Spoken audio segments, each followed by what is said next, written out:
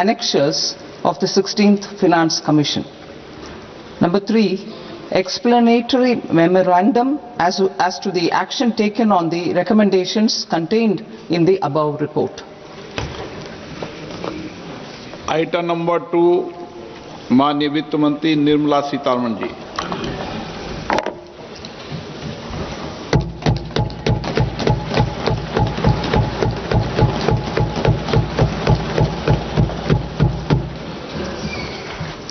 Honorable Speaker, sir, on the sacred occasion of Magh Purnima and the birth anniversary of Guru Ravidas, I present the budget for the year 2026-2027. Since we assumed office 12 years ago, India's economic trajectory has been marked by stability, fiscal discipline, sustained growth, and moderate inflation. This is the result of conscious choices we have made, even in times heightened uncertainty and disruption. Our government, led by Honorable Prime Minister Modi, has decisively and consistently chosen action over ambivalence, reform over rhetoric, and people over populism. We have pursued far-reaching structural reforms, fiscal prudence and monetary stability, whilst maintaining a strong thrust on public investment. Keeping Atmanirbharta as a lodestar, we have built domestic manufacturing capacity, energy security, and reduced critical import dependencies. Simultaneously, we have ensured that citizens benefit from every action of the government, undertaking reforms to support employment generation, agricultural productivity, household purchasing power, and universal services to people. These measures have delivered a high growth rate of around 7% and helped us make substantial strides in poverty reduction and improvement in the lives of our people. Today, we face an external environment in which trade and multilateralism are impaired and access to resources and supply chains are disrupted. New technologies are transforming production systems while sharply increasing demands on water, energy, and critical minerals. India will continue to take confident steps towards Vikasit Bharat, balancing ambition with inclusion. As a growing economy with expanding trade and capital needs, India must also remain deeply integrated with global markets, exporting more and attracting stable long-term investment. As I begin Part A, I want to express my gratitude to the people for standing firmly with us as we forge our way together towards becoming one of the largest economies of the world.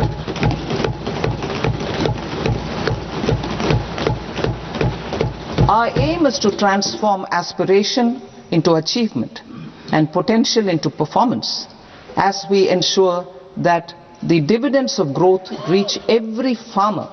the scheduled caste, the scheduled tribes, the nomads, the youth, the poor, and the women. In Vikasit Bharat Young Leaders Dialogue 2026, several innovative ideas were shared with our Prime Minister, which have inspired many of the proposals, making this a unique Yuva Shakti-driven budget. Our government's sankalp is to focus on our poor,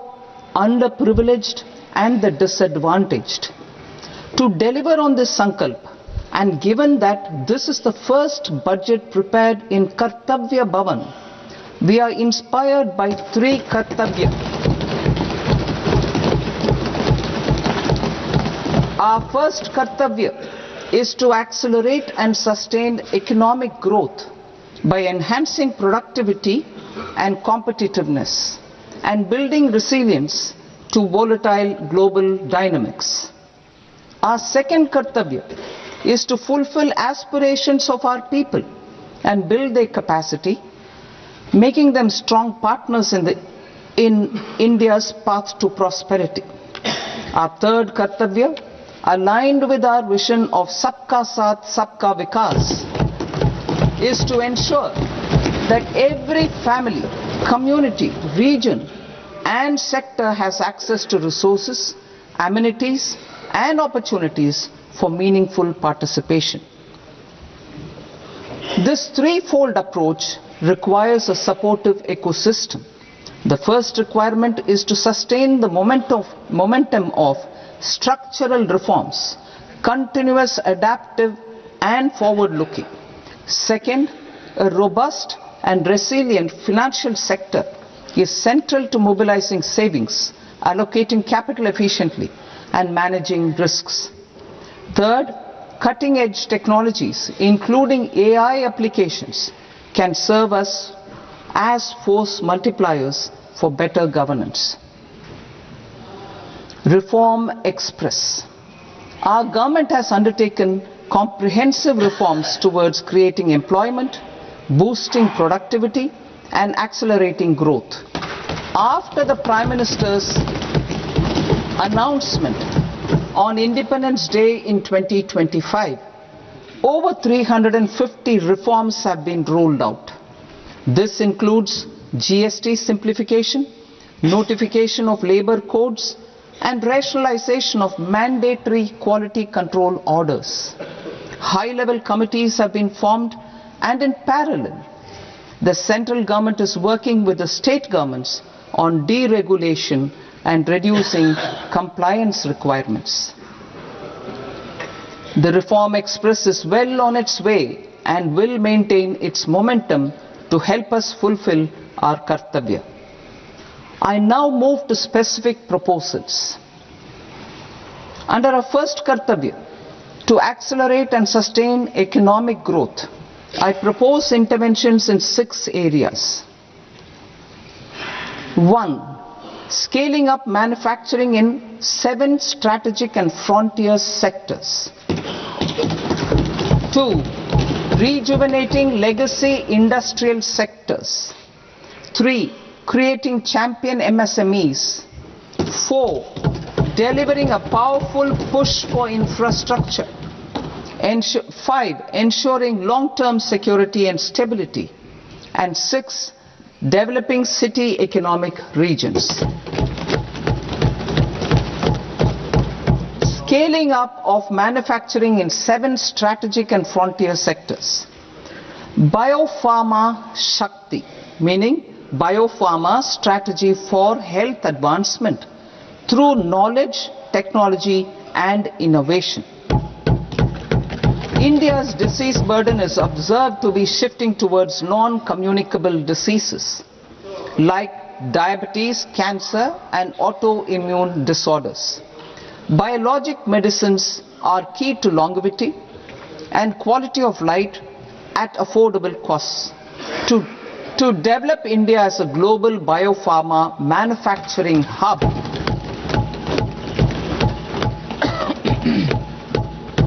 I propose the Biopharma Shakti with an outlay of 10,000 crores over the next 5 years. This will build the ecosystem for domestic production of biologics and biosimilars. The strategy will include a biopharma-focused network with 3 new national institutes of pharmaceutical education and research, popularly known as NIPERs, and upgrading 7 existing ones. It will also create a network of 1,000 accredited India clinical trials sites. We propose to strengthen the Central Drug Standard Control Organization to meet global standards and approve timeframes through approval timeframes through a dedicated scientific review cadre and specialists. India's Semiconductor Mission 1.0 expanded India's semiconductor sector capabilities. Building on this, we will launch ISM 2.0 to produce equipment and materials, design full-stack Indian IP, and fortify supply chains. We will also focus on industry-led research and training centers to develop technology and skilled workforce. The Electronics Components Manufacturing Scheme, launched in April 2025 with an outlay of 22,919 crores, already has investment commitments at double the targets. We propose to increase the outlay to 40,000 crores to capitalize on this momentum.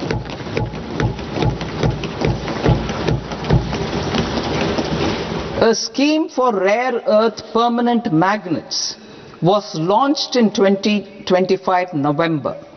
We now propose to support the mineral-rich states of Odisha, Kerala, Andhra Pradesh and Tamil Nadu to establish dedicated rare earth corridors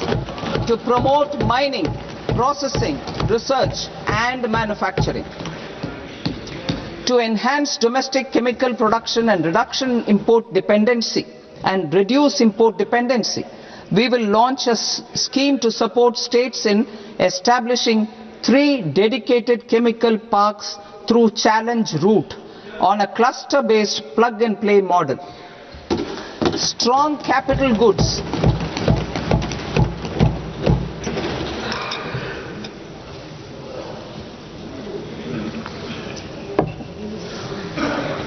Strong capital goods capability is a determinant of productivity and quality across different sectors. Towards building this capacity, I propose the following. High-tech tool rooms will be established by central public sector enterprises at 2 locations as digitally enabled automated service bureaus that locally design, test and manufacture high-precision components at scale and at lower cost. 2. A scheme for enhancement of construction and infrastructure equipments will be introduced to strengthen domestic manufacturing of high value and technologically advanced CIE. This can range from lifts in a multi-storied apartment or firefighting equipment in multiplexes, large or small, and to tunnel boring equipments for building metros and high-altitude roads. I also propose a scheme for container manufacturing to create a globally competitive container manufacturing ecosystem with a budgetary allocation of 10,000 crores over a 5-year period. For the labor-intensive textile sector, I propose an integrated program with 5 subparts. 1. The National Fiber Scheme for self-reliance in natural fibers such as silk, wool and jute, man-made fibers and new age fibers. Textile expansion and employment scheme to modernize traditional clusters with capital support for machinery, technology upgradation and common testing and certification centers.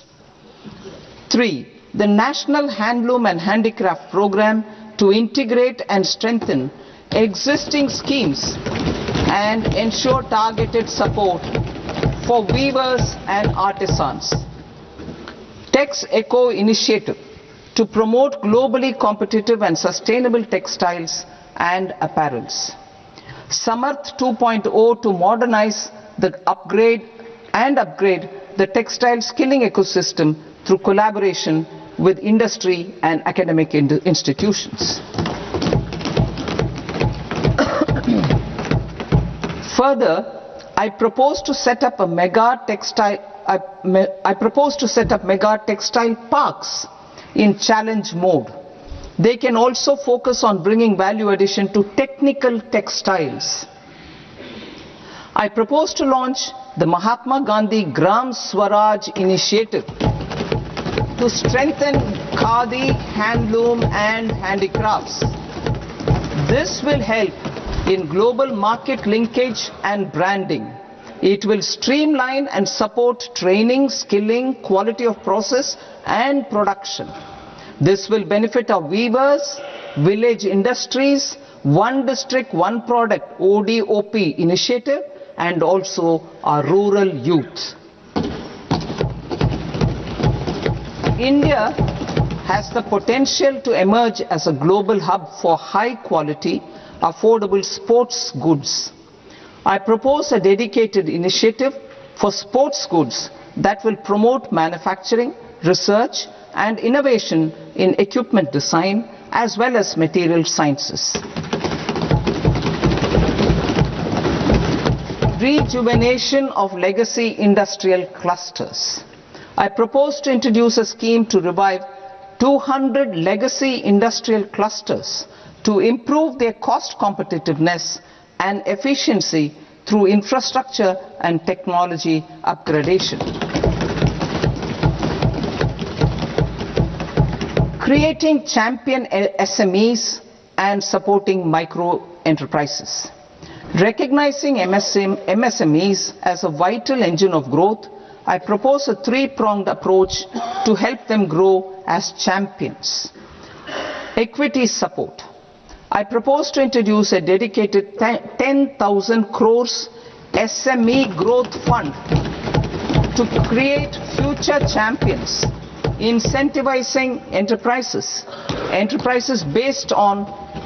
select criteria. I also propose to top up the Self-Reliant India Fund set up in 2021 with 2,000 crores to continue support to micro enterprises and maintain their access to risk capital. Liquidity support. With TREADS, more than 7 lakh crore has been made available to MSMEs. To leverage its full potential, I propose 4 measures. 1. Mandate TREADS as the transaction settlement platform for all purchases from MSMEs by CPSEs, serving as a benchmark for other corporates. 2. Introduce a credit guarantee support mechanism through CGT-MSE for invoice discounting on TREADS platform. 3. Link GEM with TREADS for sharing information with financiers about government purchases from MSMEs, encouraging cheaper and quicker financing. 4. Introduce TREADS receivables as asset-backed securities, helping develop a secondary market, enhancing liquidity and settlement of transactions. Professional support. Government will facilitate professional institutions such as the ICAI, ICSI, ICMAI to design short-term modular courses and practical tools to develop a cadre of corporate mitras, especially in Tier 2 and Tier 3 towns. These accredited para-professionals will help MSMEs meet compliance requirements at affordable costs. Infrastructure. During this past decade, our government has undertaken several initiatives for large-scale enhancement of public infrastructure, including through new financing instruments such as Infrastructure Investment Trust (InvITs) and Real Estate Investment Trust (REITs), and institutions like NIIF and NABFID. We shall continue to focus on developing infrastructure in cities with over 5 lakh population, that is Tier 2, Tier 3 cities, which have expanded to become growth centers. Public capital expenditure has increased manifold from 2 lakh crore in 2014-15 to an allocation of 11.2 lakh crore in BE 25-26. In this coming year, that is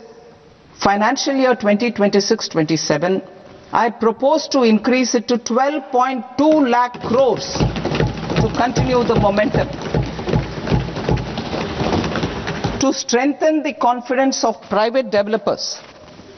regarding risks during infrastructure development and construction phase, I propose to set up an infrastructure risk guarantee fund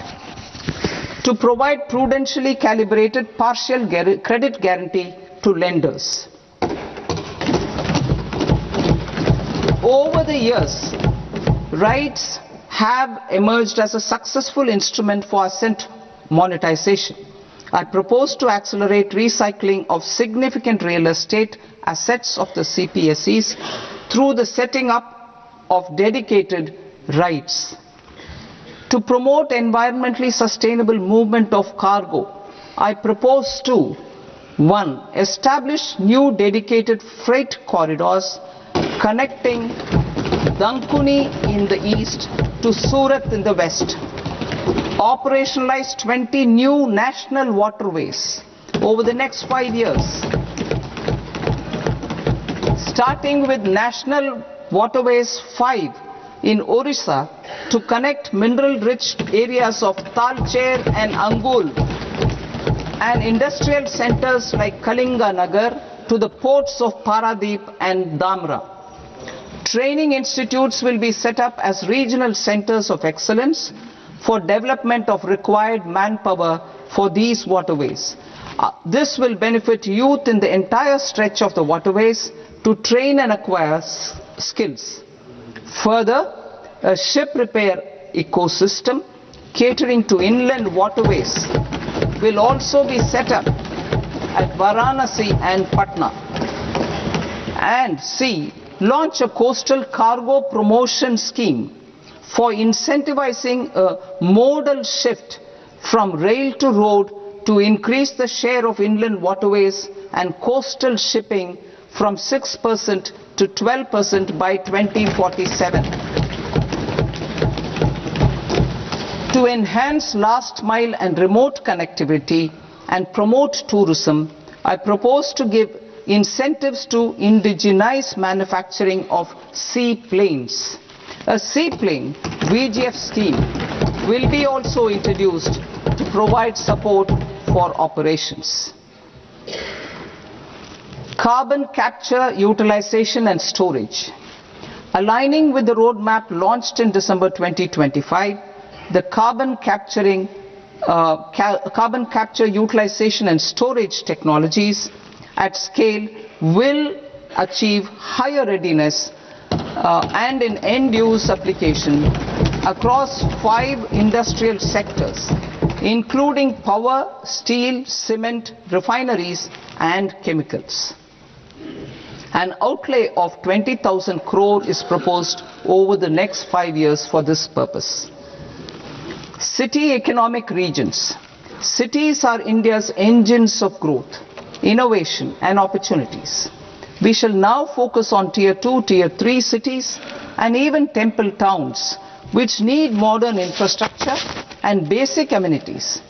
This budget aims to further amplify the potential of cities to deliver the economic power of agglomerations by mapping city economic regions based on their specific growth drivers. An allocation of 5,000 crore per CER over 5 years is proposed for implementing their plans through a challenge mode with a reform-cum-result-based financing mechanism. In order to promote environmentally sustainable passenger systems, we will develop 7 high-speed rail corridors between cities as growth connectors, namely Mumbai to Pune, Pune to Hyderabad, Hyderabad to Bengaluru, Hyderabad to Chennai, Chennai to Bengaluru, Delhi to Varanasi, Varanasi to Siliguri.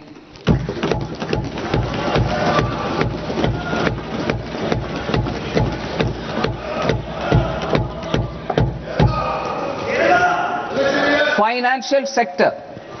The Indian banking sector today is characterized by strong balance sheet, historic highs in profitability, improved asset quality and coverage exceeding 98% of villages in the country. At this juncture, we are well placed to futuristically evaluate the measures needed to continue on the path of reform-led growth of this sector. I propose setting up a high-level committee on banking for Vikasit Bharat. High-level committee on banking for Vikasit Bharat to comprehensively review the sector and align it with India's next phase of growth, while safeguarding financial stability, inclusion, and consumer protection. The vision for NBFCs for Vikasit Bharat has been outlined with clear targets for credit disbursement and technology adoption in order to achieve scale and improve efficiency in the public sector NBFCs. As a first step, it is proposed to restructure the Power Finance Corporation and Rural Electrification Corporation. I propose a comprehensive review of the foreign exchange management non-debt instruments rules to create a more contemporary, user-friendly framework for foreign investments consistent with India's evolving economic priorities. Corporate bond market. I propose to introduce a market-making framework with suitable access to funds and derivatives on corporate bond indices. I also propose to introduce total return swaps on corporate bonds. Municipal bonds. To encourage the issuance of municipal bonds of higher value by larger cities, I propose an incentive of 100 crore rupees for a single bond issuance. 100 crore rupees for a single bond issuance of more than 1,000 crore. The current scheme under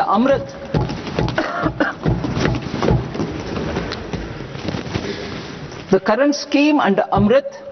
which incentivizes issuances up to 200 crores only, will also continue to support smaller and medium towns. That will also continue to support the smaller and medium towns. Ease of doing business. Individual persons resident outside India, PROI, will be permitted to invest in equity instruments of listed Indian companies through the Portfolio Investment Scheme. It is also proposed to increase the investment limit for an individual PROI under the scheme from 5% to 10%, with an overall investment limit for all individual PROIs to 24% from the current 10%. Emerging technologies including AI. 21st century is technology driven. Adoption of technology is for the benefit of all people. Farmers in the field, women in STEM, youth keen to upskill, and Divyangjan to access newer opportunities. The government has taken several steps to support new technologies through AI Mission, National Quantum Mission, Anusandhan National Research Fund, and Research and Development and Innovation Fund. Our second kartavya is to fulfill aspirations and build capacities. Close to 25 crore individuals have come out of multi-dimensional poverty through a decade of our government's sustained and reform-oriented efforts.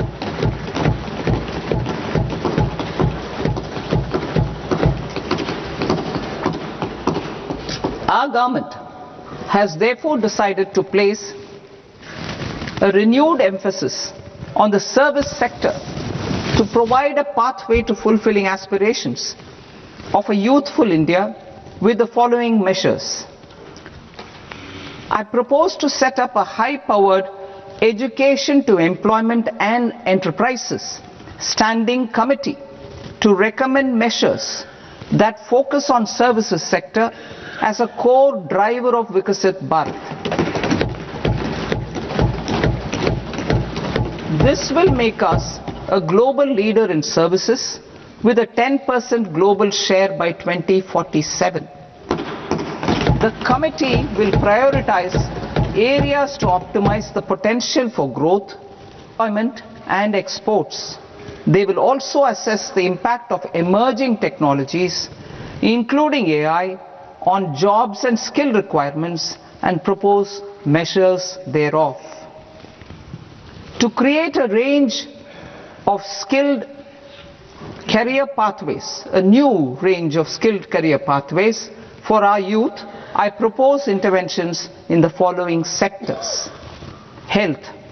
Existing institutions for allied health professionals will be upgraded and new AHP institutions established in private and government sectors. This will cover 10 selected disciplines, including optometry, radiology, anesthesia, OT technology, applied psychology and behavioral health, and add 1 lakh AHPs over the next 5 years. A strong care system covering geriatric and allied care services will be built. A variety of NSQF aligned programs will be developed to train multi-skilled caregivers, combining core care and allied skills such as wellness, yoga and operation of medical assistive devices. In the coming year, 1.5 lakh caregivers will be trained.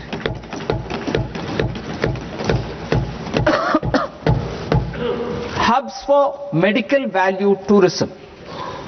To promote India as a hub for medical tourism services, I propose to launch a scheme to support states in establishing 5 regional medical hubs in partnership with the private sector. These hubs will serve as integrated healthcare complexes that combine medical, educational and research facilities. They will have Ayush centers, medical value tourism facilitation centers and infrastructure for diagnostics, post-care and rehabilitation. These hubs will provide diverse opportunities, job opportunities for health professionals, including doctors and AHPs. Ancient Indian yoga, already respected in several parts of the world, was given a mass global recognition when Honorable Prime Minister took it to the UN. Post-COVID, Ayurveda gained a similar global acceptance and recognition. Exporting quality Ayurveda products helps farmers who grow the herbs and youth who process the products. To meet growing global demand, a few more steps are being taken. I propose to 1. Set up 3 new All India Institutes of Ayurveda. 2. Upgrade Ayush pharmacies and drug testing labs for higher standards of certification ecosystem and make available more skilled personnel. 3. Upgrade the WHO Global Traditional Medicine Center in Jamnagar to bolster evidence-based research, training and awareness for traditional medicine. Animal husbandry. Livestock contributes to close to 16% of farm income, including of poor and marginal households. To scale up availability of veterinary professionals by more than 20,000, I propose to roll out a loan-linked capital subsidy support scheme for establishment of veterinary and para-veterinary colleges, veterinary hospitals, diagnostic laboratories and breeding facilities in private sector. Collaboration between Indian and foreign institutions will also be facilitated. Orange economy. India's animation, visual effects, gaming and comics sector, AVGC sector, is a growing industry projected to require 2 million professionals by 2030. I propose to support the Indian Institute of Creative Technologies, Mumbai, in setting up ABGC content creator labs in 15,000 secondary schools all over the country and 500 colleges. The Indian design industry is expanding rapidly, and yet there is a shortage of Indian designers. I propose to establish, through Challenge Route, a new National Institute of Design to boost design education and development in the eastern region of India. Education. Our government will support states through Challenge Route in creating 5 university townships in the vicinity of major industrial and logistics corridors. These planned academic zones will host multiple universities, colleges and research institutions, skill centers and residential complexes. In higher education, STEM institutions, prolonged hours of study and laboratory work pose some challenges for girl students. Through VGF, Viability Gap Funding and capital support, one girls' hostel will be established in every district.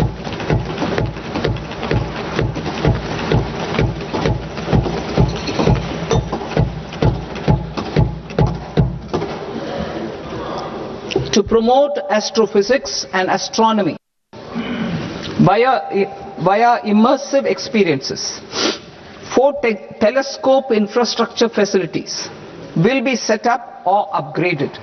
The National Large Solar Telescope, the National Large Optical Infrared Telescope, the Himalayan Chandra Telescope and the Cosmos 2 Planetarium. Tourism.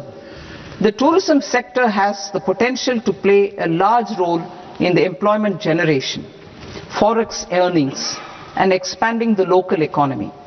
I propose to set up a National Institute of Hospitality by upgrading the existing National Council for Hotel Management and Catering Technology. It will function as a bridge between academia, industry, and government. I also propose a pilot scheme for upskilling 10,000 guides in 20 iconic tourist sites through a standardized, high-quality, 12-week training course in hybrid mode in collaboration with the Indian Institute of Management. A national destination digital knowledge grid will be established to digitally document all places of significance, cultural, spiritual and heritage. This initiative will create a new ecosystem of jobs for local researchers, historians, content creators and technology partners. India has the potential and opportunity to offer world-class trekking and hiking experience. We will develop ecologically sustainable mountain trails in Himachal Pradesh, Uttarakhand and Jammu Kashmir. Also in Araku Valley in the Eastern Ghats and Podigai Malai in the Western Ghats. Turtle trails along key nesting sites in the coastal areas of Odisha, Karnataka and Kerala. And 3 bird watching trails along the Pulikat Lake in Andhra Pradesh, Tamil Nadu. It's on the border. Under the visionary leadership of Honorable Prime Minister, we established the International Big Cat Alliance in 2024. This year, India is hosting the first ever Global Big Cat Summit, where heads of governments and ministers from 95 range countries will deliberate on collective strategies for conservation. Heritage and culture tourism. I propose to develop 15 archaeological sites, including Lothal, Dolavira, Rakhigadi, Adichanallu, Saranath, Hastinapur, and Leh Palace into vibrant experiential cultural destinations. Excavated landscapes will be open to the public through curated walkways. Immersive storytelling skills and technologies will be introduced to help conservation labs, interpretation centers, and guides. The sports sector provides multiple means of employment, skilling, and job opportunities. Taking forward the systematic nurturing of sports talent which is set in motion through the Khelo India program earlier, I propose to launch a Khelo India mission to transform the sports sector over the next decade.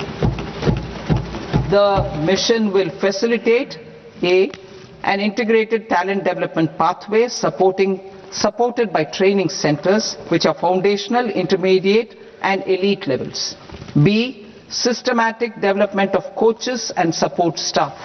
C, integration of sports science and technology.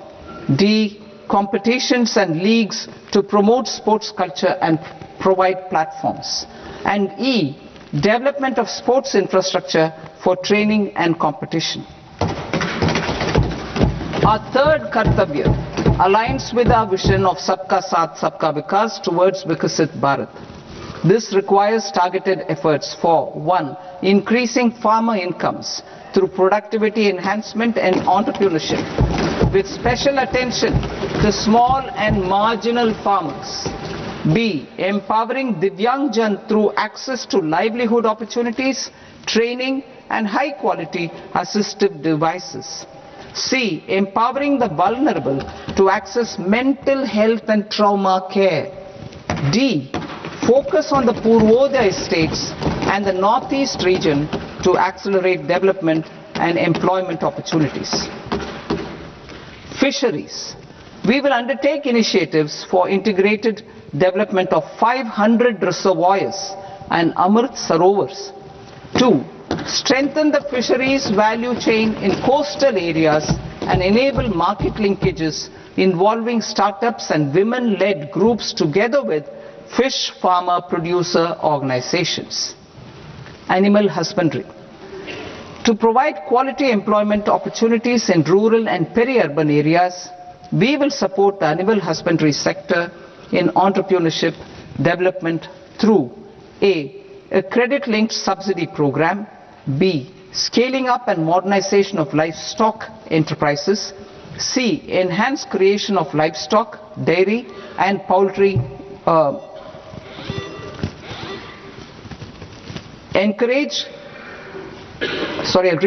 enhanced creation of livestock, dairy, and poultry-focused integrated value chains, and D. Encourage creation of livestock farmer producer organizations. High-value agriculture. To diversify farm outputs, increase productivity, enhance farmers' incomes, and create new employment opportunities, we will support high-value crops such as coconut, sandalwood, cocoa, cashew in the coastal areas, agar trees in northeast, and nuts such as almonds, walnuts, and pine nuts in our hilly regions. All of them will be supported. India is the world's largest producer of coconuts. About 30 million people, including nearly 10 million farmers, depend on coconuts for their livelihood. To further enhance competitiveness in coconut production, I propose a coconut promotion scheme to increase production and enhance productivity through various interventions, including replacing and non-productive trees with new saplings or plants or varieties in major coconut growing states. A dedicated program is proposed for Indian cashew and cocoa to make India self-reliant in raw cashew and coconut production and processing, enhance export competitiveness, and transform Indian cashew and Indian cocoa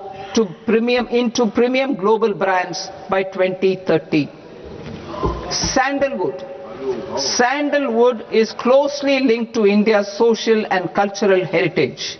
Our government will partner with state governments to promote focused cultivation and post-harvest processing to restore the glory of the Indian sandalwood ecosystem,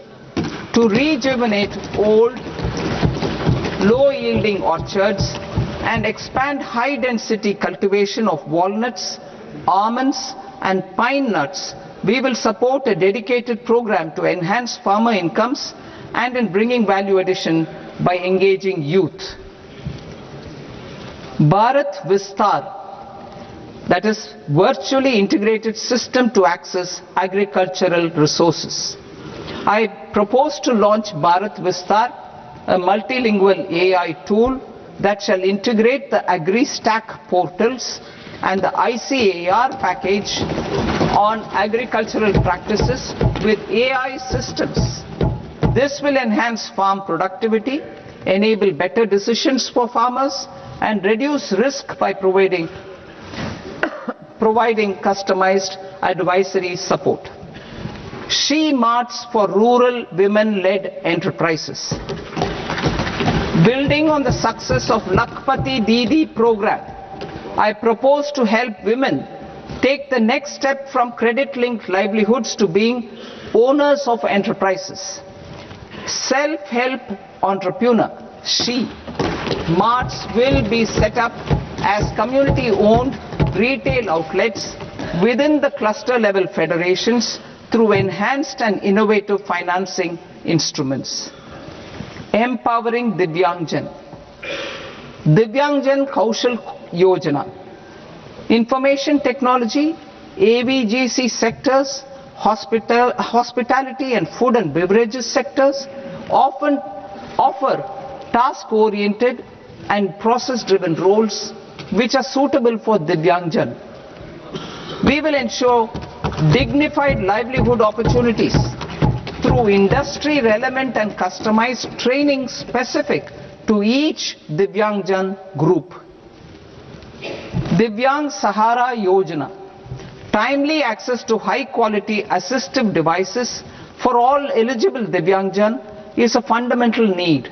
I propose to 1. Support the Artificial Limbs Manufacturing Corporation of India, Alimco, to set up and to scale up production of assistive devices,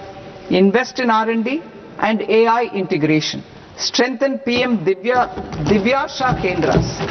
and support setting up of assistive technology marts as modern retail style centers where Divyangjan and senior citizens can see, try and purchase assistive products.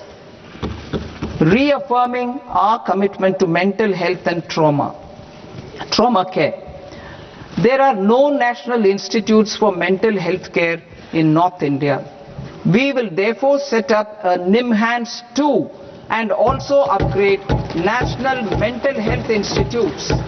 in Ranchi and in Tezpur as regional apex institutions. Emergencies expose families, particularly the poor and vulnerable, to unexpected expenditure.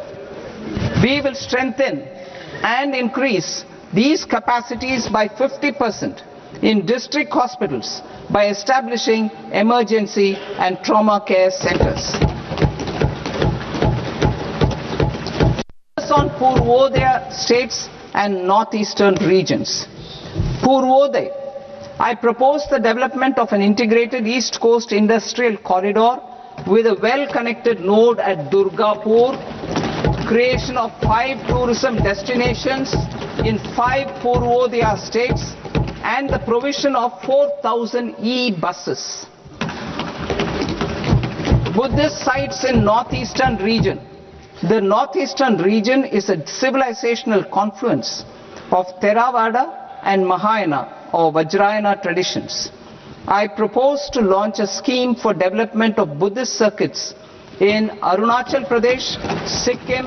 Assam, Manipur, Mizoram and Tripura. The scheme will cover preservation of temples and monasteries, pilgrimage interpretation centers, connectivity and pilgrim amenities. 16th Finance Commission. On 17th November 2025, the 16th Finance Commission submitted its report to the President. As mandated under Article 281 of the Constitution, the government is to lay the report along with the explanatory memorandum on the action taken report on the recommendations of the Commission in Parliament, which, Sir, Honourable Speaker, you have allowed me to do at the commencement of this session. The government has accepted the recommendation of the Commission to retain the vertical share of devolution at 41%. As recommended by the Commission, I have provided 1.4 lakh crores of rupees to the states for the year 2026-2027 as Finance Commission grants. These include rural and urban local body and disaster management grants. Fiscal consolidation. Government has been delivering on our fiscal commitments consistently without compromising on social needs. To strive towards accepted standards of fiscal management in Budget 25-26, I had indicated that the central government would target reaching a debt to GDP ratio of 50 plus or minus 1% by 2030-31. In line with this, the debt to GDP ratio is estimated to be 55.6% of GDP in BE 26-27, compared to 56.1% of GDP in RE 25-26. A declining debt to GDP ratio will gradually free up resources for priority sector lending and expenditure by reducing the outgo on interest payments. One of the main operational instruments for debt targeting is the fiscal deficit. I am happy to inform this august House that I have fulfilled my commitment made in 2021-2022 to reduce fiscal deficit below 4.5% of GDP by 25-26. In RE 25-26, the fiscal deficit has been estimated at par with BE of 2025-26 at 4.4% of GDP. In line with the new fiscal prudence path of debt consolidation, the fiscal deficit in BE 26-27 is estimated to be 4.3% of the GDP.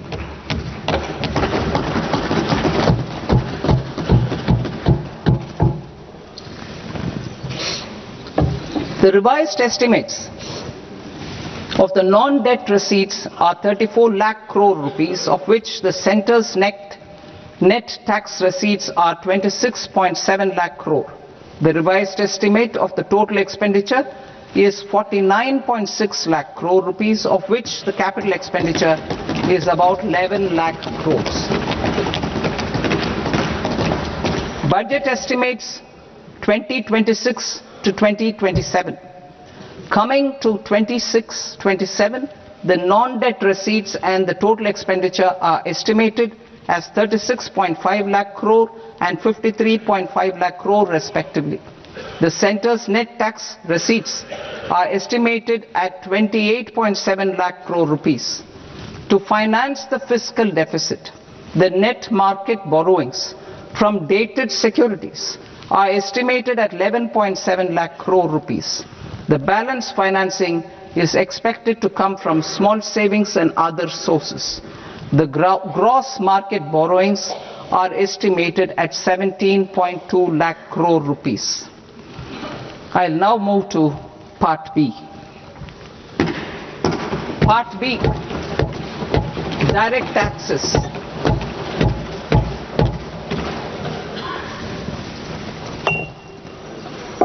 Honorable Speaker, sir, I now present my proposals on direct taxes. New Income Tax Act. In July 2024, I announced a comprehensive review of the Income Tax Act 1961. This was completed in a record time, and the Income Tax Act 2025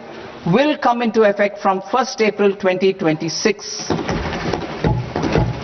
The simplified income tax rules and forms will be notified shortly,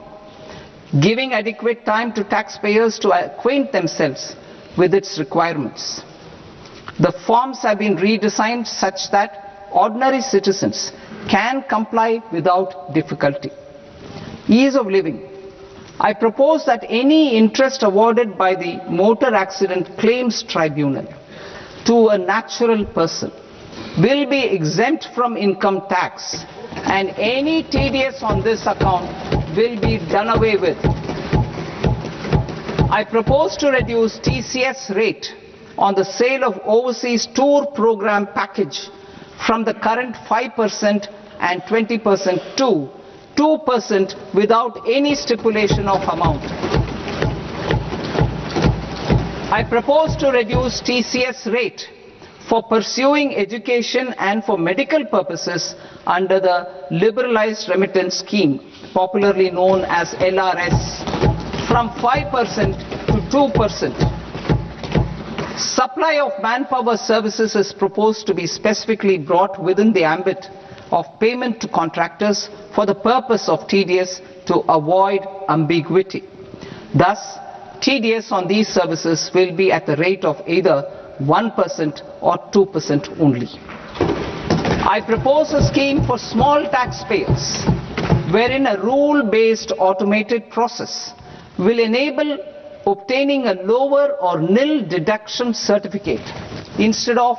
filing an application with the assessing officer. For the ease of taxpayer holding securities in multiple companies, I propose to enable depositories to accept Form 15G or Form 15H from the investor and provide it directly to various relevant companies. I propose to extend time available for revising returns from 31st December to up to 31st March with the payment of a nominal fee. I also propose to stagger the timeline for filing of tax returns. Individuals with ITR 1 and ITR 2 returns will continue to file till 31st July, and non-audit business cases or trusts are proposed to be allowed time till 31st August. TDS on sale of immovable property by a non-resident is proposed to be deducted and deposited through resident buyers and his or her PAN-based challan instead of requiring a TAN, which is a temporary accounting number. To address practical issues of small taxpayers like students, young professionals, tech employees, relocated NRIs, and such others, I propose to introduce a one-time 6-month foreign asset disclosure scheme for these taxpayers to disclose income or assets below a certain size. This scheme would be applicable for two categories of taxpayers, namely A, who did not disclose their overseas income or assets, and B, who disclosed their overseas income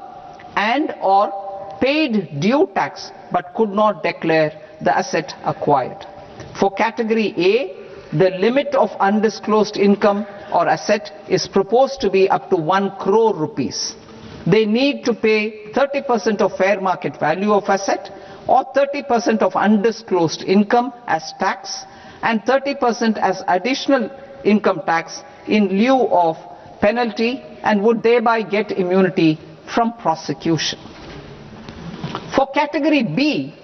asset value is proposed to be up to 5 crore rupees. Here, immunity from both penalty and prosecution will be available with a payment of fee of 1 lakh rupees.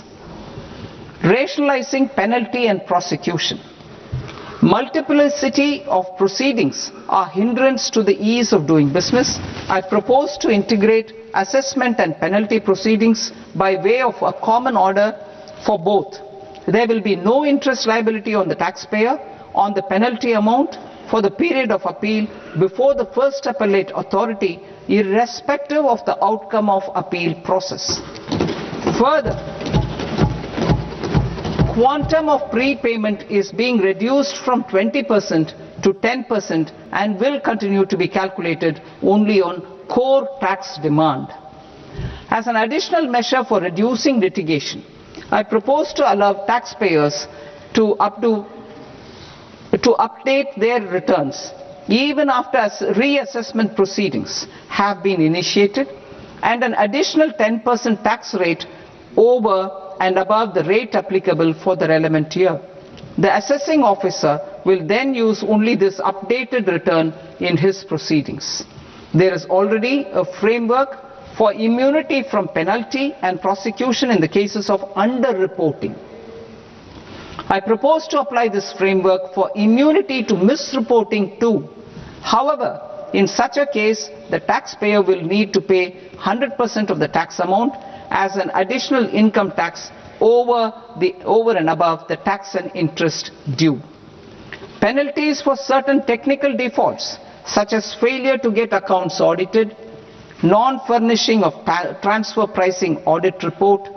and default in furnishing statement for financial transactions, are proposed to be converted into fee.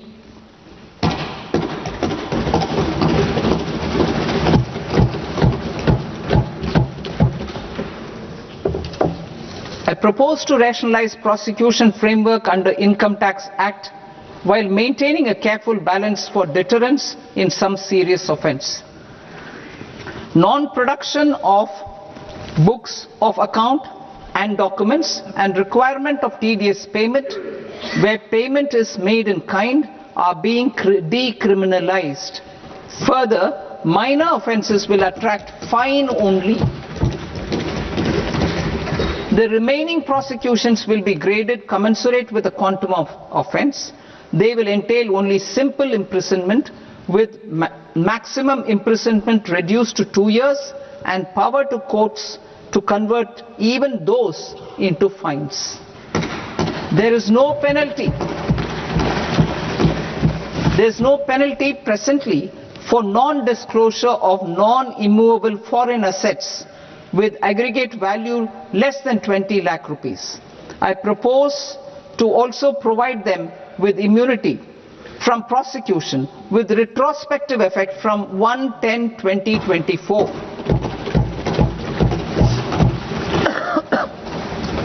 Cooperatives. Deduction is already allowed to a primary cooperative society engaged in supplying milk, oilseeds, fruits or vegetables raised or grown by its members. I propose to extend this deduction to also include supply of cattle feed and cotton seed produced by its members. I propose to allow inter-cooperative society dividend income as deduction under the new tax regime to the extent it is further distributed to its members. I further propose to allow exemption for a period of 3 years to dividend income received by a notified national cooperative federation on their investments made in companies up to 31/1/2026. This exemption would be allowed only for dividends further distributed to its member cooperatives. Supporting IT sector as India's growth engine. India is a global leader in software development services, IT-enabled services, knowledge process outsourcing services, and contract R&D services relating to software development. These businesses and their segments are quite interconnected with each other. All these services are proposed to be clubbed under a single category of information technology services with a common safe harbor margin of 15.5% applicable to all. The threshold for availing safe harbor for IT services is being enhanced substantially from 300 crore rupees to 2,000 crore rupees. Safe harbor for IT services shall be approved by an automated rule-driven process without any need for tax officer to examine and accept the application. Once applied by an IT services company, the same safe harbor can be continued for a period of 5 years at a stretch at its choice.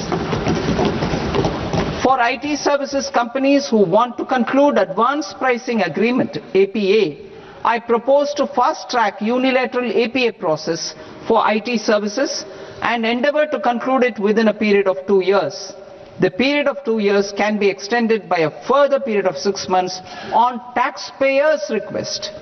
I propose to extend the facility of modified returns available to the entity entering APA to its associated entities also. Attracting global business and investment.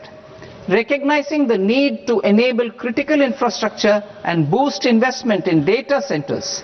I propose to provide tax holiday till 2047 to any foreign company that provides cloud services to customers globally by using data center services from India. It will, however, need to provide services to Indian customers through an Indian reseller entity.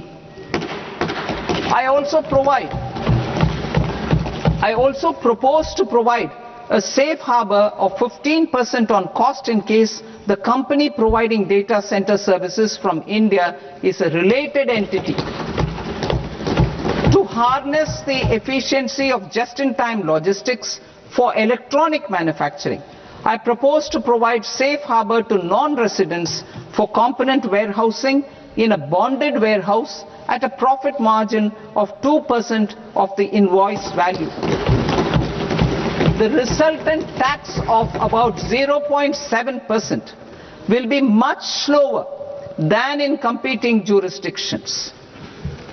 To provide fillip to toll manufacturing in India, I propose to provide exemption from income tax for 5 years to any non-resident who provides capital goods, equipment or tooling to any toll manufacturer in a bonded zone. To encourage vast pool of global talent to work in India for a longer period of time, I propose to provide exemption to global, non-India sourced income of a non-resident expert for a stay period of 5 years under notified schemes. I propose to provide exemption from minimum alternate tax, the MAT, to all non-residents who pay tax on presumptive basis. Tax administration. I propose to constitute a joint committee of Ministry of Corporate Affairs and Central Board of Direct Taxes for incorporating the requirements of income computation and disclosure standards, the ICDS, in the Indian Accounting Standards IND-AS itself. Separate accounting requirement based on ICDS will be done away with from the tax year 27-28. To support Prime Minister Modi's vision of homegrown accounting and advisory firms to become global leaders, I propose to rationalize the definition of accountant for the purposes of safe harbor rules. Other tax proposals. Change in taxation of buyback was brought in to address the improper use of buyback route by promoters. In the interest of minority shareholders, I propose to tax buyback for all types of shareholders as capital gains. However,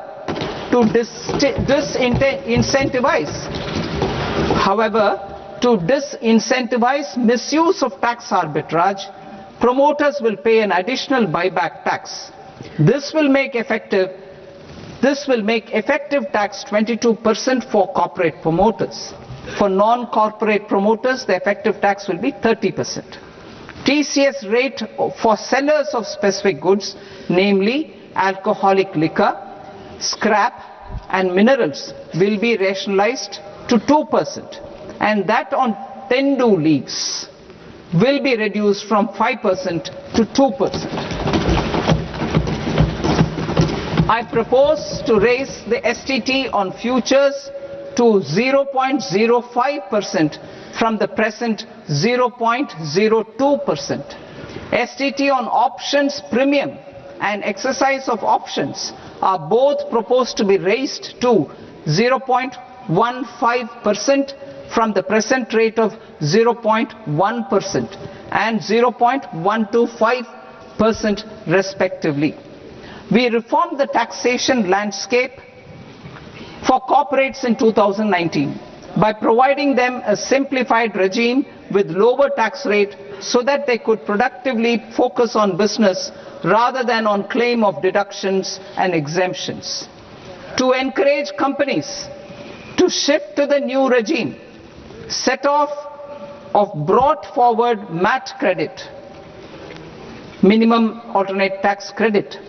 is proposed to be allowed to companies only in the new regime. Set off using available MAT credit is proposed to be allowed to an extent of 1/4 of the tax liability in the new regime. MAT is proposed to be made final tax, so there will be no further credit accumulation from 1st April 2026. In line with this change, the rate of final tax is being reduced to 14% from the current MAT rate of 15%. The brought forward MAT credit of taxpayers accumulated till 30th March 2026 will continue to be available to them for set off as above. Indirect taxes. I shall now take up proposals related to indirect taxes. My proposals for customs and central excise aim to further simplify the tariff structure, support domestic manufacturing, promote export competitiveness, and correct inversion in duty. To continue weeding out long continuing customs duty exemptions, I propose to remove certain exemptions on items which are being manufactured in India or where the imports are negligible. Similarly, to further simplify the process of ascertaining the rate of duty applicable on a particular item, I propose to incorporate certain effective rates in various customs notifications to the tariff schedule itself. I shall now take up sector-specific proposals. Promotion of exports of marine, leather and textile products. I propose to increase the limit for duty-free imports of specified inputs used for processing seafoods for export from the current 1% to 3% of FOB value of the previous year's export turnover. I also propose to allow duty-free imports of specified inputs, which is currently available for exports of leather or synthetic footwear, to exports of shoe uppers as well. I propose to extend the time period for export of final product from the existing 6 months to 1 year for exporters of leather or textile garments, leather or synthetic footwear and other leather products. Energy transition and security. I propose to extend the basic customs duty exemption given to capital goods used for manufacturing lithium-ion cells for batteries to those used for manufacturing lithium-ion cells for battery energy storage systems also. I propose to exempt basic customs duty on import of sodium antimonate for use in manufacture of solar glass. Nuclear power. I propose to extend the existing basic customs duty exemption on imports of goods required for nuclear power projects till the year 2035 and expand it for all nuclear plants irrespective of their capacity. Critical minerals. It is proposed to provide basic customs duty exemption to the import of capital goods required for the processing of critical minerals in India. Biogas blended CNG. I propose to exclude the entire value of biogas while calculating the central excise duty payable on biogas blended CNG. Civil and defense aviation. I propose to exempt basic customs duty on components and parts required for the manufacture of civilian training and other aircrafts. It is proposed to exempt basic customs duty on raw materials imported for the manufacture of parts of aircraft to be used in maintenance, repair or overall requirements by units in the defense sector. Electronics. To deepen value addition in the consumer electronics sector, I propose to exempt basic customs duty on specified parts used in the manufacture of microwave ovens. Special economic zone. To address the concerns arising about utilization of capacity by manufacturing units in the special economic zones due to global trade disruptions, I propose as a special one-time measure to facilitate sales by eligible manufacturing units in SEZs to the domestic tariff area at concessional rates of duty. The quantity of such sales will be limited to a prescribed proportion of their exports. Necessary regulatory changes will be undertaken to operationalize the measures while ensuring level playing field for the units working in the DTA.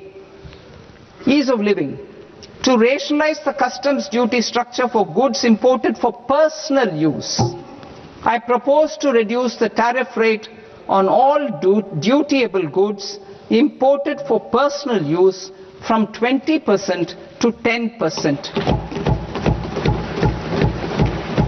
To provide relief to patients, particularly those suffering from cancer, I propose to exempt basic customs duty on 17 drugs or medicines. I propose also to add 7 more rare diseases for the purposes of exempting import duties on personal imports of drugs, medicines and food for special medical purposes used in their treatment. Customs process. India's role and share in the global trade is poised for a major leap in line with our ambition and journey towards Vikasit Bharat. In this regard, I propose many measures for custom processes to have minimal intervention for smoother and faster movement of goods and greater certainty to the trade. Trust-based systems. I propose to enhance duty deferral period for Tier 2 and Tier 3 authorized economic operators, known as AEOs, from 15 days to 30 days.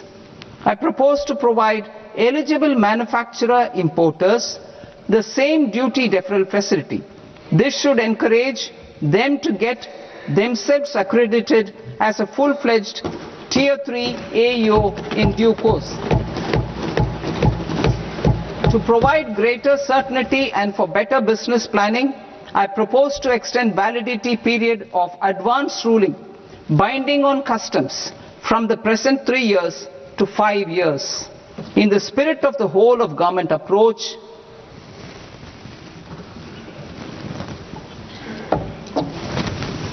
government agencies will be encouraged to leverage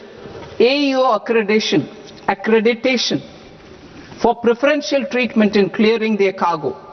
Regular importers with trusted long-standing supply chains will be recognized in the risk system so that the need for verification of their cargo every time can be minimized. Export cargo using electronic sealing. Export cargo using electronic sealing will be provided through clearance from the factory premises to the ship. For import of goods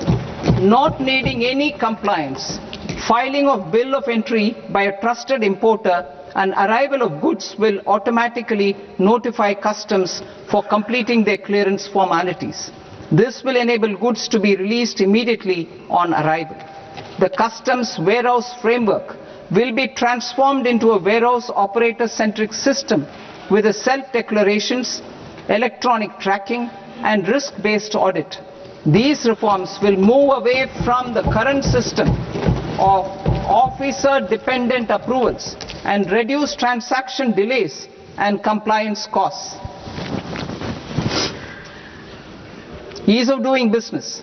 Approvals required for cargo clearance from various government agencies will be seamlessly processed through a single and interconnected digital window by the end of the financial year. Processes involved in clearance of food, drugs, plant and animal and wildlife products accounting for about 70% of interdicted cargo will be operationalized on this system by April 2026 itself. For goods not having any compliance requirement, clearance will be done by customs immediately after online registration is completed by the importer, subject to the payment of duty. Customs integrated system will be rolled out in 2 years as a single integrated and scalable platform for all customs processes.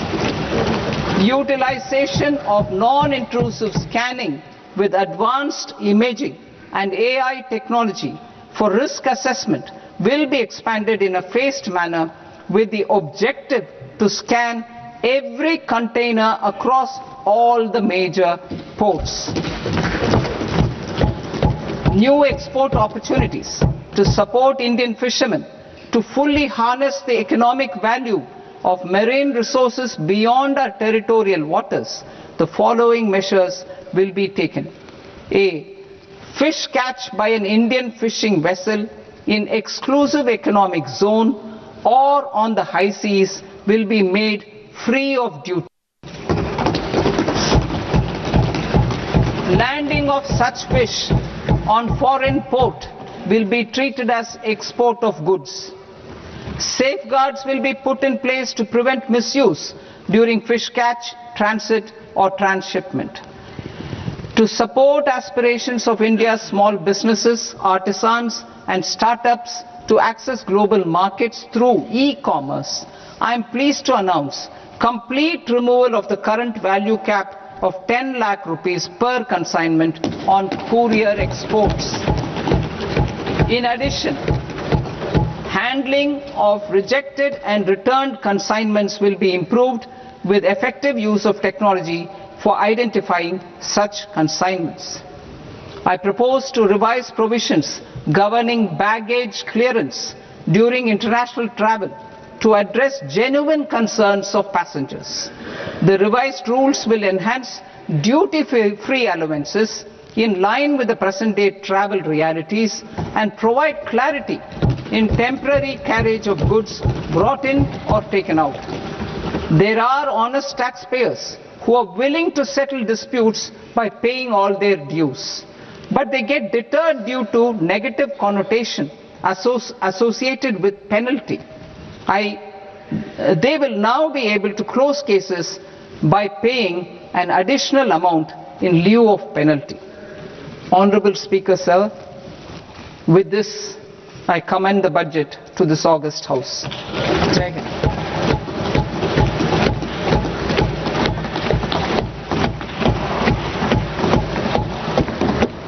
One and a half hours. Item number 3, माननीय वित्त मंत्री जी.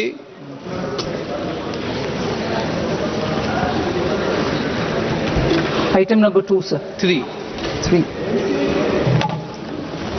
Sir, with your permission, I rise to lay on the table of the following statements under Section 3, 1 of the Fiscal Responsibility and Budget Management Act of 2003. Medium-term fiscal policy cum fiscal policy strategy statement and macroeconomic framework statement. Item number 4, माननीय वित्त मंत्री जी. Sir, with your permission, I move for leave to introduce the Finance Bill 2026. प्रश्न ये कि विधेयक को पुनर्स्थापित करने की अनुमति प्रदान की जाए. जो सदस्य इस पक्ष में हाँ गए, जो सदस्य विरोध में ना गए, मेरे विचार में निर्णय हाँ वालों के पक्ष में हाँ वालों के पक्ष में अनुमति प्रदान की जाती है. माननीय मंत्री जी, अब विधेयक पुनर्स्थापित करें. Sir, I introduce the bill. माननीय सदस्यगण, आपको सूचित किया जाता है कि माननीय वित्त मंत्री जी के बजट भाषण की कॉपी पब्लिकेशन काउंटर पर ली जाती है. बजट भाषण और बजट से संबंधित दस्तावेज आपके मोबाइल फोन और मेंबर पोर्टल्स पर ही उपलब्ध है. सभा की कार्रवाई कल सोमवार दिनांक 2 फरवरी 2026 को प्राप्त 11 बजे तक के लिए स्थगित की जाती है.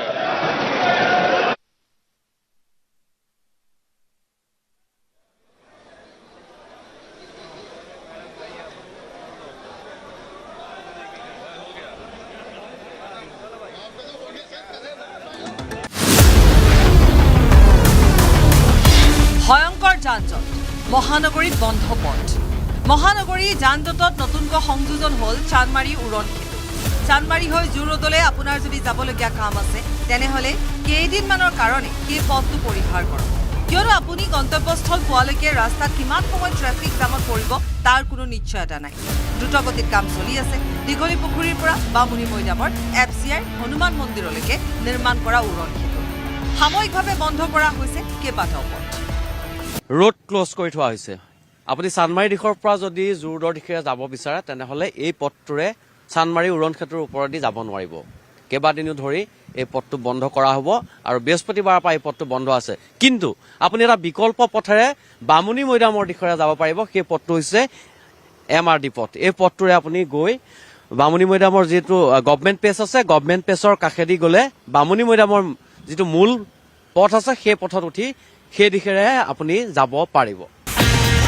আৰজি বৰুৱা ৰোডৰ মূল পথেৰে জুৰোডৰ দিশে আহিলে চানমাৰী উৰণ সেতুৰ ওপৰেৰে যাব নোৱাৰিব 2026 driven by the all new Seltos Paras forever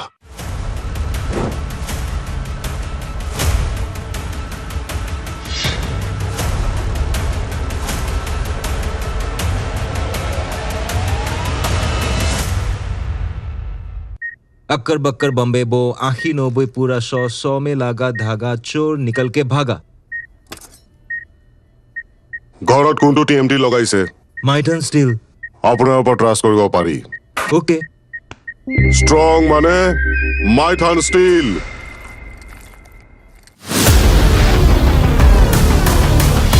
ভয়ঙ্কৰ যানজট মহানগৰীত বন্ধ পথ মহানগৰী যানজটত নতুনকৈ সংযোজন হল চানমাৰী উৰণ সেতু চানমাৰী হৈ জুৰোডলে আপোনাৰ যদি যাবলগীয়া কাম আছে তেনেহলে কেইদিনমানৰ কাৰণে সেই পথটো পৰিহাৰ কৰক কিয়নো আপুনি গন্তব্যস্থল পোৱালৈকে ৰাস্তাত কিমান সময় ট্ৰাফিক জামত পৰিব তাৰ কোনো নিশ্চয়তা নাই দ্ৰুতগতিত কাম চলি আছে দীঘলী পুখুৰীৰ পৰা budget 2026 driven by the all new Seltos Paras forever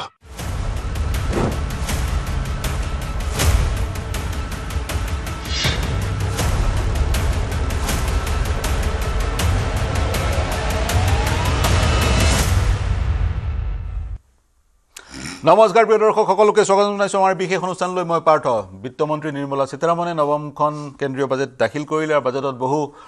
খিনি কথা তেওঁ ক'লে বাজেটৰ মূল মন্ত্ৰ আছিল এবাৰ সাস্টেইনড ইকনমিক গ্ৰোথ এবাৰ বাজেটৰ মূল মন্ত্ৰ এবাৰ যি বাজেটৰ এক্সপেন্ডিচাৰৰ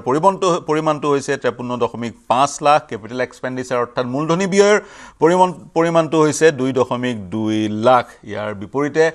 বিত্তমন্ত্ৰীয়ে নিজৰ দ্বিতীয়টো অংশত বাজেটৰ দ্বিতীয়টো অংশত ঘোষণা কৰিছে ডাইৰেক্ট ইনডাইৰেক্ট টেক্স প্ৰত্যক্ষ আৰু পৰোক্ষ কৰ এবাৰ কিমান লাভ কৰিব চৰকাৰখনে ইয়াৰ পৰিমাণটো হৈছে 28.7 লাখ কোটি আৰু এবাৰ চৰকাৰৰ বৰোয়িংছ ধাৰ বা লোন ধাৰৰ পৰিমাণটো হৈছে 7.2 লাখ কোটি ইয়াৰ মাজতে বহুকেইটা গুৰুত্বপূৰ্ণ ঘোষণা ইতিমধ্যে বিত্তমন্ত্ৰীগৰাকীয়ে কৰিছে বিশেষকৈ আৰ্টিফিচিয়েল ইন্টেলিজেন্স বা কৃত্ৰিম বুদ্ধিমত্তাৰ ক্ষেত্ৰত দেশৰ বিভিন্ন প্ৰান্তত গৱেষণা কৰা হ'ব আৰু সেই গৱেষণাৰ কাৰণে ধন নিৰ্ধাৰিত কৰা হৈছে সেমিকণ্ডাক্টৰৰ খণ্ডত 40,000 কোটি টকা ব্যয় কৰিব এবাৰ চৰকাৰে তাৰ লগতে আন এটা গুৰুত্বপূৰ্ণ বিন্দু আজিৰ বাজেটৰ এইবাৰ ফিস্কেল ডেফিচিট চৰকাৰৰ 4.3% জিডিপিৰ আৰু সেই ধৰণেৰে হাই স্পীড ৰেল নেটৱৰ্কো গঠন কৰা হ'ব বহুকেইটা খণ্ডত তেনেধৰণৰ বহুকেইটা বিষয় এইবাৰ বাজেটত সামৰি লোৱা হৈছে বাজেটৰ সবিশেষ আলোচনা কৰিম আমাৰ সৈতে সংযুক্ত হৈ আছে বজাৰ বিশেষজ্ঞ বিতুপন মজুমদাৰ আমাৰ সৈতে ষ্টুডিঅ'ত উপস্থিত আছে বজাৰ বিশেষজ্ঞ ক্ষমা কৰিব বিজেপিৰ মুখপাত্ৰ প্ৰিয়ংকা তামুলী মই বিতুপন আপোনাৰ ওচৰলৈ গৈছো সীতাৰামনে বাজেটৰ ভাষণ সমাপ্ত কৰা বেছি সময় হোৱা নাই 2-3 মিনিট মান হৈছে গতিকে এই বাজেটখনক প্ৰথমতে ওৱান লাইনাৰ বাজেটখনক লৈ আপোনাৰ কি তাৰ পিছত বিশ্লেষণ তাতে কোৱাৰ আগতে মই আজি আমাৰ এটা কথা কৈলো যে আজি দিনত আমাৰ ভাৰতৰ এখন ইম্পৰ্টেন্ট ডকুমেন্ট বাজেটখন প্ৰেজেন্ট কৰা হৈছে হয় আৰু লগতে আমাৰ আজি ৰাজ্যৰ মুখ্যমন্ত্ৰী আমাৰ বহুতে মামা বুলি কয় আমাৰ দাদা তেখেতৰ আজি জন্মদিন তাক আমি ইয়াত শুভেচ্ছা জনাব বিচাৰিছো এতিয়া আহো বাজেটৰ কথা বাজেটটো একচুৱেলি কি হয় এতিয়া যোনটো বাজেট হয় যোনটো ষ্টেণ্ডত গভৰ্ণমেণ্ট আছে বহুত বেছি এক্সপানশ্যনাৰী বাজেট কৰিবলৈ কাৰণে পচিবিলিটিজ নহয় কাৰণ ফিস্কেল ডিসিপ্লিনো মেইনটেইন কৰিব লগা হৈছে হয় because of global environment কাৰণে ইফালে আপুনি ক'বাত কন্ট্ৰোল মানে আপুনি ইনভেষ্টমেন্টৰ এক্সপেন্ডিচাৰ কৰিব লাগে তো মই কওঁ বহুত বেছি এগ্ৰেছিভ নহয় এখন ব্যালেন্স বাজেট এজ অফ নাও আগতে যোনখন বাজেট ছিলে 50.6 লাখ কৰোৰ তাৰ পৰা 3 লাখ কোটি বা আপুনি কৈলক 3 লাখ কোটি মান টকা বঢ়াব পাৰিছে আৰু মেবি 6.7% মান 6 to 7% ইনক্ৰিজ মেবি আপোনালোক বহুতে এখন বাজেটক বহুত বেছি ভাল নাপাব পাৰে কিছুমান কাৰণৰ ক্ষেত্ৰত কিন্তু পৰিস্থিতি এনেকুৱা ধৰণৰ আৰু এই পৰিস্থিতিৰ কাৰণে মই মেক্ৰো এনভাইৰনমেন্টৰ বা কৈ আছো মই মাইক্ৰো পাৰ্টৰ বা কোৱা নাই হয় কাৰণ যোনটো পৰিস্থিতি বৰ্তমান ভাৰত আছে আৰু ভাৰতে যিখিনি ক্ষেত্ৰত এতিয়া যোনটো ৰিসেন্টলি ট্ৰেড ডিল লাগু সাইন কৰিলে ইউৰোপৰ লগত ট্ৰান কৰিছে ওমানৰ লগত কৰিছে নিউজিলেণ্ডৰ লগত কৰিছে যোনটো এক্সটাৰ্নাল এনভাইৰনমেন্টে আমাৰ অকল ডমেষ্টিক পলিসি মেকত অকমান ডিস্টাৰবেন্স ক্ৰিয়েট কৰিছে হয় আৰু এটো মত কি এক্সপানসৰি বাজেট কৰিব কাৰণে গভৰ্ণমেন্টৰ কি হয় গভৰ্ণমেন্টে বড়ো বেছি কৰিব লাগিব আৰু বড়ো কৰিলে কি হয় গভৰ্ণমেন্টৰ যোনটো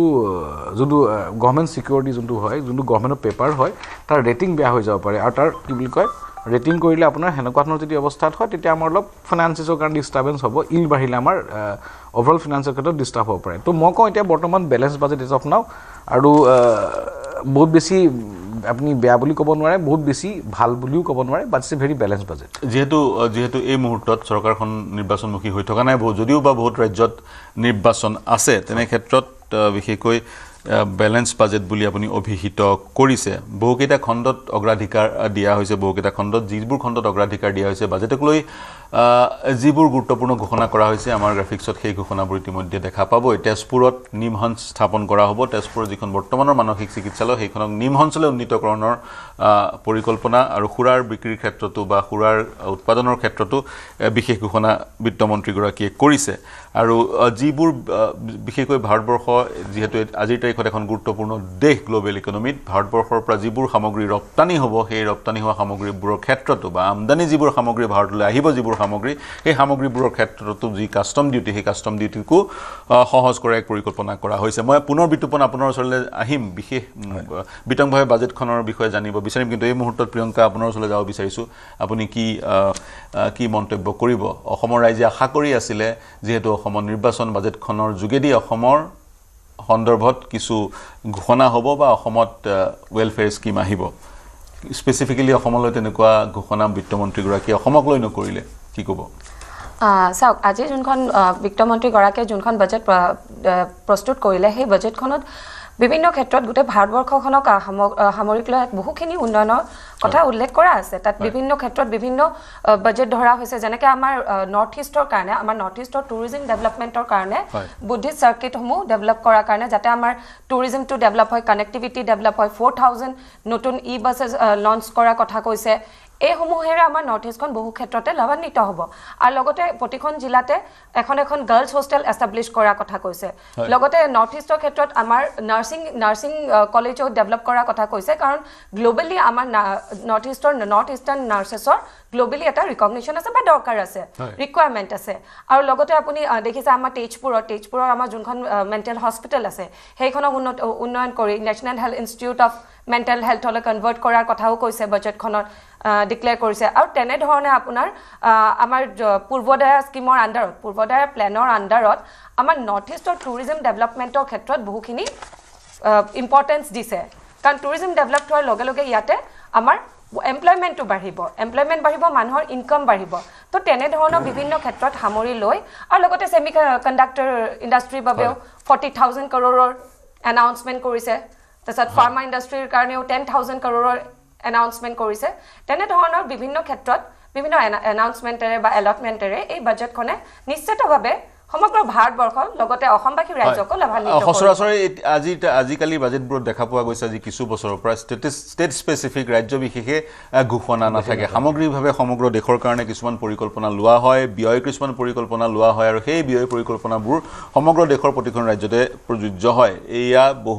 বহু অৰ্থনৈতিক বিশ্লেষকে আদৰণি জনাবলগীয়া পদক্ষেপ বুলি অভিহিত কৰে মই বিতুপন আপোনাৰ ওচৰলৈ আহিছোঁ বজাৰত কি প্ৰভাৱ পৰিব বজাৰত আজিৰ বাজেটখনে ইতিমধ্যে প্ৰভাৱ বিস্তাৰ কৰিছে বজাৰত কি প্ৰভাৱ পেলাইছে বা কিয় পেলাইছে বজাৰত আজি বজাৰলৈকে যাম বাৰু বজাৰ কথা কৈলো বাকিখিনি মই কৈ আছো বজাৰত প্ৰথমতে কৈলো বজাৰত এক্স্যাক্টলি কি হয় মানে আমাৰ অসমতো বহুত বেছি ফিউচাৰ অপচন ট্ৰেডাৰ তেওঁলোকৰ মনটো চাগে বেয়া লাগিব কাৰণ কি হয় তথাপি ইমান বেছি বেয়া লাগিব নালাগে কাৰণ ম্যাক্সিমাম ডিসকাউন্ট ব্ৰকাৰ ট্ৰেড কৰে একচুৱেলি যোনটো সিকিউৰিটি ট্ৰানজেকশন টেক্স হেতু অলপ বঢ়াই দিলে 0.05% আৰু আপোনাৰ ফিউচাৰছ অপচনত বঢ়াইছে তাৰ কাৰণে কি হৈছে ইমিডিয়েটলি যোনটো এটা মানে কি হয় ডেৰিভেটিভ সেগমেন্টৰ যোনটো পাৰ্টিসিপেশন আৰু যাৰ কাৰণে কিছুমান ফাইনান্সিয়েল আজি এটা ষ্টক ব্ৰকাৰ হয় তাৰ শেয়াৰ এঞ্জেল ওৱান হয় তাৰ শেয়াৰ ড্ৰপ মোৰ দেন 10% হয় আৰু বজাৰ নিফটি যোনটো ইনডেক্স হয় ইটস বিলো 25,000 এজ অফ নাও ভলটালিটি আছে আৰু মই আগতে কৈছো অলপ বজাৰখন বহুত বেছি অপটিমিষ্টিক নহয় বিভিন্ন কাৰণ বা কথাবিলাক মই কৈ যাম তো বজাৰৰ প্ৰথমতে নেগেটিভ ৰিঅ্যাকশন আছে কিন্তু হেতু টেম্পৰাৰী আৰু এটা বস্তু কি হয় এই যোনটো হৈছে এফআই যোনটো আউটফ্লো হৈ আছে ন এফআই আউটফ্লো খালি এফআই আউটফ্লো বহুত এফআই কি হয় ইণ্ডিয়ান ফিউচাৰ্ছ এণ্ড অপশ্যন মাৰ্কেটত পাৰ্টিচিপেট কৰে জেন ষ্ট্ৰীটে ডি made around 44,000 to 45,000 crore last year তো তেওঁলোকৰ সেবিয়ে বিভিন্ন ইনভেষ্টিগেশ্যন কৰিলে আৰু বাহিৰৰ মেবি অলপ মাৰ্কেট পাৰ্টিচিপেশ্যন অনলি ইকুইটি মাৰ্কেটত বিচাৰি আছে মেবি তো এটা কি হয় এই সেগমেন্টত লোৱাৰ লগে লগে বজাৰত অকণ পাৰ্টিচিপেশ্যনৰ প্ৰতি ভয় হেতু কাৰণে বজাৰ অকমান স্লাইডটা আহিছে আৰু স্লাইড মেবি কন্টিনিউ হ'ব পাৰে আৰু এফআই যোনটো সেলিং কন্টিনিউয়াছলি 6 বা 7 মাহৰ পৰা ফৰেন ইনভেষ্টৰে ইণ্ডিয়াৰ পৰা পইচা উঠাই লৈ গৈ আছে আৰু তাৰ ইম্প্যাক্ট এই যে এফআই পৰা এটা হয় যে ফৰেন পোৰ্টফলিও ইনভেষ্টমেন্ট থাকে আৰু এটা ফৰেন ডাইৰেক্ট ইনভেষ্টমেন্ট এটা ফৰেন পোৰ্টফলিও ইনভেষ্টমেন্ট যোনটো হয় কন্টিনিউয়াছ আউটফ্লো হৈছে এই জানুৱাৰী মাহটো এৰাউণ্ড 45,000 crore মান ওলাই লৈ গৈছে বজাৰৰ পৰা নেট গ্ৰছটো কোৱা নাই মই নেট যোনটো চিনটো নিগেটিভ হয় হেতু কাৰণে আমাক বজাৰখন বচাবৰ কাৰণে ডিআই পাৰচেজ কৰি আছে তো তাৰ কাৰণে কি হৈছে ইমিডিয়েটলি যোনটো ইম্প্যাক্ট হয় ৰূপী যদিও আমাৰ আজিৰ দিনত যদি কয় আমাৰ forex reserve all time high বুলিও কোৱা যায় but exactly forex reserve in terms of dollar বহুত বেছি ইনক্ৰিজ হোৱা নাই ফৰেক্স ৰিজাৰ্ভৰ গোটেই পুলটো ফৰেক্স এণ্ড আপুনি যদি কয় আপুনি এটা গোল্ডকো ধৰা যায় গোল্ডৰ ৰিজাৰ্ভ ইনক্ৰিজ হয় কিন্তু হেতু মই reserve bank of India not been able to control the rupee slide এতিয়া বৰ্তমান ৰিসেন্টলি আজি কিমান গম নাপা সানডে তো জেনাৰেলি অন ফ্ৰাইডে ইট ওয়াজ 91.80 92 পাইছে আৰু possibly 94 95 পাব পাৰে আৰু দিয়া অল টাইম হাই কিমান বিকজ জাপানৰ অলপ ইস্যুছ কিছুমান আছে জাপানৰ ফালৰ পৰা 8 ফেব্ৰুৱাৰী পৰা অলপ ইস্যু কিছুমান ক্ৰিয়েট হ'ব তো মাৰ্কেটৰ বেলেগ কথা কিন্তু মই এখন বজাৰ বাজেটৰ বিষয়ে দুটামান মানে মই ম্যাক্ৰো ইকনমিক বস্তুবিলাকৰ পৰা কওঁ হয় প্ৰথমটো মই কওঁ আমাৰ ডেপ্ট আমাৰ দেশৰ ধাৰ কিমান ডেপ্ট হল আপোনাৰ মই ডেটাখিনি পোৱা মতে 197 লাখ ক্ৰ'ৰ লাষ্ট ইয়াৰ আছিলে যদি 17 লাখ কোটি টকা বা যোনটো নতুনকৈ বৰৈ কৰিব 17.2 লাখ ক্ৰ'ৰ তেতিয়া আমাৰ হ'ব 210-20 লাখ কোটি টকা মানৰ 210 পৰা 220 লাখ কোটি টকা আমাৰ ধাৰ হয় মই মোটামুটি ধৰিছো আমাৰ সেই মই ব্ৰাউজ কৰি মই একজেক্ট ফিগাৰ হিচাপে ক্যালকুলেট কৰিছো পাৰ্চেন্টেজ কে নাই আমাৰ দেশৰ আৰু দেশৰ আমাৰ লাষ্ট ইয়াৰ যোনটো এবাৰ জিডিপি হ'ব পাৰে 357 লাখ crore যোনটো মানে FY26 ৰ এন্ডিং মানে এই মাৰ্চ যোনটো এন্ডিং হৈ যাব আমি 357 লাখ কোটি টকাৰ হয় এই বিত্তীয় বৰ্ষটো যেতিয়া সমাপ্ত হ'ব আমাৰ 357 লাখ কোটিৰ জিডিপি নমিনেল জিডিপি হয় আমি ৰিয়েল জিডিপি কথা কোৱা নাই আৰু প্ৰজেকচন মতে আমাৰ যোনটো জিডিপি প্ৰজেকচন হ'ব নেক্সট ইয়াৰৰ কাৰণে মোৰ মতে চাওক আগতে নমিনেল জিডিপি আৰু ৰিয়েল জিডিপি এটা বেলেগ বস্তু নমিনেল জিডিপি ইণ্ডিয়াত আগতে 8-9% গ্ৰো কৰি আছিল কোভিডৰ সময়ত বা কোভিডৰ পিছত আমাৰ এটা বেছ এফেক্টৰ কাৰণে বেছ ইম্পেক্টৰ কাৰণে 8-9% গ্ৰো কৰিছিল আৰু সৰি ৰিয়েল জিডিপি 8-9% গ্ৰো কৰি আছিল আৰু নমিনেল জিডিপি 13-14% নেশ্যনেলি গ্ৰো কৰি আছিল কিন্তু এবাৰ প্ৰজেকচন মতে যোনটো বাজেট সাইজ আৰু যোনটো সিচুৱেচন স্পেসিফিক সিনাৰিওস বিলাক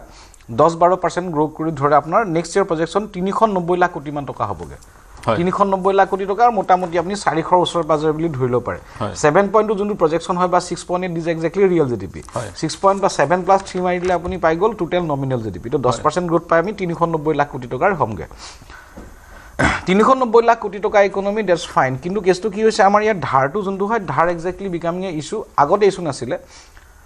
During COVID, আমাৰ ভাৰতে বহুতখিনি কি বুলি কয় বড় কৰিব লগা আছিল কাৰণ হেখন economic situation across the world সবে বড় কৰিব লগা আছিল আৰু কোবাত লাহে লাহে আমাৰ ধাৰ বিলাক কোবাত আমাক ডিস্টাৰ্ব দিব কেনেকে ধাৰ আজিকালি গ্লোবালি যদি চাই ডেপ্ট যোনটো ইস্যু ন ডাঙৰ এটা ইস্যু হৈছে ষ্টেটৰ ফালৰ পৰা লগ নেশ্যনেলি লগ বিভিন্ন কান্ট্ৰিজৰ লগ আমি ডেপ্টৰ যদি কথা পাতো আজি জাপানত এটা ডাঙৰ পেনিক এটা আহিছে জাপানৰ ক্ষেত্ৰত জাপানত এবাৰ নতুন কি বুলি কয় স্ন্যাপ ইলেকশন হ'ব 8 তাৰিখে টাকিছি যোনটো প্ৰাইম মিনিষ্টাৰ হয় তেওঁলোকে এটা ইকোনমিক পলিসি পুশ কৰিব কাৰণে যোনটো হাইলি বৰোইং ওৰিয়েন্টেড পুশ কৰিব কাৰণে পাব্লিক এংগাৰ পাই আছিল তাৰ কাৰণে কি হয় তাত এগেইন স্ন্যাপ ইলেকশন পাতিব লগা হৈছে আমাৰ ইণ্ডিয়াত কি হয় India is better zone compare to Japan জাপানত ইস্যু হৈছে হোল ইউৰোপিয়ান ইউনিয়নত ইস্যু হৈছে আমেৰিকা যোনটো তাৰ জিডিপিত কে ধাৰ বহুত বেছি তো ইণ্ডিয়া বেটাৰ অফ আছে কিন্তু ধাৰ লাহে লাহে বাঢ়ি গৈ থাকিলে ৰেশিও ওয়াইজ বাঢ়ি গলে এটা ডাঙৰ প্ৰবলেম হয় আৰু যিমানখিনি আমাৰ ইণ্ডিয়াৰ গ্ৰোথ দেখি আছে ধাৰ ধৰি লওক এতিয়া মেবি 220 লাখ কোটি আৰু জিডিপি আপোনাৰ 400 লাখ কোটি মেবি 55-60% ধৰি লওক মই ইমানে ধৰিছো 1-2% ডাঙৰ বস্তু হয় বাৰু তথাপি হেনেকুৱা ৰেঞ্জত ধাৰ আমি বেটাৰত পাছো ধাৰ কমিছে বুলি কৈছে আৰু ফিস্কেল ডেফিসিট যোনটো হয় বাজেটখন চলাবলৈ যোনখিনি ধাৰ ল'ব লগা হয় এটো মোস্টলি ফিস্কেল ডেফিসিট মানে 17 লাখ 17.2 লাখ কৰোৰ এবাৰ বৰোইং গ্ৰছ হেতু আৰু আগৰ আছিল 15.6 lakh crore last year projection আছিল তো নেক্সট ইয়াৰ কৰিব 17.2 লাখ কৰোৰ তো বড়ো বেছি বাঢ়া না 1.5 লাখ কোটি টকা বঢ়াইছে তো বাজেট কি হৈছে প্ৰবলেমটো হ'ল এতিয়া আপোনাৰ ধাৰৰ কথা কেলে পাতি আছো কাৰণ আমাৰ যোনটো ৰেভিনিউ গ্ৰোথটো অলপ মাজুনো গভৰ্নমেন্টৰ ট্যাক্স ৰেভিনিউ বা নন ট্যাক্স ৰেভিনিউ হেতু বেছি হাইলি প্ৰজেক্ট কৰিব পৰা নাই কিয় কাৰণ আমাৰ লাষ্ট ইয়াৰ যেতিয়া বাজেট প্ৰেজেন্ট কৰিছিলে তেতিয়া গভৰ্নমেন্টৰ প্ৰজেকচন আছিল around 28.5 to 28.7 lakh crore projection আছিল ট্যাক্স ৰেভিনিউ আৰু যোনটো ট্যাক্স কালেকচন ওভাৰঅল মই কৈছো মানে আপোনাৰ ডাইৰেক্ট ট্যাক্সেস বা ইনডাইৰেক্ট ট্যাক্সেস গুটেখিনি ধৰিলে আপোনাৰ 28.7 লাখ কৰোৰ মানৰ ট্যাক্স ৰেভিনিউ কালেকচন হ'ব বুলি ফোকাস আছিল কিন্তু because of the slowdown because of the global uncertainty আৰু GST ৰেট কাট কৰাও কাৰণে কিন্তু GST কে বেছি ইনকাম ট্যাক্সৰ ইম্প্যাক্ট হৈছে এনেকুৱা নহয় যে GST নিগেটিভ আছে গ্ৰোথটো ইনকাম ট্যাক্সৰ ইম্প্যাক্ট হৈছে সো টোটাল কালেকচন FY26 ত अराउंड 26.5 to 27 লাখ কৰোৰ মান হৈ গ'ল মানে প্ৰজেক্টতকে 1.5 লাখ কোটি টকা তো এবাৰ যোনটো প্ৰজেকচন দিছে তাকো বহুত অপটিমিস্টিক নহয় সাব যদি আপুনি কাৰণ 28.7 লাষ্ট ইয়াৰ প্ৰজেকচন আছিল এতিয়াও FY27 আপুনি 28.7 লাখ কৰোৰ এক্সপেক্ট কৰিছে বহুত বেছি এক্সপেক্ট কৰা মানে আপোনাৰ ফ্ল্যাট নেক্সট ইয়াৰ লাষ্ট ইয়াৰ যোনটো প্ৰজেকচন আছিল এই বছৰ প্ৰজেকচন দি হিসাব কৰে অলমোস্ট ফ্ল্যাট টাইপ মানে গ্ৰো কৰা নাই হয় ডাইৰেক্ট ৰেভিনিউ এক্সপেক্টেশন বহুত বেছি আপোনাৰ চেঞ্জ হোৱা নাই কিন্তু যদি এক্সাক্ট কালেকচন বা হিসাব কৰো তেতিয়া মেবি 7 to 8% বা 9% মান হ'ব পাৰে হয় বুজি পাইছনে তো কথাটো কি হয় ট্যাক্স কালেকচনটো কমিছে কি হৈছে আপোনাৰ কৰ্পোৰেট ট্যাক্সৰ দিগদাৰ হৈছে এটা বস্তু হয় আমাৰ ইণ্ডিয়াত যদি আপুনি সিঙ্গল চাই ইণ্ডিয়াত হেডলাইন কে কোত জেগাত বিচাৰি পাব যে দেখত কি অৱস্থা আছে কৰ্পোৰেটৰ বা কি একচুয়ালি কৰ্পোৰেটৰ আৰ্নিংটো আমি চাও আমি নাচাও যে আমি মাইক্ৰো কে নাচাও যে কোনোবা প্ৰজেক্ট পালে কোনোবা হেয়া পালে দ্যাট এক্স্যাক্টলি হ্যাপেন আজি নটো কোবা 10000 কোনোবা 20000 কোটি টকা প্ৰজেক্ট পাই আছে কাম চলি আছে but the problem is that overall Indian companies overall যদি আমাৰ ইণ্ডিয়ান কোম্পানিৰ যদি আৰ্নিং গ্ৰোথ চাও ইট ইজ अराउंड 7% আৰু ইটো আৰ্নিং টু ৰিয়েল আৰ্নিং নহয় নমিনেল আৰ্নিং আমাৰ ৰিয়েল জিডিপি কিমান নমিনেল জিডিপি কিমান 11% চলি আছে আৰু আমাৰ কৰ্পোৰেট আৰ্নিংস লাষ্ট ইয়াৰ আপোনাৰ হ'ল 7% আৰু এই ভয়ত কি হৈছে বাকি আদাৰ কান্ট্ৰিজ আমাৰ দেশখন সদায় ভাল দে মই বাকি কথা কৈছো ফৰেন প্লেয়াৰ কেনেকে চাই আছে বাকি দিয়া কোৰিয়াত exactly whole 40% expected earning growth আমেৰিকাত 12 to 13%, ইউৰোপিয়ান কাণ্ট্ৰিজতো 12 to 13% earning growth, companies are making money. তো সেইটো কাৰণে হয় বাহিৰৰ কাৰণে পইচা গুচি গৈ আছে। তো এক্সেক্টলি হয় বাজেট কি হয়, মোষ্টলি প্ৰব্লেমটো হৈ গ'লগে যে বাজেটখনে গভৰ্ণমেণ্টে অকল নিজৰ ৰেছপঞ্চিবিলিটি লৈ আছে। মানে কি হয় আপুনি কৰবাত নহয় কৰবাত প্ৰতিটো খণ্ডত বিনিয়োগৰ কথা উল্লেখ কৰি আছে, প্ৰতিটো কথা বিনিয়োগ, প্ৰাইভেট বিনিয়োগ, প্ৰাইভেট ইনভেষ্টমেণ্ট। হয় ইয়েছ এক্সেক্টলি কি হ'ল মানে এতিয়া 7% ৰেভিনিউ গ্ৰোথ হোৱাৰ কাৰণে গভৰ্ণমেণ্টে কি কৰিব, গভৰ্ণমেণ্টৰ ফালৰ পৰা এক্সপেঞ্চাৰ কৰিব লাগিব। কাৰণ নিৰ্মলা সীতাৰামনে লাষ্ট ইয়েৰ 6 মাহমান আগতে কৈছে যে প্ৰাইভেট ইনভেষ্টমেণ্ট আপোনালোকে পিক আপ কৰক বহুত ৰিকুৱেষ্টটো কৈছেও, কাৰণ companies are cheating with lot of cases, কিন্তু কিয় ইনভেষ্টমেণ্ট কৰা নাই। এতিয়া সেইটো নকৰাৰ কাৰণে কি হৈছেগে, আমাৰ কেপিটেল এক্সপেণ্ডিচাৰ কি হয়, আগতে 3 লাখ কোটি মান টকা আছিলে, বঢ়াই 10 লাখ হ'ল, 11 লাখ, 11.2, এতিয়া 12.2। মোৰ প্ৰজেকশ্যন আছিলে মেক্স টু মেক্স 12.5 ক্ৰ'ৰ হ'ব পাৰে, কাৰণ এক্সপানশ্যনী বহুত। তাক যদি আপুনি কেপিটেল এক্সপেণ্ডিচাৰ বঢ়াব লগা হ'লহেঁতেন আৰু অলপ ধাৰ লগা হ'লহেঁতেন, কিয়, কাৰণ আপুনি টেক্স ৰেভিনিউ বঢ়াব পৰা নাই, প্ৰজেকশ্যন ফ্লেট হৈ আছে। তো এতিয়া কেছটো কি হ'বগে যে 12.2% আপোনাৰ কেপেক্স এক্সপেণ্ডিচাৰ দি মানে ইনক্ৰিজ কিমান 9%। তো 9% আপুনি কেপেক্স এক্সপেণ্ডিচাৰ দি যোনটো আমি এক্সপেক্টেড গ্ৰোথ বিচাৰোঁ, যোনটো পুছ বিচাৰোঁ, সেই প্ৰাইভেট প্লেয়াৰৰ পুছটো আনিব পৰা নাই। কিন্তু কেছটো কি হয় যে এই যোনটো পাৰ্টিকুলাৰ ইছ্যুটো হৈ আছে প্ৰাইভেট ইনভেষ্টমেণ্ট, এইটো আপুনি গভৰ্ণমেণ্টে ব্লেম কৰিব নোৱাৰে। কিন্তু এটা ফেক্ট হয়, লাষ্ট 12 বছৰৰ পৰা private investment as a percent of GDP, আপুনি নাম্বাৰটো 10 টকা বা 12 টকা হ'ব পাৰে, কিন্তু private investment as a percent of GDP is peaked out 12.5%, য'ত চাইনাত হয় 28%, 30% হয়, আৰু এসময়ত 18-19% আছিলে 2007। গতিকে প্ৰাইভেট ইনভেষ্টমেণ্ট সেয়া বিদেশৰে হওক বা দেশৰে হওক, সেই প্ৰাইভেট ইনভেষ্টমেণ্ট, ব্যক্তিগত খণ্ডৰ বিনিয়োগ, বিদেশৰে হওক দেশৰ হওক, আমাৰ অৰ্থনীতিত বৃদ্ধি হ'ব লাগে, যাতে কেপেক্স চৰকাৰে গোটেই কেপেক্সৰ যি দায়িত্ব, সেই দায়িত্ব চৰকাৰে লৈ আছে, কিছু দায়িত্ব প্ৰাইভেট প্লেয়াৰে ল'ব লাগে। মই বিজেপিৰ প্ৰতিনিধিগৰাকীৰ ওচৰলৈ যাম, আপুনি কি মন্তব্য কৰিব। বিশেষকৈ আমি টেকনিকেল কিছু কথা বাজেটখনৰ পাতিলোঁ, আৰু ৰাজনৈতিকভাৱে এই বাজেটখনক কিদৰে চায়? চাওক, আমাৰ যোনখন বাজেট আজি ৰিপ্ৰেজেণ্ট কৰা গৈছে, তাৰ পৰা আমি আশা কৰিব পাৰোঁ যে আমাৰ ভাৰতবৰ্ষখন অতি সোনকালে এখন ফাষ্টেষ্ট গ্ৰয়িং ইকনমি অলৰেডি হয়, ফাষ্টেষ্ট গ্ৰয়িং ইকনমি হোৱাত সহায় আগবঢ়াব। কাৰণ আমাৰ যোনটো GST ৰিটাৰ্ণ ৰেট আছিলে, সেইটো এইবাৰ 7% হৈছে from last year January to this year January. আৰু লগতে আমাৰ ইতিহাসত প্ৰথমবাৰৰ বাবে আমাৰ ভাৰতবৰ্ষৰ যশস্বী প্ৰধানমন্ত্ৰী নৰেন্দ্ৰ মোদী ডাঙৰীয়াই ইউৰোপিয়ান ইউনিয়নৰ লগত ট্ৰিটি এটা চাইন কৰিছে, মাদাৰ অফ অল ট্ৰেডছ, আপোনাৰ এইটো ফ্ৰী ট্ৰেড এগ্ৰিমেণ্টটো, যোনটোৱে ভাৰতবৰ্ষক আমাৰ বিভিন্ন ক্ষেত্ৰৰে লাভান্বিত কৰিব। তাতে যোনবোৰ আমাৰ হেৰি ডিউটিজ লাগে, ডিউটিজসমূহ হ্ৰাস হ'ব, কাষ্টম ডিউটিজসমূহ চিম্প্লিফাই হ'ব, তেনেধৰণৰ বিভিন্ন প্ৰকাৰেৰে আমাৰ ভাৰতবৰ্ষখন উন্নতিকৰণৰ পথত আগবাঢ়ি গৈ আছে। আৰু এইবাৰ বাজেটত আৰু মেনশ্যন কৰা হৈছে যে নেশ্যনেল ইনষ্টিটিউট অফ আয়ুৰ্বেদা, 3খন নতুন নেশ্যনেল ইনষ্টিটিউট অফ আয়ুৰ্বেদাও ছেট কৰা হ'ব। তাৰপিছত আমাৰ ইষ্টাৰ্ণ ৰিজনত নিউ ইনষ্টিটিউট অফ ডিজাইন এখনো ছেট আপ কৰা হ'ব। আৰু লগতে আপোনাৰ খেলো ইণ্ডিয়া মিছনৰ সন্দৰ্ভতো বহুখিনি ইনক্লুড কৰা হৈছে পদক্ষেপ। তাতে ট্ৰেইনিং চেণ্টাৰ্ছ ছেট আপ কৰা হ'ব, কোচ ডেভেলপমেণ্ট কৰা হ'ব, স্পৰ্টছ এণ্ড চাইণ্টিফিক ডেভেলপমেণ্ট কৰোৱা হ'ব। তাৰপিছত এনিমেল হাজবেণ্ডৰীৰ ক্ষেত্ৰতো আপোনাৰ ছাবচিডিয়াৰী প্ৰগ্ৰেমছ ৰখা হৈছে। অসমৰ ক্ষেত্ৰতো এলমণ্ডছ প্ৰডাকশ্যনৰ ক্ষেত্ৰতে হওক, অসমৰ যোনবোৰ আমাৰ সামগ্ৰী আছে, সেই সামগ্ৰীসমূহৰ প্ৰডাকশ্যনৰ ক্ষেত্ৰতো বহুখিনি সহায় আগবঢ়োৱা হ'ব। তেনেধৰণে বিভিন্ন ক্ষেত্ৰকে এই বাজেটখনে সামৰি ল'বলৈ চেষ্টা কৰা হৈছে এই বাজেটখনতে। সেইকাৰণে আমি সম্পূৰ্ণভাৱে আশাবাদী যে যেনেধৰণে আমাৰ ভাৰতবৰ্ষখনে, যেনেধৰণে ভাৰতীয় জনতা পাৰ্টীৰ চৰকাৰৰ আণ্ডাৰত যেনেধৰণে উন্নতিকৰণ কৰি আছে, আৰু আমি ফ'ৰ্থ লাৰ্জেষ্ট ইকনমি হ'বলৈ আমি সক্ষম হৈছোঁ, জাপানক চেৰ পেলাই। আৰু অনাগত দিনত আমি থাৰ্ড লাৰ্জেষ্ট ইকনমি হ'বলৈও আগবাঢ়ি আছোঁ, জাৰ্মানীক চেৰ পেলাই। আমাৰ সম্পূৰ্ণ আশা আছে যে এই এনেধৰণৰ বাজেটসমূহে আমাক ভাৰতবৰ্ষখনক ওপৰলৈ নিয়াত সদায় সহায় আগবঢ়াই আহিব।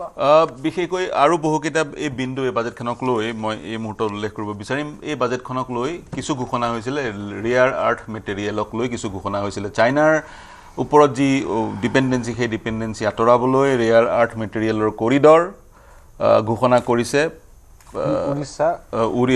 তামিলনাডু, কেৰালা, উৰিষ্যা, অন্ধ্ৰপ্ৰদেশ ইত্যাদি ইত্যাদি। আৰু এক ডাঙৰ ঘোষণা, যোৱাটো দশকত 25 কোটি লোকক দৰিদ্ৰতা সীমাৰেখাৰ তলৰ পৰা উদ্ধাৰ কৰাৰ কথাও বিত্তমন্ত্ৰীগৰাকীয়ে ঘোষণা কৰিছে। সেই এটা কথা তাৰ সমান্তৰালে সেমিকন্ডাক্টৰ যি উদ্যোগ সেই উদ্যোগত 40,000 কোটি টকাৰ ইনভেষ্টমেন্ট ঘোষণা কৰা হৈছে বায়োফাৰ্মাত 10,000 কোটি টকাৰ ইনভেষ্টমেন্ট ঘোষণা কৰা হৈছে যিবোৰ ব্যয়বোৰৰ এনে ধৰণৰ ব্ৰেকআপবোৰ আমি আপোনালোকক জনালো কিছু সময় পিছত শিক্ষা খণ্ডত কিমান নিৰ্ধাৰিত কৰা হৈছে গৱেষণাৰ ক্ষেত্ৰত কিমান নিৰ্ধাৰিত কৰা হৈছে কিমান ধন নিৰ্ধাৰিত কৰা হৈছে বা ডিফেন্সত কিমান ধন নিৰ্ধাৰিত কৰা হৈছে হেয়া আমি গম পাম কিন্তু এটা গুৰুত্বপূৰ্ণ বিষয় আৰু সন্মুখত আছে চাইনা আৰু তাৰ সমান্তৰালে বিজেপিৰ প্ৰতিনিধিগৰাকীয়ে কৈছে আমি সৰ্ববৃহৎ ইকনমি হ'বলৈ গৈ আছো বিভিন্নজনে ক'ব খুজে গিভেন দ্য সাইজ আমাৰ যি এক সাইজ সেই সাইজৰ অনুসৰি আমি সহজেই সেই যি পৰ্যায় পাবগৈ পাৰিম তাৰ সমান্তৰালে কিন্তু আমাৰ পাৰ কেপিটা ইনকাম বাঢ়িছে নে যদি বাঢ়িছে কিমান বাঢ়িছে সেইটো এটা ডাঙৰ কথা বজাৰ ইতিমধ্যে ক্ৰেছ কৰিছে সেই কথা বিতুমন মজুমদাৰে জনালে গতিকে এনেবোৰ বিষয় এইবাৰৰ বাজেটত দেখা গ'ল টেক্সৰ ক্ষেত্ৰত বা ডাইৰেক্ট টেক্সৰ ক্ষেত্ৰত স্লেবৰ পৰিৱৰ্তন আমি পৰিলক্ষিত নকৰিলোঁ তাৰ বিপৰীতে এক্সপৰ্ট আৰু ইম্পৰ্টৰ কাষ্টম ডিউটিত কিছু সৰলীকৰণৰ পদক্ষেপ গ্ৰহণ কৰাৰ কথা বিত্তমন্ত্ৰীগৰাকীয়ে ক'লে মই এতিয়া বিদেশী নহয় ব্যক্তিগত খণ্ডৰ বিনিয়োগৰ কথাটো পাতিম বিতুপন আপুনি ক'লে ব্যক্তিগত খণ্ডৰ বিনিয়োগ খুবেই প্ৰয়োজন য'ত মাৰ্কিন যুক্তৰাষ্ট্ৰ বা আন দেশসমূহত 28% পৰ্যন্ত বিদেশী ব্যক্তিগত খণ্ডৰ বিনিয়োগ হয় অসমত কিন্তু ভাৰতবৰ্ষত কিন্তু 7% সীমিত হৈ আছে কি ক'ব আমাৰ 12.5% 12% সীমিত হৈ আছে মানে কি হয় নাম্বাৰ বিলাকে কি কয় আৰু ৰিয়েলিটি অলপ বেলেগ হৈ যায় গম পায়নে হয় ইণ্ডিয়াত মানে কি হয় মোস্টলি মই টপ কৰ্পৰেট যোনি আমাৰ লিষ্টেড কোম্পানীবিলাক কৈ আছো তেনৰ কি হয় ষ্ট্ৰাগল কৰিছে অকল এনেকুৱা নহয় যে আমাৰ কিবা গভৰ্ণমেণ্টে সব ৰেছপন্সিবল ল'ব ইছ্যুছবিলাক কিছুমান এনেকুৱা হয় যে এটা হ'লতো আপোনাৰ গ্লোবেলি এটা কমোডিটি প্ৰাইচবিলাক বহুত বাঢ়িছে এতিয়া ধৰি লওক আপুনি এই লাষ্ট দুদিনত কমাৰ কাৰণে বেলেগ কথা কমোডিটি প্ৰাইচ এক্সপনেনচিয়েলি বাঢ়ি ফেলাই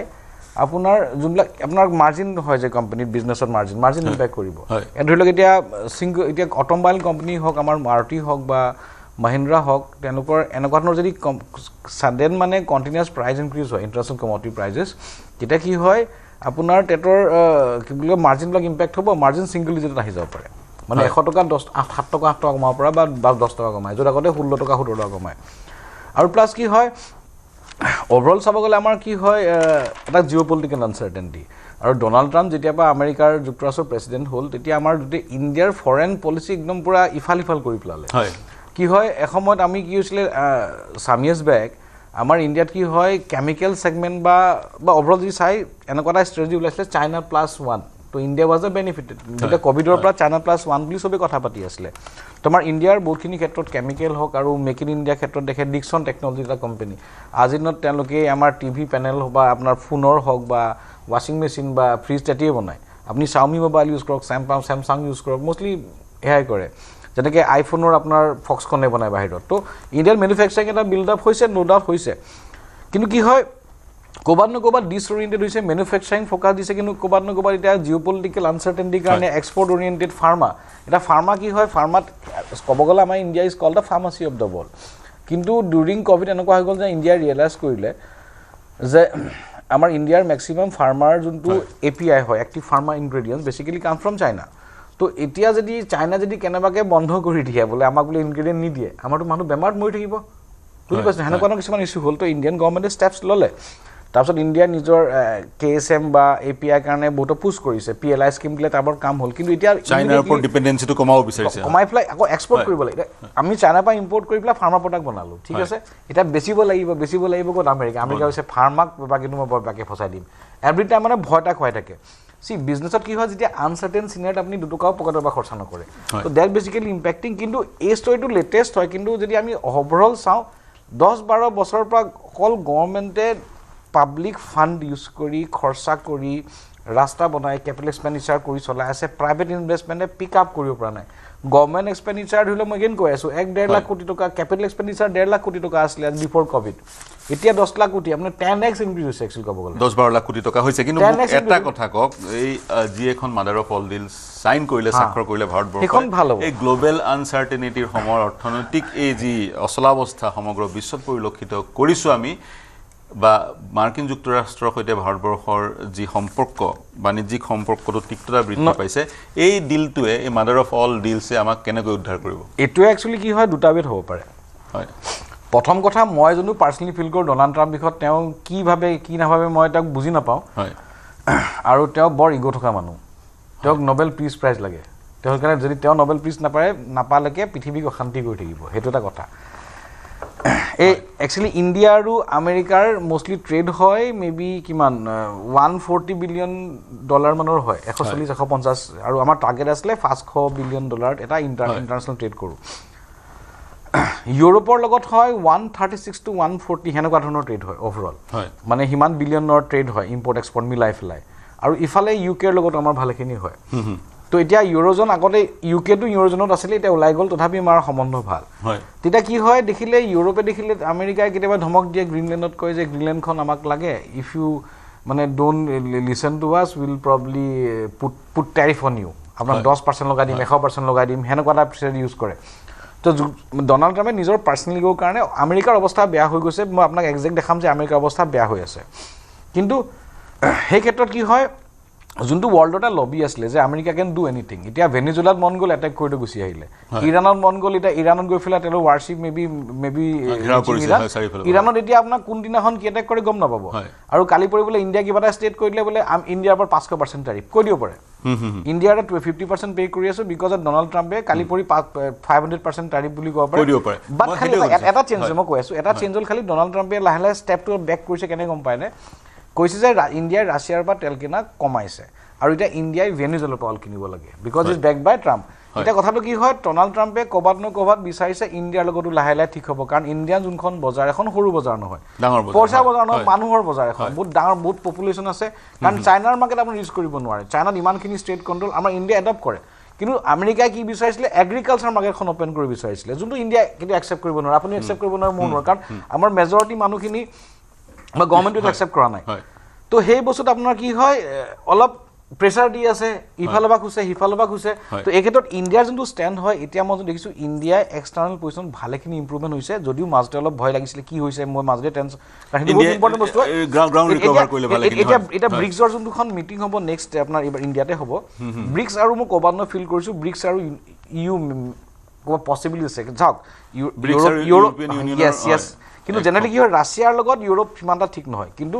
ইউৰোপৰ কমেণ্ট পাইছোঁ যে probably De May go' for some kind of a tie with BRICS সেইটো কাৰণে কি হয় এনেকুৱা ক্ষেত্ৰত ডোনাল্ড ট্ৰাম্পৰ নিজৰ ইগ'টো এৰি পেলাই লাহে লাহে he may be in coming in back foot দেখিছে আপুনি লাষ্ট 10 দিন 15 দিন চাব বেক ফুটত আহি গৈছে ডোনাল্ড ট্ৰাম্প আৰু ইণ্ডিয়া যোনটো ষ্টেণ্ড ল'লে আৰু লগে ইউৰোপে লগে যোনটো ডিল কৰিলে ইমিডিয়েটলি কৰিলে কাৰণ 20 বছৰ পৰা ষ্টাক হৈ আছিলে ইউৰোপে বিচাৰি নাই এনেকৈতো নোৱাৰি কাৰণ উই অলছ' নিড এ মাৰ্কেট আৰু ইণ্ডিয়াৰ টেক্সটাইল ছেক্টৰ যোনটো বাজেটতো টেক্সটাইলৰ কথা কৈছে টেক্সটাইলৰ কাৰণে বহুত ভাল কথা বাজেটত বাংলাদেশৰ পৰা লাহে লাহে যোনটো সস্তীয়া মাল বুলি কয় আমি সস্তাকে পায় আপুনি কম টকাতে পায় বাংলাদেশৰ পৰা গৈ আছিলে তো বাংলাদেশত আনষ্টেবিলিটি হোৱাৰ পিছত আৰু ইণ্ডিয়াৰ লগত ইউকে আৰু ইউকেৰ লগত চাইন হ'ল ইউৰ লগত চাইন হ'ল আৰু ইউ মে বি আমাৰ ইণ্ডিয়াৰ পৰা ইউ এ 20% মান যিমানখিনি হয় টেক্সটাইল আমাৰ ইণ্ডিয়াৰ পৰা কিনে আৰু ইউকে এৰাউণ্ড 7% মান কিনে গতিকে বিৰতি ল'ব লাগিব বাংলাদেশৰ যি বৰ্তমানৰ অচলা অৱস্থা বাংলাদেশৰ টেক্সটাইল হাব এতিয়া ভাৰতলৈ স্থানান্তৰ হোৱাৰ সম্ভাৱনা আছে বা ইতিমধ্যে হৈছে আৰু ভাৰতত টেক্সটাইল সামগ্ৰী উৎপাদিত হ'লে সেই সামগ্ৰী আমি ইউৰোপীয়ান ইউনিয়নৰ সৈতে যি ডিল কৰিলোঁ সেই ডিলৰ যোগেদি তেওঁলোকলৈ সেই সামগ্ৰী প্ৰেৰণ কৰা সেইবোৰ দেশলৈ প্ৰেৰণ কৰা পথ প্ৰশস্ত হ'ব বাংলাদেশত টেক্সটাইল সামগ্ৰী উৎপাদন হয় আৰু কম খৰচত ৰপ্তানি হোৱাৰ অন্য এটা কাৰণ লেবাৰ ইণ্টেনচিভ এটা ৰিজন কম খৰচতে তাৰ শ্ৰমিকসকলক আমি পাওঁ এটা বিৰতি ল'ম বিৰতিৰ পিছত পুনৰ আলোচনালৈ ঘূৰি আহিম শীঘ্ৰে ঘূৰি আহিম Budget 2026 driven by the all new Seltos Taras forever.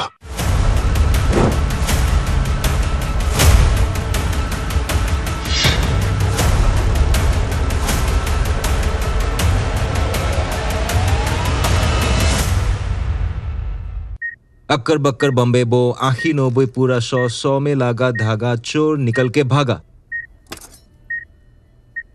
ঘৰত কোনটো টিএমটি লগাইছে মাইটন ষ্টিল আপোনাৰ ওপৰত ট্ৰাষ্ট কৰিব পাৰি ওকে ষ্ট্ৰং মানে মাইথান ষ্টিল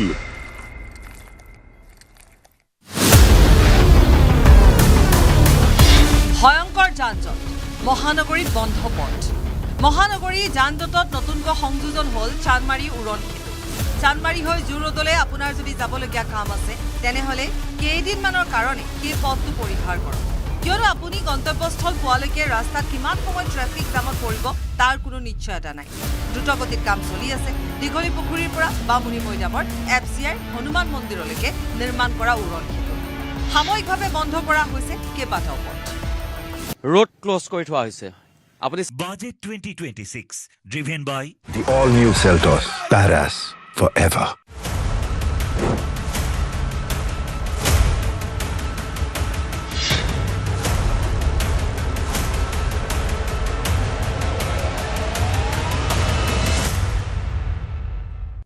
अक्कर बक्कर बम्बे बो आखी 90 पूरा 100 में लागा धागा चोर निकल के भागा ঘৰত কোনটো TMT লগাইছে माइट एंड स्टील আপোনাৰ ওপৰত ট্ৰাষ্ট কৰিব পাৰি ओके ষ্ট্ৰং মানে মাইট এণ্ড ষ্টীল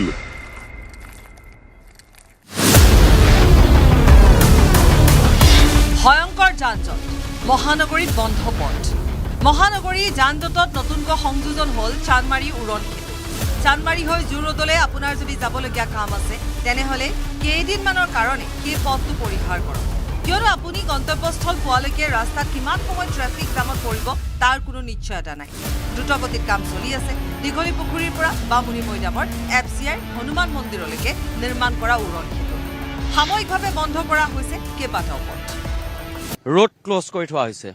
আপুনি চানমাৰী দিশৰ পৰা যদি জোৰদৰ দিশে যাব বিচাৰে তেনেহ'লে এই পথটোৰে চানমাৰী উৰণ সেতুৰ ওপৰেদি যাব নোৱাৰিব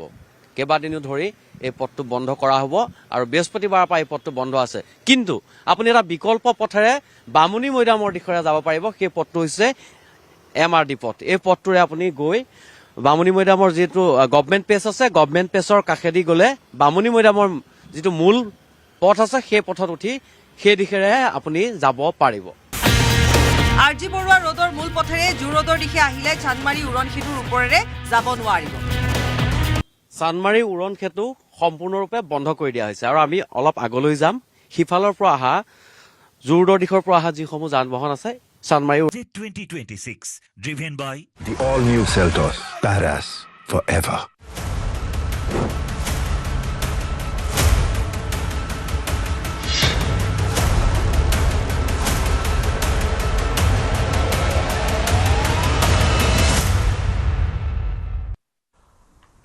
নমস্কাৰ প্ৰিয় দৰ্শক সকলোকে বিৰতিৰ পিছত স্বাগতম জনাইছোঁ নিৰ্মলা সীতাৰমণে নৱমবাৰৰ কাৰণে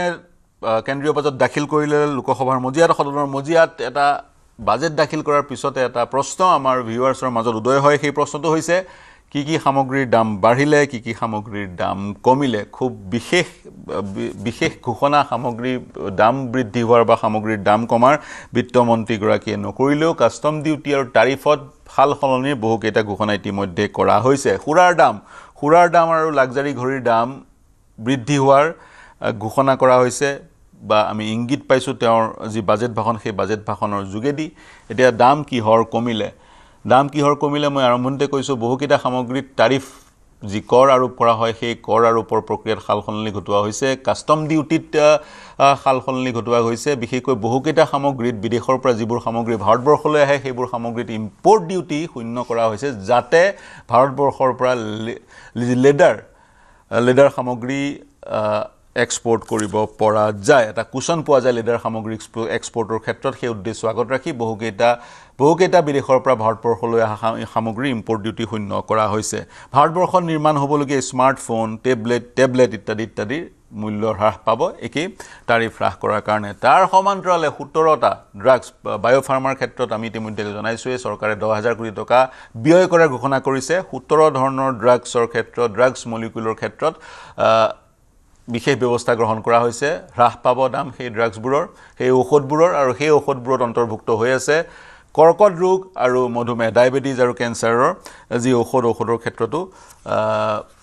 সিদ্ধান্ত গ্ৰহণ কৰা হৈছে প্ৰাইচ যি দাম মূল্য সেই মূল্যৰ হ্ৰাস হ'ব ইতিমধ্যে বাজেটৰ কথা পাতি আছিলোঁ বাজেটৰ এক্সপেণ্ডিচাৰৰ যিটো সাইজ সেই সাইজৰ কথা আমি ইতিমধ্যে জনাইছোঁৱেই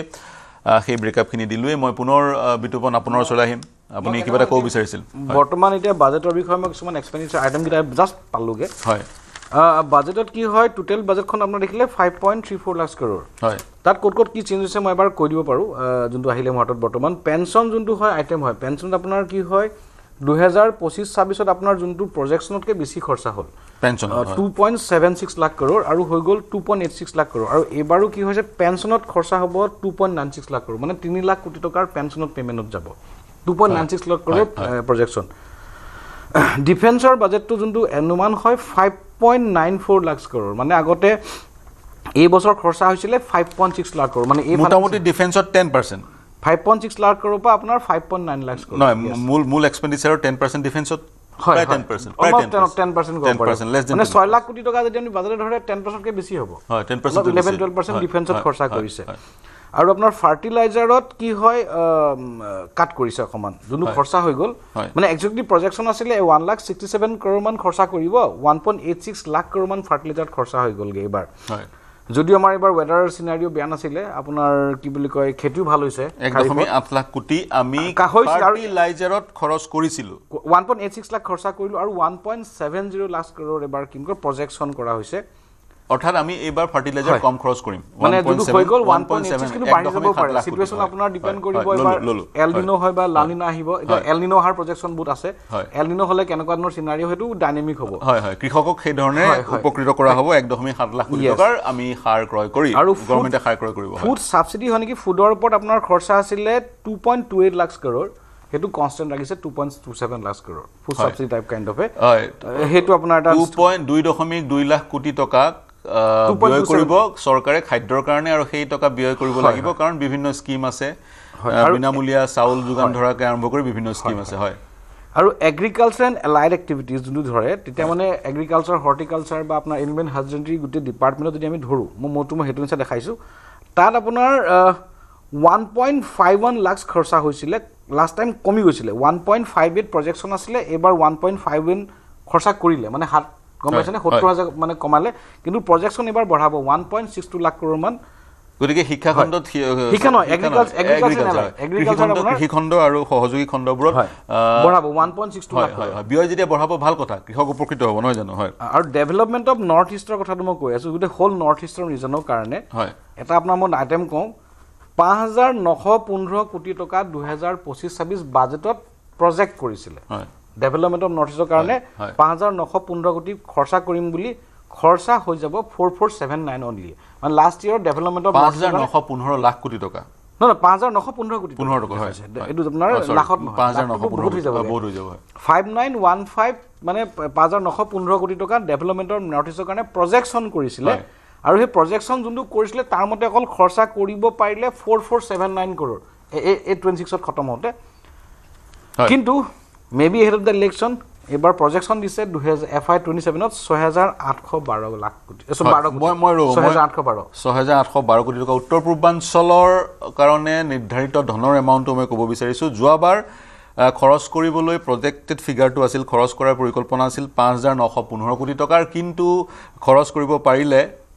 কৰিব পৰা হ'ল কেন্দ্ৰীয় বাজেটৰ নিৰ্ধাৰিত ধনৰ খৰচ কৰিব পৰা হ'ল 4,400 প্ৰায় 4,400 কোটি টকা কিন্তু এইবাৰ সেই ধন বৃদ্ধি কৰা হৈছে অসমৰ নিৰ্বাচনক কেন্দ্ৰ কৰিয়ে বৃদ্ধি কৰা হ'ব পাৰে 6,812 কোটি টকা নিৰ্ধাৰিত কৰি ৰখা হৈছে কেন্দ্ৰীয় বাজেটৰ পৰা উত্তৰ পূৰ্বাঞ্চলৰ উন্নয়নৰ কাৰণে ব্যয় কৰিবলৈ হয় তাৰ পিছত আৰু এডুকেশ্যনৰ সবতকৈ ইম্পৰ্টেণ্ট হেডলাইন যোনটো হয় 1.28 লাখ প্ৰজেকশ্যন আছিলে FY আপোনাৰ 26ত কৰিব লাষ্ট ইয়াৰ কাৰণ আমাৰ বহুতখিনি প্লেন কৰা মতে কৰিব কেলে নোৱাৰিলে মই কথা আপোনাক অলৰেডি কৈ থৈ দিলোঁ যে 28.7 লাখ গভৰ্ণমেণ্টে বিচাৰিছিলে টেক্স কালেকশ্যন কিন্তু হৈ গ'ল 1.5 লাখ কোটি টকা ডেফিচিট কমি গ'ল এইবাৰ এডুকেশ্যনত প্ৰজেক্টেড ফিগাৰ কিমান প্ৰজেক্টেড কম হয় 1.28 প্ৰজেক্টত আছিলে খৰচা কৰিলে 1.21 লাখ crore আৰু এইবাৰ 1.39 লাখ crore মানে এডুকেশ্যন 1.39 লাখ মই প্ৰশ্ন এটা সুধিব বিচাৰিছোঁ শিক্ষা খণ্ডত 1.39 লাখ কোটি টকা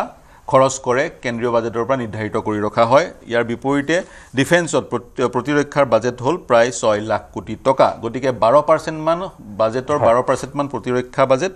আৰু বাজেটৰ 2%ৰ পৰা 2.5% মান হৈছে শিক্ষাৰ বাজেট গতিকে ডিফেন্সত বিনিয়োগৰ গোটেই দায়িত্ব যদি চৰকাৰে লয় এই শিক্ষাৰ ক্ষেত্ৰত যিহেতু বিনিয়োগ আন ৰাষ্ট্ৰৰ কম্পেৰিজনৰ তুলনাত কম মাত্ৰ 2% গতিকে এই শিক্ষাৰ ক্ষেত্ৰত অৱকাশ কিমান আছে ব্যক্তিগত খণ্ডৰ বিনিয়োগৰ মই তাৰ পিছত প্ৰিয়ংকাৰ ওচৰলৈ যাম হয় No, আমাৰ এক্স্যাক্টলি কি হৈছে এতিয়া মোস্টলি এডুকেশ্যন আমাৰ ব্যক্তিগত খণ্ডৰে হয় এতিয়া মই উচ্চ শিক্ষাৰ কথাটো কৈছো হয় বেসিক্যালি হয় বেসিক্যালি কৈছে নো আমাৰ কি প্ৰাইভেট সেক্টৰটো অবভিয়াসলি এটা প্লে ইম্পৰ্টেন্টে হয় আৰু আমেৰিকাটো বা বিদেশত এতিয়া আমাৰ কি হয় কিছুমান ৰাজ্যত দিল্লীত বা মাজতে কি হয় যেতিয়া তাত অলপ কি বুলি কয় গভৰ্ণমেণ্টৰ ফালৰ পৰা আসলে ভাল অবভিয়াসলি ইউনিভাৰ্চিটি কিন্তু আমাৰ অসমতো আছে কিন্তু মই এটা পাৰ্টিকুলাৰ বেলেগ এটা কথা ক'ব বিচাৰিছো মানে গম পাইনে অসমত ব্যক্তিগত স্কুল আছে ন্যাশনাল ইকোনমিক প্ল্যানিংৰ কথা পাতিলে ইনক্লুসিভ এডুকেশনৰ কথা আমি পাতিছিলো ইনক্লুসিভ এডুকেশন লাগে কাৰণ যেতিয়া কোভিড আহিছিল কোভিডৰ সময়ত যেতিয়া ৰঘুৰাম ৰাজন আছিল তেখেত আমাৰ আৰবিআই গভৰ্ণৰ বা তেখেতত তেতিয়া সাকে তেওঁ আছিল আগত তেওঁ কৈছিল যে 2014 তেওঁ এৰা আৰু 2000 যেতিয়া কোভিডত আহতে কৈছিল যোনটো যে ইনক্লুসিভ এডুকেশন বা লৰাছলিৰ যোনটো ভৱিষ্যত বিকজ অফ কোভিড ম্যাক্সিমাম আজি লৰাছলি দেখিব অটিজম স্পেকট্ৰাম ডিজিজ বা আপোনাৰ এডিএছডি আপোনাৰ যোনটো হয় এটেনশন ডেফিচিট হাইপাৰটিক সিনড্ৰোম হেনকা বিভিন্ন কেছত হৈ আছে আৰু আপুনি প্ৰত্যেকটো আমাৰ অসমতে যদি বৰ্তমান কম প্ৰত্যেকটো ফ্ল্যাটতে যাও প্ৰত্যেকটো ওচৰে পাজৰে আপুনি যদি গণেশগুৰিটো ঘূৰে আমাৰ কাহিলিপাৰা ঘূৰে হেনকা হৈছে প্ৰত্যেকটো ঘৰত কাৰোবাৰ হেনকা ধৰণৰ প্ৰব্লেম এটা থাকে আৰু কোনোৱে খালি কি হয় কোনো মানুহে এই কথাটো খুলি ক'বলৈ ভয় কৰে লাজ কৰে সমাজে কি ক'ব বুলি গম পাইছেন এটা সোশ্যাল এটা ফিয়াৰ এটা থাকে আৰু বহুত পেৰেন্টছে নিজে ডিপ্ৰেছনত গুচি গৈছে তো এইটো এটা ডাঙৰ মেজৰ ইস্যু ন্যাশনাল ইকোনমিক প্ল্যানিংয়ে ইনক্লুসিভ এডুকেশনৰ কথা কৈ আছে ইনক্লুসিভ এডুকেশন কোৱাৰ সত্ত্বেও বহুত প্ৰাইভেট স্কুল হওক গভৰ্ণমেণ্টৰ ফালৰ পৰা গভৰ্ণমেণ্টৰ আপুনি চাওক এতিয়া গভৰ্ণমেণ্ট স্কুল সবে নাযায় এইটো ফেক্চুৱেল কথা ক'বলৈ লাজ লাগে মানুহে যিমানে কথা চৰকাৰী স্কুললৈ নাযায় বহুত কমেই যায় হেতু কাৰণে মেবি সৰকাৰী স্কুল ক'বাত কমি গৈছিল প্ৰাইভেট স্কুলৰ বেছি আজিকালি হৈছে তথাপিও প্ৰাইভেট স্কুলবিলাকে মই নকওঁ কিন্তু মই দেখা নাই ইমান মেজৰলি যে কোনোবাই ইনক্লুসিভ এডুকেশ্যনৰ কথা সিৰিয়াছলি লৈছে কেইখনমান স্কুলে লৈছে কিন্তু যেতিয়া এনেকুৱা ধৰণৰ হয় এইখিনি পেৰেণ্টছে যেতিয়া ল'ৰা-ছোৱালীক এডমিশ্যন দিবলৈ যায় ইনক্লুসিভ এডুকেশ্যনৰ কথা পাতে মন কি বাতত আমাৰ দেশৰ প্ৰাইম মিনিষ্টাৰ আহি পেলাই সৰু ল'ৰা-ছোৱালীক লৈ বহাই কথা পাতে আজি তেখেতৰ আজি আমাৰ দেশ অসমৰ আমাৰ চিফ মিনিষ্টাৰ আমাৰ দাদাৰ আজি বাৰ্থডে এইটো মই এটা কথা ক'ব বিচাৰোঁ যে এই যে প্ৰাইভেট ইনষ্টিটিউটবিলাকে কেতিয়াবা এনেকুৱা হয় যে কোনোবা পেৰেণ্টছ গ'ল এডমিশ্যনৰ কাৰণে এনেকুৱা ধৰণৰ ব্যৱহাৰ কৰে যেন তেওঁলোকৰ তাত কিয় সোমালো গম পাইছেনে বিজনেছ টাইপ হৈ গৈছে তো এই ক্ষেত্ৰত কি হয় তেওঁলোকৰ ৰেছপন্সিবিলিটি কি হয় এতিয়া 1.4 লাখ crore বাজেট হওক 1.5 লাখ crore ফিগাৰটো লাইক ইটছ 5% অফ বিয়ে thing but thing is that এটা চাওক সেম যদি আপোনাৰ এই স্পেকট্ৰাম ডিজিজৰ ক্ষেত্ৰত আপুনি লণ্ডনত যাওক আমেৰিকাত যাওক বা ইভেন ইন সাম আদাৰ ষ্টেটছ ফৰগেট এবাউট গুৱাহাটী আপুনি যদি বেংগলোৰ যায় তাত কি হয় তাত ইমান ধুনীয়া কেয়াৰ কৰে মৰম কৰে ল'ৰা-ছোৱালীখিনি এডপ্ট কৰে লণ্ডনত বা সেইখিনি বাহিৰ নাযাওৱে কিন্তু আমাৰ অসমত কি হয় এইটো মই গভৰ্ণমেণ্টৰ ৰেছপন্সিবিলিটি নকওঁ এইখিনি আমাৰ সামূহিক ৰেছপন্সিবিলিটি তো এই ৰেছপন্সিবিলিটি গভৰ্ণমেণ্টৰ মই বিচাৰোঁ যে এটা ক'বাত এটা ষ্টেপ এটা দৰকাৰ যে এটা কমিউনিকেশ্যন দৰকাৰ কাৰণ 1.4 লাখ কৰক বা 2 লাখ কৰক কিন্তু এডুকেশ্যন ব্যয় দি অকল নহয় ব্যয় অলছ ৰিকুৱাৰ্ড যে আপুনি বাহিৰৰ দেশত আপোনাৰ কি হয় মেবি ডাবল ডিজিটত হয় আমাৰ 5% 4% খৰচা হৈ যায় উইথ দ্য জিডিপি তো সেইটো ফিগাৰ কেন বি ইনক্ৰিজ কিন্তু মই ভাবো inclusive education is one of the inclusive education খুবেই গুৰুত্বপূৰ্ণ আৰু অটিষ্টিক যিসকল শিশু সেইসকল শিশুৰ প্ৰতি সংবেদনশীল আমাৰ সমাজ হ'ব লাগে আৰু যিহেতু নিৰ্মলা সীতাৰমণে আজি মেণ্টেল হেল্থৰ কথা ইতিমধ্যে কৈছে গতিকে সেই পৰ্যায়লৈ যিহেতু তেওঁ মাইক্ৰ' লেভেললৈ গৈছেই আৰু তেজপুৰৰ যিখন চিকিৎসালয় সেইখন নিমহাঞ্চলত উন্নীতকৰণ কৰাৰ কথা কৈছে আপুনি গুৰুত্বপূৰ্ণ বিষয় এটা উত্থাপন কৰিছে অসমত সেই সংবেদনশীলতা বৃদ্ধি কৰাৰ দৰকাৰ আৰু চৰকাৰে যদি এই গভৰ্ণমেণ্টৰ ফালৰ পৰা এটা ষ্টেট গভৰ্ণমেণ্টৰ চৰকাৰে ইনক্লুসিভ এডুকেশ্যনৰ কথা কৈছে গতিকে এই দিশতো চৰকাৰে যদি ফাণ্ড দিয়ে বা ব্যক্তিগত খণ্ডৰ স্কুলবোৰে তেনেধৰণৰ শিশু আগবঢ়াই লৈ যাবলৈ যদি ফাণ্ডৰ প্ৰয়োজন হয় চৰকাৰে তেওঁলোকক যদি প্ৰদান কৰে তেতিয়া এটা আমি পৰিৱেশৰ অনুকূল পৰিৱেশৰ সূচনা কৰিব পাৰোঁ আৰু তাৰ সমান্তৰালে আমি দাম কি সামগ্ৰী কমিব সেই কথা কৈ আছিলোঁ মাইক্ৰৱেভ অভেনৰ দাম কমিব ইভি বেটাৰীৰ দাম কমিব ইভি বেটাৰীৰ দাম কমাটো গুৰুত্বপূৰ্ণ কথা যিহেতু ইভিৰ প্ৰচাৰ আজিকালি বা ইভিৰ ব্যৱহাৰ আজিকালি বৃদ্ধি পাইছে ছ'লাৰ পেনেলৰ দাম কমিব গতিকে এইবোৰ ইভি বেটাৰীৰ দাম কমা ছ'লাৰ পেনেলৰ দাম কমাৰ প্ৰক্ৰিয়াবোৰে পদক্ষেপবোৰে আমাৰ পৰিৱেশ সংৰক্ষণ কৰাত এটা সহায় আগবঢ়াব এয়াৰক্ৰাফ্টৰ পাৰ্টছৰ দাম কমিব বিমানবোৰৰ এৰোপ্লেনৰ যি কিছুমান পাৰ্টছ সেই পাৰ্টছবোৰৰ দাম হ্ৰাস পাব মই পুনৰ ষ্টুডিঅ'লৈ আহিব বিচাৰিম মই প্ৰিয়ংকা আপোনাৰ ওচৰলৈ আহিব বিচাৰিম আপুনি কি প্ৰতিক্ৰিয়া প্ৰকাশ কৰিব যদি এই মুহূৰ্তত যদি এটা বিৰতি লোৱাৰ অৱকাশ আছে এটা বিৰতি ল'ম এই মুহূৰ্তত হয় পুনৰ ঘূৰি আহিম এই মুহূৰ্তত বিৰতি লৈছোঁ শীঘ্ৰে ঘূৰি আহিম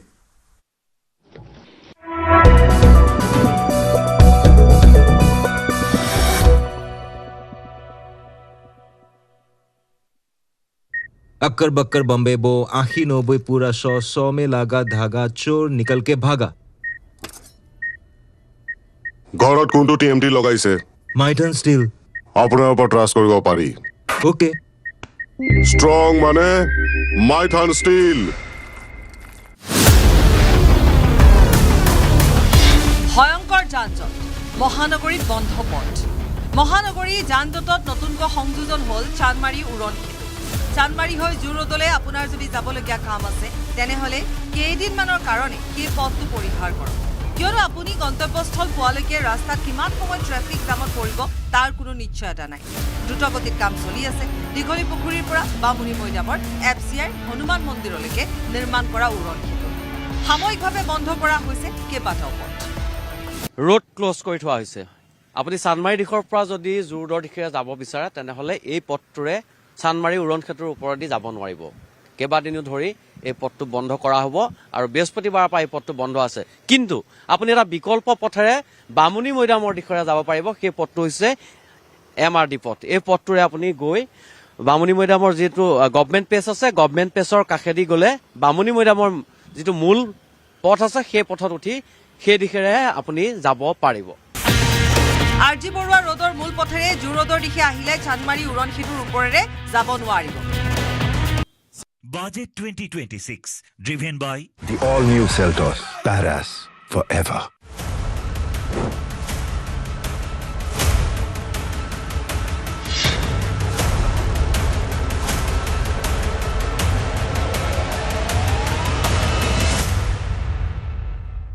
अक्कर बक्कर बम्बे बो 80-90 पूरा 100 में लागा धागा चोर निकल के भागा ঘৰত কোনটো টিএমটি লগাইছে মাইথান ষ্টিল আপোনাৰ ওপৰত ট্ৰাষ্ট কৰিব পাৰি ওকে ষ্ট্ৰং মানে মাইথান ষ্টিল ভয়ংকৰ যান-জঁট মহানগৰীত বন্ধ পথ মহানগৰী যান-জঁটত নতুনকৈ সংযোজন হ'ল চানমাৰী উৰণ সেতু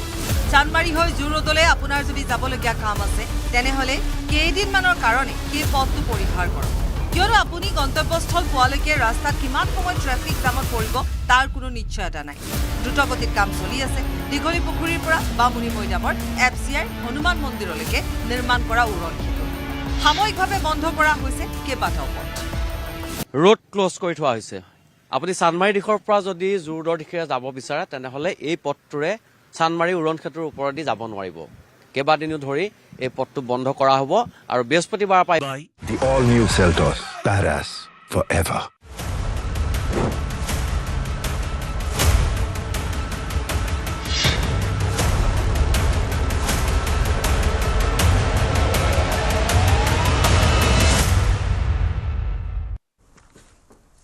নমস্কাৰ প্ৰিয় দৰ্শক বিৰতিৰ পিছত সকলোকে স্বাগতম জনাইছোঁ 17 বিধ ড্ৰাগছৰ মূল্য হ্ৰাস কৰাৰ সিদ্ধান্ত গ্ৰহণ কৰা হৈছে এইবাৰ বাজেটত আৰু সমান্তৰালকৈ ইম্পৰ্ট ডিউটি এক্সেম কৰা হৈছে বহুকেইটা এক্সটেণ্ডেড ড্ৰাগছত লগতে মেডিচিন স্পেচিয়েলাইজ মেডিকেল ফুড ইত্যাদি ইত্যাদি যিবোৰ বাহিৰৰ পৰা আহিব বিদেশৰ পৰা আহিব সেইবোৰৰ যি মূল্য হ্ৰাস হ'ব কাৰণ ইম্পৰ্ট ডিউটি কমোৱা হৈছে আৰু চিকিৎসাৰ ক্ষেত্ৰত 7টা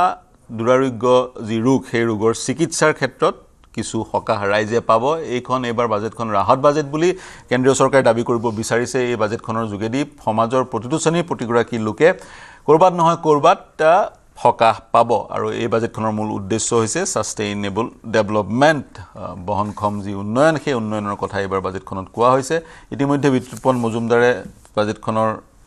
সাইজ বা বাজেটখনৰ সন্দৰ্ভত কিছু বিশ্লেষণ আগবঢ়ালে এই যে সাষ্টেইনেবল আমি ইকনমিৰ কথা কওঁ বিশেষকৈ আপুনি কিদৰে আপোনাৰ দৃষ্টিভংগী কি আপোনাৰ পাৰ্সপেক্টিভ সাষ্টেইনেবল ইকনমিৰ ক্ষেত্ৰত যদি অসমৰ ক্ষেত্ৰলৈ আহোঁ বাজেটখনে সমগ্ৰ দেশত তেনে ধৰণৰ এক সাষ্টেইনেবল ইকনমিৰ কথা কৈছে য'ত আমাৰ যি নিৰ্ভৰশীলতা চাইনা বা আমেৰিকাৰ ওপৰত সেই নিৰ্ভৰশীলতা কমি যাব সমান্তৰালে বিশ্বৰ বৰ্তমানৰ যি অৰ্থনৈতিক স্থিতি সেই অৰ্থনৈতিক স্থিতিৰ সৈতেও আমি তাল মিলাই আগবাঢ়ি যাব লাগিব গতিকে সমগ্ৰ ভাৰতৰ সন্দৰ্ভত বা অসমৰ ক্ষেত্ৰত এই এনে ধৰণৰ সাষ্টেইনেবল ইকনমি কেনেকৈ আমি পাব পাৰোঁ বুলি ভাবে আপুনি মই বিতুপন আপোনাক সুধিছোঁ হয় আমাৰ অসমৰ কথা তাৰপিছত আপোনাৰ ওচৰলৈ যাম হয় অসমৰ বৰ্তমান যদি আমি চাওঁ মই প্ৰত্যেকটো ক্ৰিটিকেল এংগেল মই ক'ব বিচাৰোঁ কাৰণ মই কথাবিলাক অলপ ষ্ট্ৰেইট ফৰৱাৰ্ডে পালোঁ মোক প্ৰথমতে চাওক অসমত যি ধৰণৰ ইনভেষ্টমেণ্ট ক্লাইমেট হৈছে মানে কেপিটেল ইনভেষ্টমেণ্টে বহুতখিনি কাম হৈছে আৰু যাৰ কাৰণে আমি যোনটো এটা ফল এটা পাইছোঁ নাম্বাৰটোত 15.5% আমাৰ GDP গ্ৰোথ নমিনেল GDP এবছলিউটলি বহুত ডাঙৰ নাম্বাৰ আৰু আমাৰ ৰাস্তা পদূলি ধুনীয়া বনিছে গাঁওবিলাকত বেছি ভাল গুৱাহাটীতকে ৰাস্তাকেইটা বেছি ভাঙা থাকে তো এই ক্ষেত্ৰত কি হয় আমি ক'বা দিছোঁ আমাৰ বহুত বেছি ফ্লাইঅভাৰো বনি আছে ক'ৰবাত ফ্লাইঅভাৰৰ কাৰণে মানুহ ডিষ্টাৰ্বো হৈছে আৰু লেটেষ্ট আমাৰ কি বুলি কয় আমাৰ এই কাজিৰঙাত কৰিডৰৰ কথা পাতি আছে that's also one of the activity যোনটো কাৰণে আৰু আমাৰ ইণ্ডিয়াত আৰু অসমৰ এটা বস্তু ভাল মই দেখি আছোঁ ৰিলিজিয়াছ টুৰিজিম এটা ভাল ডেভেলপমেণ্ট হৈছে এইবাৰ বুদ্ধিষ্ট চাৰ্কিট সেইটো ছাৰ লগত আপুনি যদি কামাখ্যা মন্দিৰত মই কামাখ্যা মন্দিৰত যাওঁ তাৰপৰত আমাৰ ভুৱনেশ্বৰ দেৱী মন্দিৰ ওচৰত মই গৈ থাকোঁ মাজে মাজে এনেকুৱা হৈছে আৰু মোৰ মানে কি হাত ভৰিত বিষ বেছি এনেকুৱা হয় শ্লোপত মানে আপোনাৰ গাড়ী উঠাব নোৱাৰা হৈ যায় ইমানখিনি ভিৰ হয় ছেটাৰডে ছানডে আপুনি যাবই নোৱাৰে সেইদিনাখন মোৰ ভাইটি এটাও আহিছিলে তেলেগু মানে হয় হিজ ফ্ৰম অন্ধ্ৰ প্ৰদেশ তাৰ পৰা মানুহখিনি আজিকালি মেজৰিটি মানুহ দেখিব আহি থাকে ইয়াত ডাঙৰ ডাঙৰ পূজা ৰিলিজিয়াছ টুৰিজিম অসমত বৃদ্ধি পাইছে বাহিৰৰ মানুহ বৃদ্ধি পাইছে সেইটো এটা হৈছে কিন্তু অসমৰ যোনটো মই বহুত ক্ষেত্ৰত ভাল হৈছে অসমত ফ্ল'জ আহিছে কেপিটেল মুভমেণ্ট হৈছে অসমত কেতিয়াবা এনেকুৱা লাগে যে কি বুলি কয় things R looking very fine আৰু আমি মাজতে কি অসমত ডাঙৰ এটা বস্তু মই ফিল কৰোঁ পাৰ্চনেলি সেইটো মে বি পলিটিকেলি ৰাইট নহ'ব পাৰে কিন্তু মই পাৰ্চনেলি ফিল কৰোঁ ইন দ্য লংগাৰ টাইম অসমৰ গাঁও ফালে কি হয় মানুহবিলাক আজিকালি খেতি কৰা মই সিমান আজিকালি আগৰ নিচিনা সেনেকৈ নেদেখোঁ আগৰ যেনেকৈ খেতি কৰে মোৰ লগৰবিলাক এতিয়া ধৰি লওক কলেজত প্ৰফেচাৰ হ'লেও ঘৰত গৈ খেতি কৰে কিন্তু সেই খেতিৰ ক্ষেত্ৰত যোনটো হয় ন যোনটো পাৰ্টিচিপেশ্যন মানুহৰ সেই ইনচেণ্টিভাইজ কমি গৈছে ঘৰত গভৰ্ণমেণ্টৰ পৰা ছাপোৰ্ট পাই আছে স্কিমবিলাকৰ কাৰণে ৰিচেণ্টলি এতিয়া 10,000 টকাও কিবা গভৰ্ণমেণ্টে দিলে চাগে সেইটো মে বি মই পলিটিকেলি ৰাইট নহ'ব পাৰে কথাখিনি মোৰ মে বি কিন্তু এনেকুৱা সময়ত কি হৈ যায়গৈ এই যোনটো কৰিব লগা পৰিস্থিতিত গভৰ্ণমেণ্ট পৰিছে মই নকওঁ যে গভৰ্ণমেণ্টে লিয়ৰ কৰিছে কিন্তু যোনটো পৰিস্থিতিত গভৰ্ণমেণ্টে আজি নহয় গভৰ্ণমেণ্টে ইলেকশ্যন যদি বুলি মই ক'লোহেঁতেন নহ'লে গভৰ্ণমেণ্টে আজি 4-5 বছৰ পৰা দিব লগা নহ'লহেঁতেন তেনেকুৱা ধৰণৰ হয় যে গভৰ্ণমেণ্টৰ ফালৰ পৰা আমাৰ ষ্টেট গভৰ্ণমেণ্টৰ ফালৰ পৰা ক'ৰবাত ক'ৰবাত আমাৰ গাঁৱৰ অঞ্চলত প্ৰডাক্টিভিটি বহুত ভালকৈ ড্ৰপ হৈছে আৰু এই প্ৰডাক্টিভিটি আমি যদি কওঁ যেতিয়া আমাৰ চিফ মিনিষ্টাৰ ডাঙৰীয়া যেতিয়া কয় মিয়া ৱৰ্ড ইউজ কৰে যে বাহিৰৰ বিদেশী মানুহখিনি একজেক্টলি ক'ব গ'লে তেওঁলোকে আমাৰ ইকনমিক ক্ষেত্ৰত খেতিৰ হওক বা মাছৰ হওক তেওঁলোকৰ আপুনি ধৰি লওক চৰাঞ্চলৰ গোটেইখিনি তেওঁলোকে ধৰি আছে মই আপোনাৰ পইণ্টটো ল'লোঁ সেইকাৰণে মই এটা কওঁ এই প্ৰডাক্টিভিটিৰ ওপৰত যদি আমাৰ হয় সেই বস্তুটোৱে মোৰ মেজৰ কনচাৰ্ণ কিন্তু মই নকওঁ যে অসমৰ সকলো মানুহে অসমীয়া কিন্তু এটা কথা কওঁ যে আমাৰ অসমীয়া যোনটো গাঁৱৰ আমাৰ অঞ্চলৰ মানুহখিনি ক'ৰবাত অকণমান প্ৰডাক্টিভিটি ড্ৰপ হৈছে সেইটো বস্তুৰ প্ৰতি অকণমান মোৰ ভয় কাৰণ আমি গ্ৰ'থটো দেখি আছোঁ কিন্তু in the long term may be কি হ'বগৈ যদি আমি যদি অকল যদি ইনচেণ্টিভাইজ কৰি থাকোঁ বা ইনচেণ্টিভাইজ কৰা বেলেগ বস্তু আমি যদি আপোনাক দৰকাৰ হ'লে পইচা আমাক কি সৰুতে কি কয় যে তই নিজে অলপ কাম কৰা গুৰুত্ব দিয়ে আমাক যদি ঘৰৰ পৰা যদি ইমিডিয়েটলি পইচা দি থাকে এতিয়া মই বুঢ়া বয়স হৈ গৈছে এই বয়সত যদি মোক ঘৰৰ পৰা পইচা দি থাকে তো মই কাম কেনেকৈ কৰিম কথাটো সেনেকুৱা হয় এটা আমাৰ কি প্ৰডাক্টিভিটি পুষ্ট যোনটো লগাই জাপানীজৰ লগত আমি আমাৰ ইয়াৰ পৰা যেতিয়া আমি কি বুলি ভাবিছোঁ আমি লেবাৰ এক্সপৰ্টৰ কথা ভাবিছোঁ আমাৰ লেবাৰখিনি এনেকুৱা হ'লে আমি এক্সপৰ্ট কেনেকৈ কৰিম তো সেই ক্ষেত্ৰত কি হয় মে বি এদিন নহয় মে বি নেক্সট ইয়াৰ যদি আমাৰ এখন গভৰ্ণমেণ্ট আকৌ মই এজ সকলোৱে ভাবিছোঁ যে এখন গভৰ্ণমেণ্ট যদি আহে আৰু হাই পচিবিলিটি তেতিয়া বিচাৰোঁ এই বস্তুখিনি ক'ৰবাত এই বস্তুখিনি ধ্যান দিয়াটো প্ৰয়োজন বিশেষকৈ আমাৰ মাটি পথাৰৰ মাটি চন পৰি আছে আমাৰ অসমত পথাৰৰ মাটিত অসমৰ মানুহে খেতি নকৰা পৰিলক্ষিত হৈছে আৰু তাৰপিছত মিয়াসকলে অসমৰ এটা ইকনমিৰ এটা বৃহৎ অংশীদাৰ বা ষ্টেক হোল্ডাৰ বুলি আপুনি এই মুহূৰ্তত ক'ব বিচাৰিছে আৰু যিমানেই ইনচেণ্টিভাইজ কৰি গৈ থকা যাব বা চৰকাৰী আঁচনিৰ যোগেদি ৰাইজক ডাইৰেক্ট কেছ ট্ৰেন্সফাৰ কৰি থকা যাব তেওঁলোক কামৰ প্ৰতি কিমান আকৰ্ষিত হ'ব সেয়াও ডাঙৰ প্ৰশ্ন আৰু অসমৰ যুৱক যুৱতীয়ে আজিৰ তাৰিখত আমি পৰিলক্ষিত কৰিছোঁ ভাৰতবৰ্ষৰ বিভিন্ন প্ৰান্তত বিভিন্ন ধৰণৰ চাকৰি কৰিবলৈ গৈছে তেওঁলোকে IS-ৰ পৰা আৰম্ভ কৰি একে ছিকিউৰিটি গাৰ্ডৰ চাকৰি কৰিবলৈকে গৈছে কিন্তু ছিকিউৰিটি গাৰ্ডৰ চাকৰি কৰিবলৈ যোৱা যুৱক যুৱতীসকলে মাহে বিশেষকৈ যুৱকসকলে মাহে 6,000 পৰা 10,000 টকা দৰমহা পায় কিন্তু তেওঁলোকক যদি উপযুক্ত পৰিৱেশ দিয়া হয় মাটি দিয়া হয় যদি মাটি নাই তেওঁলোকে তাতকৈ বহু বেছি ধন অসমতে উপাৰ্জন কৰিব তাৰ কাৰণে তেওঁলোকক পৰিৱেশ দিয়াটো প্ৰয়োজন কৃষিখণ্ডত কিমান আজি নিৰ্ধাৰিত কৰা হ'ল ধন তাৰ আপোনাৰ হাতত পৰিসংখ্যাটো আছে নেকি ডিফেন্সৰ ইতিমধ্যে আমি পৰিসংখ্যাটো পালোৱে 10-12% মান agriculture activity 1.62 lakh crore 1.62 lakh crore কৃষি আৰু কৃষিভিত্তিক কাম কাজৰ কাৰণে 1.62 লাখ কোটি টকা নিৰ্ধাৰিত কৰা হৈছে বাজেটৰ যি মূল ব্যয় তাৰ কিমান শতাংশ হ'ব 2% 2% মান হ'ব 2% বেছি হ'ব 2% গতিকে কৃষিখণ্ড আৰু শিক্ষাখণ্ডত বাজেটৰ পৰা যিমান ধন নিৰ্ধাৰিত কৰা হয় তাতকৈ বেছি ধন নিৰ্ধাৰিত কৰাৰ অৱকাশ আছে নেকি যদি নাই ব্যক্তিগত খণ্ডক এই দিশলৈ অনাৰ বা এই দিশত বিনিয়োগ কৰাৰ বা বিনিয়োগ কৰিবলৈ তেওঁলোকক হেঁচা প্ৰয়োগ কৰাৰ অৱকাশ আছে নেকি এইকেইটা প্ৰশ্ন কিন্তু প্ৰাসংগিক মই বিজেপিৰ ওচৰলৈ যাম বিজেপিৰ প্ৰতিনিধিগৰাকীৰ ওচৰলৈ যাম আপুনি কি প্ৰতিক্ৰিয়া প্ৰকাশ কৰিব বিশেষকৈ বিতুপনে যি এক মন্তব্য কৰিলে হয় বিতুপন্দাই ৰেখাৰ কথা কৈছে যে অসমৰ আজিকালি থলুৱা লোকসকলে খেতি বাতিত কম নকৰা হৈছে বা আমাৰ চৰকাৰৰ ফলৰ পৰাও ধৰক কিছু সংখ্যক আঁচনিৰ জৰিয়তে সহায় সাহায্য আগবঢ়োৱা হৈছে এতিয়া চাওক খেতি বাতি নকৰা হৈছে আমিতো সদায় কৈ আছো যে আমাৰ যোনখিনি খিলঞ্জীয়া আমাৰ ল'ৰা ছোৱালীখিনিয়ে এগ্ৰিকালচাৰ বা প্ৰডাকশ্যন ক্ষেত্ৰখনত নামিব লাগে কাৰণ আমি যদি আজি নিজৰ ফিল্ডসমূহ এৰি দিওঁ যেনেধৰণে এতিয়া বিৰোধী দলে বহিৰাগত সেই বংগমূল মুছলমানসকলক আনি আমাৰ অসমখন ধ্বংস কৰাৰ পথত লৈ গৈছে আমি আজি খিলঞ্জীয়াসকলে কিন্তু সকলো কামত নামি পৰিব লাগিব আৰু চৰকাৰে আঁচনিসমূহেৰে সহায় কৰি আছে ডেট ডাজন্ট মিন যে সেই আমাৰ মানুহখিনিয়ে কাম নকৰিব সেইটো নহয় আঁচনি কিমান দিছে আজি অৰুণোদয় আঁচনিৰ জৰিয়তে কিমান টকা দিছে 1250 টকাৰে জানো ঘৰ চলিব নেকি 1250 টকাটো কিয় দিয়া হৈছে যাতে যোনখিনি মহিলা আছে তেখেতসকলে যাতে নিজৰ এটা হাত খৰচ নিজৰ মতে দুটা বস্তু যাতে কিনিব পাৰে নিজৰ পুৰুষজনক নুখুজাকৈ সেইটো বাবে দিয়া হৈছে এতিয়া ছোৱালীসকলক নিযুত মইনা আঁচনি দিছে নিযুত মইনা আঁচনিৰ জৰিয়তে যোনখিনি ছোৱালীয়ে পইচাৰ অভাৱত পঢ়া শুনা এৰি সৰু বয়সতে বিয়া হয় নিজৰ জীৱনটো ধ্বংস কৰিবলগীয়া হয় সেই ছোৱালীসমূহক বচাবলৈ এইসমূহ আঁচনি দিয়া হৈছে আৰু লগতে যোনটো স্কুটি প্ৰদান কৰে সুফল লাভ কৰিলে পৰীক্ষাত সেই স্কুটিখনেৰেও ছোৱালীজনীয়ে ধৰক 2-3টা টিউচন কৰায় যাৰ আৰ্থিক অৱস্থা বৰ এটা ভাল নহয় বা BPL বিলো পভাৰ্টি লাইনত পৰে তেনেধৰণৰ পৰিয়ালৰ ছোৱালীসকলেও 2-3টা টিউচন কৰায় 2 পইচা ইনকাম কৰি নিজৰে ফিউচাৰৰ পঢ়া শুনা ইউটিলাইজ কৰিব পাৰিব এতিয়া আমাৰ ল'ৰা ছোৱালীখিনি স্বাভাৱিকভাৱে আজি আমি উবেৰ হওক বা ওলা হওক বা আপুনি এই খেতিৰ ক্ষেত্ৰতে মিয়াসকলে কেনেধৰণে সোমাই পৰিছে এটা ভয়াৱহ পৰিস্থিতি এটা সৃষ্টি হৈছে আজি ৰাতি সাধাৰণতে আমি উবেৰত অকলে যাবলৈ অলপ ভয় খাওঁ কাৰণ যদি ড্ৰাইভাৰজন এখন মিয়া হয় কাৰণ তেখেতসকলৰতো একো ভৰসা নাই তেখেতসকলে ক্ৰাইম কৰিবলৈ অলপ মই পুনৰ বাজেটলৈ ঘূৰি আহিব বিচাৰিম বাজেট হয় কংগ্ৰেছৰ প্ৰতিনিধি আমাৰ সৈতে সংযুক্ত হৈছে ৰূপা কলিতা ডাঙৰীয়ানী আপুনি সংযুক্ত হৈছে মই দুগৰাকীৰ ওচৰলৈ যাম মই বিতুপন আপোনাৰ ওচৰলৈ পুনৰ আহিব বিচাৰিছোঁ ঋণৰ প্ৰসংগটো উল্লেখ কৰিব বিচাৰিছোঁ আপুনি ক'লে আমাৰ জিডিপিতকৈ GSDPতকৈ লোন 50% নহয় জানো নহয় সৰ্বভাৰতীয় পৰ্যায়ত আপুনি এটা পৰিসংখ্যা দিছিলে সৰ্বভাৰতীয় পৰ্যায়ত আমাৰ 197 লাখ কোটি মান আমাৰ 157 কোটি 157 লাখ কোটি আমাৰ 197 আমাৰ 220 লাখ কোটি টকা মানৰ হয়গে হয় 220 লাখ জিডিপিৰ হাৰ পাৰ্চেন্টেজ মতে আমি 55 to 57 হয়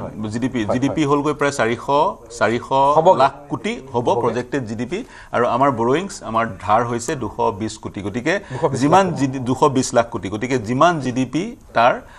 প্ৰায় 57% মান আমাৰ ধাৰ কিন্তু আমি এটা বিৰাট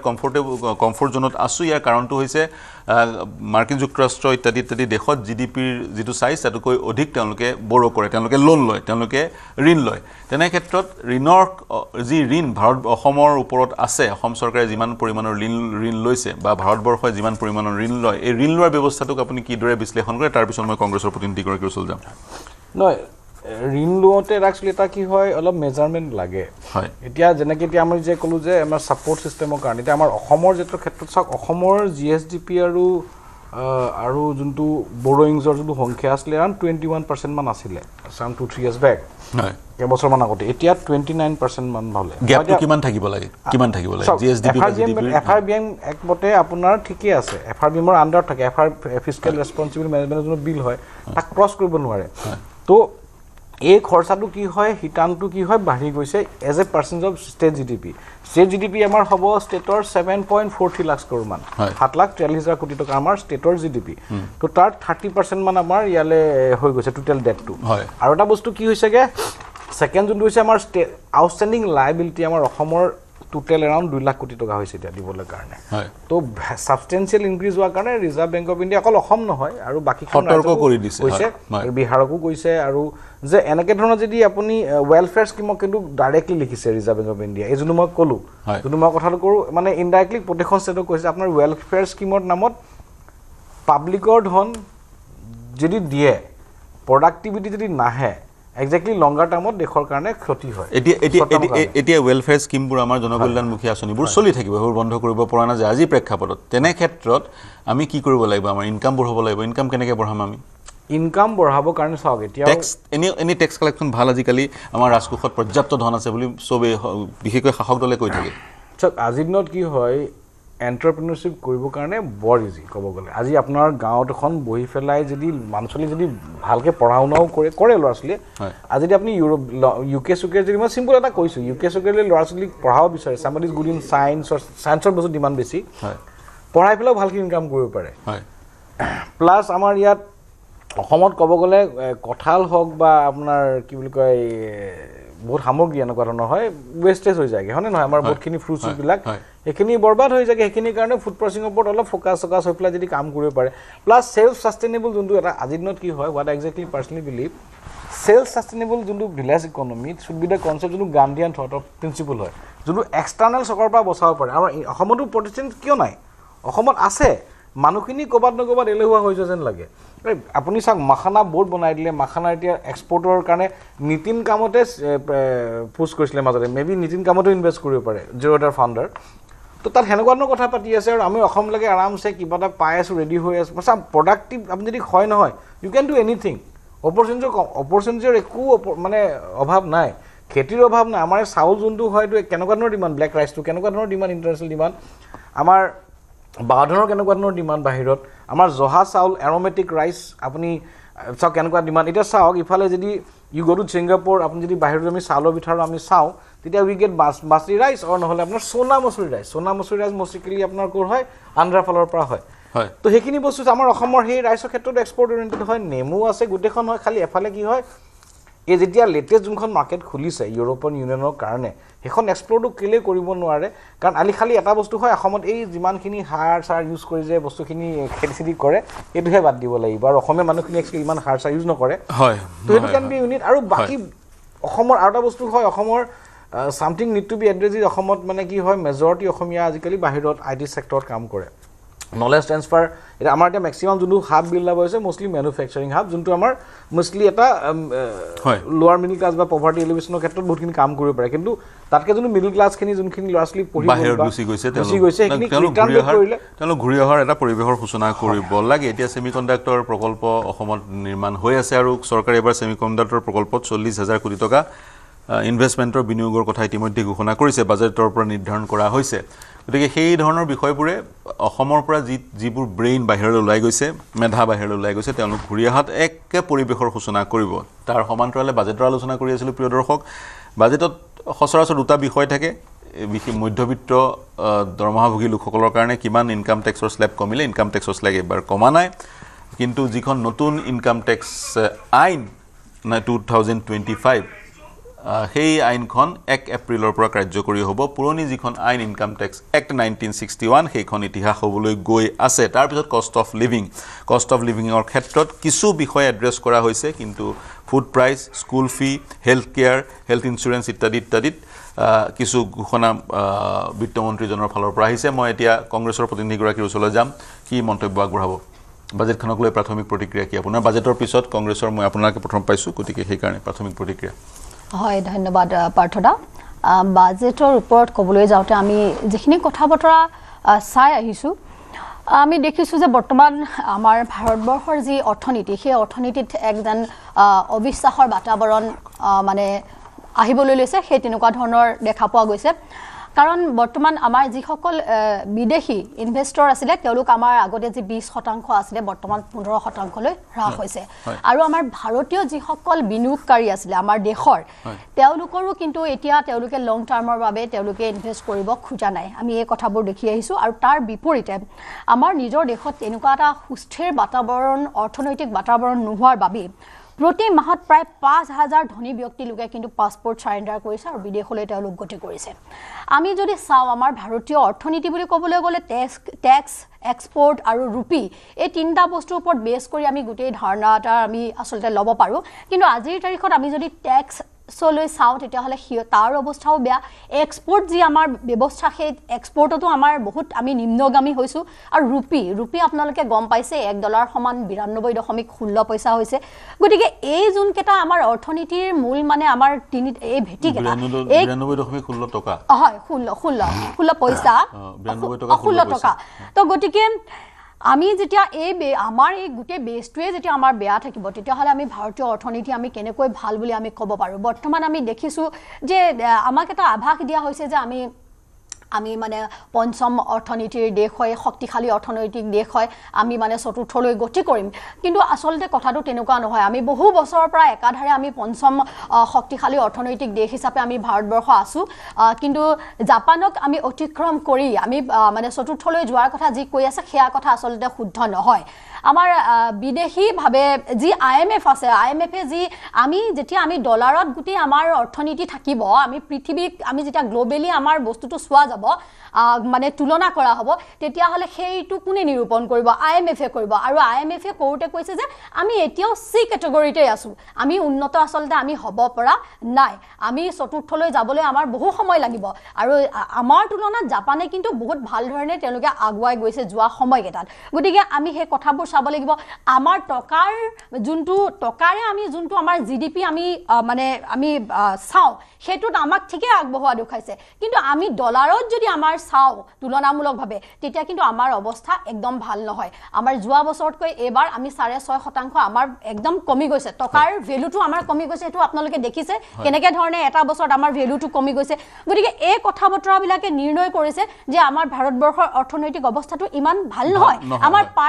পাৰ কেপিটা ইনকাম আছিল 2850 কিন্তু আজিৰ তাৰিখত আমাৰ পাৰ কেপিটা ইনকাম কিন্তু 2700 টকালৈ নামি গল আমাৰ যি এক্সপোৰ্ট আছিল 330 বিলিয়ন কিন্তু বৰ্তমান আমাৰ এক্সপোৰ্ট আমাৰ কি হল নামি আহি 430 বিলিয়নলৈ আমি নামি আহিলো মানে এই কথাবোৰ আমি চাব লাগিব আমি গ্লোবেলি যি আমাৰ ম্যানুফ্যাকচাৰিং আছে সেই ম্যানুফ্যাকচাৰিংত আমি আসলতে বহুত পিছ পৰি আছো আমি কেৱল চামৰাৰ উদ্যোগ বা কাপোৰ বা কাৰ্পেট এনেকুৱা ধৰণৰ কিছুমান বস্তু আমি ম্যানুফ্যাকচাৰিং কৰি বাহিৰলৈ পঠিয়ালে নহব সেইটোৰ ক্ষেত্ৰত কিন্তু আমাৰ কম্পিটিশন বাংলাদেশ পাকিস্তান আফগানিস্তান এইবিলাকৰ লগতো হয় গতিকে আমি ম্যানুফ্যাকচাৰিং টেকনিক্যাল সাইডটোত আমি যে কৰিব পৰা নাই সেই কথাবোৰ আসলতে আমি চাব লাগিব প্ৰতিক্ৰিয়ালম হয় মই প্ৰতিক্ৰিয়ালম আপুনি ডলাৰ আৰু টকাৰ যি তুলনা সেই তুলনাটো কৰিছে অতি সম্প্ৰতি ভাৰতে টকা ব্যৱহাৰ কৰি পৃথিৱীৰ বহুকেইখন দেশৰ পৰা সামগ্ৰী সেৱা ক্ৰয় কৰাৰ সিদ্ধান্ত গ্ৰহণ কৰিছে কিন্তু তৎসত্ত্বেও কিন্তু আজিৰ তাৰিখত $1 সমান টকা হৈছে গৈ 92.16 টকা মই বিজেপিৰ প্ৰতিনিধিগৰাকীৰ ওচৰলৈ যাওঁ কি প্ৰতিক্ৰিয়া প্ৰকাশ কৰিব আপুনি চাওক আমাৰ ভাৰতবৰ্ষখনে এতিয়া লাহে লাহে ডি-ডলাৰাইজেশ্যনৰ ফালে আগবাঢ়ি আছে আজি ডি-ডলাৰাইজেশ্যনৰ ফালে আমাৰ ভাৰতবৰ্ষখনে আগবাঢ়ি আছে এতিয়া আপোনালোকে জানে যে ডোনাল্ড ট্ৰাম্প ডাঙৰীয়াই 50% টেৰিফ যে আমাৰ ওপৰত ইম্প'জ কৰিছিলে কিয় ইম্প'জ কৰিছিলে আজি মোদী ডাঙৰীয়াই যদি ডোনাল্ড ট্ৰাম্প ডাঙৰীয়াৰ কথা মানি তেখেতে যোনখিনি এগ্ৰিমেন্ট আমাৰ ভাৰতবৰ্ষৰ লগত কৰিব বিচাৰিছিলে সেই এগ্ৰিমেন্টত যদি সহি কৰি দিলে হয় তেতিয়া হলে কি হল হয় আমাৰ ভাৰতবৰ্ষৰ সমগ্ৰ খেতিয়কসকল মৰি গল হয় কাৰণ তেখেতসকলৰ আমেৰিকান যোনখিনি এগ্ৰিকালচাৰাল প্ৰডাক্টছ সেই এগ্ৰিকালচাৰাল প্ৰডাক্টসমূহ আমাৰ ভাৰতবৰ্ষত বহুত কম দামত পোৱা গল হয় তেতিয়া হলে আমাৰ ভাৰতবৰ্ষৰ যোনখিনি খেতি উৎপাদন সেই এগ্ৰিকালচাৰাল প্ৰডাক্টসমূহৰ দামটো অলপ বেছি হোৱাৰ কাৰণে আমাৰ লোকেল ফাৰ্মাৰ্ছখিনি মৰি গল হয় তেনে ধৰণৰ বিভিন্ন কথা থাকে অকল অভিযোগ উত্থাপন কৰি থাকিলেই নহব আজি চাওক আমাৰ যোনটো আমাৰ ইউৰোপিয়ান ইউনিয়নৰ লগত ইউৰ লগত চুক্তি স্বাক্ষৰ কৰিছে মোদী ডাঙৰীয়া সেইটো এটা কিমান ডাঙৰ পদক্ষেপ সেইটো জানো কোনো এখন চৰকাৰৰ দিনত হৈছিল আগতীয়াকৈ কোনো এখন চৰকাৰৰ দিনতো হোৱা নাই আজি আমাৰ অসমতে কিমানখিনি ইণ্ডাষ্ট্ৰিয়েলাইজেশ্যন আহিছে আগৰ চৰকাৰৰ দিনতো আমাৰ অসম তথা নৰ্থ ইষ্টখন সদায় আইজোলেটেড হৈ থাকিবলগীয়া হৈছিলে ইয়াতে কোনটো ইণ্ডাষ্ট্ৰি সেটআপ হোৱা আমি দেখা পালো কংগ্ৰেছৰ ইমান বছৰীয়া শাসনকালত এটাও তো ইণ্ডাষ্ট্ৰি দেখা নাপালো আজি ভাৰতবৰ্ষত এখন আপোনাৰ কিমানখিনি নতুন এন্টাৰপ্ৰেনাৰ্ছ আছে হেতুও চাব লাগিব ভাৰতবৰ্ষত আপোনাৰ এন্টাৰপ্ৰেনাৰ্ছৰ বৃদ্ধি হৈছে লগতে আপোনাৰ IIT 7খন নতুন IIT হৈছে 16খন নতুন ট্ৰিপল IIT হৈছে multiple AIIMS and central universities হৈছে এইবোৰ কি ডেভেলপমেন্টৰ চিন নহয় নেকি আজি অসমখনৰ আগতে দেখোন নতুনকৈ এইমছ এখনো আহিলে IIMও আহিলে সেমিকণ্ডাক্টৰ ইণ্ডাষ্ট্ৰি আহিলে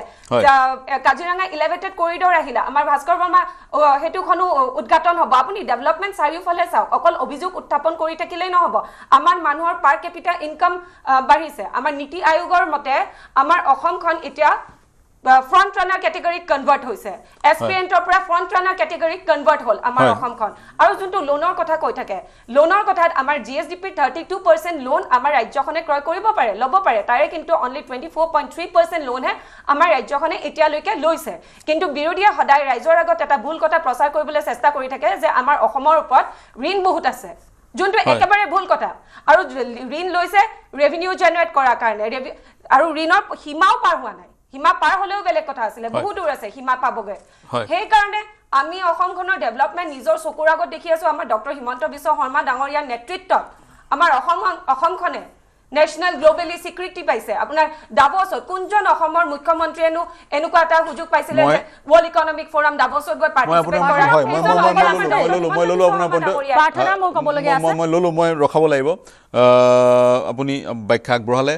পুনৰ মই বাজেটৰ ব্যাখ্যা কৰিম মই বিতুপন আপোনাৰ ওচৰলৈ আহিব বিচাৰিছোঁ বিশেষকৈ আমি যেটো ক্যাপিটাল এক্সপেন্ডিচাৰৰ কথা কৈ আছিলোঁ 12.2 লাখ সেই ক্যাপিটাল এক্সপেন্ডিচাৰ মূলত biopharma semiconductor electronics equipment textile chemical এইকেইটা খণ্ডক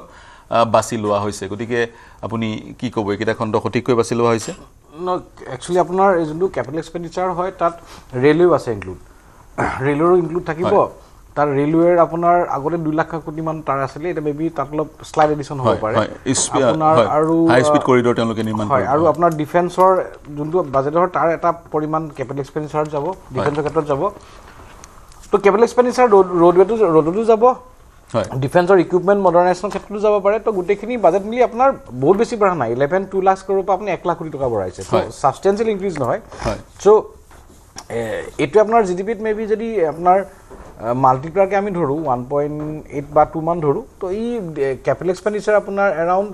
25 লাখ কোটি মান টকাৰ জিডিপি এডিশন কৰিব মানে 357 টু 25 হ'ব 370 সামথিং মান হ'বগে তো আপোনাৰ ক্যাপিটাল এক্সপেন্ডিচাৰ যোনটো বুষ্ট হয় হেতু এগেইন কন্টিনিউ কৰি আছে আৰু ক্যাপিটাল এক্সপেন্ডিচাৰ অবভিয়াসলি গুড থিং কিন্তু মই এগেইন কওঁ যে মই যোনটো বিচাৰি আছিলো যে private investment should pick up private investment should pick up তো তাৰ কাৰণে এতিয়া অবভিয়াস লাহে লাহে হ'বগে এতিয়া মই নকওঁ যে নহয়গে প্ৰাইভেট ইনভেষ্টমেন্ট পিক আপৰ কাৰণে গভৰ্ণমেণ্টৰ ষ্টেপ দৰকাৰী আৰু এখন গভৰ্ণমেণ্ট ডাঙৰ ফেইলাৰটো হেতুৱে কম মানে গভৰ্ণমেণ্টৰ ফেইলাৰ বুলি কেনে কম বাৰু মানুহে ফেইল কৰিছে মেবি কাৰণ গভৰ্ণমেণ্টে পুশ কৰিছে প্ৰাইভেট ইনভেষ্টমেন্ট আহা নাই গভৰ্ণমেণ্ট নিজেও কৈছে গভৰ্ণমেণ্টে প্ৰাইভেট ইনভেষ্টমেন্ট আহিবলৈ যি ধৰণৰ চেষ্টা কৰি আছে যি ধৰণৰ পৰিৱেশ কৰিব মই যাম আপোনাৰ ওচৰলৈকে যাম হয় আপুনি শেষ কৰক সেই ধৰণৰ পৰিৱেশ গঢ়ি দিয়া নাই পৰিৱেশৰ কাৰণে চেষ্টা কৰি আছে কিন্তু হেতু পিক আপ হোৱা নাই 10-12 বছৰ পৰা ধৰি পিক আপ হোৱা নাই প্ৰাইভেট ইনভেষ্টমেন্ট নিউমেৰিকেল বাঢ়িছে যেনেকৈ আপুনি নাম্বাৰবিলাক কৈ দিয়ে কোনোবাই 20000 কোটি টকা খৰচা কৰিছে 30000 কোটি টকা কৰিছে these are fine numbers but as a percentage of GDP খানি পিক আপ টু যদি 15-16% কৰিব পাৰে আজি ইণ্ডিয়াৰ যোনটো পটেনশিয়াল গ্ৰোথ হয় 7% নহয় 8.5-9% গ্ৰো কৰিব পাৰে আৰু ইণ্ডিয়া কি হয় এক্সটাৰ্নাল যোনটো সেক্টৰ হয় ইণ্ডিয়া এক্সটাৰ্নাল সেক্টৰ কেতিয়া ইণ্ডিয়াই ট্ৰেড সাৰপ্লাছত নাথাকে সদায় ট্ৰেড ডেফিচিটত থাকে ইণ্ডিয়াই কেতিয়াও সাৰপ্লাছ নহয় ইণ্ডিয়াই এক্সপোৰ্ট সদায় কম ইম্পোৰ্টতকে এক্সপোৰ্ট সদায় কম ইম্পোৰ্ট বেছি হয় আৰু লেটেষ্ট কি হয় ইণ্ডিয়াই গোল্ডৰ দামৰ কাৰণে এক্সপেন্সিভ এবাৰ ইম্পোৰ্ট মেবি আৰু বাঢ়িব পাৰে তো এক্ষেত্ৰত কি হয় আমি কেতিয়া আমি এক্সটাৰ্নালি ড্ৰিভেন ইকোনমি নহয় আমি চাইনাৰ নিচিনা ইকোনমি নহয় আমি ইনৱাৰ্ড ইকোনমি হয় য'ত আমাৰ কনজাম্পশ্যন ইজ দ্য মেইন থিং আৰু আমাৰ যোনটো কনজাম্পশ্যন হয় দেশৰ জিডিপি এৰাউণ্ড 55-60% তো কথাটো কি হয় ক'বাত নক'বাত ইনভেষ্টমেণ্ট কেলে পিক আপ হোৱা নাই because of consumption is not picking up if consumption pick up growth is faster তেতিয়া ইনভেষ্টমেণ্ট পিক আপ হ'ব ইনভেষ্টমেণ্ট পিক আপ হ'লে আপোনাৰ কি হয় গোটেই যোনটো প্ৰাইভেট ইকনমি যোনটো এক্সক্লুডিং দ্য গভৰ্ণমেণ্ট পুছ সেই ইকনমি চলিব যোনটো ক'বাত নক'বাত তাত এটা বটলিং হৈ আছে আৰু যোনটো আৰ্বান কনজাম্পশ্যন ডেট হেজ বেচিকেলি গ্ৰোথটো কমৰ কাৰণে কাট ডাউন দেখিছে লাষ্ট বাজেটৰ পৰা গভৰ্ণমেণ্টে পুছ কৰিছে ৰুৰেলটো গ্ৰ' কৰিছে আৰু ৰুৰেল আৰ্বানৰ যোনটো গেপ হয় সেইটো ফুলফিল কৰা গেপটোতো কম চেষ্টা কৰিছে কিন্তু কথাটো কি হয় ওভাৰঅল যোনটো কনজাম্পশ্যন লেভেল কাৰণে গভৰ্ণমেণ্টে জিএছটি কাট কৰিলে ইনকাম টেক্স স্লেব কৰিলে কিন্তু প্ৰব্লেম ইজ ডেট যে ইনকাম গ্ৰোথটো মানুহৰ একজেক্টলি হৈ আছে নাই ইমান লে অফ প্ৰাইভেট ছেক্টৰত হৈ আছে আৰু গভৰ্ণমেণ্টে নিজে কিমান জবছ ক্ৰিয়েট কৰিব ইকনমিক ছাৰ্ভে ৰিপৰ্ট কি কৈছে মই চোৱা নাই মই ললো ওভাৰঅল যদি মই কওঁ সেই পাৰ্টটো যদি কৰিলে হৈ গ'ল ডেট এই যোনটো মই প্ৰব্লেমটো দেখি আছে সেই প্ৰব্লেমবিলাক ফিক্স হ'ব মই নতুনকৈ সংযুক্ত হৈছে কিশোৰ ভট্টাচাৰ্য ডাঙৰীয়া বিজেপিৰ মুখপাত্ৰ হিচাপে আপুনি সংযুক্ত হৈছে বাজেটখনক লৈ আপোনাৰ প্ৰতিক্ৰিয়া জানিম আমি আৰু প্ৰায় 16 মিনিটমান কথা পাতিম আপোনাৰ প্ৰতিক্ৰিয়া তাৰপিছত মই কংগ্ৰেছৰ ওচৰলৈ যাম বাজেটখনৰ যিখিনি আমি প্ৰাৰম্ভিক এতিয়াতো পটককৈ তাৰ ডিটেইলছবিলাক অহা নাই কিন্তু বাজেটখনত দুটা বস্তু হৈছে এটা হ'ল কি আপোনাৰ ৰুৰেল ইকনমিটোক মানে সবল কৰিবলৈ চেষ্টা কৰা হৈছে সেইটো এটা ডাঙৰ কথা আৰু সেমি কণ্ডাক্টৰৰ যেটো আমাৰ মানে সেই ইলেক্ট্ৰনিক 40,000 কোটি টকাৰ বিনিয়োগ চৰকাৰী বিনিয়োগ ইয়াৰ যোগেদি তাৰমানে আমাৰ সেই দিশত অকমান মনোনিৱেশ কৰা হৈছে যাতে সেইখিনি আমি বাহিৰলৈ এক্সপোৰ্ট কৰিব পাৰোঁ কাৰণ সেমি কণ্ডাক্টৰৰ প্ৰয়োজনীয়তা সকলো দেশৰে আছে গতিকে আৰু শেহতীয়াকৈ এটা নতুন এইটো আলোচনা হৈছে ইতিমধ্যে যে এটা নতুন ট্ৰেণ্ড ইণ্ডিয়া গভৰ্ণমেণ্টে আৰম্ভ কৰিছে কাৰণ চাওক যোৱা সময়ছোৱাত আমেৰিকাৰ যি ধৰণৰ আমেৰিকাৰ প্ৰশাসন ব্যৱস্থা বিশেষকৈ ৰাষ্ট্ৰপতিগৰাকী যেতিয়াই মন যায় যিকোনো দেশক অকল ভাৰতবৰ্ষ বুলি নহয় এনেকুৱা উন্নয়নশীল অৰ্থনীতিৰ ওপৰত আমেৰিকাৰ যিবিলাক সিদ্ধান্ত সেইবিলাকে আমাৰ অৰ্থনীতিত যথেষ্ট নেতিবাচক প্ৰভাৱ পেলাইছে গতিকে তাৰ পৰা উদ্ধাৰৰ কাৰণে দেশখনে এটা নিজস্ব এক দৃষ্টিভংগীৰে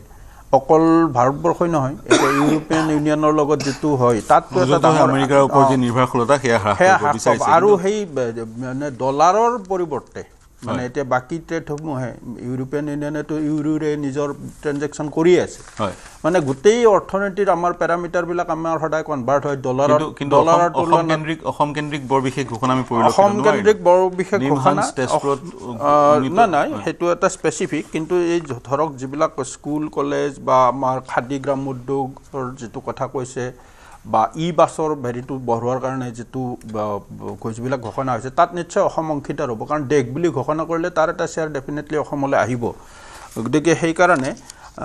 মই এই বাজেটখনত মানে আৰু এটা বাজেটখনত এটা কথা প্ৰতিফলন হৈছে এইটো স্পীচত নিৰ্মলা সীতাৰমণজীৰ স্পীচত এইটো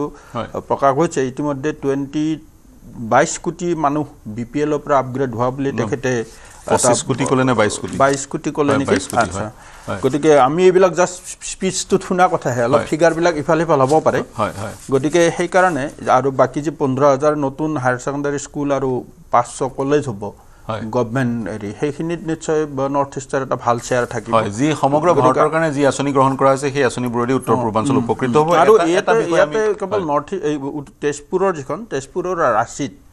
এই যিখন আমাৰ মাৰি আছে তাক অলপ আপগ্ৰেড কৰি পেলাই মানসিক চিকিৎসা আৰু নিউৰো সায়েন্সৰ মানে হেৰি কৰিব হয় নিম সংস্থাত গঠন হ'ব এইখিনি কথা আমি কৈছো এই বুদ্ধ সাৰ্কিট বুদ্ধি সাৰ্কিট এটা মুকলি হ'ব যি বুদ্ধি সাৰ্কিটে অসম মণিপুৰ উত্তৰ পূৰ্বাঞ্চলৰ বহুকেইখন ৰাজ্য সাঙুৰি ল'ব এটা বিষয় গুৰুত্বপূৰ্ণ বিষয় যিটো বিষয় আমি ইতিমধ্যে গ্ৰাফিক্সৰ যোগে দেখুৱাইছো যিবোৰ দেশে ভাৰতবৰ্ষত ডেটা ক্লাউডৰ ওপৰত বিনিয়োগ কৰিব সেইবোৰ দেশে 2047 চনলৈকে টেক্স হলিডে পাব তেওঁলোকে বৃহৎ ৰেহাই পাব কৰৰ ক্ষেত্ৰত সেই দেশবোৰে যিবোৰ দেশে ভাৰতবৰ্ষত ডেটা ক্লাউডৰ ওপৰত ভাৰতবৰ্ষত প্ৰতিষ্ঠান মুকলি কৰিব অৰ্থাৎ ফিউচাৰিষ্টিক বুলি ক'ব পাৰি বাজেটখন বহুকেইটা সিদ্ধান্ত গ্ৰহণ কৰা হৈছে সেমিকণ্ডাক্টৰৰ ওপৰত 40,000 কোটি টকাৰ বিনিয়োগ তাৰ পিছত এআইক লৈ বিভিন্ন গৱেষণা কেন্দ্ৰ আৰু ডেটা ক্লাউডৰ প্ৰতিষ্ঠান স্থাপন কৰিলে বিদেশী প্ৰতিষ্ঠানক টেক্স হলিডে দিয়া হ'ব টিল 2047 মই কংগ্ৰেছৰ প্ৰতিনিধিগৰাকীৰ ওচৰলৈ আহিছোঁ ৰূপা কলিতা আপুনি এটা মন্তব্য কৰিব বিচাৰিছিলে হয় চাওক মই দেখিলো যে ইয়াৰ আগত বিজেপিৰ যিগৰাকী প্ৰতিনিধি আছিলে তেখেত বৰ্তমান ইয়াৰ পৰা উঠি গৈছে তেখেতে যেনেকুৱা ধৰণৰ কথাবোৰ ক'লে তেখেতে এটা সম্পূৰ্ণ ৰাজনৈতিক ভাষণ দি থৈ গ'ল কাৰণ নিৰ্বাচন আহি আছে কিন্তু কথাটো আচলতে তেনেকুৱা নহয় ভাৰতবৰ্ষৰ অৰ্থনীতি আৰু ৰাজনীতি সম্পূৰ্ণ দুটা বেলেগ বস্তু চৰকাৰ আহিব আৰু যাব কিন্তু ভাৰতৰ অৰ্থনীতিটো আমি আচলতে যি চৰকাৰেই নাহো আমি খুব সুস্থিৰভাৱে ধৰি ৰখাটো দেশখনক আগবঢ়াই নিয়াৰ বাবে সকলোৱে কিন্তু আমি বহুত বেছি মানে সাৱধান হোৱাটো উচিত আৰু সেই ক্ষেত্ৰত আমি যদি অসমৰ ক্ষেত্ৰতো আমি চাওঁ আমি দেখিছো যে যিটো ধৰণেৰে আজি ভাৰতবৰ্ষৰ প্ৰত্যেকখন ৰাজ্যই মই এতিয়া অসমৰটো উদাহৰণ হিচাপে আনিম যেনেকুৱা ধৰণৰ প্ৰধানমন্ত্ৰী নৰেন্দ্ৰ মোদী ডাঙৰীয়াই এসময়ত হাঁহিছিল যে ৰেভৰি কালচাৰ বুলি কাৰণ যিটো অৰবিন্দ কেজৰিৱালে ষ্টাৰ্ট কৰিছিল আজি প্ৰত্যেকখন ষ্টেটত যিটো ৰেভৰি কালচাৰ হৈছে তাৰ পৰা অৰ্থনীতি সাংঘাতিক ধৰণেৰে ক্ষতিগ্ৰস্ত হৈছে আমাৰ অসমলৈও যদি আপুনি চাই কালি মাননীয় মুখ্যমন্ত্ৰী ডাঙৰীয়াই এটা ভৰি ওপৰত দাঙি লৈ তেওঁ যেনে ধৰণেৰে মহিলাসকলক কৈছে আপোনালোকক আমুক দিলো কিন্তু তাৰ বিপৰীতে মাননীয় মুখ্যমন্ত্ৰী ডাঙৰীয়াই কোৱা নাই যে মই জানুৱাৰী মাহতে প্ৰথম 6 তাৰিখত 1000 কোটি ঋণ ললো দ্বিতীয় 13 তাৰিখত মই 1000 কোটি ঋণ ললো 12 জানুৱাৰীত মই 1000 কোটি ঋণ ললো মই 31 তাৰিখত 1000 কোটি ঋণ ললো আৰু মই কিমান ল'ব লাগিব আপোনালোকক 5 বাৰ ল'ব লাগিব ঋণ নে মই 10 বাৰ ল'ব লাগিব সেই কথাটো কিন্তু তেখেতে নুখুধিলে আজি যেনেকৈ আমাৰ ওপৰত যদি অৰ্থনীতি সুস্থ হৈ থাকিলেহেঁতেন বিজেপিৰ নেতৃত্বত মই অসমৰ ক্ষেত্ৰত কৈছো আজি টুলগেটৰ উপৰি টুলগেট 60 কিলোমিটাৰ মূৰে বহুৱাব কেতিয়াও নোৱাৰিলেহেঁতেন আজি 3 টকীয়া যি আমি দিম মানে কণী হেয়া আমি আজি 10 টকাত আমি কিনি খাবলগীয়া হৈছে এক প্লেটৰ দাম 300 টকা আজিৰ তাৰিখত প্ৰত্যেকটো বস্তু আমি 60 টকীয়া মিঠাতেল আজি 200 টকাত খাব লগা হৈছে আপুনি বস্তুৰ মূল্য যি খাদ্য দ্ৰব্য যি মূল্য বৃদ্ধি হৈছে সেইটো ৰোধ হোৱা নাই গতিকে ইমান ডাঙৰ কথাবোৰ তেওঁলোকে খালি ৰাজনীতি কৰিছো বুলিয়ে যে কৈ যাব লাগিব সেই কথাটো মই নাভাবো আপুনি কালি দেখিছে 4জন এজন মিচিং ল'ৰা কেনেকৈ বহিৰাজ্যত গৈ পেলানি মৃত্যুবৰণ কৰিছে আজি প্ৰতিদিনে প্ৰত্যেক মাহে আমাৰ অসমৰ পৰা কিমান ল'ৰা আজি তাত গৈ পেলানি 10,000 9,000 টকাত তেওঁলোকে গৈ পেলানি সিকিউৰিটি গাৰ্ড কৰিছে বা বেলেগ কিবা কৰিছে আমাৰ ৰাজ্যখনৰ অৰ্থনৈতিক অৱস্থাটো যদি ভাল হ'লহেঁতেন এনেকৈ আজি নিবনুৱা যুৱক যুৱতীসকলে বহিৰাজ্যলৈ গমন কৰি পেলানি মৃত্যুবৰণ লাভ কৰিবলগীয়া নহয় আৰু এটা কথা মই কম এইডোখৰতে পাৰ্থদা এই কথাটো নকলে ভুল হ'ব তেওঁলোকে গৰুখুটিৰ প্ৰকল্পৰ কথা তেওঁ খুব কৈছিল যে গৰুখুটি প্ৰকল্প তেওঁলোকে চৰকাৰে অৰ্থনৈতিক প্ৰগতি আনিবৰ বাবে গৰুখুটি প্ৰকল্প তেওঁলোকে লৈছে মানুহক হত্যা কৰি ঠিক আছে তেওঁলোকে গৰুখুটিৰ মাটিখিনি তেওঁলোকে কব্জা কৰিলে তাৰ পাছত আমি দেখিলো কি স্থানীয় যুৱক যুৱতীসকলক সেই কৃষি কৰ্মৰ যোগেদি আগবঢ়োৱাৰ বিপৰীতে তেওঁলোকে গৰুখুটি প্ৰকল্পৰ নামেদি গোটেই গিৰগাইখিনি আনি পেলানি নিজৰ মন্ত্ৰী এমএলএ বিধায়কখিনিৰ মাজত প্ৰসাদ বিতৰণ কৰা দি মনে মনে চুৰ কৰি ভাগ বিতৰণ কৰি খাই পেলালে আকৌ সেই গৰুখিনিৰ ওপৰতে তেওঁলোকে ঘৈণীয়েকসকলে তেওঁলোকৰ পত্নীসকলে ফাৰ্ম খুলি আকৌ ৰাজ সাহায্য 50 লাখ টকালৈকে তেওঁলোকে ডিমাণ্ড কৰিলে আৰু সেয়া লাভ কৰিবলৈ সক্ষম হয় আৰু সাধাৰণ আমাৰ যুৱক যুৱতীয়ে কি হ'ল তেওঁলোকে কৈছিলে যে গৰুখুটি প্ৰকল্পৰ বোলে দৈ গাখীৰ সমগ্ৰ অসম ভৰি পৰিব তাৰ নেমু তাৰ ৰঙলাও তাৰ খাদ্য তাৰ শাক পাচলিয়ে বোলে অসমৰ বজাৰ দখল কৰিব মিয়াক তেওঁলোকে আঁতৰ কৰিব কিন্তু ক'ত গ'ল গৰুখুটি প্ৰকল্প এনেকৈ যদি তেওঁলোকে প্ৰকল্পৰ নামত কৃষি কৰ্মৰ নামত যদি তেওঁলোকে মানে গুক্কাত মিছা কথা কৈ নিজৰ তেতিয়াহ'লে মই ভাবো ৰাজ্যৰ অৰ্থনীতি কেতিয়াও বেছি সময় নাই মোৰ হাতত কিশোৰ ভট্টাচাৰ্য ডাঙৰীয়া চাৰিজন মিচিং যুৱকৰ বাতৰিটো আপুনি পায় কিন্তু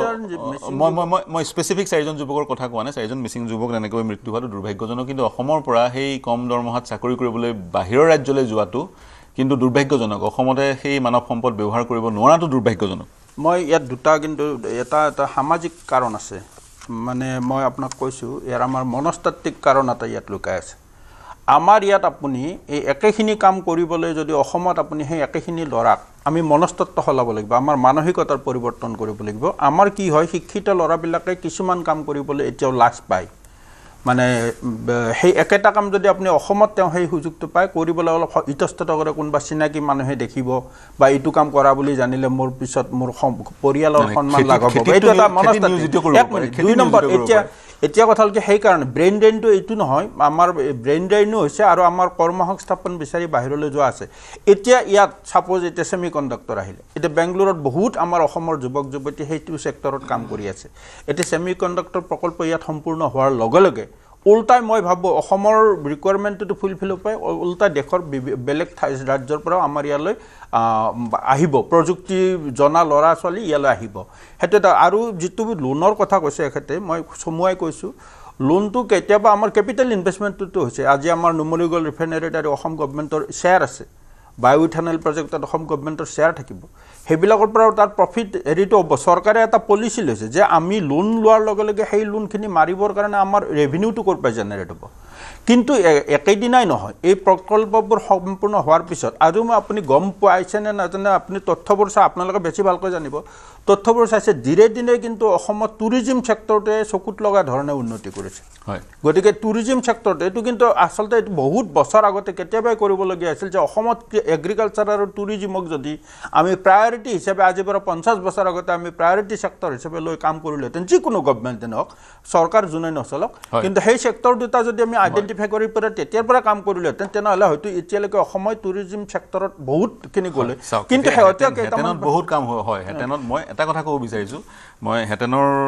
দিশলৈ যাব বিচৰা নাই আপুনি কৈছে ছেমি কণ্ডাক্টৰ যদি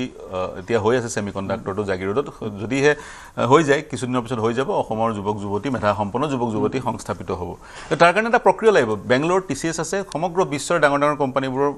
আছে হেড অফিচ আছে বা ভাৰতৰ অফিচ আছে বা সেই কাৰ্যালয়বোৰত তেনেধৰণৰ কোনো ব্যৱস্থা নাথাকে যে কানাড়াসকলৰ কাৰণে বিশেষ ব্যৱস্থা সেই কাৰ্যালয়বোৰে সৰ্বভাৰতীয় পৰ্যায়ত এডভাৰটাইজ মুকলি কৰে আৰু সৰ্বভাৰতীয় পৰ্যায়ত মেধা সম্পন্ন লোকসকল তাত নিয়োজিত হয় গতিকে অসমত ছেমি কণ্ডাক্টৰ হৈছে অসম চৰকাৰে হস্তক্ষেপ কৰি তাৰ সৈতে কথা বতৰা পাতি এনে এক প্ৰক্ৰিয়া আৰম্ভ কৰিব লাগিব যিসকল অসমৰ যুৱক যুৱতী বেংগলোৰ হায়দৰাবাদ মুম্বাই ইত্যাদিত IT ছেক্টৰত তেওঁলোক নিয়োজিত হৈছে তেওঁলোক আহক নিশ্চয়কৈ যদি আপোনালোকে যি ধৰণে কৈছে সেই ধৰণে নহ'ব নহয় নিশ্চয়কৈ ইয়াত এটা গভৰ্ণমেণ্টে পলিচি ল'ব খুলিলে বাহিৰত নহয় সেইটো কাম কৰা অসমৰ ল'ৰা ছোৱালীবোৰ ঘূৰি আহিলে ইয়াত নিযুক্তিৰ এটা প্ৰক্ৰিয়া চৰকাৰে এইটো হয় এইটো আপুনি এই দিশত চৰকাৰে চিন্তা চৰ্চা কৰিছে যে অসমৰ ল'ৰা ছোৱালীয়ে যাতে তাতে প্ৰাধান্য পায়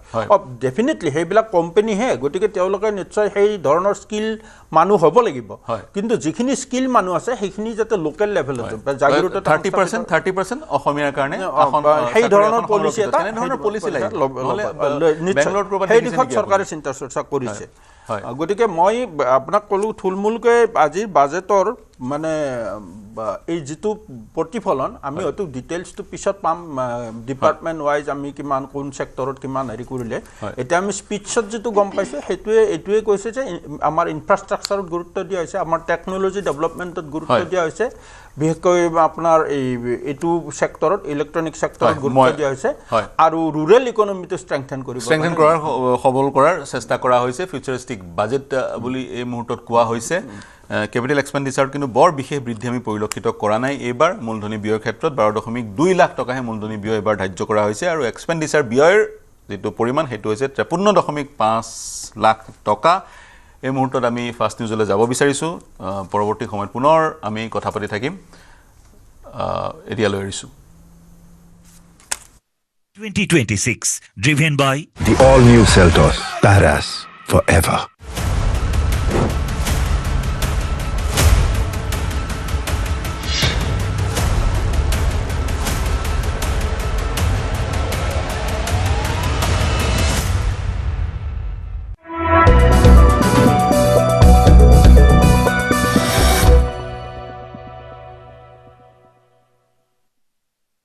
अक्कर बक्कर बम्बे बो 80-90 पूरा 100 में लागा धागा चोर निकल के भागा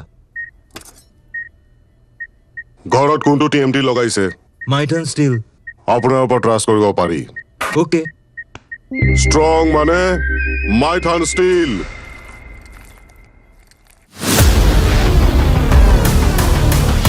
ভয়ংকৰ যান-জঁট মহানগৰীত বন্ধ পথ মহানগৰী যান-জঁটত নতুনকৈ সংযোজন হ'ল চানমাৰী উৰণ সেতু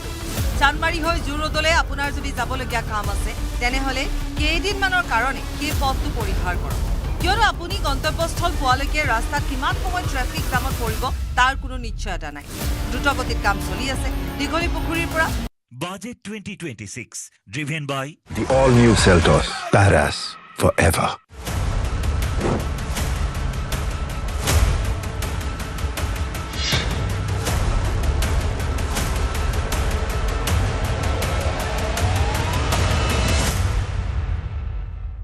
अक्कर बक्कर बम्बे बो 80-90 पूरा 100 में लागा धागा चोर निकल के भागा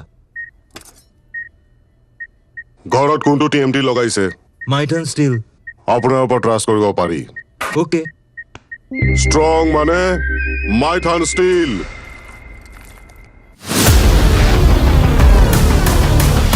ভয়ংকৰ যান-জঁট মহানগৰীত বন্ধ পথ মহানগৰী যান-জঁটত নতুনকৈ সংযোজন হ'ল চানমাৰী উৰণ সেতু চানমাৰী হৈ জুৰোডলে আপোনাৰ যদি যাবলগীয়া কাম আছে তেনেহ'লে কেইদিনমানৰ কাৰণে সেই পথটো পৰিহাৰ কৰক কিয়নো আপুনি গন্তব্যস্থল পোৱালৈকে ৰাস্তাত কিমান সময় ট্ৰেফিক জামত পৰিব তাৰ কোনো নিশ্চয়তা নাই দ্ৰুতগতিত কাম চলি আছে দীঘলী পুখুৰীৰ পৰা বামুণী মৈদামৰ FCR হনুমান মন্দিৰলৈকে নিৰ্মাণ কৰা উৰণ সেতু সাময়িকভাৱে বন্ধ কৰা হৈছে কেইবাটাও পথ ৰোড ক্লোজ কৰি থোৱা হৈছে আপুনি চানমাৰী দিশৰ পৰা যদি জুৰোডৰ দিশে যাব বিচাৰে তেনেহ'লে এই পথটোৰে চানমাৰী উৰণ সেতুৰ ওপৰেদি যাব নোৱাৰিব কেইবাদিনো ধৰি এই পথটো বন্ধ কৰা হ'ব আৰু বৃহস্পতিবাৰৰ পৰা এই পথটো বন্ধ আছে কিন্তু আপুনি এটা বিকল্প পথেৰে বামুণী মৈদামৰ দিশৰে যাব পাৰিব সেই পথটো হৈছে MRD পথ এই পথটোৰে আপুনি গৈ বামুণী মৈদামৰ যিটো গভৰ্ণমেণ্ট পেজ আছে গভৰ্ণমেণ্ট পেজৰ কাষেদি গ'লে বামুণী মৈদামৰ যিটো মূল পথ আছে সেই পথত উঠি সেই দিশেৰে আপুনি যাব পাৰিব RG বৰুৱা ৰোডৰ মূল পথেৰে জুৰোডৰ দিশে আহিলে চানমাৰী উৰণ সেতুৰ ওপৰেৰে যাব নোৱাৰিব চানমাৰী উৰণ সেতু সম্পূৰ্ণৰূপে বন্ধ কৰি দিয়া হৈছে আৰু আমি অলপ আগলৈ যাম সিফালৰ পৰা অহা জুৰোডৰ দিশৰ পৰা অহা যিসমূহ যান বাহন আছে চানমাৰী উৰণ সেতুৰ ওপৰেদি আহিব নোৱাৰিব আৰু এইফালৰ পৰা চানমাৰী দিশৰ পৰা যিসমূহ যান বাহন আছে এইসমূহ যাব নোৱাৰিব আৰু এই উৰণ সেতুখন সম্পূৰ্ণৰূপে বন্ধ কৰি দিয়া হৈছে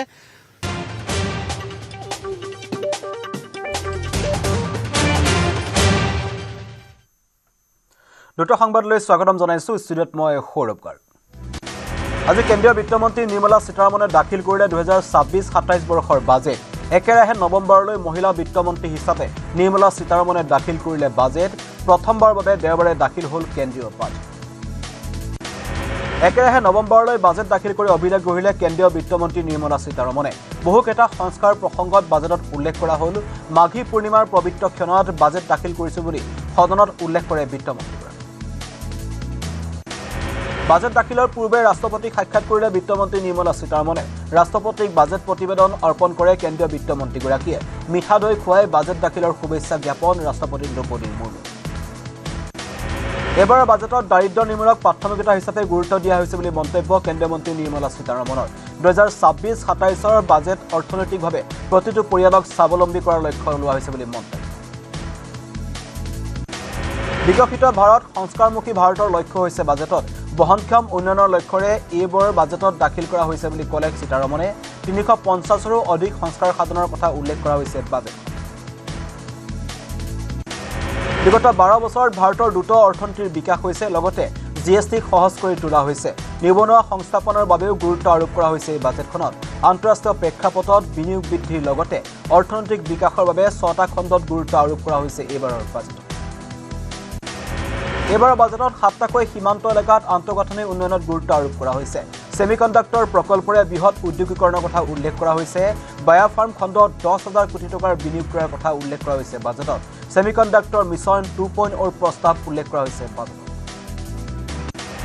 বাণিজ্যিক সহযোগিতাৰে ভাৰতৰ ৰপ্তানি বঢ়াব লাগিব ভাৰতে ৰপ্তানি বঢ়াই আমদানি কমাব লাগিব বুলি উল্লেখ কৰা হৈছে বাজেটত এবাৰ বাজেটত অৰ্থনৈতিক বিকাশৰ হাৰ 7%।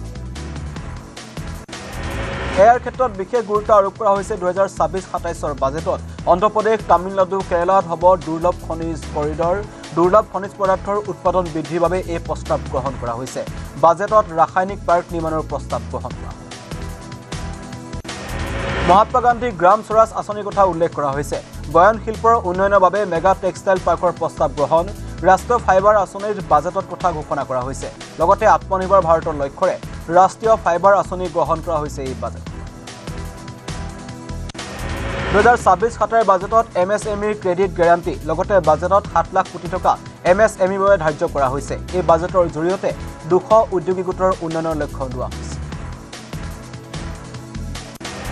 বাজেটত 20টাকৈ নতুন ৰাষ্ট্ৰীয় জলপথ নিৰ্মাণৰ প্ৰস্তাৱ গ্ৰহণ কৰা হ'ল ইলেক্ট্ৰনিক সামগ্ৰীৰ বাবে 40,000 কোটি টকা ধাৰ্য কৰা হৈছে আভ্যন্তৰীণ জলপথৰ বাবে কষ্টেল কাৰ্ড গঠন কৰা হৈছে লঘু উদ্যোগৰ বাবে 2000 কোটি টকা ধাৰ্য কৰা হৈছে 2026-27 বাজেট একে দেশত হ'ব হাই স্পীড ৰেলৱে কৰিডৰ এবাৰ বাজেটত 7টাকৈ হাই স্পীড ৰেলৱে কৰিডৰ নিৰ্মাণৰ প্ৰস্তাৱ গ্ৰহণ কৰা হ'ল মুম্বাই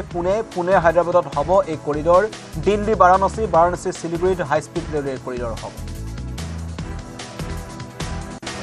2026-27 বাজেটত নগৰীয় বিকাশৰ বাবে 5,000 কোটি টকাৰ প্ৰস্তাৱ গ্ৰহণ কৰা হ'ল আন্তঃগাঁথনি খণ্ডত সৰ্বাধিক 12.2 লাখ কোটি টকা বিনিয়োগৰ প্ৰস্তাৱ গ্ৰহণ কৰা হ'ল বিগত 10 বছৰত 25 কোটি টকা লোকক দাৰিদ্ৰ্যমুক্ত কৰা হৈছে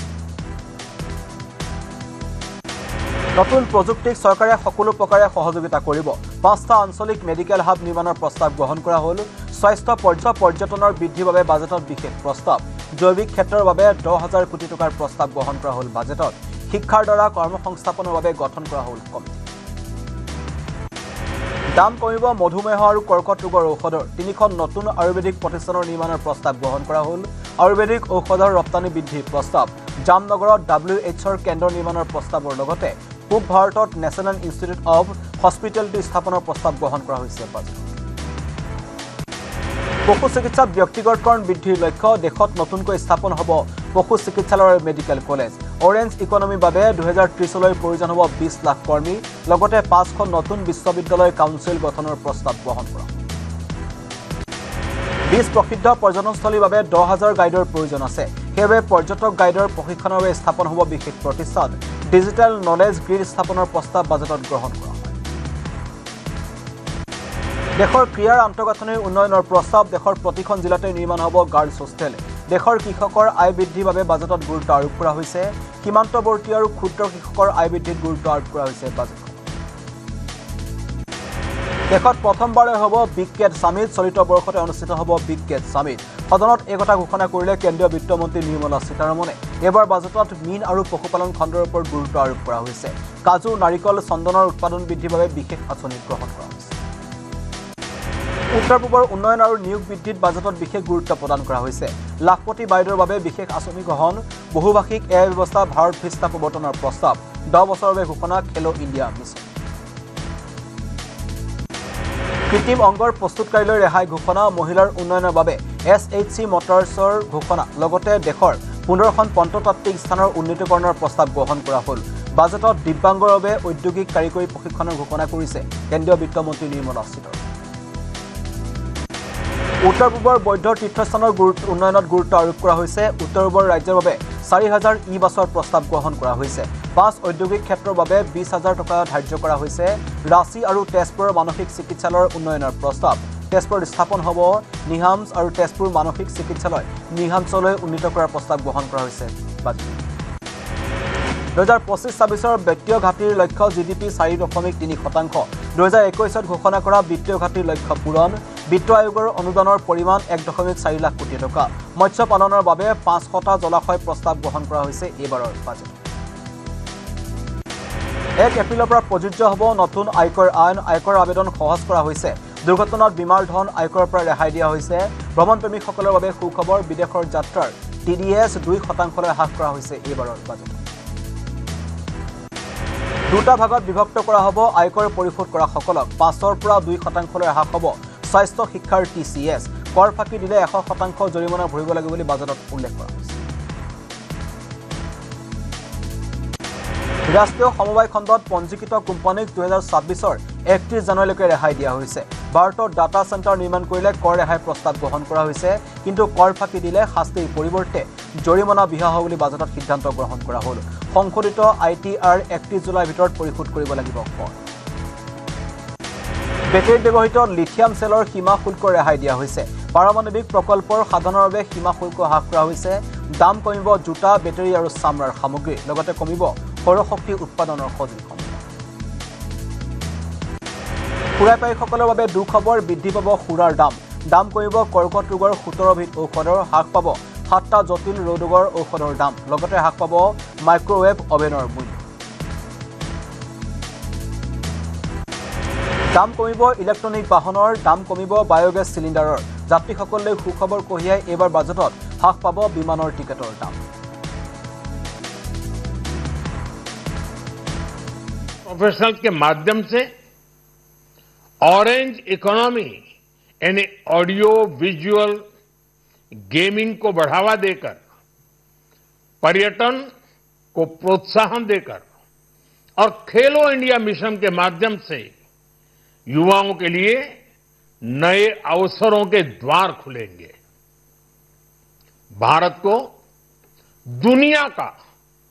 डेटा सेंटर हब बनाने के लिए टैक्स में बड़ी छूट की घोषणा भी की गई है। मैं भारत के युवाओं को विशेष तौर पर इस बजट की बहुत बहुत बधाई देता हूं, क्योंकि इससे एम्प्लॉयमेंट जनरेशन को बड़ा बूस्ट मिलेगा। मुझे बहुत खुशी है कि इस बजट में टूरिज्म और विशेषकर नॉर्थ ईस्ट में टूरिज्म को बढ़ावा देने के लिए भी ठोस कदम उठाए गए हैं। भारत के अलग अलग राज्यों को ताकतवर बनाकर संतुलित विकास की नींव भी इस बजट में मजबूत की गई है। साथियों, हमारे देश में 10 करोड़ से ज्यादा महिलाएं सेल्फ हेल्प ग्रुप से जुड़ी हैं और बड़ा सफल अभियान रहा है। महिलाओं द्वारा निर्मित, महिलाओं द्वारा संचालित सेल्फ हेल्प ग्रुप्स का आधुनिक इकोसिस्टम बने, बजट में इसे प्राथमिकता दी गई है। कोशिश यही है कि हर घर लक्ष्मी जी पधारे। हर जिले में छात्राओं के लिए नए हॉस्टल बनाने का अभियान भी शिक्षा को सुलभ बनाएगा। साथियों, भारत की कृषि, डेयरी सेक्टर, फिशरीज, इन्हें हमारी सरकार ने हमेशा सर्वोच्च प्राथमिकता दी है। इस बजट में भी नारियल, काजू, कोको और चंदन की पैदावार से जुड़े किसानों के लिए अनेक अहम कदम उठाए गए हैं। भारत विस्तार AI इस टूल से किसानों को उनकी भाषा में जानकारी मिलने से उन्हें बहुत मदद मिलेगी। फिशरीज और पशुपालन में उद्यमिता, उसको बढ़ावा देने से गांव में ही रोजगार और स्वरोजगार के और ज्यादा अवसर बनेंगे। साथियों, ये बजट एम्बिशियस भी है और ये बजट देश की एस्पिरेशन को भी एड्रेस करता है। मैं एक बार फिर निर्मला जी और उनकी पूरी टीम को इस फ्यूचरिस्टिक बजट के लिए, संवेदनशील बजट के लिए, गांव, गरीब, किसान का कल्याण करने वाले बजट के लिए बहुत बहुत बधाई देता हूं। बहुत बहुत धन्यवाद।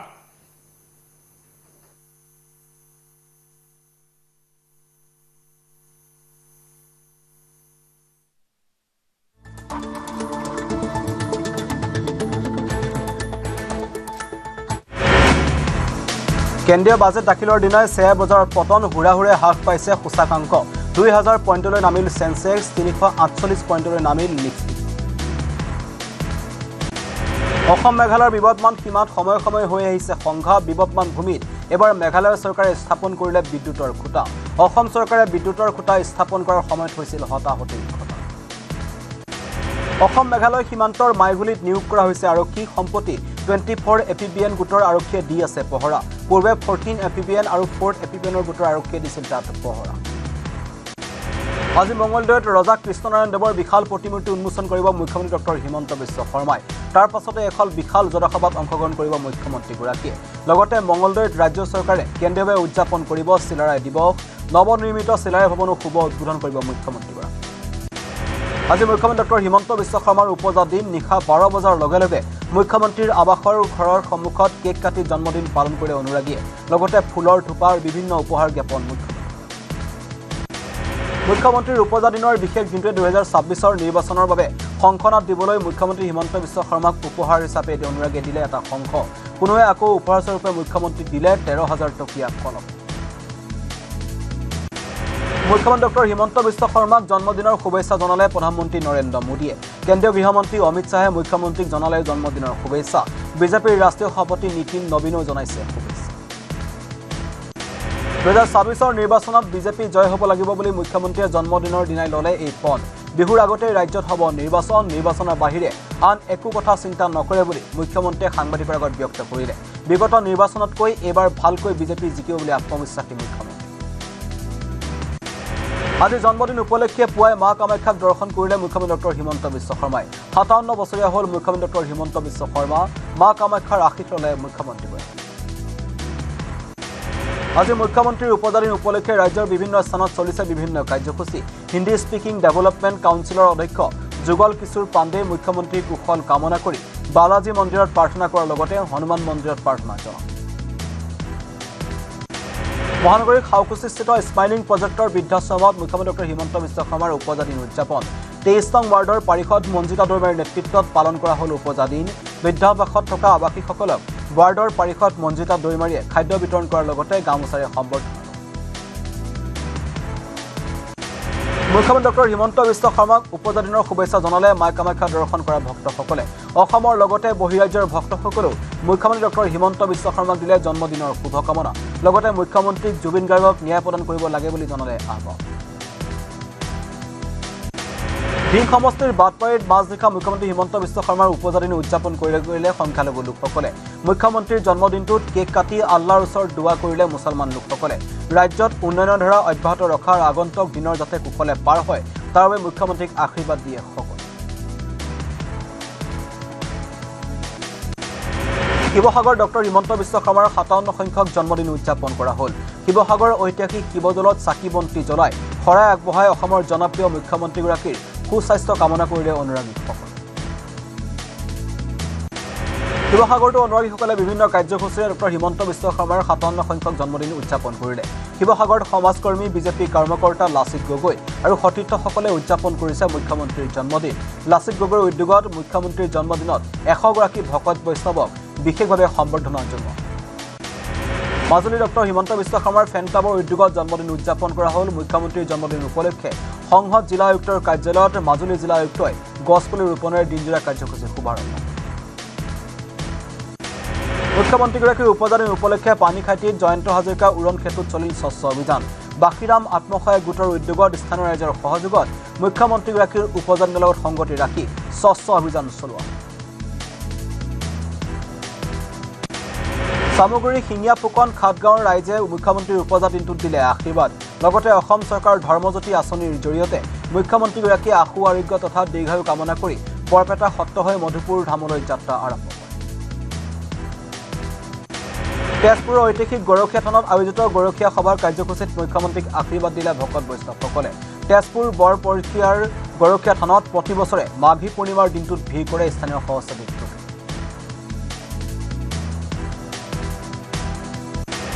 মুখ্যমন্ত্ৰীৰ জন্মদিন উপলক্ষে পৌৰ নিগমৰ বিশেষ কাৰ্যসূচী গ্ৰহণ কৰিছে মেয়ৰ মৃগেন শৰণীয়াই বিৰুবাৰী 29 নং ৱাৰ্ডৰ উদয়পুৰ কালী মন্দিৰৰ পৰা নিম পুলি ৰোপণেৰে শুভাৰম্ভ কৰিলে জন্মদিনৰ কাৰ্যসূচী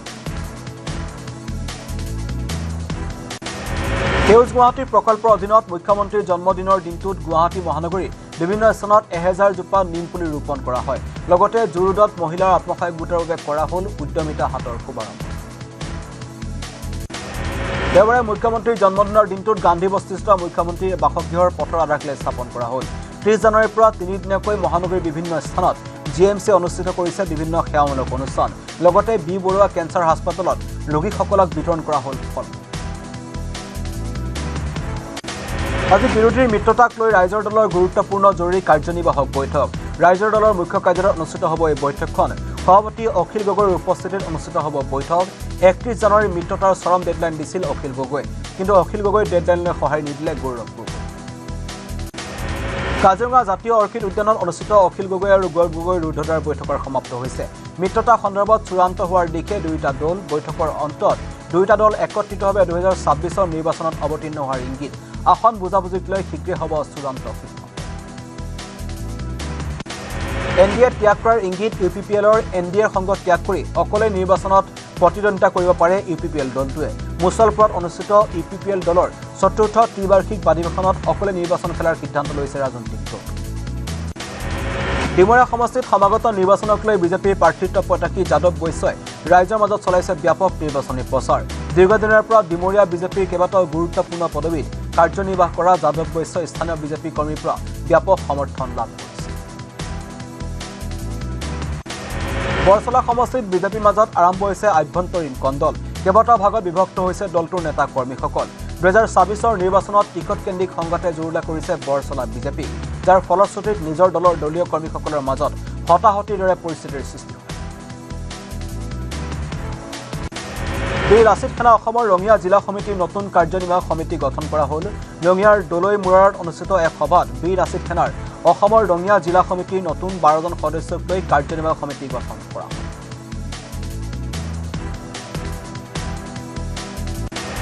বাক্সাৰ দীঘলডঙাত এছআৰক লৈ সৰব ABMCৰ সভাপতি টাইছন হুছেইন মুখ্যমন্ত্ৰী হিমন্ত বিশ্ব শৰ্মাৰ সমালোচনা টাইছন হুছেইনৰ সংখ্যালঘু ভোটাৰৰ বিৰুদ্ধে ফৰ্ম 7ৰ অপব্যৱহাৰ কৰি বিজেপি কৰ্মীয়ে আপত্তি দাখিল কৰাৰ ভয়ংকৰ অভিযোগ মুখ্যমন্ত্ৰীয়ে মিয়াক লৈ কৰা মন্তব্যৰ প্ৰতিক্ৰিয়া টাইছন হুছেইনৰ মুখ্যমন্ত্ৰীয়ে মিয়া শব্দৰে সমগ্ৰ অসমৰ সৰ্বস্তৰ মুছলমান সমাজকে খুচাইছে বুলি মন্তব্য টাইছন হুছেইনৰ 10 ফেব্ৰুৱাৰীত চূড়ান্ত ভোটাৰ তালিকা প্ৰকাশৰ পাছত যদিহে প্ৰকৃত ভোটাৰ তালিকাৰ পৰা বাদ পৰে তেন্তে ABMCয়ে প্ৰতিবাদ কৰাৰ হুংকাৰ প্ৰদান কৰিছে ডিঙৰ আবেদৰ ওচৰত বিজেপিৰ কৰ্মী সভা অনুষ্ঠিত হৈ যায় আবেদৰ ওচৰৰ হাফিজিয়া মাদ্ৰাছাৰ প্ৰাংগণত অনুষ্ঠিত এই সভাত বিজেপিৰ প্ৰাৰ্থিত্ব প্ৰত্যাশী খাদিমুল ইছলামৰ তৎপৰতাত চৰৰ 2 শতাধিক বিভিন্ন দলৰ কৰ্মীয়ে যোগদান কৰিলে বিজেপিৰ দল শ্ৰীৰামপুৰত 1 কোটি টকাৰ গাঞ্জা জব্দ এখন 10 চকীয়া ট্ৰাকৰ গোপন চেম্বাৰত প্ৰায় 400 কেজি গাঞ্জা জব্দ কৰিছে আৰক্ষীয়ে ঘটনা সন্দৰ্ভত 4জন গাঞ্জা সৰবৰাহকাৰীক গ্ৰেপ্তাৰ কৰা হৈছে গ্ৰেপ্তাৰ কৰা 3জন হৈছে বিহাৰ গুৱাহাটীৰ মহানগৰী পাথৰকুৰিত চোৰৰ অভিযান শনিবাৰে নিশা দুখনকৈ ব্যৱসায়িক প্ৰতিষ্ঠানত চোৰে চলালে লুটপাট BVR জুৱেলাৰ্ছ নামৰ এখন অলংকাৰ ব্যৱসায়িক প্ৰতিষ্ঠান আৰু শিৱম এণ্টাৰপ্ৰাইজ নামৰ এখন হাৰ্ডৱেৰ দোকানত চোৰে সংঘটিত কৰিলে চুৰিকাণ্ড ঘটনাৰ সন্দৰ্ভত আৰক্ষী তদন্ত অব্যাহত বাইহাটা চাৰিআলিৰ সম্পৱৰ্তী চাংচাৰীত ভূমাফিয়াৰ দপদপনি গৰাকীৰ অনুমতি অবিহনে ডাম্পাৰে মাটি কাটি পুখুৰী সৃষ্টি কৰিছে কৃষিভূমিত নিখাৰ ভাগত ডাম্পাৰে মাটি কাটি নিয়াৰ অভিযোগ ঘটনাৰ সন্দৰ্ভত মাটিগৰাকীয়ে চাংচাৰী আৰক্ষী থানাত দাখিল কৰিছে এজাহাৰ দৰ্শনাৰ্থীৰ বাবে মুকলি হৈছে বটদ্ৰৱা ক্ষেত্ৰত দৰ্শনাৰ্থীসকলৰ বাবে বিশেষ নিৰ্দেশনা পৰম্পৰাগত সাজপাৰ পৰিধান কৰা সকলক প্ৰৱেশত অগ্ৰাধিকাৰ বটদ্ৰৱা ক্ষেত্ৰত চহৰৰ ভিতৰত ধূমপান মাদক দ্ৰব্য পান মছলা গুটখা আদি ব্যৱহাৰত নিষেধ বটদ্ৰৱা ক্ষেত্ৰৰ ভিতৰত দৰ্শনাৰ্থীয়ে পান মছলা গুটখা আদি ব্যৱহাৰ কৰিলে ভৰিব লাগিব 5,000 টকাৰ জৰিমনা আৱিৰ্ভাৱ ক্ষেত্ৰত আৱৰ্জনা পেলোৱাত সম্পূৰ্ণৰূপে নিষেধাজ্ঞা য'তে ত'তে আৱৰ্জনা পেলালে দৰ্শনাৰ্থীয়ে ভৰিব লাগিব 1,000 টকাৰ জৰিমনা বটদ্ৰৱা ক্ষেত্ৰত উচ্চস্তৰে কথা বতৰা হুলস্থুল অথবা অশালীন আচৰণটো নিষেধাজ্ঞা আৰোপ কৰা হৈছে মন্দিৰৰ ফুল গছ-গছনি ছিঙিলে 1,000 টকাৰ জৰিমনা লগতে ধৰ্মীয় অনুভূতিত আঘাত হনা আচৰণৰ বাবে 1,000 টকা জৰিমনা দিব বিভাগীয় কৰ্তৃপক্ষ ৰঙিয়াৰ পূব সীতাৰাত শ্ৰী শ্ৰী জগন্নাথ বুঢ়াগোহাঁই থানাত চুৰিৰ ঘটনা চোৰে মন্দিৰৰ মূল দুৱাৰ তলা ভাঙি ভিতৰত সোমাই চলাইছিল লুটপাটৰ চেষ্টা মন্দিৰত থকা চিচি কেমেৰাত বন্দী হৈছে চোৰৰ কাৰ্যকলাপৰ সমগ্ৰ দৃশ্য কালাপহৰত নৱনিৰ্মিত উৰণ সেতুত অঘটন বিদ্যুৎস্পৃষ্ট হৈ গুৰুতৰভাৱে আহত হৈছে এজন শ্ৰমিক আহত শ্ৰমিকজনক সংকটজনক অৱস্থাত হাস্পতালত ভৰ্তি কৰা হৈছে লালগণেশৰ পৰা বিৰুবাৰী সংযোগী নৱনিৰ্মিত উৰণ সেতুত অঘটন বিদ্যুৎস্পৃষ্ট হৈ শ্ৰমিকজন আহত হোৱাক লৈ তীব্ৰ চাঞ্চল্য কোকৰাঝাৰ ডিমলগাঁৱত বিশ্ব মহাবীৰ চিলাৰায়ৰ 516 সংখ্যক জন্মদিবস উদযাপন কৰা হ'ল দেওবাৰে বিটিচি প্ৰশাসনৰ উদ্যোগত আৰু কোচ ৰাজবংশী জনগোষ্ঠীৰ বিভিন্ন দল সংগঠনৰ সহযোগত দিনজোৰা কাৰ্যসূচীৰে বিশ্ব মহাবীৰ চিলাৰায় দিৱস উদযাপন কৰা হয় ওৰাঙৰ বগৰীবাৰীত বিশ্ব মহাবীৰ চিলাৰায় 516 সংখ্যক জন্ম জয়ন্তী উদযাপন কৰা হ'ল বিশ্ব মহাবীৰ চিলাৰায় দিৱস উপলক্ষে লোকে লোকাৰণ্য হৈ পৰে স্বাধীনতা সংগ্ৰামী কলামণি দাস কোচ সমন্বয় ক্ষেত্ৰ কামৰূপ জিলাতো বৰ্ণাঢ্য কাৰ্যসূচীৰে বিশ্ব মহাবীৰ চিলাৰায় 516 সংখ্যক জন্ম জয়ন্তী উদযাপন কৰা হ'ল অসম চৰকাৰ কামৰূপ জিলা প্ৰশাসন আৰু সদৌ অসম কোচ ৰাজবংশী সন্মিলনীৰ উদ্যোগত আমিনগাঁও চিলাৰায় উদ্যানত মহাবীৰগৰাকীৰ প্ৰতিমূৰ্তিত মাল্যাৰ্পণেৰে বিশ্ব মহাবীৰ চিলাৰায় দিৱস উদযাপন কৰা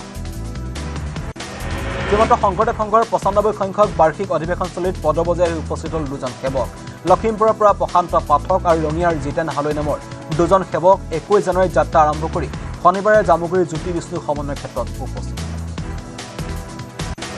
শ্ৰীমন্ত শংকৰদেৱ সংঘৰ গোলাঘাট জিলাৰ 37 সংখ্যক বাৰ্ষিক অধিৱেশন মেৰাপানী নৰায়ণপুৰৰ গান্ধীৰাম লং সমন্বয় ক্ষেত্ৰত দুদিনীয়া কাৰ্যসূচী অনুষ্ঠিত হৈছে অধিৱেশন দেওবাৰে অনুষ্ঠিত মুকলি সভাত প্ৰায় 10 সহস্ৰাধিক ভকত বৈষ্ণৱৰ অংশগ্ৰহণ হৰিনামৰ ধ্বনিৰে মুখৰিত নলবাৰী বৰজাৰৰ শংকৰদেৱ মাধৱদেৱ সমন্বয় ক্ষেত্ৰ শংকৰদেৱ সংঘৰ 48 সংখ্যক নলবাৰী জিলা অধিৱেশনৰ অন্তিম দিনত ধৰ্মীয় শোভাযাত্ৰাৰে মুখৰিত হৈ পৰে সমগ্ৰ অঞ্চল শ্ৰীমন্ত শংকৰদেৱ কলাক্ষেত্ৰত অনুষ্ঠিত অসম সাহিত্য সভাৰ দ্বিবাৰ্ষিক পঞ্চৰত্ন অধিৱেশনৰ দ্বিতীয়টো দিন বাৰেৰহণীয়া সাংস্কৃতিক শোভাযাত্ৰাৰে জীপাল হৈছে কলাক্ষেত্ৰৰ বাকৰি জুৰিয়াৰ বাৰগাঁৱত শ্ৰী শ্ৰী শংকৰদেৱ মন্দিৰৰ মূল তোৰণৰ ভাগ উন্মোচন কৰা হ'ল মহাভাৰতৰ কৃষ্ণ অৰ্জুনৰ ৰথৰ আৰ্হিত ভাস্কৰ্য শিল্পীয়ে নিৰ্মাণ কৰা মূল তোৰণখন উন্মোচন কৰিলে নগাঁও জিলা আয়ুক্ত দেৱাশিষ শৰ্মা তামাৰহাটত বিশ্ব মহাবীৰ চিলাৰায় দিৱস উদযাপন কৰা হ'ল তামাৰহাটৰ দুৰ্গা মন্দিৰ প্ৰাংগণত অবিভক্ত গোৱালপাৰা জিলা আক্ৰাছৰ উদ্যোগত কেন্দ্ৰীয়ভাৱে আয়োজন কৰা হয় 516তম বিশ্ব মহাবীৰ চিলাৰায় দিৱস চিৰাং জিলাৰ বিজনেছ 518 সংখ্যক মহাৰাজ নৰনাৰায়ণ আৰু 516তম বিশ্ব মহাবীৰ চিলাৰায়ৰ জন্ম জয়ন্তী দিৱস পালন কৰা হৈছে ডিজি মহকুমা আক্ৰাছৰ কাৰ্যালয়ৰ ৰজা বিজিত নাৰায়ণদেৱৰ ক্ষেত্ৰত দুদিনীয়া বৰ্ণাঢ্য কাৰ্যসূচী অনুষ্ঠিত কৰা হৈছে এই অনুষ্ঠান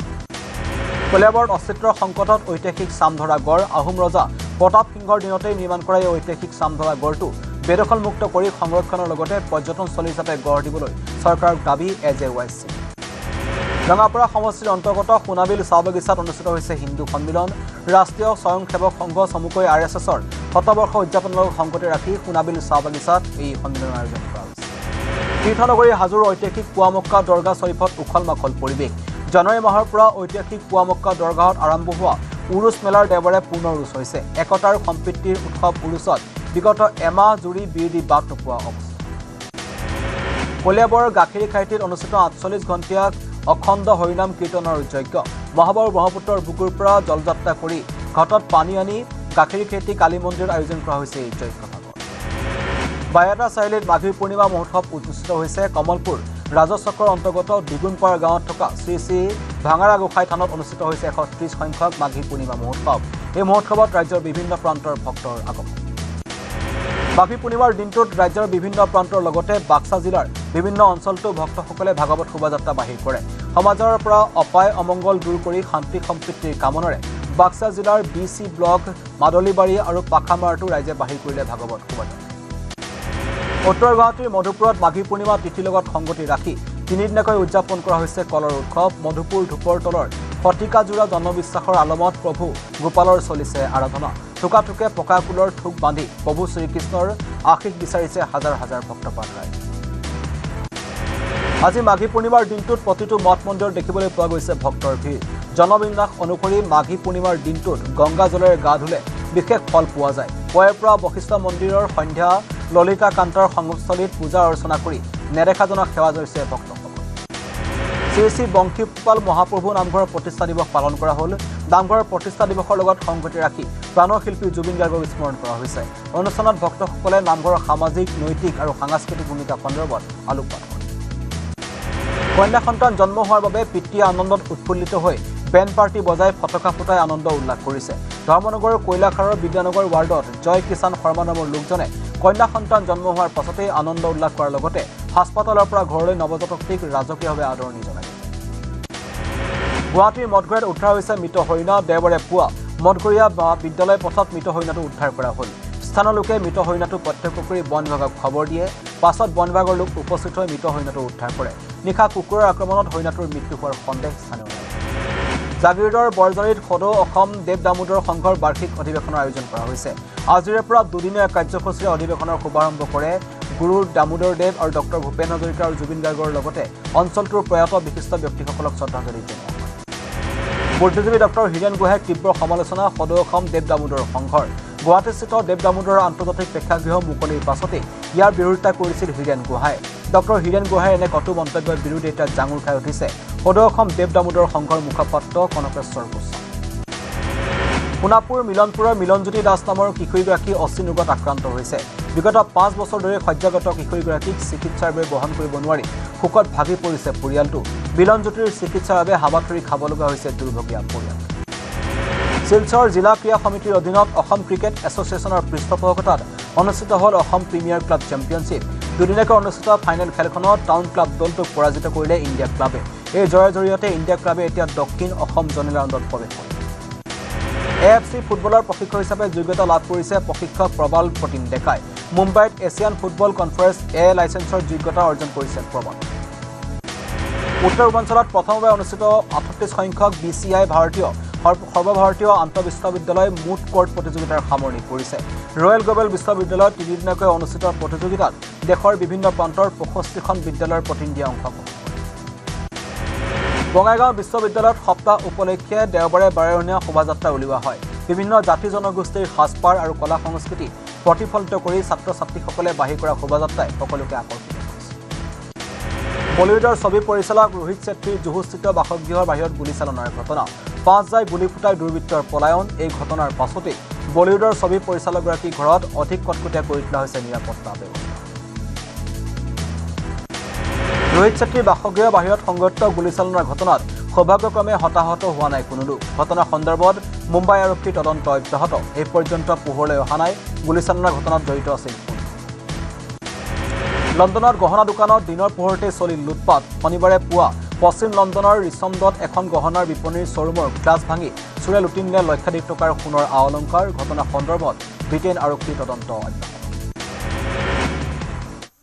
দ্ৰুত সংবাদত এতিয়ালৈ ইমানেই ধন্যবাদ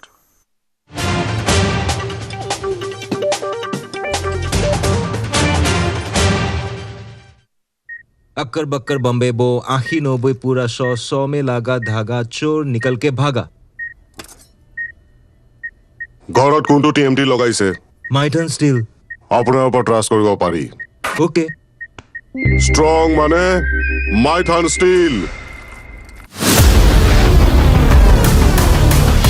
ভয়ংকৰ যান-জঁট মহানগৰীত বন্ধ পথ মহানগৰী যান-জঁটত নতুনকৈ সংযোজন হ'ল চানমাৰী উৰণ সেতু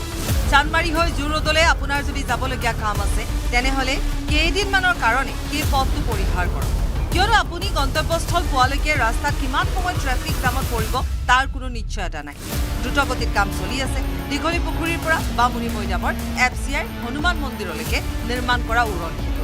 সাময়িকভাৱে বন্ধ কৰা হৈছে কেইবাটাও পথ ৰোড ক্লোজ কৰি থোৱা হৈছে আপুনি চানমাৰী দিশৰ পৰা যদি জোৰদৰ দিশে যাব বিচাৰে তেনেহ'লে এই পথটোৰে চানমাৰী উৰণ সেতুৰ ওপৰেদি যাব নোৱাৰিব কেইবাদিনো ধৰি এই পথটো বন্ধ কৰা হ'ব আৰু বৃহস্পতিবাৰৰ পৰা এই পথটো বন্ধ আছে কিন্তু আপুনি এটা বিকল্প পথেৰে বামুণী মৈদামৰ দিশৰে যাব পাৰিব সেই পথটো হৈছে MRD পথ এই পথটোৰে আপুনি গৈ বামুণী মৈদামৰ যিটো গভৰ্ণমেণ্ট পেজ আছে গভৰ্ণমেণ্ট পেজৰ কাষেদি গ'লে বামুণী মৈদামৰ যিটো মূল পথ আছে সেই পথত উঠি সেই দিশেৰে আপুনি যাব পাৰিব RG বৰুৱা ৰোডৰ মূল পথেৰে জুৰোডৰ দিশে আহিলে চানমাৰী উৰণ সেতুৰ ওপৰেৰে যাব নোৱাৰিব চানমাৰী উৰণ সেতু সম্পূৰ্ণৰূপে বন্ধ কৰি দিয়া হৈছে আৰু আমি অলপ আগলৈ যাম সিফালৰ পৰা অহা জুৰোডৰ দিশৰ পৰা অহা যিসমূহ যান বাহন আছে চানমাৰী উৰণ সেতুৰ ওপৰেদি আহিব নোৱাৰিব আৰু এইফালৰ পৰা চানমাৰী দিশৰ পৰা যিসমূহ যান বাহন আছে এইসমূহ যাব নোৱাৰিব আৰু এই উৰণ সেতুখন সম্পূৰ্ণৰূপে বন্ধ কৰি দিয়া হৈছে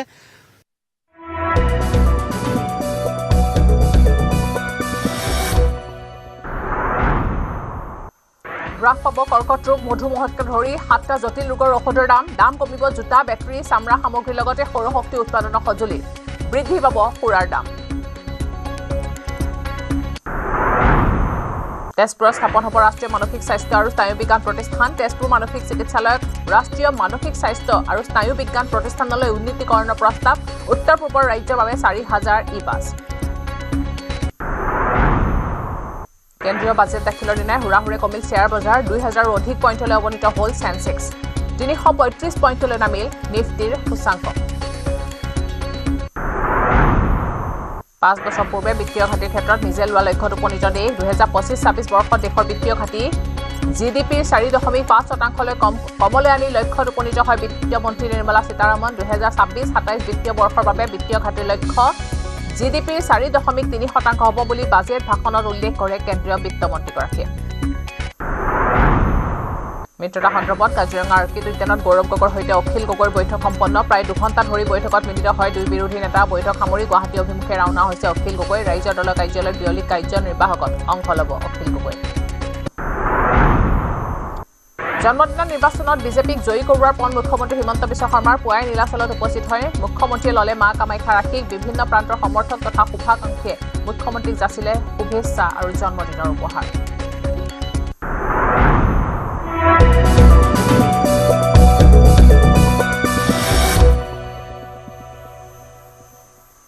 নমস্কাৰ ষ্টুডিঅ'ত মই প্ৰিয়ংকা কালাপাহাৰত নৱনিৰ্মিত উৰণ সেতুত অঘটন বিদ্যুৎ পৃষ্ঠ হৈ গুৰুতৰভাৱে আহত হৈছে এজন শ্ৰমিক আহত শ্ৰমিকজনক সংকটজনক অৱস্থাত হস্পিটেলত ভৰ্তি লাল গণেশৰ পৰা বিৰুবাৰী সংযোগী নৱনিৰ্মিত উৰণ সেতুত অঘটন বিদ্যুৎ পৃষ্ঠ হৈ শ্ৰমিক আহত হোৱাক লৈ সৃষ্টি হৈছে তীব্ৰ চাঞ্চল্য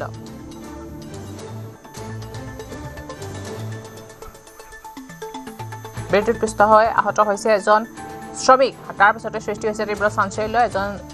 গুৰুতৰভাৱে আহত হৈছে কালাপাহাৰত সংঘটিত হৈছে ঘটনাটো নৱনিৰ্মিত উৰণ সেতুত সংঘটিত হৈছে এই ঘটনাটো বিদ্যুৎ পৃষ্ঠ হৈ গুৰুতৰভাৱে আহত হৈছে এজন শ্ৰমিক কাম কৰি আছিল শ্ৰমিকজন আৰু সেই সময়তে বিদ্যুৎ পৃষ্ঠ হৈ আহত হয় শ্ৰমিকজন সংকটজনক অৱস্থাত ভৰ্তি কৰোৱা হৈছে শ্ৰমিকজনক লাল গণেশৰ পৰা বিৰুবাৰী সংযোগী নৱনিৰ্মিত উৰণ সেতুত সংঘটিত হৈছে এই ঘটনাটো তাৰ পিছতে সৃষ্টি হৈছে তীব্ৰ চাঞ্চল্য দেখিবলৈ পোৱা গৈছে ভিৰ কৰিছে লোকসকলে সংকটজনক অৱস্থাত ভৰ্তি কৰোৱা হৈছে হস্পিটেলত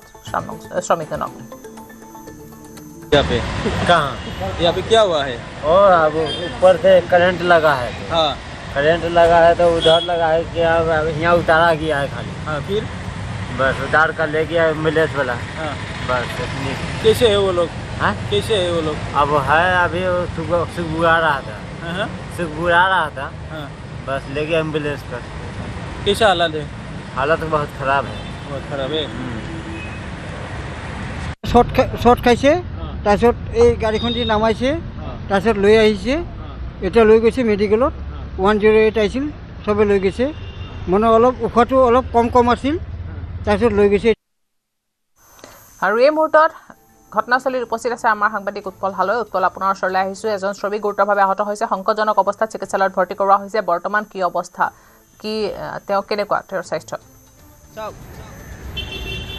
চাওক প্ৰিয়ংকা, এই উৰণ সেতুখনে সংযোগ কৰিছে লাল গণেশৰ পৰা বিৰুবাৰী, আৰু এই বিৰুবাৰী সংযোগ কৰা এই উৰণ সেতুখনত এইটো দ্বিতীয়টো অঘটন। প্ৰথমটো অঘটন ঘটিছিলে আজিৰ পৰা 4 মাহ আগত। এগৰাকী কণমানিয়ে যেতিয়া খেলি আছিলে তেতিয়া উন্মুক্ত অৱস্থাত এই স্থানৰ মোৰ সমীপত থকা নলাতে পৰিছিলে, আৰু আজি এই উৰণ সেতুখনত বিদ্যুৎ শ্বৰ্ট চাৰ্কিট হৈছিলে। এই স্থানৰ পৰা প্ৰায় 10 মিটাৰ আঁতৰত দিছিলে। সেই স্থানখিনিত ৰেলিং নাছিলে বাবে এই স্থানেৰে আনি এই বিশেষ এস্কৰ্ট যিখন কেৰেং বাহন আছে, কেৰেং বাহনখনেৰে তেওঁক নমাই দিয়া হৈছিলে। যিসকল প্ৰত্যক্ষদৰ্শী আছে তেখেতসকলৰ পৰা কিছু কথা জনাৰ চেষ্টা কৰিম। আৰু কি হৈছিলে দাদা? তাৰমানে শ্বৰ্ট খাইছে, শ্বৰ্ট খাই কিনে তাতে ওপৰতে পৰি আছিলে। ওপৰত পৰি থাকোঁতে বহুত দেৰি পিছত নামাইছে, এই গাড়ীখনে নামাইছে, টিঙেদি নামাইছে ব্ৰিজৰ পৰা। পুলিচ প্ৰশাসনো আহিছিল, চব আহিছিল, মেডিকেল গাড়ীও আহিছিল, লৈ গৈছে। এতিয়া কি হয় কি নহয় আমি এইটো নাজানো। আৰু আন একাংশ প্ৰত্যক্ষদৰ্শী আছে। দাদা কি হৈছিলে আজি? একচুৱেলি যেতিয়া ঘটনাটো হৈছিলে মোৰ ঘৰ এইটোৱে। একচুৱেলি এইটো আমি কণ্ট্ৰেক্টৰৰ দুখ বুলি নকওঁ। ওপৰত কাম চলি আছিলে, কাৰেণ্টৰ তাৰৰ পৰা হোৱা নাই, এইটো ইলেক্ট্ৰিক তাৰৰ পৰা হোৱা নাই। এইটো আপোনাৰ ডিজে থাকে নহয়, তেখেতসকলৰ নিজৰ ডিজে জেনেৰেটৰৰ পৰা হৈছিলে। আৰু তাৰপাছত আমাৰ প্ৰশাসন বুলি নহয়, প্ৰশাসনটো লগে লগে থানাত ফোন কৰা হৈছিলে। অচিও আহিছিলে, ছেকেণ্ড অচি আমাৰ মিণ্টু বৈশ্য ডাঙৰীয়া নিজে ওপৰত উঠিছে, আৰু লেবাৰবিলাকো আপোনাৰ নমাই দিছে। নমাই দিয়াৰ পাছত এম্বুলেঞ্চ আনিছিলোঁ, মই মাতিছিলোঁ এম্বুলেঞ্চ। আপুনি আছিলে গোটেইখিনি? মই গোটেইখিনি ফাৰ্ষ্টৰ পৰা লাষ্ট আছিলোঁ। সেইকাৰণে মই এইটো কণ্ট্ৰেক্টৰৰ দুখ বুলি নকওঁ, আৰু আমাৰ ইঞ্জিনিয়াৰৰ দুখ বুলি মই নকওঁ। কাৰণ কি যেতিয়া এইটো হৈছে, এটা ব্ৰিজ হ'লে এটা হ'বই। ওপৰত এইটো আপোনাৰ কাৰেণ্টৰ হোৱা নাই, লাইন কাটা আছিলে। এইটো ওপৰত যায় আপোনাৰ এই জেনেৰেটৰৰ পৰা হৈছিলে। কণ্ডিশ্যনটো কেনেকুৱা? কণ্ডিশ্যন মানে বুকুখিনি অলপ জ্বলিছিলে, জ্বলি গৈছে। কথা পাতি আছে। তো লগে লগ মই বজাৰত গৈ আছিলোঁ। ইমিডিয়েট মই হেৰিক ফোন কৰিলোঁ, আপোনাৰ কি কয় অচিক ফোন কৰিলোঁ। মিণ্টু বৈশ্য ডাঙৰীয়া ছেকেণ্ড অচি নিজে ওপৰত উঠিলে, লেবাৰ আছিলে, লেবাৰে ওপৰৰ পৰা তলত নমাই দিলে। এম্বুলেঞ্চো মই মাতিছিলোঁ, এম্বুলেঞ্চত পঠাই দিয়া হ'ল। আৰু ৰমজান আলী আছিলে নাম। ঘৰ ক'ত? ঘৰটো নাজানো, মই ইতিমধ্যে ফোন কৰিছিলোঁ থানাত। ফোন কৰি অচি আছিলে মাত্ৰ গ'লে। তো গাড়ীত যোনে গৈছিলে আমাৰ থানাৰ পৰা তেহেঁতক সুধিলোঁ, তেতিয়া ক'লে ৰমজান আলী বুলি। বয়স আপোনাৰ 38 পৰা 39 হ'ব। এই মুহূৰ্তত তেখেতৰ নাম আহিছে, পৰিচয় পোৱালৈকে যে ৰমজান আলী, বয়স 38 পৰা 39। বুকুখন জ্বলি যোৱাৰ কথা এইগৰাকী প্ৰত্যক্ষদৰ্শী, যিয়ে আৰম্ভণিৰ পৰা লাইটিং ভাগি আছিলে। আৰু ঠিক উল্লেখ কৰিছে যে কাষেৰে যি সতীৰ্থ দৃশ্যাংশসমূহ দেখুৱাই যে কাষেৰে উচ্চ বিদ্যুৎ ক্ষমতা সম্পন্ন বিদ্যুৎ তাৰ পৰিবাহী তাৰ গৈছে, আৰু তাৰ কাষত যদি চোৱা যায় যে উৰণ সেতুখন নিৰ্মাণ কাৰ্য চলি আছে। ঠিক উল্লেখ কৰিছোঁ যে এই উৰণ সেতুখন লাল গণেশত আৰম্ভ হয়, বিৰুবাৰীলৈকে সংযোগ কৰিছে, দৈৰ্ঘ্য 5 কিলোমিটাৰ। আৰু এই উৰণ সেতুখনৰ এইটো দ্বিতীয়টো অঘটন। প্ৰথমটো অঘটন আজিৰ পৰা 4 মাহ পূৰ্বে এই স্থানত মই উপস্থিত থকা বা এই ঘটনা সংঘটিত হোৱা স্থানৰ পৰা মাত্ৰ কিছু আঁতৰতে উন্মুক্ত নলাত হৈছিল, আৰু উন্মুক্ত নলাত এগৰাকী কণমানি কিশোৰীৰ সেই উন্মুক্ত নলাত মৃত্যু মুখত পৰিছিলে। সেই দৃশ্য চিচি কেমেৰাত আবদ্ধ হৈছিলে। আৰু আজিৰ দিনটোতো এনেধৰণৰ এটা অঘটন সংঘটিত হৈছে। আজি মাঘী পূৰ্ণিমা আছিলে। এই দিনটোত কামত নিয়োজিত হৈ থকা এগৰাকী শ্ৰমিক সংকটজনক অৱস্থাত এই মুহূৰ্তত 38 বছৰ বয়স বুলি গম পোৱা হৈছে, আৰু তেওঁৰ ঘৰ ৰমজান আলীৰ বুকুখন জ্বলি যোৱাৰ কথা উল্লেখ কৰা হৈছে, আৰু তেওঁক গুৱাহাটী মেডিকেল কলেজ হস্পিটেলত প্ৰেৰণ কৰা হোৱা বুলি উল্লেখ কৰিছে। ধন্যবাদ জনাইছোঁ উৎপল আপোনাক এই মুহূৰ্তত।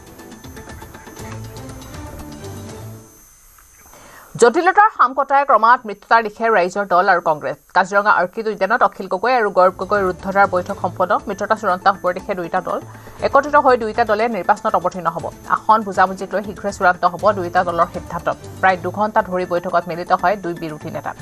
বৈঠক সামৰি গুৱাহাটী অভিমুখে ৰাওনা ৰাইজৰ দলৰ সভাপতি অখিল গগৈ। বিয়লি 3 বজাত কাৰ্যনিৰ্বাহকত অংশগ্ৰহণ কৰি সংবাদমেল সম্বোধন কৰিব অখিল গগৈ।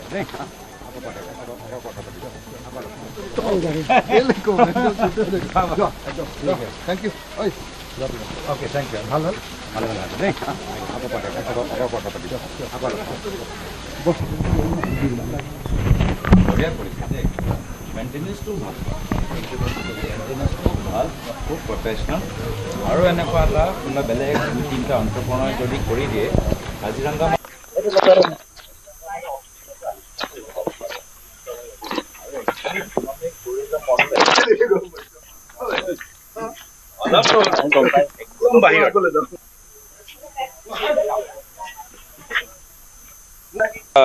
অখিল গগৈ ডাঙৰীয়া আৰু আমাৰ মাজত মানে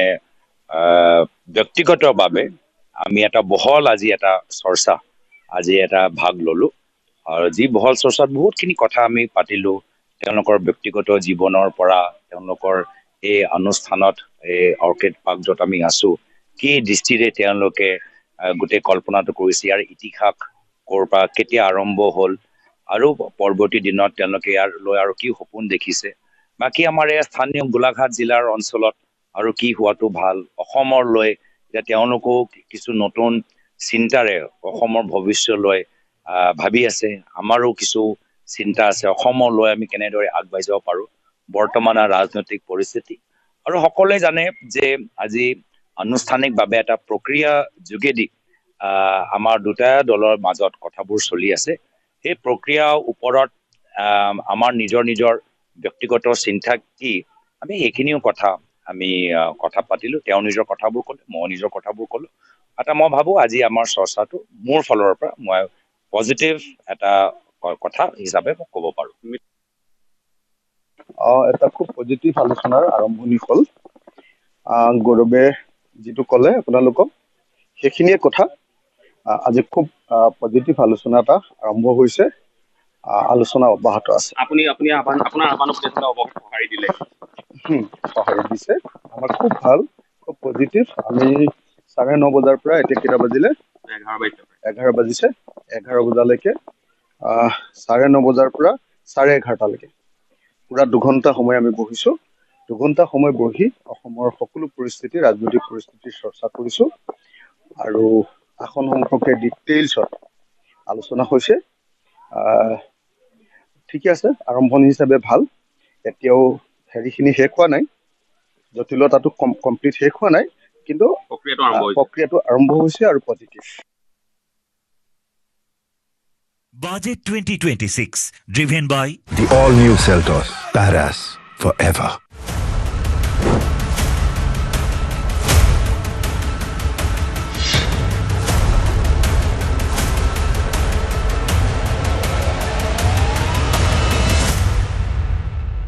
Budget 2026 নৱেম্বৰৰ বাবে নিৰ্মলা সীতাৰমণে দাখিল কৰিলে কেন্দ্ৰীয় বাজেট মাঘী পূৰ্ণিমাৰ পবিত্ৰ ক্ষণত বাজেট দাখিল কৰিলে কেন্দ্ৰীয় বিত্তমন্ত্ৰী নিৰ্মলা সীতাৰমণে বাজেটত দৰিদ্ৰ নিৰ্মূলক প্ৰাথমিকতা হিচাপে গুৰুত্ব দিয়া হৈছে আত্মনিৰ্ভৰ ভাৰতৰ লক্ষ্যৰে দাখিল কৰা হৈছে এইবাৰৰ বাজেটত অৰ্থনৈতিকভাৱে প্ৰতিটো পৰিয়ালক স্বাৱলম্বী কৰাৰ লক্ষ্য তেজপুৰত স্থাপন হ'ব ৰাষ্ট্ৰীয় মানসিক স্বাস্থ্য আৰু স্নায়ু বিজ্ঞান প্ৰতিষ্ঠান তেজপুৰ মানসিক চিকিৎসালয়ক ৰাষ্ট্ৰীয় মানসিক স্বাস্থ্য আৰু স্নায়ু বিজ্ঞান প্ৰতিষ্ঠানলৈ উন্নীতকৰণৰ প্ৰস্তাৱ উত্তৰ পূবৰ ৰাজ্যৰ বাবে 4,000 ই-বাছৰ প্ৰস্তাৱ দাখিল কৰা হৈছে বাজেটত 350ৰো অধিক সংস্কাৰ সাধনৰ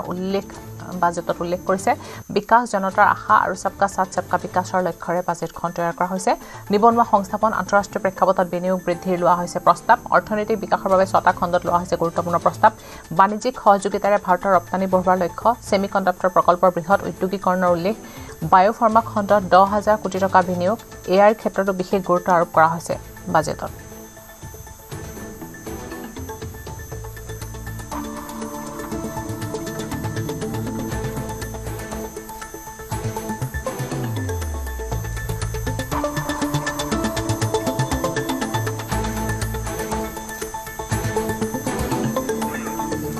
কেইবাবিধো সা-সামগ্ৰীৰ দামৰ হ'ব তাৰতম্য দাম কমিব মধুমেহ আৰু কৰ্কট ৰোগৰ ঔষধৰ দাম কমিব জোতা বেটাৰী চামৰাৰ সামগ্ৰীৰ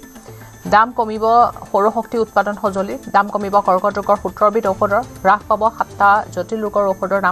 দাম কমিব মাইক্ৰৱেভ আৰু অভেনৰ দাম কমিব ইলেক্ট্ৰিক বাহনৰ হ্ৰাস পাব বিমান টিকেটৰ দাম কমিব বায়োগেছ চিলিণ্ডাৰৰ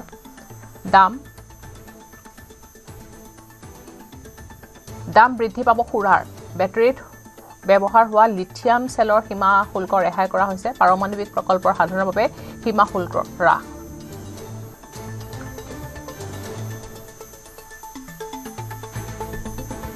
To rationalize the customs duty structure for goods imported for personal use, I propose to reduce the tariff rate on all dutiable goods imported for personal use from 20% to 10%.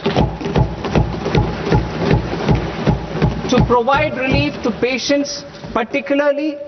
those suffering from cancer, I propose to exempt basic customs duty on 17 drugs or medicines. I propose also to add 7 more rare diseases for the purposes of exempting import duties on personal imports of drugs, medicines, and food for special medical purposes used in their treatment.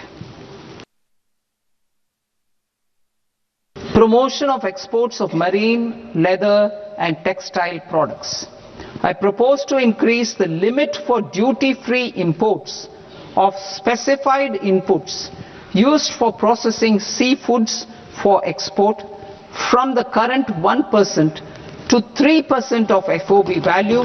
of the previous year's export turnover.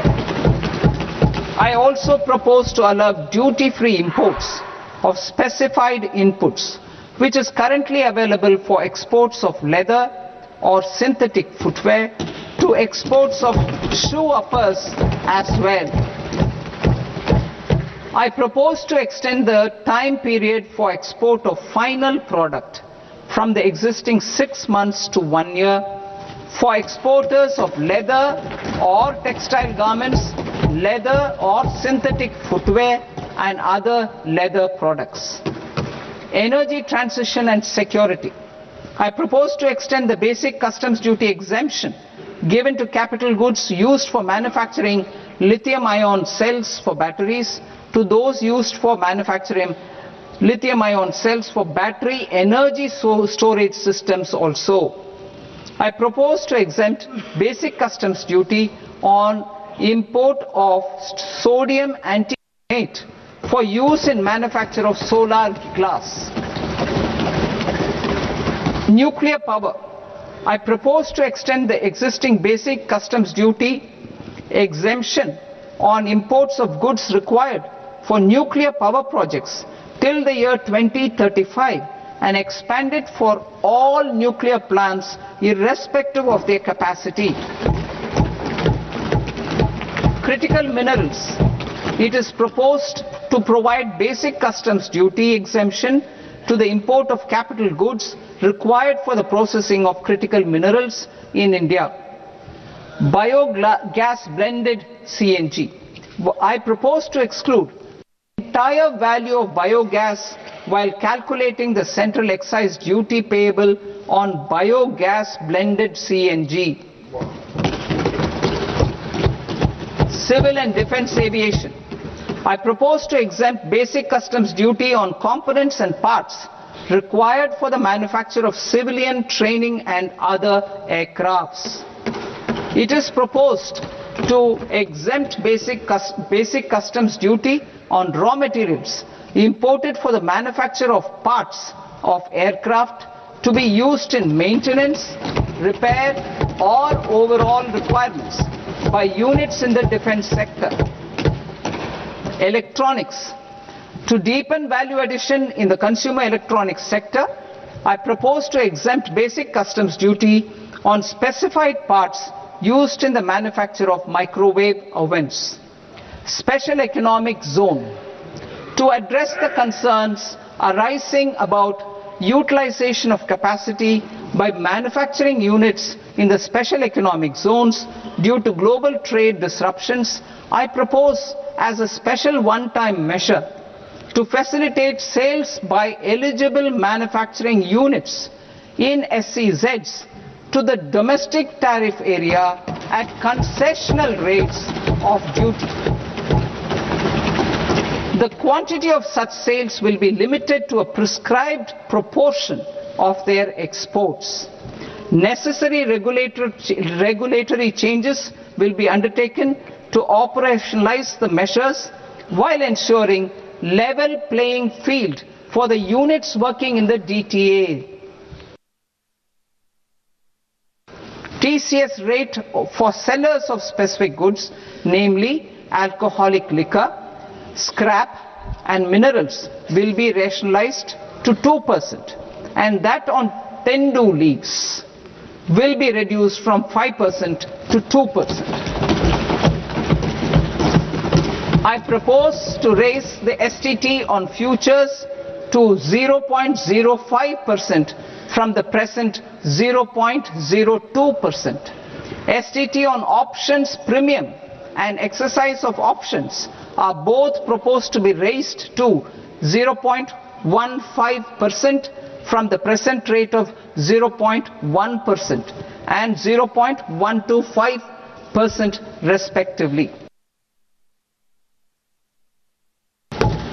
India's Semiconductor Mission 1.0 expanded India's semiconductor sector capabilities. Building on this, we will launch ISM 2.0 to produce equipment and materials, design full-stack Indian IP, and fortify supply chains. We will also focus on industry-led research and training centers to develop technology and skilled workforce. The Electronics Components Manufacturing Scheme, launched in April 2025 with an outlay of 22,919 crores, already has investment commitments at double the targets. We propose to increase the outlay to 40,000 crores to capitalize on this momentum. I propose to launch the Mahatma Gandhi Gram Swaraj initiative to strengthen khadi, handloom and handicrafts. This will help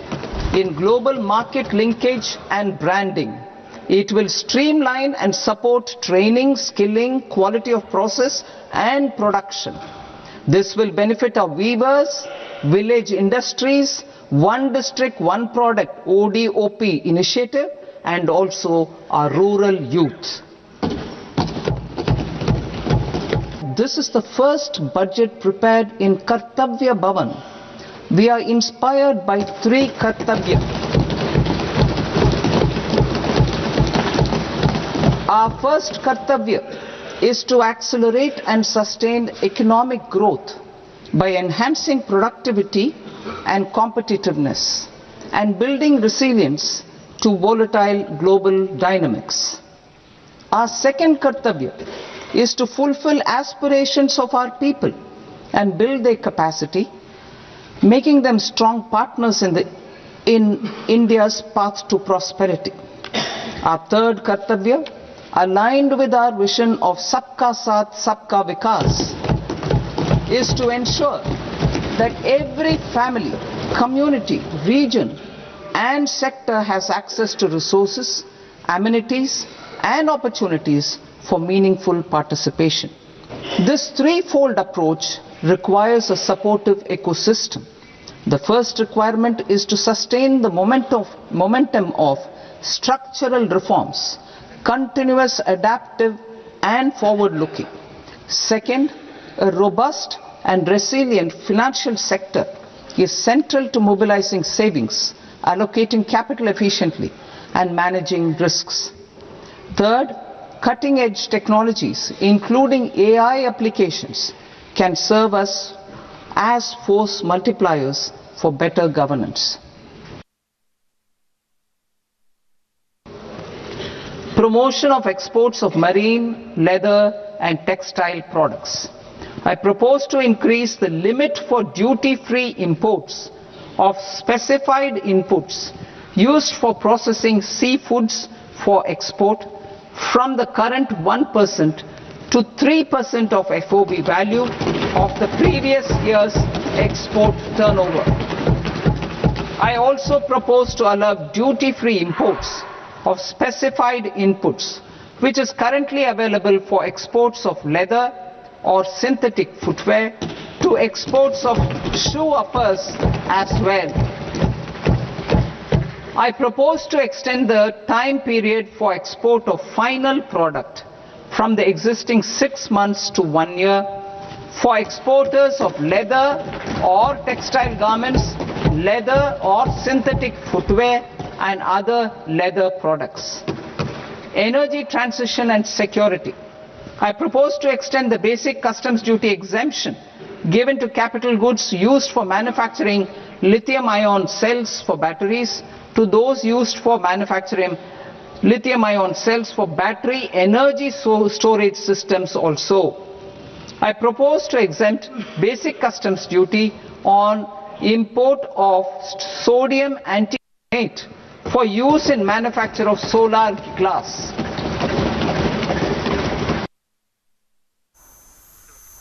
ইয়াৰ লগে লগে সময় হৈছে এতিয়া পেট্ৰ copy ডাইলৱাৰ নমস্কাৰ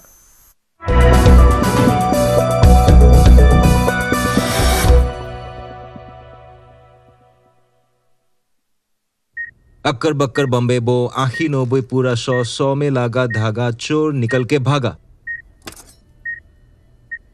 ঘৰত কোনটো TMT লগাইছে মাইটন ষ্টিল আপোনাৰ ওপৰত ট্ৰাষ্ট কৰিব পাৰি ওকে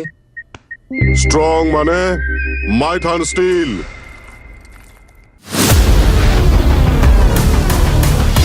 ভয়ংকৰ যান-জঁট মহানগৰীত বন্ধ পথ মহানগৰী যান-জঁটত নতুনকৈ সংযোজন হ'ল চানমাৰী উৰণ সেতু চানমাৰী হৈ জুৰোডলৈ আপোনাৰ যদি যাবলগীয়া কাম আছে তেনেহ'লে কেইদিনমানৰ কাৰণে সেই পথটো পৰিহাৰ কৰক কিয়নো আপুনি গন্তব্যস্থল পোৱালৈকে ৰাস্তাত কিমান সময় ট্ৰেফিক জামত পৰিব তাৰ কোনো নিশ্চয়তা নাই দ্ৰুতগতিত কাম চলি আছে দীঘলী পুখুৰীৰ পৰা বামুণী মৈদামৰ FCR হনুমান মন্দিৰলৈকে নিৰ্মাণ কৰা উৰণ সেতু সাময়িকভাৱে বন্ধ কৰা হৈছে কেইবাটাও পথ ৰোড ক্লোজ কৰি থোৱা হৈছে আপুনি চানমাৰী দিশৰ পৰা যদি জোৰদৰ দিশে যাব বিচাৰে তেনেহ'লে এই পথটোৰে চানমাৰী উৰণ সেতুৰ ওপৰেদি যাব নোৱাৰিব কেইবাদিনো ধৰি এই পথটো বন্ধ কৰা হ'ব আৰু বৃহস্পতিবাৰৰ পৰা এই পথটো বন্ধ আছে কিন্তু আপুনি এটা বিকল্প পথেৰে বামুণী মৈদামৰ দিশৰে যাব পাৰিব সেই পথটো হৈছে MRD পথ এই পথটোৰে আপুনি গৈ বামুণী মৈদামৰ যিটো গভৰ্ণমেণ্ট পেজ আছে গভৰ্ণমেণ্ট পেজৰ কাষেদি গ'লে বামুণী মৈদামৰ যিটো মূল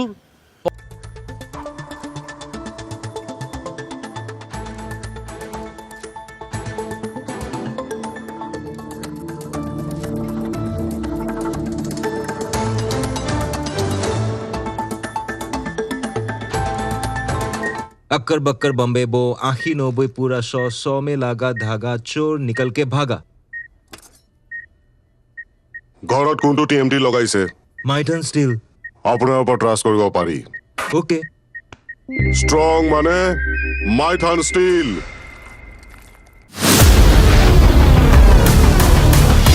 ভয়ংকৰ যান-জঁট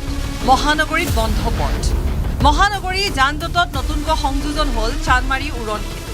চানমাৰী হৈ জুৰোডলৈ আপোনাৰ যদি যাবলগীয়া কাম আছে তেনেহ'লে কেইদিনমানৰ কাৰণে সেই পথটো পৰিহাৰ কৰক কিয়নো আপুনি গন্তব্যস্থল পোৱালৈকে ৰাস্তাত কিমান সময় ট্ৰেফিক জামত পৰিব তাৰ কোনো নিশ্চয়তা নাই দ্ৰুতগতিত কাম চলি আছে দীঘলী পুখুৰীৰ পৰা বামুণী মৈদামৰ FCR হনুমান মন্দিৰলৈকে নিৰ্মাণ কৰা উৰণ সেতু সাময়িকভাৱে বন্ধ কৰা হৈছে কেইবাটাও পথ ৰোড ক্লোজ কৰি থোৱা হৈছে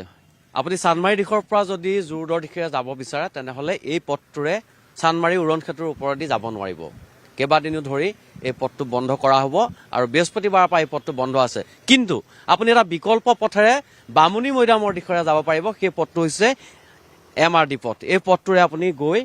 বামুণী মৈদামৰ যিটো গভৰ্ণমেণ্ট পেজ আছে গভৰ্ণমেণ্ট পেজৰ কাষেদি গ'লে বামুণী মৈদামৰ যিটো মূল পথ আছে সেই পথত উঠি সেই দিশেৰে আপুনি যাব পাৰিব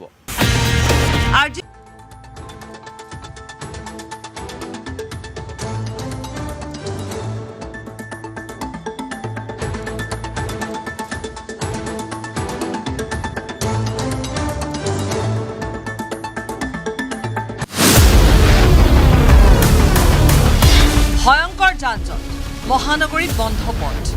মহানগৰী যান-জঁটত নতুনকৈ সংযোজন হ'ল চানমাৰী উৰণ সেতু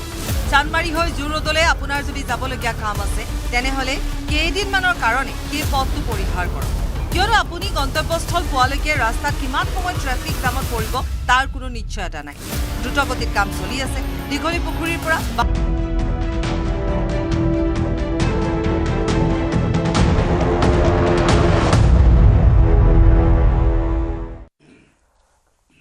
নমস্কাৰ স্বাগতম এয়া হৈছে দ্য প্ৰাইম শ্ব' ষ্টুডিঅ'ত মই প্ৰাঞ্চল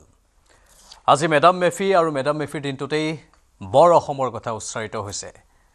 নতুন বৰ অসমৰ প্ৰসংগও আহিছে কংগ্ৰেছে কৈছে নতুন বৰ অসম গঢ়িম আৰু তাকে মুখ্যমন্ত্ৰীয়ে টাৰ্গেট কৰি লৈছে যে নতুন বৰ অসম মানে কংগ্ৰেছে কি বুজাব বিচাৰিছে চাউলুং চুকাফাৰ বৰ অসমক বাদ দি নতুন বৰ অসমৰ অৰ্থ কি একাংশ অবৈধ অনুপ্ৰৱেশকাৰীৰে নতুন বৰ অসম গঢ়াৰ সংকল্প নেকি কংগ্ৰেছৰ সেই প্ৰশ্নবোৰ আহিছে তাৰ মাজতে আন কেতবোৰ কথাও থাকিব মিত্ৰতাক লৈ তাৰ মাজতে থাকিব মিয়া ৰাজনীতিক লৈ কেতবোৰ প্ৰশ্ন এই সকলোবোৰ কথা আজি আমি ভালদৰে আলোচনা কৰিম কাৰণ নিৰ্বাচনৰ সময়ত এই প্ৰসংগবোৰ এতিয়া সজোৰে উত্থাপন হৈছে এফালে আমি দেখিবলৈ পাইছোঁ কংগ্ৰেছৰ সৈতে মিত্ৰতা সন্দৰ্ভত দুদুল্যমানতা ৰাজনৈতিক আন দলবোৰৰ ৰাইজৰ দলৰ কথা বিশেষকৈ আমি এইখিনিতে ক'ব লাগিব আজিলৈকে তেওঁলোকে সময়সীমা বান্ধি দিছিল ডেডলাইন উকলি গৈছে কাইলৈ ৰাজ্য দলে বিশেষ বৈঠকৰ আয়োজন কৰিব তাৰ পিছত হয়তো চূড়ান্ত কৰিব এতিয়া কংগ্ৰেছৰ সৈতে চূড়ান্ত মিত্ৰতা হয় নে নহয় আমি লক্ষ্য কৰিম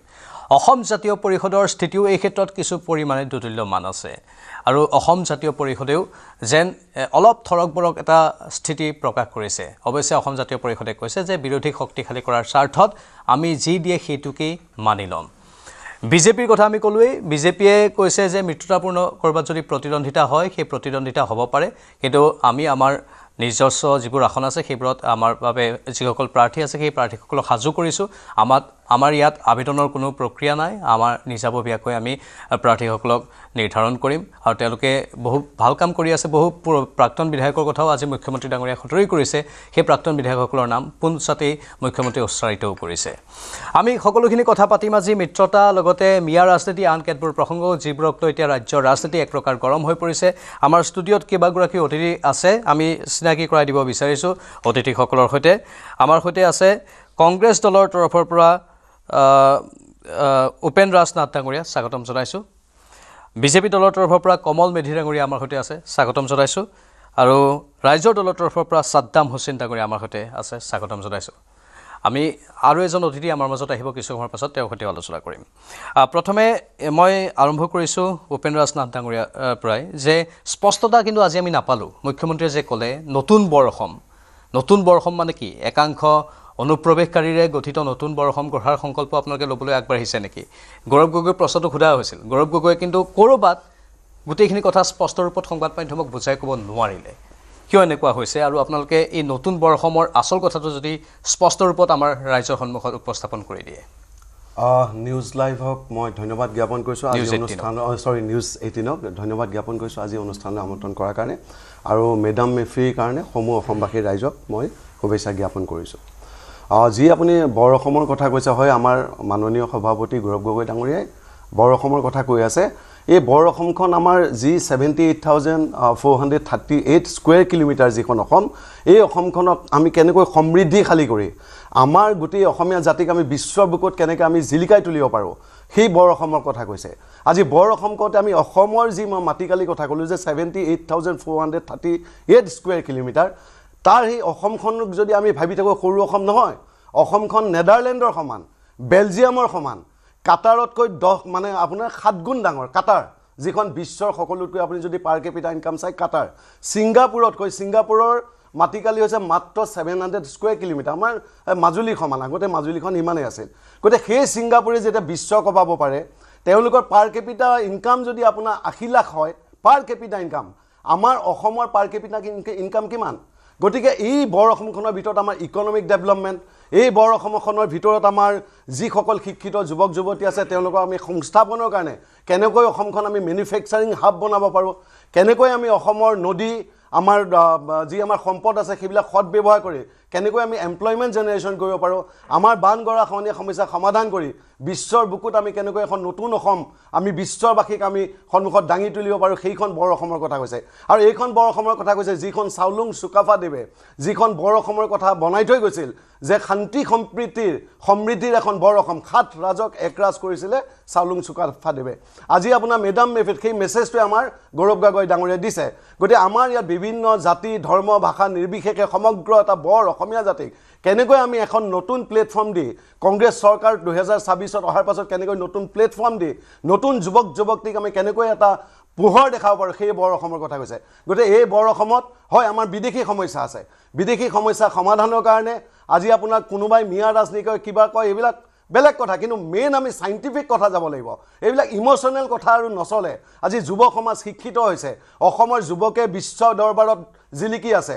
আপুনি যদি নিউয়ৰ্ক ইউনিভাৰ্চিটিত চাই ষ্টেনফৰ্ডত চাই কেম্ব্ৰিজত চাই যদি লণ্ডন স্কুল অফ ইকনমিক্সত চাই যদি ডুবাইত চাই যদি আমেৰিকাত চাই যদি লণ্ডনত চাই গোটেই অসমীয়া যুৱক যুৱতীয়ে কপাই আছে গোটেই অসমত এইবিলাক আপোনাৰ ইমোশনাল কথা অসমীয়া ৰাইজে এতিয়া ভাল নাপায় এতিয়া আমাক এখন সাইন্টিফিক অসম বনাবলৈ সাইন্টিফিকভাৱে আমি বিদেশী সমস্যা কেনেকৈ সমাধান কৰিম সাইন্টিফিকভাৱে বিদেশী সমস্যা সমাধান কৰাৰ আমাৰ ৰাস্তা আছিল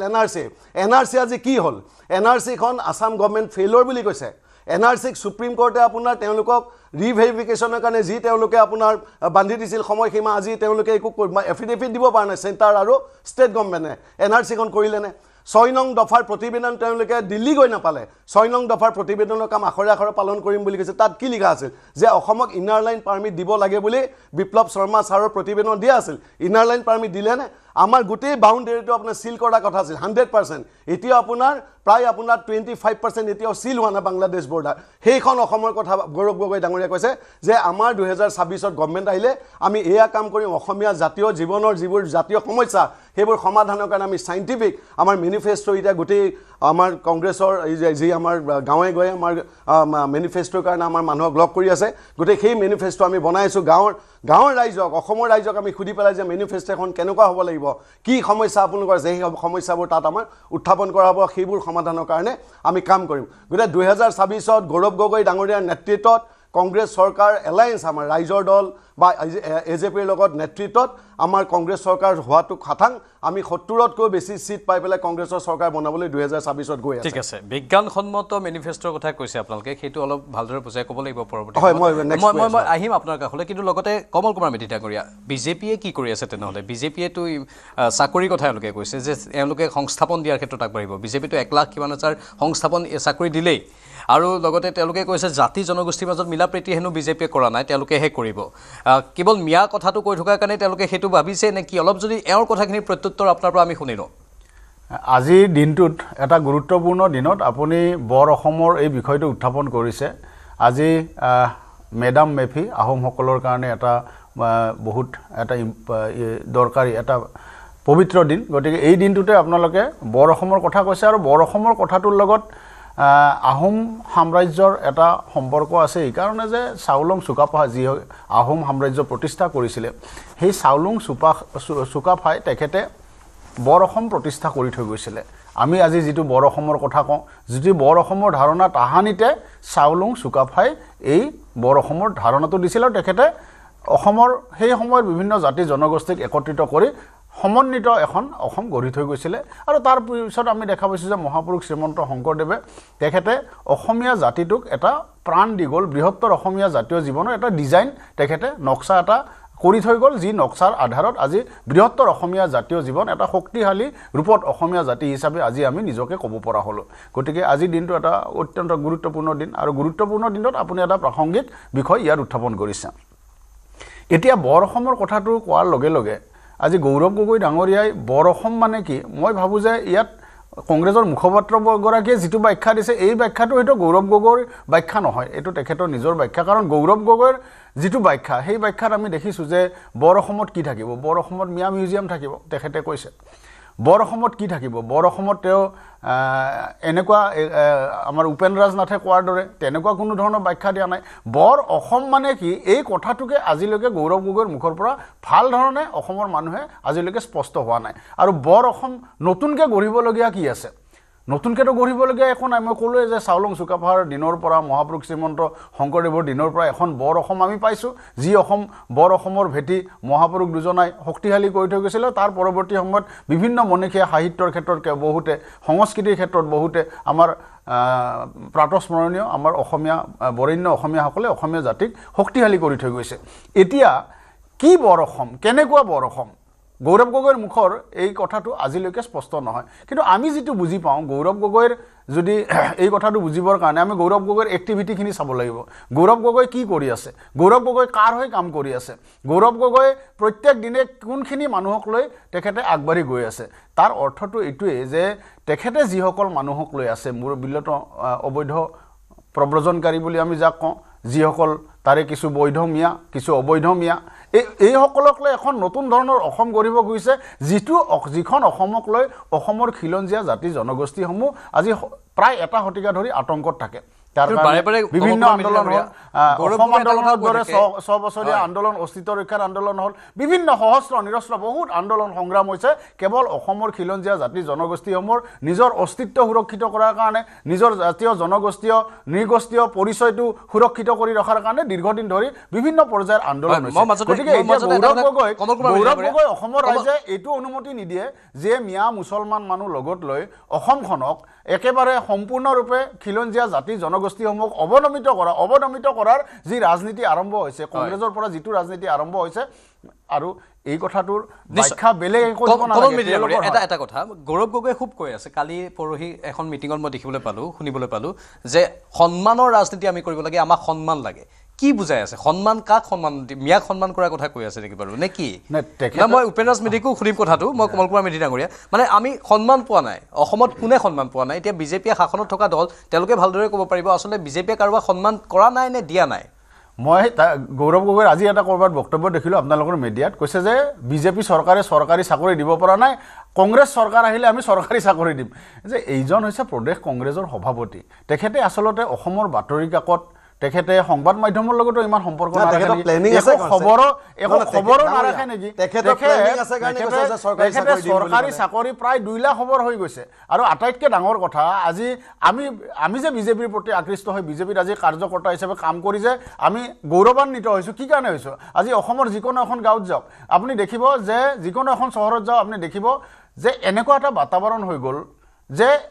আজিও এজন মহিলা এগৰাকী কৈছে যে আমাৰ পৰিয়ালত 5টা চৰকাৰী চাকৰি হ'ল আমি কাকত তামোল এখনো খুৱাবলগীয়া হোৱা নাই এইবাৰ বিজেপি চৰকাৰৰ প্ৰতি হিমন্ত বিশ্ব শৰ্মা ডাঙৰীয়া বা আমাৰ বিজেপি চৰকাৰখনৰ প্ৰতি মানুহৰ আটাইতকৈ ডাঙৰ যিটো কি কয় ভাল ভাৱ সদ্ভাৱ এই সদ্ভাৱটো আহিছে মূলতঃ এই যে বছৰ বছৰ ধৰি আমি দেখি আহিছোঁ যে চৰকাৰী চাকৰি দিয়াৰ অনীহা আমাৰ প্ৰজন্মটো বেলেগ নহয় আমাৰ প্ৰজন্মটো যিসকল চোকা ল'ৰা ছোৱালী আছিলে 23 লাখক দিলে নেকি মই আপুনি কওঁতে কোৱা নাই 2000 আপুনি যে ক'লে চৰকাৰী চাকৰি গৌৰৱ গগৈ ডাঙৰীয়ে কি চাই পেলাই ক'লে যে আপোনালোকৰ মেনিফেষ্টত 2016 লিখা আছিল 23 লাখ ল'ৰা ছোৱালী সংস্থাপন দিলে নে তাৰপিছত জেপি নাড্ডা ডাঙৰীয়ে 2021 আপোনালোকৰ 10 লাখ এতিয়া আপুনি যেনেকৈ কৈ যাওক ইমান মই আপোনাক ক'বলৈ দি আছিলোঁ আপুনি মাজতে মাত মাতিলে যেতিয়া 10 লাখ 30 লাখৰ সংস্থাপন দিলে নেকি আজি সেমিকণ্ডাক্টৰ আজি খুব এটা ট্ৰেজিক ঘটনা ঘটিছে ৰাতিপুৱা দেখিছোঁ যে আমাৰ ঢকুৱাখানাৰ ধেমাজিৰ 4গৰাকীকে ল'ৰা আমাৰ সন্তান তেওঁলোক বাংগালুৰত তেওঁলোকৰ মৃত্যু হৈছে একেটা ৰুমৰ ভিতৰত আজিৰ দিনটোৰ মই ভাবোঁ যে আটাইতকৈ দুখৰ খবৰটো এইটো আটাইতকৈ বেদনাদায়ক খবৰ এইটো আজি কি কাৰণে তেওঁলোক যাব লগা হ'ল আজি অসমত সেমিকণ্ডাক্টৰ আহিব সেমিকণ্ডাক্টৰ 27000 যুৱক যুৱতীয়ে চাকৰি পাব তাৰ বিৰোধিতা কৰিছে সেই একে কৰ্ণাটকৰ মল্লিকাৰ্জুন খাৰ্গে কংগ্ৰেছৰ সভাপতি তেওঁৰ পুতেক প্ৰিয়ংক খাৰ্গে তেখেত তাৰে মন্ত্ৰী তেখেত তাৰ বিৰোধিতা কৰিছে যে কি ষ্টেটমেণ্টটো কি দিছিল তাত তেওঁ বিৰোধিতা কৰিছে এতিয়া সেই বেংগলোৰত গৈ আমাৰ ল'ৰা ছোৱালী মৰিব লগা হৈছে আমাৰ ল'ৰা গৈ তাত মৰিব লগা হৈছে আৰু তাৰ কাৰণে আমি সেমিকণ্ডাক্টৰ ইয়াত লাগে আজি তেওঁলোকে কংগ্ৰেছে আজি সেইকাৰণে প্ৰিয়ংক খাৰ্গে সমালোচনা কৰিব লাগিছে যে আজি আপোনালোকৰ তাত গৈ আমাৰ ল'ৰা সুৰক্ষিত নহয় আমাৰ ল'ৰা মৰিছে আৰু হিমন্ত বিশ্ব শৰ্মা ডাঙৰীয়াই অসমত সেমিকণ্ডাক্টৰ আনিছে উদ্যোগৰ কাৰণে যেতিয়া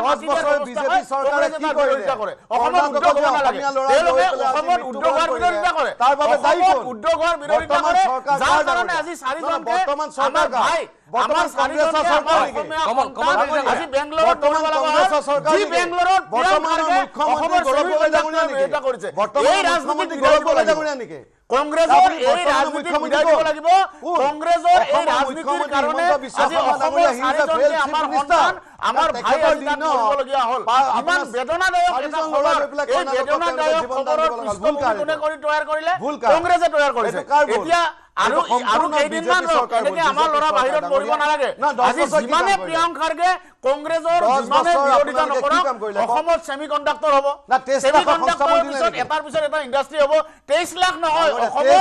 অসমৰ নিবনুৱা সমস্যা শেষ হ'ব তাৰ উপৰিঞ্চি বাহিৰৰ পৰা আজি যেনেকৈ অসমৰ ল'ৰা গৈ বাহিৰত থাকিব লগা হৈছে বাহিৰত ৰওক কেইদিনমান ৰওক আপোনালোকে 60 বছৰত যিটো কৰিব নোৱাৰিলে আপুনি 9 বছৰত নিবিচাৰিব 60 বছৰত যিটো কৰিব নোৱাৰিলে 9 বছৰত কিছু নমুনা দেখাই দিয়া হৈছে আজি প্ৰায় 2 লাখ চৰকাৰী চাকৰি তামুল এখনো নিদিয়াকে কৈছে বুলি আজি এগৰাকী মাতৃয়ে কৈ আছে তেওঁৰ পৰিয়ালত 5টাকে চৰকাৰী চাকৰি পালে আৰু কত তামুল এখনো খবৰ দিয়া নাই এই পৰিৱেশটো আছিল নেকি আজি আমাৰ প্ৰজন্মই চৰকাৰী চাকৰিৰ কাৰণে এপ্লাই কৰা নাছিল আমাৰ প্ৰজন্মই যোগ্যতা থকাৰ পিছত এপিএসসি দিয়া নাছিল আমাৰ লগৰ বিলাকে কিয় জানে যে এপিএসসি যদি কমল মেডিটাগৰিয়া এটা কথা হ'ল নিশ্চয় সংস্থাপনৰ বিষয়টো আমি স্বাভাৱিকতে সংস্থাপনৰ পৰিৱেশ আজি কমল মেডিটাগৰিয়া হয় হয় ভাল বুলি কওক নিশ্চয় কৰিব পৰা নাই ভাল কাম আপুনি কি প্ৰত্যেকজন এপিএস প্ৰত্যেকজন এসএস অফিচাৰ কৰিছে নেকি ডাঙৰীয়া এক মিনিট আপোনাৰ কৈ দিয়ক এক মিনিট আৰু এজন অতিথি আছে মই তেওঁৰ কথা ক'ব লাগিব কমল মেডিটাগৰিয়া এক মিনিট ৰৈ দিয়ক আপুনি প্ৰশংসা নকৰে তেনেহলে ভোট বিচাৰিবলৈ আপোনালোককে মানুহে এক মিনিট ৰাইজে জানে ভালকে আপুনি প্ৰত্যেকজন এপিএস অফিচাৰক অপমান কৰিছে আপুনি আপোনালোককে প্ৰত্যেকজন এপিএস অফিচাৰক এক মিনিট ৰৈ দিয়ক কমল মেডিটাগৰিয়া এটা প্ৰশ্ন কমল মেডিটাগৰিয়া নিশ্চয় আমি এটা কথা মানি ল'বই লাগিব যে সংস্থাপনৰ বিষয়টো ইমান সহজ বিষয়বস্তু নহয় জটিল এটা বিষয়বস্তু এওঁলোকে কৈছে যে এটা পৰ্যায়লৈকে গৈছে কিন্তু ইমান আজি 2 লাখ যুৱক যুৱতীক মুখ্যমন্ত্ৰীৰ আমাৰ মুখ্যমন্ত্ৰীৰ আত্মনিৰ্ভৰ অভিযানৰ এটা নতুনকে হেই কৰি 2 লাখ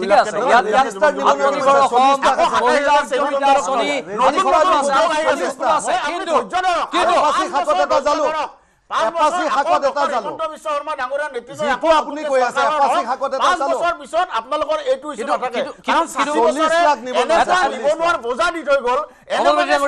নিবনুৱাৰ বোজা দি থৈ গ'ল সংস্থাপন নিদিলে 2 লাখ কোটি টকা ধাৰ কিয় ল'লে আপোনালোকে যদি এই বিষয়বস্তুটো আঁতৰি নাযাওক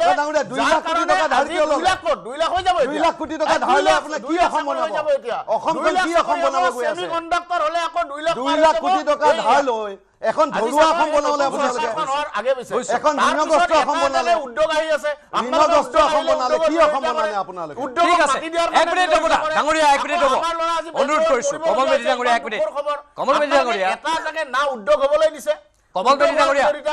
অলপ ৰৈ দিয়ক আপোনালোকে হ'বলৈ নিদিয়ে ভাল ধৰণে হয় হয় আমি বুজি পাইছোঁ আমি সকলো কথা বুজি পাইছোঁ ইয়াত স্বাভাৱিকতে এই গোটেইখিনি কথা মহিলা উদ্যমিতা আঁচনি বা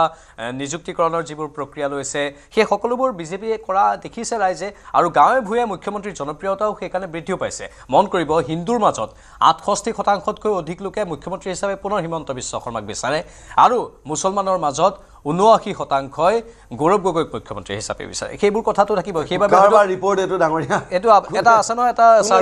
সাৰ্ভে চলোৱা এটা সংস্থা সেই মানুহজন কোন হয় সাৰ্ভে যদি আৰএসএস বিজেপি এজেন্ট সেইটো আমি নাজানো সাৰ্ভে চলোৱা সমীক্ষকৰ নিজৰ সাৰ্ভে আছে আমাৰ সাৰ্ভেত কংগ্ৰেছৰ সাৰ্ভে কি আছে 70খন আসন আমি পাম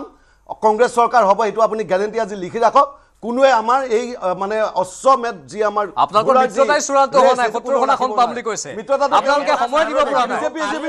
ৰাজ্যৰ দলে বাটছে ভাগৰি পৰিছে বিজেপি মিত্ৰতা কো ৰাজ্যৰ দলৰ কাষত যাম মানে গৌৰৱ গগৈ মই ৰাজ্যৰ দলৰ কাষত যাম এটো সত্তা মুছে ডাঙৰীয়া নিউজত দেখিলো কমল মেডি ডাঙৰীয়া অলপ ৰৈ দিয়ক প্লিজ মই অনুৰোধ কৰিছোঁ প্লিজ মই সাদ্দাম হুছেইন ডাঙৰীয়া কাষলৈ আহিছোঁ এওঁলোকে ডাঙৰ কথা কৈছে এতিয়া সাদ্দাম হুছেইন ডাঙৰীয়া যে 70খন আসন পাব বাৰু ভাল কথা বিৰোধীয়ে যদি পায় সেইটোত আমাৰ শুভকামনা আছে কিন্তু আপোনালোকৰ সৈতে যিটো মিত্ৰতা এতিয়ালৈকে চূড়ান্ত হোৱা নাই ডেডলাইন বান্ধি দিয়াৰ পাছতো গুৰুত্ব দিয়া নাই আপোনালোকক এক প্ৰকাৰ আওকাণ কৰিছে আৰু কাইলৈ অৱশ্যে আপোনালোকে এখন বৈঠকো আয়োজন কৰিব এতিয়া কওকচোন সাদ্দাম হুছেইন ডাঙৰীয়া এনেকে চূড়ান্ত মিত্ৰতা নোহোৱাকৈ কোনো ধৰণৰ পৰিকল্পনাত বিশেষ কোনো শক্তি প্ৰদৰ্শন নকৰাকৈ কেৱল মাত্ৰ মুখৰ কথা দিয়ে 70খন আসন জানো দখল কৰিব পৰা যাব নহয় চাওক প্ৰথমতে যিটো বিষয় আলোচনা হৈ আছিল বৰ অসমৰ কথাটো ইয়াৰে মই দুটামান কথা কৈ ল'ব লাগিব যে এইজন হিমন্ত বিশ্ব শৰ্মা ডাঙৰীয়া মুখ্যমন্ত্ৰী হোৱাৰ সময়ত আপোনাৰ অসমৰ খিলঞ্জীয়া মানুহক কাৰ্বি মানুহক মানে কাৰ্বি গোবেক ধনি দিছে এই অসমৰ মানুহে তাৰপিছত হিমন্ত বিশ্ব শৰ্মা ডাঙৰীয়াই অসমৰ মানুহক ৰিক্সাৱালাৰ ভাড়া মাৰি খাবলৈ শিকাইছে পৰামৰ্শ দিছে গতিকে ৰিক্সা ভাড়া মাৰি খোৱা এটা জাতি কেতিয়া বৰ অসম গঢ়িব পাৰিব নেকি হিমন্ত বিশ্ব শৰ্মা কেতিয়া বৰ অসম গঢ়িব পাৰিব নেকি গতিকে যে হিমন্ত বিশ্ব শৰ্মা ডাঙৰীয়া বৰ অসমৰ মানুহ বুলি গণ্য কৰা নাই সাদ্দাম হুছেইন ডাঙৰীয়া সেইসকলক বৰ অসমৰ মানুহ বুলি গণ্য কৰা নাই হিমন্ত বিশ্ব শৰ্মা ডাঙৰীয়া কাক ৰিক্সাৱালা মানে ৰিক্সা ভাড়া মাৰি খাবলৈ কাক শিকাইছে কাক কম দিবলৈ শিকাইছে শিকাইছে কাক পোনপটীয়াকৈ মিয়াক টাৰ্গেট কৰি লৈছে না মিয়াক কম দিবলৈ দিছে কম দিবলৈ কৈছে কাক যিসকল ব্যক্তিক ভাড়া কমকৈ দিবলৈ কৈছে আৰু যাক দিবলৈ কৈছে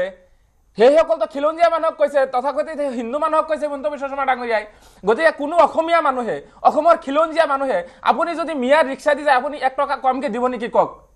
আপুনি নিশ্চিতভাৱে নিদিব গতিকে এই কথাৰ জৰিয়তে হিমন্ত বিশ্ব শৰ্মাক অসমৰ খিলঞ্জীয়া ভূমিপুত্ৰসকলে সমালোচনা কৰিছে অসমৰ সভ্য সমাজে সমালোচনা কৰিছে যে হিমন্ত বিশ্ব শৰ্মা ডাঙৰীয়াই অসমীয়া মানুহক কি শিকাব বিচাৰিছে আজি হিমন্ত বিশ্ব শৰ্মা ডাঙৰীয়া বৰ অসমৰ কথা কয় আজি আপোনাৰ খিলঞ্জীয়াৰ সুৰক্ষাৰ কথা কয় আৰু ইফালে কয় যে মিয়াক শাস্তি দি থাকিব লাগে কিন্তু তেখেতে কিন্তু বিদেশী বিতৰণ কৰাৰ কথা নকয় বিদেশী খেদিম বুলি কিন্তু নকয় আজি আপুনি হিমন্ত বিশ্ব শৰ্মা ডাঙৰীয়া অসমৰ ভাৰতবৰ্ষৰ এজন পাৱাৰফুল শক্তিশালী নেতা বুলি নিজক ক'ব বিচাৰে আপুনি যদি আপোনাৰ গোপীনাথ বৰদলৈৰ দিনৰ কথাটো চাই গোপীনাথ বৰদলৈ কিন্তু জৱাহৰলাল নেহৰু ডাঙৰীয়াক কৈ দিছিলে যে আমি অসমে বিদেশীৰ বোজা ল'ব নোৱাৰো হিমন্ত বিশ্ব শৰ্মা নৰেন্দ্ৰ মোদী ডাঙৰীয়াক এই কথাটো কিয় ক'ব নোৱাৰে যে অসমৰ পৰা বিদেশী বিতৰণ কৰিব লাগে বিদেশী খেদিব লাগে হেইটো নকয় কেৱল অসমৰ মানুহক ভয় পাবুকি দিয়ে আৰু এটা চামক আপোনাৰ উচতনি দিয়ে যে মানুহক শাস্তি দিব লাগে আমি তেওঁলোকক দিগদাৰ কৰি থাকিব লাগে এনেকৈ এটা বৰ অসম কৰিব নেকি হিমন্ত বিশ্ব শৰ্মা ডাঙৰীয়াই এনআৰসিৰ আজি আপোনাৰ এছআৰৰ জৰিয়তে ভোটাৰ লিষ্টৰ পৰা নাম কৰ্তন কৰি আছে কিন্তু এনআৰসিৰ যে 19 লাখ মানুহৰ নাম বাদ পৰিলে সেই বিষয়টো কি কৰিলে আজি এছআৰৰ তো দৰকাৰই নাছিলে যদি আপোনাৰ এনআৰসিৰ পৰা বাদ পৰা 19 লাখ মানুহৰ নাম যদি ভোটাৰ লিষ্টৰ পৰা ডিলিট কৰি দিলেহেঁতেন আৰু তেখেতসকলক যদি বিদেশলৈ বিতৰণ কৰিলেহেঁতেন তেতিয়াহ'লে এছআৰ এছআইআৰ আৰু মানুহক শাস্তি দিয়া দিগদাৰ কৰা দেখোন এইবোৰ দিগদাৰেই নাছিলে গতিকে এই মূলত হিমন্ত বিশ্ব শৰ্মা ডাঙৰীয়া কোনো এটা পলিচিত নীতিগত আৰু আইনগত কোনো কামত নাযায় সম্পূৰ্ণ নিজৰ সংবিধান আৰু আইন ভুলণ্ঠিত কৰি কেৱল নিজৰ কথা মতে নিজৰ মতে এটা স্বৈৰাচাৰী আৰু ফেচিষ্ট কথা বতৰাবোৰ কৈ এটা অসমীয়া জাতিটোক এটা অসভ্য জাতি সজাবলৈ হিমন্ত বিশ্ব শৰ্মা ডাঙৰীয়াই দিনে ৰাতিয়ে প্ৰচেষ্টা কৰি আছে গতিকে এই হিমন্ত বিশ্ব শৰ্মা ডাঙৰীয়াই এই অসভ্যালি আৰু মানে আপোনাৰ পকেট মাৰৰ দৰে যিবোৰ কথা কয় আজি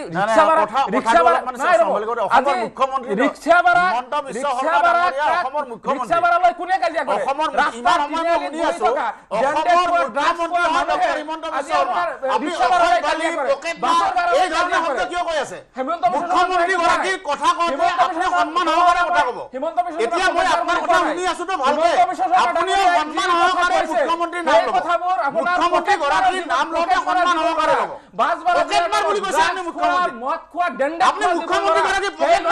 মুখ্যমন্ত্ৰীক মই কোৱা নাই এই মাত্ৰ বলে আপুনি মুখ্যমন্ত্ৰীৰ কথা কৈছে সেই কথাবোৰ সেই কামবোৰ পকেট মাৰা যিবোৰ লৰা সেই লৰাবোৰে কৰে মই সেই কথাটো কৈছো কি কৈছে তেখেতে ভুল কথা কোৱা নাই এইটো প্ৰতীকী কথা এইটো সিম্বলিক ৰিক্সাবাৰলৈ ইয়াত অবৈধ মিয়া ইয়াত যাতে ভালকে কাম কৰিব নোৱাৰে অবৈধ মিয়া বিতৰণৰ ব্যৱস্থা হৈছে আপুনি যে কৈছে বিদেশী বিতৰণৰ মানুহ আটাইতকৈ বেছি হিমন্ত বিশ্ব শৰ্মাই কৈ আছে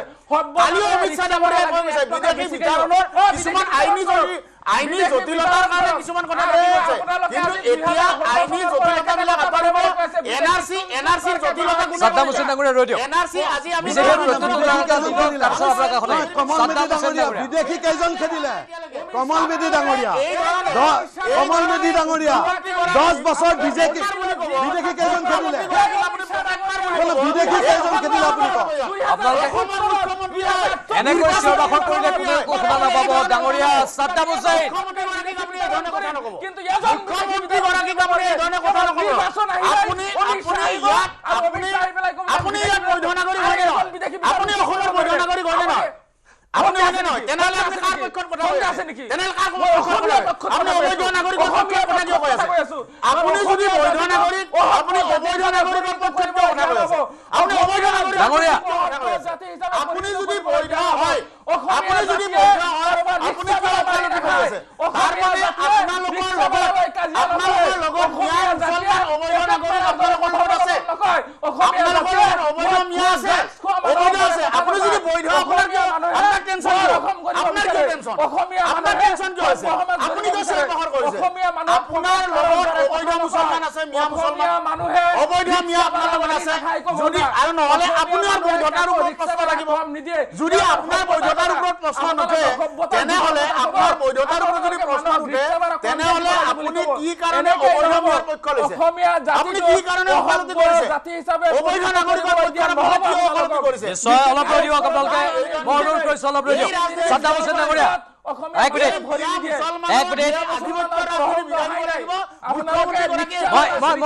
সাদ্দাম হুছেইন ডাঙৰীয়া এক মিনিট ৰৈ দিয়ক সাদ্দাম হুছেইন ডাঙৰীয়া অনুৰোধ কৰিছোঁ মই এক মিনিট সাদ্দাম হুছেইন ডাঙৰীয়া এক মিনিট কমলবাদী ডাঙৰীয়া সাদ্দাম হুছেইন ডাঙৰীয়া ৰৈ দিয়ক সাদ্দাম হুছেইন সাদ্দাম হুছেইন মই অনুৰোধ কৰিছো সাদ্দাম হুছেইন ইকনমিক মেইনটেইন কৰক এক মিনিট দিয়ক সাদ্দাম হুছেইন ডাঙৰীয়া মই অনুৰোধ কৰিছো এক মিনিট বাংলাদেশৰ দৰে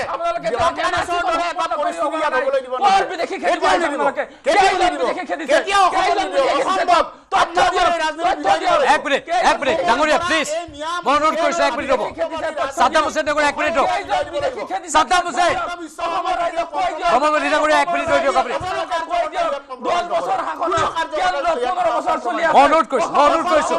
মই অনুৰোধ কৰিছো অসমৰ পৰা অবৈধ মিয়া খেদি দিয়া হ'ব অসমৰ পৰা অবৈধ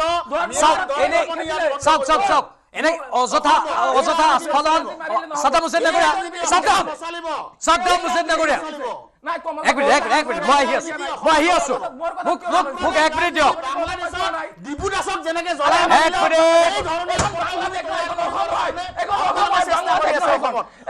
চেষ্টা কৰি আছে হিমন্ত বিশ্ব শৰ্মাৰ কাৰণে নৰেন্দ্ৰ মোদী ডাঙৰীয়াৰ কাৰণে অমিত শ্বাহ ডাঙৰীয়াৰ কাৰণে আজি আপোনালোকে পৰা নাই আমি যেতিয়া আপোনালোকক লাই দিয়া হ'ব আমি যেতিয়া আপোনালোকৰ সংখ্যা নিক হ'ব আপোনালোকে বাংলাদেশৰ ডিপুদাসক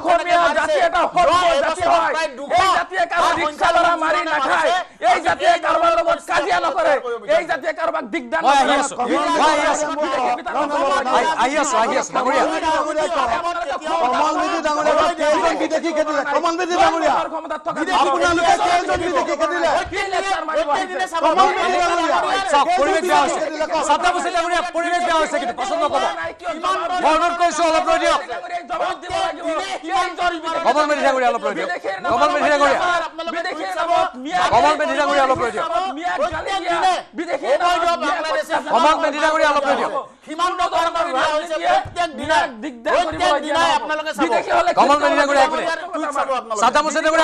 আপুনি অনুৰোধ কৰিছো আপোনাক অলপ ৰৈ দিয়ক মূল কথাটো হৈছে আপুনি যদি বৈধ অবৈধ নাগৰিকৰ আপুনি যদি বৈধ নাগৰিক তেনেহ'লে অবৈধ নাগৰিকৰ আপোনালোকৰ ওকালতি নকৰিব সহযোগ কৰিব চৰকাৰে সহযোগ কৰিব আপোনালোকৰ কিয় গা জ্বলি যায় অবৈধ ন্যায় কথা ক'লে কিয় গা জ্বলি যায় আৰে আপোনাৰ ক'ৰবাত সন্দেহ আছে নিজৰ সন্দেহ আছে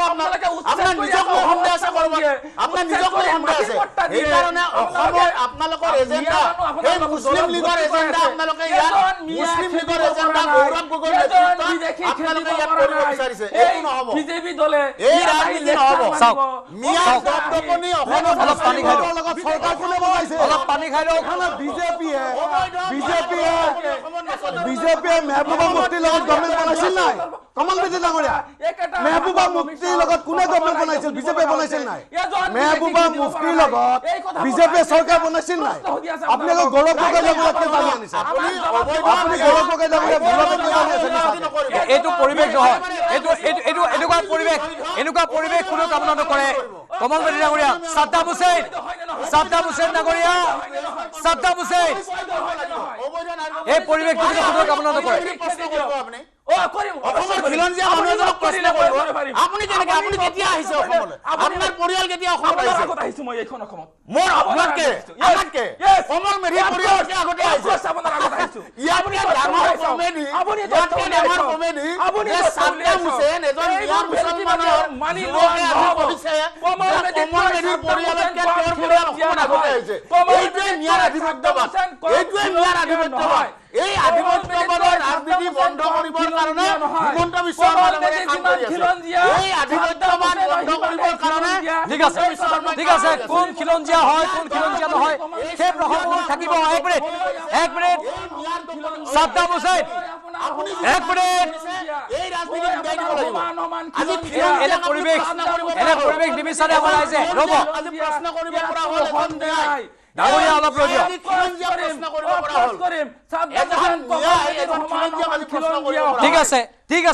ঠিক আছে হ'ব বহুত হ'ল চাওক এনেকে মই অপেন ৰাস্তাত আহিম আপুনি ক'ব এক মিনিট ৰ'ব মই অনুৰোধ কৰিছো এক মিনিট ৰ'ব চাওক ষ্টুডিঅ'ত এনেই আস্ফালন কৰি এনেই চিঞৰ-বাখৰ কৰি একো লাভ নাই সাইন্টিফিক হ'ব লাগিব মই সাইদুল ইসলাম ডাঙৰীয়া কাষলৈ আহিম বিশ্লেষক হিচাপে তেওঁ যেহেতু এই আমাৰ অঞ্চলত উপস্থিত আছে তেওঁ হাঁহি আছিল এইখিনি কথাত এই তৰ্ক বিতৰ্কখিনিত আমিও জানো গ্ৰাউণ্ড ৰিয়েলিটি কি হয় এবাৰ গ্ৰাউণ্ডত কি হ'বলৈ গৈ আছে সাইদুল ইসলাম ডাঙৰীয়া আমি সকলোৱে উপলব্ধি ইতিমধ্যে কৰিছোৱে আগজাননীও পাইছো তাৰ পাছতো অযথা আস্ফালন কি ক'ব এই যি ধৰণৰ পৰিস্থিতি পৰিৱেশ ইয়াতে হৈছে ষ্টুডিঅ'ত এনেকুৱা যি চিঞৰ বাখৰ হৈহাল্লা এনেকুৱা হৈহাল্লাৰ মাজত মূল কথাবিলাক তল পৰি ৰয় বিৰোধীয় মূল কথাবিলাক উত্থাপন নকৰে মই ক'ব দিয়া কৈ যাওঁ সেইটো বিৰোধীয়ে নকৰে বুলি কয় যদি মই নকওঁ লাগিব আপুনি কওক না বিৰোধী তেনে আপুনি হ'বনে যদি কয় কৈ যাওক বিৰোধী আমি ফুল ফ্লেজেড আমি উত্থাপন কৰি আছো আপোনালোকে যদি ৰাজনৈতিকভাৱে প্লিজ গো হেড দায়িত্ব এটা লৈ পেলাই আহিছে যদি গো হেড সেই যাব ক'ব দিব চিঞৰ বাখৰ কৰিব নোৱাৰে তাৰমানে কোনেও নোৱাৰে কৈ যাওক কথাটো এনেকুৱা যে এই চিঞৰ বাখৰৰ মাজত মূল কথাবিলাক হেৰাই যায় হিমন্ত বিশ্ব শৰ্মাই মিয়া ৰিক্সাৱালাক 5 টকাৰ জেগাত 4 টকা দিব ক'লে সেইটো তেওঁ এৰি দিলে আৰু গোটেই পলিটিক্সটো সেই কথাটো লৈ পেলাই অপজিশ্যনে ৰিয়েক্ট কৰি থাকিলে এই মুহূৰ্তত মই এটা কথাই ক'ব খোজোঁ যে হয় ডেফিনেটলি বহু প্ৰশ্ন আছে প্ৰথম প্ৰশ্নটো যিটো প্ৰশ্ন ইয়াত আটাইতকৈ গুৰুত্বপূৰ্ণভাৱে আলোচনা হয় বা বিভিন্ন সময়ত হৈ আছে সেইটো হৈছে বিদেশী বিষয়টো বিদেশী গৈ পেলাই এটা সময়ত গৈ পেলাই লাহে লাহে এতিয়া মিয়াত শেষ হৈ গৈছে মিয়া এটা ইমান ডাঙৰ ৰাজনৈতিক ইছ্যু এই কথাটো কোনো অস্বীকাৰ কৰিব নোৱাৰে আৰু মিয়া মানুহৰ যিটো বেদখল বা আপোনাৰ ডেমোগ্ৰাফিক যিটো এগ্ৰেশ্যন আৰু আপোনাৰ একে সময়তে ডেমোগ্ৰাফি মানে জনসংখ্যাৰ যিটো বৃদ্ধি এই গোটেই বিষয় তিনিটা বিষয় লৈ পেলাই মূলতঃ গোটেই অসমত এটা মূল সুঁতিৰ যিখিনি খিলঞ্জীয়া মানুহ সেই মানুহৰ মাজত এটা শংকা আছে আৰু সেই শংকাটো যোৱা 40টা বছৰ ৰাজনৈতিকভাৱে ব্যৱহাৰ হৈ আছে বিভিন্ন ধৰণে হৈ আছে কেতিয়াবা ডিগ্ৰীটো কম বেছি আৰু এইবাৰ হিমন্ত বিশ্ব শৰ্মা অত্যন্ত চাতুৰ্যতাৰে সেই মিয়া শব্দটোকে গোটেই ৰাজনৈতিক পৰিৱেশটোত মাজত এৰি দিছে আৰু সেই পৰিৱেশটোৰ মাজত গোটেই অপজিশ্যন গোটেই কথা বতৰা যিবিলাকে পাতে পাকঘৰনি খাই ৰৈছে আৰু তাৰ মাজত কি সমস্যা আঁৰত ৰৈ গৈছে আজি অসমৰ 4গৰাকী যুৱকে বাংগালোৰত কাম কৰিবলৈ গৈ এটা ৰুমত এটা ৰহস্যজনক পৰিস্থিতিৰ মৃত্যু খবৰটি লৈছে তাত কিয় গৈছিল তেওঁলোকে কাম কৰিব গৈছিল শ্ৰমিক হিচাপে গৈছিল অসমত শ্ৰম কৰাৰ পৰিৱেশ আছেনে নাই এনেকুৱা বিষয়বিলাক 1.5 লাখ চাকৰি বা 1,60,000-70,000 চাকৰি দিছে আৰু কিমান 30 লাখ নিবনুৱা অসমত আছে সেই মানুহৰ বিষয়ে লৈ পেলাই কথা ক'ব লাগিছিল কথাবিলাক উত্থাপন কৰি পেলাই অপজিশ্যনে সদায় মই যোৱা 5টা বছৰত দেখিলোঁ ৰিয়েক্টিভ এটা কাৰবাৰ প্ৰতি হিমন্ত বিশ্ব শৰ্মাই কিবা এটা এৰি দিছে বিজেপিয়ে কথা এটা এৰি দিছে তাক লৈ পেলাই ৰিয়েকশ্যন দি গোটেই কথাটোত সোমাই পৰে কেতিয়াও হিমন্ত বিশ্ব শৰ্মাক ট্ৰেপ কৰিব পৰা নাই কেতিয়াও বিজেপিক ট্ৰেপ কৰিব পৰা নাই বিৰোধী ট্ৰেপত সোমাই আছে আপুনি পেলাইছে কিছুমান বুদ্ধিজীৱীয়ে পেলাই দিয়ে বিৰোধী কাম কৰি আছে শুনক এনআৰসি কাৰণে মই প্ৰথম আহি কলো আমাৰ বিদেশী কেজ মই কমল মেডি খুলে বিদেশী কেজন খেদিলে না আপুনি কি বিৰোধীক আপুনি ট্ৰেপত হিমন্ত বিশ্ব শৰ্মা বিৰোধী অসমৰ জনগণক ট্ৰেপত পেলাব পাৰে নেকি কি হুই হিমন্ত বিশ্ব শৰ্মা আমাৰ গৌৰৱ গগৈ না উঠা হুই হিমন্ত বিশ্ব শৰ্মা অসমৰ 3,50,00,000 মানুহে আজি আপোনাৰ বানপানী সমস্যাত কক বকাই আছে আমাৰ বিদেশী সমস্যা আছে আপুনি এনআৰসি কথা ক'ব দিয়ক কক আপুনি এনআৰসি কথা কওকচোন কিয় কৰা নাই আপোনাৰ মতে কিয় কম আপুনি বিৰোধীক আকৌ আপুনি সমালোচনা কিয় কৰিব আপুনি বিৰোধী কথা কোৱাৰ অধিকাৰ নাই নেকি এখন দেখোন না কৰিব না তেওঁ আমাৰ ট্ৰেপত আমাৰ মিয়া ৰাজনীতি তেওঁ আমাক কমাই দাম কৰাই নাই আমি অসমৰ জনগণলৈ কথা কৈ আছো আমি 40 লাখ নিবনুৱাৰ কথা কৈ আছো বানগৰা খনীয়া সমস্যা কথা কৈ আছো মেনুফেকচাৰিঙৰ কথা কৈ আছো অসমক আমি সিংগাপুৰ আমি কাটাৰ নিচিনা কেনেকৈ বনাব তেওঁ গুৰিটো আপুনি বুজি পোৱা নাছিল তেওঁ গুৰিটো বুজি পোৱা নাছিল তেওঁ হিমন্ত বিশ্ব শৰ্মাৰ কথা দিয়েতো কৈছে তেওঁ অহা নাছিল গুৰিটো আপুনি বুজি পোৱা নাই সাইদুল ইসলাম ডাঙৰীয়াটো সেই ছাত্ৰজনৰ কথাটো কৈছিল ওপেন ৰাজনীতি ডাঙৰীয়া চাওক সেই ছাত্ৰজনৰ কথা কৈ যেতিয়া তেওঁ বৰ্ণনা আগবঢ়াব ওলাইছিল তেতিয়া আপুনি তেওঁৰ বিৰোধিতা কৰি দিলে হিমন্ত বিশ্ব শৰ্মাৰ ছাত্ৰজনৰ কথা কৈছিল কি কিহৰ ছাত্ৰজন আমাক লাগে এনআৰসি উন্নীতকৰণ অসমৰ মানুহৰ মাজত কি চলি আছে সেই কথাটো কোৱাৰ কাৰণে মই দায়বদ্ধ আপুনি মোক মাতিছে সেইটো কথা কোৱাৰ কাৰণে মই কোনো উপেন ৰাজ কোনো মই কমল মেডি কাৰো ওচৰত মই দায়বদ্ধ বিধিক ট্ৰেপত পৰা এইবিলাক কথা মই 100% আমি জানো আমি কি কাম কৰি আছো ট্ৰেপত পৰিছে এক আপোনালোকে যিমানে যি নকওক যেতিয়া এটা সময়ত গৌৰৱ গগৈয়ে গোটেই অসমখন যেতিয়া এটা পৰ্যায়লৈকে নিলে গোটেই বিৰোধী শিবিৰটোক অকণমান উৎসাহিত কৰিলে এটা উৎসাহ দিলে সেই সময়তে আটাইতকৈ গুৰুত্বপূৰ্ণ প্ৰশ্নটো কি আছিল হিমন্ত বিশ্ব শৰ্মাই সেই সময়তে গোটেই অসমত বেদখল আৰু উচ্ছেদ এই বিষয়টো আনিছিল তাৰপিছত লাহেকৈ আহিলে পাকিস্তান লীগৰ কথাটো এই গোটেই বিষয়টো পাকিস্তান গোটেই বিষয়টো বাংলাদেশ গোটেই বিষয়টো আচ্ছা 10 সেপ্টেম্বৰ পাকিস্তান লিংকৰ কথা কৈছিল পালো নেকি আমি ক'ত পাব কি আছে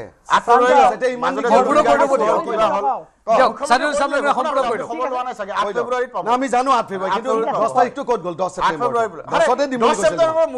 10 ছেপ্টেম্বৰ দিম বুলি কৈছিল জুবিন গাৰ্গ অসমৰ এগৰাকী শিল্পী আছিল আপুনি 10 ছেপ্টেম্বৰ ঢুকাই গ'ল কোনে জুবিন গাৰ্গ ঢুকাই গ'ল নাজানো কাৰ চৰকাৰ দিনত জুবিন গাৰ্গ আহি আছে কাৰ চৰকাৰ জুবিন গাৰ্গৰ দৰে ব্যক্তি সুৰক্ষিত নহয় আৰু আপোনালোকে সুৰক্ষা কথা সাইদুল ইছলামে ঠিকে কৈছে অসমত আপোনাৰ জুবিন গাৰ্গ সুৰক্ষিত নহয় বিজেপি চৰকাৰ দিনত জুবিন গাৰ্গ সুৰক্ষিত নহয় আৰু আপোনালোকে অসমৰ সুৰক্ষাৰ কথা কয় সিংগাপুৰৰ মুখ্যমন্ত্ৰী কোন জানা না ধিক্কাৰ জনাইছো ধিক্কাৰ আপুনি চাগে নাজানে সিংগাপুৰৰ মুখ্যমন্ত্ৰী আচ্ছা জুবিন গাৰ্গ আপোনালোকে সিকিউৰিটি দিছিল নেকি কোন অসমত থাকোতে কি সিকিউৰিটি দিলে আপোনালোকে অসমত যেতিয়া জুবিন গাৰ্গ আছিল কি সিকিউৰিটি দিলে জুবিন গাৰ্গ ঢুকাইছে সিংগাপুৰত স্বাস্থ্যৰ কাৰণে কি কাম কৰিছে চৰকাৰ বাদ দিয়া মুখ্যমন্ত্ৰী হিমন্ত বিশ্ব শৰ্মা নহয় চৰকাৰ দিনত জুবিন গাৰ্গ সুৰক্ষিত নৰেন্দ্ৰ মোদী আৰু আপোনালোকে অসমৰ ৰাজ্য সুৰক্ষাৰ কথা কয় আগতে বিদেশী খেদ বিদেশী ৰাইজে চাই আগতে বিদেশী খেদ ৰাইজে চাই আছে নহয় বিদেশী 26 জন আপোনালোকে 5 বছৰ 26 জন বিদেশী বিটাৰ মানে আপোনাৰ বহিষ্কাৰ কৰিছে আপোনালোকে আৰু বিদেশীৰ কথা একেটা কৈ আছে ভাৰত বাংলাদেশৰ প্ৰত্যাৱৰ্তন চুক্তি হ'ল নেকি না ভাৰত বাংলাদেশৰ প্ৰত্যাৱৰ্তন চুক্তি কি হ'ল ভাৰত বাংলাদেশৰ প্ৰত্যাৱৰ্তন চুক্তি হ'ল নেকি এতিয়া বিধানৰ কথা আপুনি বিদেশী কেনে খেদিব কংগ্ৰেছে আৰে মোদী ডাঙৰীয়া কি কৰি আছে আমাৰ মোদী ডাঙৰীয়া কি কৰি আছে না ভেৰি সিৰিয়াছ টপিক না শুনা এনে কথা পাতি লাভ নাই নহয় মই কৈছো বিদেশী খেদিবলে বাংলাদেশে একনলেজ কৰিব লাগিব নালে 2 নম্বৰ তেওঁলোকৰ লগত আমাৰ চুক্তিখন হ'ব লাগে মোদী ডাঙৰীয়া কৰিলে নেকি চুক্তি কৰিব নহয় কেতিয়া কৰিব 10 বছৰ কি কৰি আছে 10 বছৰ কি কৰিলে কি কৰিলে 10 বছৰ কি কৰিলে 10 বছৰ এইবিলাক অসমীয়া জাতিয়ে দুৰ্বল নবনাব অসমীয়া জাতিক দুৰ্বল নকৰিব আপুনি কৰি আছে দিনে আপুনি কৰি আছে আপুনি কৰি আছে দিনে ক'ত খেদিছে চাও একনলেজমেন্ট ৰিপৰ্ট দিয়া বাংলাদেশৰ ৰিপৰ্ট দিয়াচোন প্ৰায় 1.5 লাখ একনলেজমেন্ট ৰিপৰ্ট ক'ত ৰিপৰ্ট 1.5 লাখ বিঘা ভূমি একনলেজমেন্ট ৰিপৰ্ট ক'ত ৰিপৰ্ট ক'ত মুক্ত কৰিলা আজি একনলেজমেন্ট ৰিপৰ্ট ক'ত ডক্টৰ ৰিপৰ্ট দিছে ৰিপৰ্ট দিয়ক ইমান বাংলাদেশে খেদিলে এনে নবকিল আমরা অসমীয়া জাতি শিক্ষিত জাতি অসমীয়া জাতি শিক্ষিত জাতি এই অসমীয়া জাতি বুজক নবনাব আমাৰ সমস্যা বিদেশী সমস্যা আমাৰ সমস্যা বিদেশী সমস্যা খেদন বিদেশী যিমান আছে 50টা 20টা 30টা বিজেপি আকৌ সেই পৰিৱেশ ৰাইজে একো বুজি নাপায় আপোনালোকৰ কি কথা আপোনালোকৰ কথা ৰাইজে বুজি নাপায় এনেকুৱা পৰিৱেশ কৰিলে তাৰ বিৰুদ্ধে প্ৰত্যেক দিনে যে ডক্টৰ হিমন্ত বিশ্ব শৰ্মা আমি মানি লোৱা নাই দফাৰ প্ৰতিবেদন আমি এইবিলাক খালে বেৰা কথা কলাম নাই where is the NRC status এই মুখৰ এই বাংলাদেশী হয় হয় এক মিনিট অমিত শাহ এই বিজেপি চৰকাৰ বিদেশী খেদি চৰকাৰ অমিত শাহ ৰাজনীতি অবদান বিদেশী খেদি নিৰ্বাচন আহিলে অসমৰ ৰাইজে বুজি পাইছে নিৰ্বাচন আহিলে মিয়াৰ নাম লৈ কেৱল নিৰ্বাচন জিকিবৰ কাৰণে মিয়াৰ নামটো ব্যৱহাৰ কৰি থাকে আজি মই প্ৰত্যাহ্বান জনাইছো অসমৰ মেইন ইছ্যু বিদেশী আপুনি প্ৰত্যাহ্বান এই মিয়া মুছলমানৰ এই ৰাজনীতি দাদাগিৰি ৰাজনীতি আপুনি কংগ্ৰেছত কৰিব ৰাইজৰ দলত কৰিব ইয়াত নকৰিব এই মঞ্চত এই মিয়া মুছলমানৰ দাদাগিৰি ৰাজনীতি নকৰিব মিয়া মুছলমানৰ আধিপত্যবাদ অসমৰ পৰা নাইকিয়া কৰিবৰ কাৰণে বিজেপি চৰকাৰৰ জন্ম হৈছে মিয়া মুছলমানৰ আধিপত্যবাদ বন্ধ কৰিবৰ কাৰণে কিয় বিদেশী দাদাগিৰি ৰাজনীতি অসমৰ বিদেশী খেদিব নোৱাৰে কেৱল বিদেশীৰ নাম লৈ ৰাজনীতি কৰি থাকিব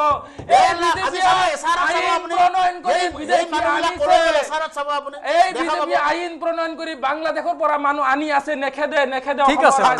বাৰু সাদ্দাম হুছেইন নগৰীয়া এটা প্ৰশ্ন সাদ্দাম হুছেইন নগৰীয়া এটা প্ৰশ্ন সাদ্দাম হুছেইন নগৰীয়া আপোনালোকৰ এটা প্ৰশ্ন সাদ্দাম হুছেইন এজন হিন্দু মানুহ আহিছে আইন কিয় বনাইছে এতিয়া মুছলমান আহি আছে মিয়া আহি আছে বাংলাদেশী আহি আছে এই লোকক খেদি আছে এজন হিন্দু মানুহ আহিছে এনআরসি 19 আছে এনআরসি 19 তার বিপু দাসক জ্বলাই হত্যা কৰিলে এনআরসি 19 আছে কোন আছে তাত হিন্দু মুছলমান দুইটা আছে না এজন এজনকে কওক আপোনালোকে এনেকৈ চৰকাৰখন কৰিব এজন এজনকে কওক ডাঙৰীয়া এজন এজনকে আজি আপোনালোকে বাংলাদেশৰ সংখ্যালঘু হিচাপে আপুনি আজি দাদাগিৰি কৰি আছে আজি বাংলাদেশত আমাৰ হিন্দু সাদ্দাম হুছেইন জ্বলাই বাংলাদেশত জামাত ইছলামীৰ নেতা এই ৰামনি জুলাই দিছিল 26 জানুৱাৰী আজি আপোনালোকে ইয়াত দাদাগিৰি কৰি আছে চৰকাৰে বাংলাদেশত জামাত ইছলামীৰ নেতা আপোনালোকে জ্বলাই মাৰিছিলে আপোনালোকে আমন্ত্ৰণ জনাইছিলে শেখ হাছিনাক আমি আপোনালোকে নিৰাপত্তা দি আছে বাংলাদেশৰ প্ৰধানমন্ত্ৰী শেখ হাছিনাক আপোনালোকৰ আগ্ৰাসী ৰাজনীতি অসমৰ আপোনালোকে জিয়ৰী বুহাৰী সাদ্দাম কমলবেৰী এক মিনিট এওঁ ডাঙৰ কথা এটা কৈছে স্পৰ্শকাতৰ কথা এটা কৈছে কমলবেৰী ডাঙৰীয়া এক মিনিট হ'ব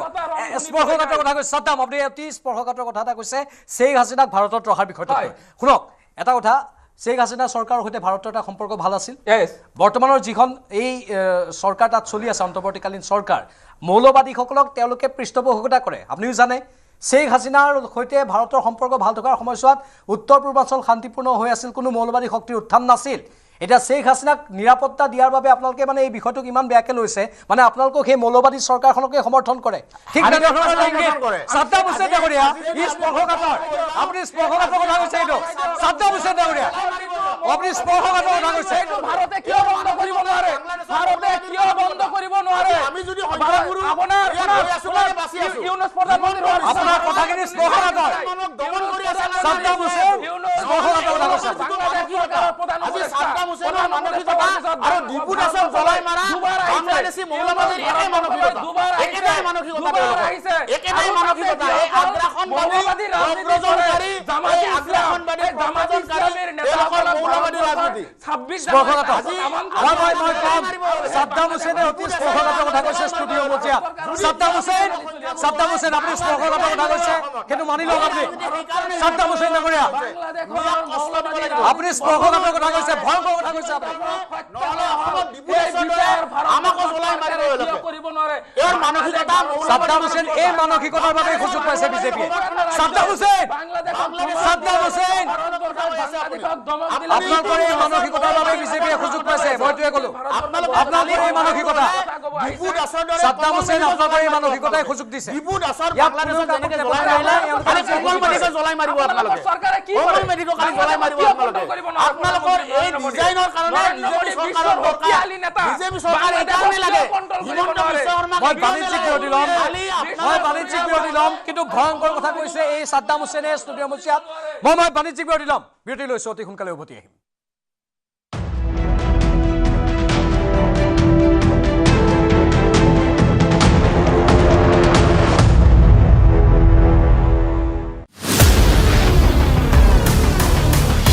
ভয়ংকৰ যান-জঁট মহানগৰীত বন্ধ পথ মহানগৰী যান-জঁটত নতুনকৈ সংযোজন হ'ল চানমাৰী উৰণ সেতু চানমাৰী হৈ জোৰদলে আপোনাৰ যদি যাবলগীয়া কাম আছে তেনেহ'লে কেইদিনমানৰ কাৰণে সেই পথটো পৰিহাৰ কৰক কিয়নো আপুনি গন্তব্যস্থল পোৱালৈকে ৰাস্তাত কিমান সময় ট্ৰেফিক জামত পৰিব তাৰ কোনো নিশ্চয়তা নাই দ্ৰুতগতিত কাম চলি আছে দীঘলী পুখুৰীৰ পৰা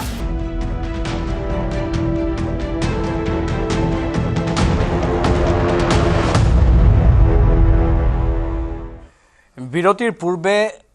সাদ্দাম হুছেইন ৰাইজৰ দলৰ প্ৰতিনিধিগৰাকী এটা ক'লে কথা যে শেখ হাছিনাক ভাৰতে সংস্থাপন দিয়া বিষয়টোক লৈ তেওঁলোকে বেয়া পাইছে মানে বাংলাদেশৰ মৌলবাদী চৰকাৰখনৰ মই সাদ্দাম হুছেইনে কৰে আপুনি কৈছিলে সেইটো কথা মই শুনিছোঁ মই প্ৰশ্নটো উত্থাপন কৰিছোঁ যিটো অত্যন্ত স্পৰ্শকাতৰ কথা মই অতি কটু ভাষাৰে এই বিষয়টো মই আপোনাৰ ভাষাটো আপোনাৰ কথাটো মই সমালোচনা কৰিছোঁ মই দিম আপোনাক কিন্তু মই সেইটোৱে উপেন্দ্ৰ ডাঙৰীয়া এনে স্পৰ্শকাতৰ কথা কোৱা দলৰ নেতাসকলৰ সৈতে এনে দলৰ সৈতে কিন্তু আপোনালোকে এতিয়া মিত্ৰতা কৰিবলৈ আগবাঢ়িছে বাৰু ডেডলাইন পাৰ হৈ গ'ল তেতিয়াও মিত্ৰতাটো হ'বই চাগে কিন্তু এনে ধৰণৰ স্পৰ্শকাতৰ কথা কৈ থাকিলে আৰু মানুহৰ মাজত চোন আপোনালোকক লৈ বেলেগ এটা কথা মই কওঁ বিজেপিৰ যেতিয়া কা আন্দোলন হৈছিল তেওঁলোকৰ আপোনাৰ অনুৰাগ ঠাকুৰে কৈছিল যে এই কা আন্দোলনকাৰীবিলাক গুলিয়াই মাৰিব লাগে বিজেপিৰ নেতাই কৈছে গতিকে এইবিলাক বিভিন্ন ধৰণৰ সবৰে ইমোশন থাকে কথা থাকে কিন্তু শেখ হাছিনা কথাটো হ'ল কি যে শেখ হাছিনাৰ লগত মোদী ডাঙৰীয়াৰ খুব ভাল বন্ধুত্ব আছিল বুলি এখেতো কৈছে সকলোৱে কয় স্বীকাৰ কৰে আছিলে কিন্তু আমাৰ প্ৰশ্নটো হৈছে সাইন্টিফিক প্ৰশ্ন যে মোদী ডাঙৰীয়াই আমাৰ ভাৰত বাংলাদেশৰ প্ৰত্যাৱৰ্তন চুক্তিখন কৰি অসমীয়া জাতিক কিয় উপহাৰ নিদিলে সেই মোদী ডাঙৰীয়া 2016 চনত তেটো ফালি ফালি চিঞৰিলে যে 16 মেৰ পাছত বিদেশে পালি টোপোলা লৈ যাব লাগে আকৌ আহি পেলাই আপোনাৰ একেখন কেছেট অমিত শাহে বজাই থৈ গ'ল ঘুচপেটিয়াক লৈ পেলাই আৰে অসমীয়া জাতি বুৰ্বক পাইছে নেকি অসমীয়া জাতি বিশ্ব কপাই আছে জুবিন গাৰ্গ ডাঙৰীয়া বিশ্ব কপাই দিছে জুবিন গাৰ্গ ডাঙৰীয়া যি ঘটনা ঘটি গৈছে অসমীয়া জাতি একতাভাৱে যি তেখেতৰ সেই সময়ত ওলাই আহিছিল জাতি বৰ্ণ ভাষা নিৰ্বিশেষে সেয়া হৈছে আমাৰ অসমৰ অসমীয়া জাতিৰ পৰিচয় হয় আমাৰ অসমত বিভিন্ন মই কি ক'লো যে জাতি ধৰ্ম ভাষা নিৰ্বিশেষে বৰ অসমীয়া জাতি আমি কিন্তু আমাৰ মেইন সমস্যাটো কি বিদেশী সমস্যা সমাধানৰ পথ আপোনাৰ কি কৰিলে মানুহ শহীদ হৈ পেলাই বিদেশী সমস্যা সমাধানৰ পথ অসম চুক্তি দিলে অসম চুক্তি 6 নং দফাৰ প্ৰতিবেদনৰ কাম কৰা নাই বিজেপিয়ে এনআৰসি দিলে এনআৰসি সময়ত কিমান ঘটনা ঘটিছিলে আমাৰ গগৈ ছাৰৰ দিনত আপোনালোকে গম পায় তাৰপিছত এনআৰসি উপহাৰ গগৈ ছাৰে দি গ'ল আছুৰ লগত মিলি সেই এনআৰসি আজি গেঠালা মাৰাই কোনে থলে এইটো গভৰ্ণমেণ্ট ফেইলৰ বুলি আপুনি যদি চাই সুপ্ৰিম কোৰ্টৰ নটিছত চাব নটিছ দিছে আৰে এনআৰসি নহয় এফিডেভিট কিয় দিয়া নাই ডাঙৰীয়া নহয় আপোনালোকে আৰে সুপ্ৰিম কোৰ্টত এফিডেভিট দিয়া নাই ৰিভেৰিফিকেশ্যন নহয় ৰিভেৰিফিকেশ্যন কোনে উত্থাপন কৰিছে আপুনি কৰিছিল আপুনি এই মাত্ৰ ক'লে শুনক আৰে কিয় কৰা নাই তেল কি কৰি আছে 19 আৰে 2019 আৰে জটিলতাটো সলভ কৰিব পাৰে ন যিজন আৰে এমাত্ৰ বিশ্বাস সাদম ভাই এক মিনিট সাদম ভাই এক মিনিট ক'বলৈ দিয়ক 16 কোটি টকা খৰচ কৰাৰ পাছত অসমীয়া জাতি জেপৰ টকা খৰচ কৰাৰ পাছত তাৰ পিছত এনআৰসি আমি শুদ্ধ এনআৰসি নাপাম এই মোদী ডাঙৰীয়া প্ৰধানমন্ত্ৰী থকাৰ পাছত হিমন্ত বিশ্ব শৰ্মা শক্তিশালী বলে নিজে কয় ভাৰতবৰ্ষ শক্তিশালী মানুহ তাৰ পিছত এনআৰসি আমি এইবিলাক আপোনাৰ মিছা অপমান নকৰিব মিছা অপমান আৰে আপোনালোকে আৰে যত ঘোষ নগোষ যত ঘোষ নগোষ আপোনালোকে কামটো কৰিব পৰা নাই এতিয়া বিজেপি ফেইল লাগিব সেম্পল ভেৰিফিকেশ্যন লাগিব ডাঙৰীয়া আপোনালোকে বিজেপি কোড ফেইলৰ হৈছে মই কৈ আছো আপোনালোকে অসমৰ অসমীয়াক এনআৰসি দিব পৰা নাই আপোনাক তাৰ আপোনাৰ বাউণ্ডেৰী 100% কৰিব পৰা নাই 40 লাখ নিবনুৱা অসমত আছে বান গড় 25% উন্মুক্ত হৈছে 25% আপুনি চাওক এতিয়া পাব্লিক ডোমেইনত ওলাব 25% হয় নদীৰ ওপৰত আছে নদীত আছে মাটিত আছে নদীৰ নাম 25% এইটো পাৰ্লিয়ামেণ্টৰ ৰিপৰ্ট শুনক আৰে পাৰ্লিয়ামেণ্টৰ ৰিপৰ্ট শুনক পাৰ্লিয়ামেণ্টৰ ৰিপৰ্ট মোৰ ৰিপৰ্ট নহয় না আপুনি চাই লওক এতিয়া মাৰক না ওলাই যাব শুনক আমি উইদাউট তথ্য মই এইবিলাক নকয় এইটো টাইমছ অফ ইণ্ডিয়াৰ ৰিপৰ্ট এতিয়া মোৰ কথা হ'ল যে আপোনালোকে এনআৰসি কৰা নাই 6 নং দফাৰ প্ৰতিবেদন কাম নকৰিলে 6 জনগোষ্ঠী জনজাতি শুনক প্ৰতিবেদনৰ কাম আখৰে আখৰে পালন কৰি বুলি আপোনাৰ অমিত শাহে কৰিছিল শুনক ডাঙৰীয়া 40 বছৰ একো নকৰিলে এতিয়া আমি আগবঢ়াইছো 6 সহযোগিতা কৰক ডাঙৰীয়া 6 জন আৰে 10 বছৰ চালে হৈ গ'ল প্ৰভু নমস্কাৰ এতিয়া সেকেন্ড কথা শুনো 6 জনগোষ্ঠী জনজাতিকৰণ হ'লে 40 লাখ নিবনুৱা সংস্থাপন আপোনালোকে 10টা আৰে ডাঙৰীয়া অসমৰ বান সমস্যা সমাধানৰ কাৰণে পুখুৰী খান্দিব বুলি কি নাবুক নাচুৰ কথা 11 চনত আৰে ডাঙৰীয়া অসমৰ বান হৈ গ'ল যিটো জটিলতাৰ কাৰণে অসমৰ বান সমস্যা সমাধানৰ কাৰণে মন্ত্ৰীগত গঠন কৰিব বোলে পুখুৰী খান্দিব আৰে অসমৰ ডাঙৰীয়া ডাঙৰীয়া মোৰ উত্তৰটো দিয়ক এই জটিলতাটো কি কাৰণে হ'ল ডাঙৰীয়া এই জটিলতাটো আপোনাৰ কি কাৰণে হ'ল 6 নং দফাৰ প্ৰতিবেদন এতিয়ালৈকে অমিত শাহে জনজাতিকৰণৰ এই জটিলতাটো কোনে আপোনালোকে কৰিছে আচ্ছা মোদী চৰকাৰ দিনা আজি ৰাজনাথ সিং ডাঙৰীয়া কেতিয়া ভাই উত্থাপন কৰিলে সংসদীয় কমিটিলৈ গ'ল তাৰপিছত কিয় ঘূৰি আহিলে সদিচ্ছা নাই ঘূৰি আহিলে বিজেপিৰ সদিচ্ছা নাই সদিচ্ছা বিজেপি নাই 11 চনত বিজেপি চৰকাৰৰ দিনত ডাঙৰীয়া শুনা মোৰটো শুনক আপোনালোকে লৱা এটা প্ৰস্তাৱৰ কাৰণে জটিলতা হৈ গ'ল আজি এই জটিলতা শেষ হৈছে মই আপোনাক কৈছো জটিলতা শেষ হৈছে মই সাইন্টিফিক কথা জনগোষ্ঠীয়ে আজি তেওঁলোকৰ দীৰ্ঘদিনীয়া যি দাবী সেই পূৰণ হোৱাৰ দিশত আগবাঢ়িছে আপোনালোকে জটিলতা আনিলে কেনেকৈ আগবাঢ়িলে আৰে এটা কি কাম কৰি গ'ল তো এতিয়া কি কাম কৰিলে এটা ষ্টেপটো কওকচোন মই প্ৰথমটো ক'বলৈ দিয়ক আচ্ছা আপোনালোকে 6টা ষ্টেপ আছে কৈ যাওক 6 জনগোষ্ঠী 6টা ষ্টেপ আছে কৈ যাওক 6 জনগোষ্ঠী জনজাতিকৰণৰ কাৰণে আপোনালোকে সংসদত উত্থাপন আচ্ছা মন্ত্ৰীগোটৰ প্ৰতিবেদন আপুনি বনালে শুনা বনালে এটা ক'ত প্ৰথম ৰাজনাথ সিং ডাঙৰীয়া সংসদত উত্থাপন কৰিলে না মন্ত্ৰীগোটৰ প্ৰতিবেদন কৈ যাওক কৈ যাওক তাৰ পিছত কি হ'ল যেতিয়া সংসদীয় সমিতিলৈ গ'ল তাৰপিছত তাত জটিলতাটো আহিল কেনেকৈ যে অসম বিধানসভাৰ এটা প্ৰস্তাৱ আছে কি যে বৰ্তমানৰ জনজাতিসকলৰ কোনো ক্ষতি নকৰাকেহে জনজাতিকৰণ হ'ব পাৰিব 6 জনগোষ্ঠীৰ হয়নে তাৰপিছত কি হ'ল অসম বিধানসভাৰ আকৌ গোটেই বিষয়টোৰ অনুমতি ল'ব লগা হ'ল নে নাই সেইটো ভুল কাৰণে ভুল দ্বাৰা কংগ্ৰেছ আপোনালোকৰ আপোনালোকৰ নেগোচিয়েশ্যন স্কিল নাই মুখ্যমন্ত্ৰী নেগোচিয়েশ্যন স্কিল নাই আৰে এইটো নেগোচিয়েশ্যন কৰিব লাগিব এক্সিস্টিং যিসকল এছটি আছে আৰে আপোনালোকে এইবিলাক পঢ়ি থৈ দিছো নেগোচিয়েশ্যন স্কিল আপোনালোকে বিজেপি নেগোচিয়েশ্যন স্কিল তাৰপিছত জটিলতাও আঁতৰালে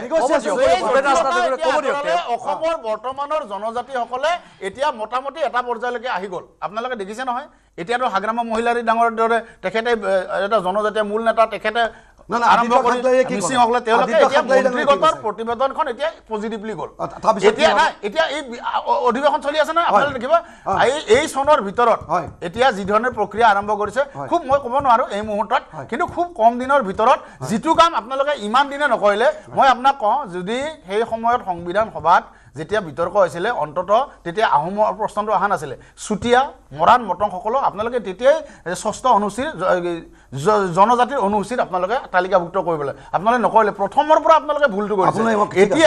এতিয়া আপোনালোকে যে বিদেশীৰ কথাটো কৈ থাকে বিদেশী বিচাৰণ আন্দোলন মই কৈলো 6 জনগোষ্ঠীৰ ঘটনাটো কি হৈছে আপোনালোকৰ সদিচ্ছা নাই বুলি মই বাৰবাৰ কওঁ হাজাৰবাৰ কওঁ কিয় কওঁ শুনক 2014 চনৰ পৰা আপুনি এতিয়াই গভৰ্ণমেণ্টৰ ৰিপৰ্ট চাওক 2026 চনলৈ 121টা ভাৰতবৰ্ষৰ OBC বা তেনেকুৱা মানে জনগোষ্ঠীক ST দিছে কোনে দিলে মোদী চৰকাৰে কিমান দিলে 121টা জনগোষ্ঠীক জনজাতিকৰণ কৰিলে ক'ত পালে উৰিষ্যাত পালে তামিলনাডুত পালে কৰ্ণাটকত পালে আপুনি এতিয়া মাৰক অৰুণাচলতো পাইছে কিন্তু অসমৰ 6 জনগোষ্ঠী জনজাতিকৰণ কৰিবলৈ তেওঁলোকে 12 বছৰ সময় নাপালে এটো ৰাম ভগৱান এটো বিজেপিৰ ৰাম ভগৱান না বৰ্তমান চৰকাৰ কংগ্ৰেছ চৰকাৰে বৰ্তমান বিধানসভাৰ প্ৰস্তাৱৰ কাৰণে জটিলতাটো আহিলে আৰে আপুনি টাইমছ অফ ইণ্ডিয়া জটিলতাটো সেইকাৰণে আহিলে তো আপোনালোকে জটিলতাটো ঠিক আছে জটিলতা কি হৈছে কি কথা কৈছে মই সাইদুল ইছলাম ডাঙৰীয়া হলে যাম ঠিকে ক'লে আমাৰ তৰুণ গগৈ জটিলতাটো যে কংগ্ৰেছে কৰিলে তৰুণ গগৈ ডাঙৰীয়া যেতিয়া প্ৰধানমন্ত্ৰী ডাঙৰীয়া ঠিক আছে উপেন্দ্ৰ নাথ ডাঙৰীয়া ওকে মানি লৈছো ক'ৰবাত প্ৰতিবন্ধকতা আছিল আন ৰাজ্যত হৈছে অসমত হোৱা নাই বা কৰা নাই তাতো ক'ৰবাত বিৰোধীৰ কথাও বিজেপিয়ে উত্থাপন কৰিছে আৰু বিজেপিয়ে ভালদৰে নেগোচিয়েট কৰিব নোৱাৰা বুলিও উপেন ৰাজনাথ ডাঙৰীয়া সদৰি কৰিছে যি কি নহওক নেগোচিয়েশ্যনৰ কথা আহিছে আমি পূৰ্বৰ দিনলৈ যদি যাওঁ সাইদুল ইছলাম ডাঙৰীয়া আমি জানো কিমান কাম পিছ পৰি আছিল কিমান কাম পৰি ৰৈছিল মই সাধাৰণ এটা উদাহৰণ দিছোঁ বগীবিল দলঙৰ কথা বছৰ ধৰি বগীবিল দলং নিৰ্মাণ হোৱা নাছিল কংগ্ৰেছৰ দিনত আৰু বিজেপি অহাৰ পাছত বগীবিল দলং হ'ল ৰাস্তা ঘাটৰ উন্নয়নো হৈছে কিছু দেখাকৈ আৰু কিছু ক্ষেত্ৰত ক'ৰবাত যিমান হ'ব লাগে হোৱাও নাই কিন্তু সেয়া নেগোচিয়েশ্যনৰ কথাটো যেহেতু উপেন ৰাজনাথ ডাঙৰীয়া সদৰি কৰিছে আপোনাৰ দৃষ্টিত এই নেগোচিয়েশ্যনৰ কথাটো আপুনি কেনেধৰণে ক'ব বিচাৰিব চব জনজাতিকৰণৰ বিষয়টো লৈ পেলাই সকলো ধৰণৰ চৰকাৰবিলাকে যিজনে কাম কৰিব লাগিছিল কৰা নাই প্ৰথম কথা কোনো এখন চৰকাৰে ডেফিনিট এটা ডিচিশ্যনলৈকে অহা নাই হ'ব লাগে নে নাই যদিও কৈ আছে কৈ থকা হৈছে এইবিলাক পলিটিকেল ডায়লগলৈকে পৰিৱৰ্তিত হৈছে এটা অবুজ হাতৰ এটা নিহিজা আলোলৈকে এই গোটেই বিষয়টো কিন্তু পৰিৱৰ্তিত হৈছে এই কথাটো কোনে অস্বীকাৰ কৰিব নোৱাৰে প্ৰথম কথা জনজাতিকৰণটো দ্বিতীয়টো হ'ল আপোনাৰ বিদেশী সমস্যা গৈ পেলাই এতিয়া মিয়া সমস্যা হৈছে আৰু মিয়া সমস্যাটোৰ সমাধানৰ দায়িত্বটো যে আমাৰ ৰাইজৰ যিসকলে ভোট দিয়ে যিসকলে আমি টেক্স দিওঁ আমাৰ চৰকাৰবিলাকৰ দায়িত্ব নাই কংগ্ৰেছ যেনেকৈ ফেইল হৈছিল এই চৰকাৰখন ফেইল হোৱাৰ পৰ্যায়টো ইতিমধ্যে দেখা পাইছোঁ এতিয়া কথাটো হৈছে within the boundary of Assam Miya মানুহখিনিক লিমিট কৰিব লাগে কাৰণ they are dangerous for Assam and Assamese people এই ধৰণৰ এটা নেৰেটিভ আৰু এই নেৰেটিভটো হিমন্ত বিশ্ব শৰ্মাই পলিটিকেলি একেবাৰে সোমাই দিবৰ কাৰণে সক্ষম হৈছে এই কথাটোক অস্বীকাৰ কৰি লাভ নাই গ্ৰাউণ্ড ৰিয়েলিটি যিটো হয় বাস্তৱ কথা মই উজনি অসমলৈকে এই যোৱা 2 মাহত কমেও 5 বাৰ গৈছোঁ আৰু নামনি অসমলৈকে মই 3 বাৰমান একে ধুবুৰীলৈকে গৈছোঁ গতিকে মই মানুহৰ লগত কথা পাতিছোঁ আৰু মই কথা পাতোঁতে মই যিটো ৰিয়েলিটি পাইছোঁ মই সেই কথাটো কৈছোঁ কোনোবা মানক বা নামানক সমস্যা আছিল নে নাই সমস্যাটো অসমত আছিল অসমৰ সমস্যাটো আছিল যে আজিৰ যিখন ছবি আমি দেখিছোঁ 4জন ল'ৰা এটা ৰুমত সোমাই থকা এই যিটো অৱস্থা সেই অৱস্থাটোতে আমি গোটেই পৰিৱেশটো চাই ল'ব পাৰোঁ গতিকে গোটেই পৰিৱেশত অসমৰ সমস্যা আছিল এই ইমান সমস্যাৰ মাজতো আজিৰ তাৰিখত 1 বছৰ আগত গভৰ্ণমেণ্টৰ এগেইনষ্ট মানে বিজেপি চৰকাৰখনৰ এগেইনষ্টে হিমন্ত বিশ্ব শৰ্মাৰ এগেইনষ্টে যিটো এণ্টি ইনকামবেঞ্চি আছিল সেইটো এতিয়া কনভাৰ্ট হৈ পেলাই প্ৰ ইনকামবেঞ্চিলৈকে লাহে লাহে উন্নীত হৈ গৈ আছে আৰু তাৰ মূল আধাৰটো হৈছে বেদখল আৰু মিয়া এই দুটা বিষয়টো অত্যন্ত পলিটিকেলি ইনফিউজ কৰিবৰ কাৰণে বিজেপি সক্ষম হৈছে প্ৰথম কথা দ্বিতীয় কথা গোটেই নিৰ্বাচনটো কিহৰ ওপৰত হ'ব বেনিফিচিয়াৰী ডিলিমিটেশ্যনটো এটা সাংঘাতিকভাৱে বিজেপি সহায় কৰা এটা বিষয় 23টা সমষ্টি মুছলিম প্ৰধান আৰু তাৰ বিপৰীতে ট্ৰাইবেল সমষ্টি আছে এতিয়া অসমত 31 গোটেই অসমত ট্ৰাইবেল অধ্যুষিত হ'ব ট্ৰাইবেল বুলি কওঁতে ট্ৰাইবেল মানুহে য'ত নিৰ্ণায়ক ভূমিকা ল'ব আৰু তাত আপুনি চাব অপজিশ্যনটো যথেষ্ট পৰিমাণে লিমিটেড এতিয়া লাহেকৈ আপোনাৰ পাহাৰীয়া জিলা 3খনত কিছু পৰিমাণে অপজিশ্যন শক্তিশালী হৈছে বা খেলিব পৰা পৰিৱেশলৈকে আহিছে যদিও যদিহে মিত্ৰতা হয় সেই পৰ্যায়লৈকে আহিছে যদিও বাকী আপুনি ভৈয়ামত যদি চাই পৰিৱেশটো নাই তাৰপিছত আপুনি চাব টি ট্ৰাইবত 6টা সমষ্টি একেবাৰে এনেকৈ আছে তেওঁ প্ৰত্যক্ষভাৱে তেওঁলোকে নিয়ন্ত্ৰণ কৰিব পাৰে টি ট্ৰাইবটো এই মুহূৰ্তত কিন্তু টি ট্ৰাইবটো বিজেপিৰ এটা কনভেনশ্যনেল ভোটাৰলৈকে পৰিৱৰ্তিত হৈছে বেংগালী স্পিকিং আৰু হিন্দী স্পিকিঙত 16টা সমষ্টিত তেওঁলোকৰ গোটেই অসমত এটা প্ৰভাৱ আছে এই সমষ্টিকেইটাত অপজিশ্যনটো মিনিমাইজ হৈছে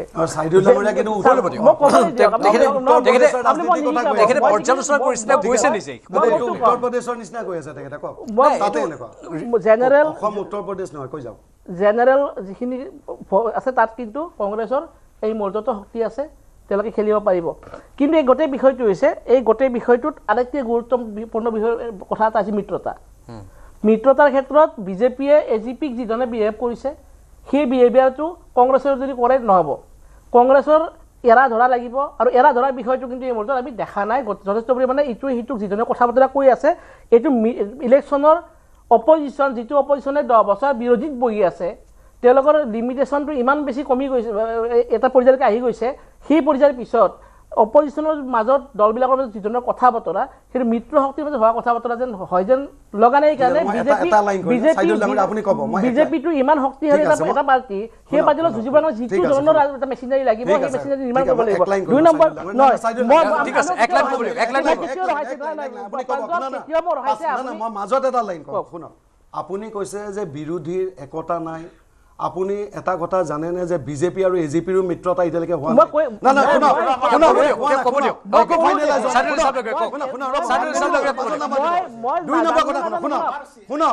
শুনক মই 2 লাইন আৰু মই 1 লাইন আপোনাৰ মাজত এটা আছে গতিকে ঠিক আছে গতিকে বিৰোধী আমাৰ বিৰোধী মিত্ৰতা ফাইনেল ঠিক আছে না মই সাইদুল ডাঙৰীয়া ক্লিয়াৰ কৰি দিছে বিৰোধী মিত্ৰতা হোৱাটো ফাইনেল বাস মোক নালাগে অসমৰ ৰাজ্যে জানে এইবিলাক টাইম লাগে এইবিলাক টাইম লাগে মই নাজানো যদি আপুনি নাজানিব পাৰে আপুনি বিজেপি মুকলিকে বিৰোধী নেতাসকলে কৈ আছে যে আমাক এইটো সমষ্টি দিছে যিটো সমষ্টি আমাৰ কোনো ভিত্তি নাই অলপ টাইম লাগিব মিত্ৰতা ফাইনেল ৰাস্তা ডাঙৰীয়া আপোনালোকৰ লগৰ দলে কৈ আছে যে যিটো সমষ্টিত আমাক দিছে সেইটো দলতে আমাক কোনো ভিত্তি নাই আপোনালোকে বাছি দিছে আপোনালোকে বাছি দিছে এতিয়ালৈকে আপুনি কৈ যাওক অফিচিয়েল সাইদুল সামনে আমি 40 সেকেন্ড আছে আমাৰ এই অনুষ্ঠান 40 সেকেন্ড আছে 40 সেকেন্ড মই কৈছো মিত্ৰতাটো ফাইনেলি লিমিটেশন মিয়া শাসকীয় পক্ষ আৰু বিৰোধী পক্ষৰ মিত্ৰতা কি ধৰণে হয় এইটো আৰু তাৰ পিছত আটাইতকৈ যিপাত গুৰুত্বপূৰ্ণ অস্ত্ৰ হৈ পৰিছে বেনিফিচিয়াৰী প্ৰতিটো সমষ্টিত 20ৰ পৰা 40,000লৈকে মহিলাক যিধৰণে তেওঁলোকে আকৰ্ষিত কৰিছে এতিয়া বিহুৰ আগে আগে আকৌ অৰুণোদয় পোৱা মানুহক 8,000 টকা সোমাই দিব এই এক প্ৰকাৰ ট্ৰেনজেকশ্যনেল ভোট এই যিটো গোটেই কথা বতৰা এই গোটেই কথা বতৰাটোৱে গোটেই অসম ভাৰতখনতে এটা পলিটিকেল এটা নেৰেটিভ সৃষ্টি কৰিছে এটা কালচাৰ সৃষ্টি কৰিছে আৰু সেই কালচাৰটো অসমত এইবাৰ ৰেপ্লিকেট হ'বলৈ গৈ আছে আৰু তাৰ ওপৰত মিয়া লগত সফ্ট হাৰ জিৰানতে নক হিন্দুত্ব গোটেই কথাখিনি লৈ পেলাই বিজেপি মোৰদত মানে গোটেইখিনি এবাৰ বৰ বেলেগ ধৰণৰ এখন খেল এটা মাত্ৰ কম সেইটো হৈছে ইমানখিনিৰ মাজত অপজিশ্যনে মই ভাবো এই মুহূৰ্তত আকৌ এবাৰ কম শাসকীয় পক্ষ যি ধৰণে মূল ইস্যুবিলাকক এড্ৰেছ কৰিব কাৰণে বাধ্য কৰিব লাগিছে আপুনি কৈছে অসমত আইছে অলৰেডি থিৰাং কৰিছে কংগ্ৰেছৰ চৰকাৰ আহিছে 2026 আৰু ধন্যবাদ জনাইছো সকলোকে অনুষ্ঠানত উপস্থিত থকাৰ বাবে বিদায় লৈছো 3000 টকা অৰুণোদয় আঁচনি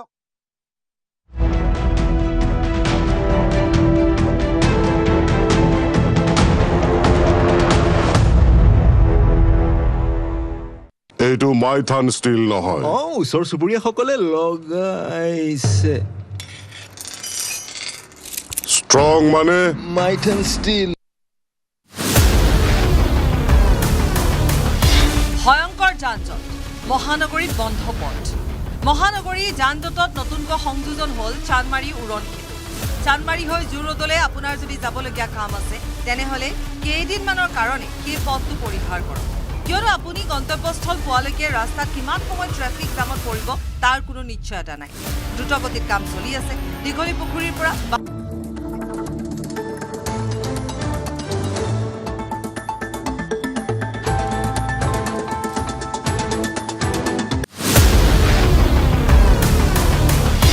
ভয়ংকৰ যান-জঁট মহানগৰীত বন্ধ পথ মহানগৰী যান-জঁটত নতুনকৈ সংযোজন হ'ল চানমাৰী উৰণ সেতু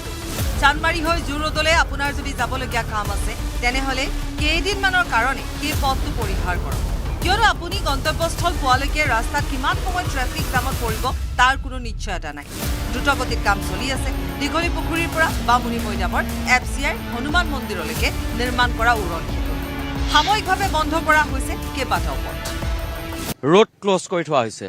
আপুনি চানমাৰী দিশৰ পৰা যদি জোৰদৰ দিশে যাব বিচাৰে তেনেহ'লে এই পথটোৰে চানমাৰী উৰণ সেতুৰ ওপৰেদি যাব নোৱাৰিব। কেইবাদিনো ধৰি এই পথটো বন্ধ কৰা হ'ব আৰু বৃহস্পতিবাৰৰ পৰা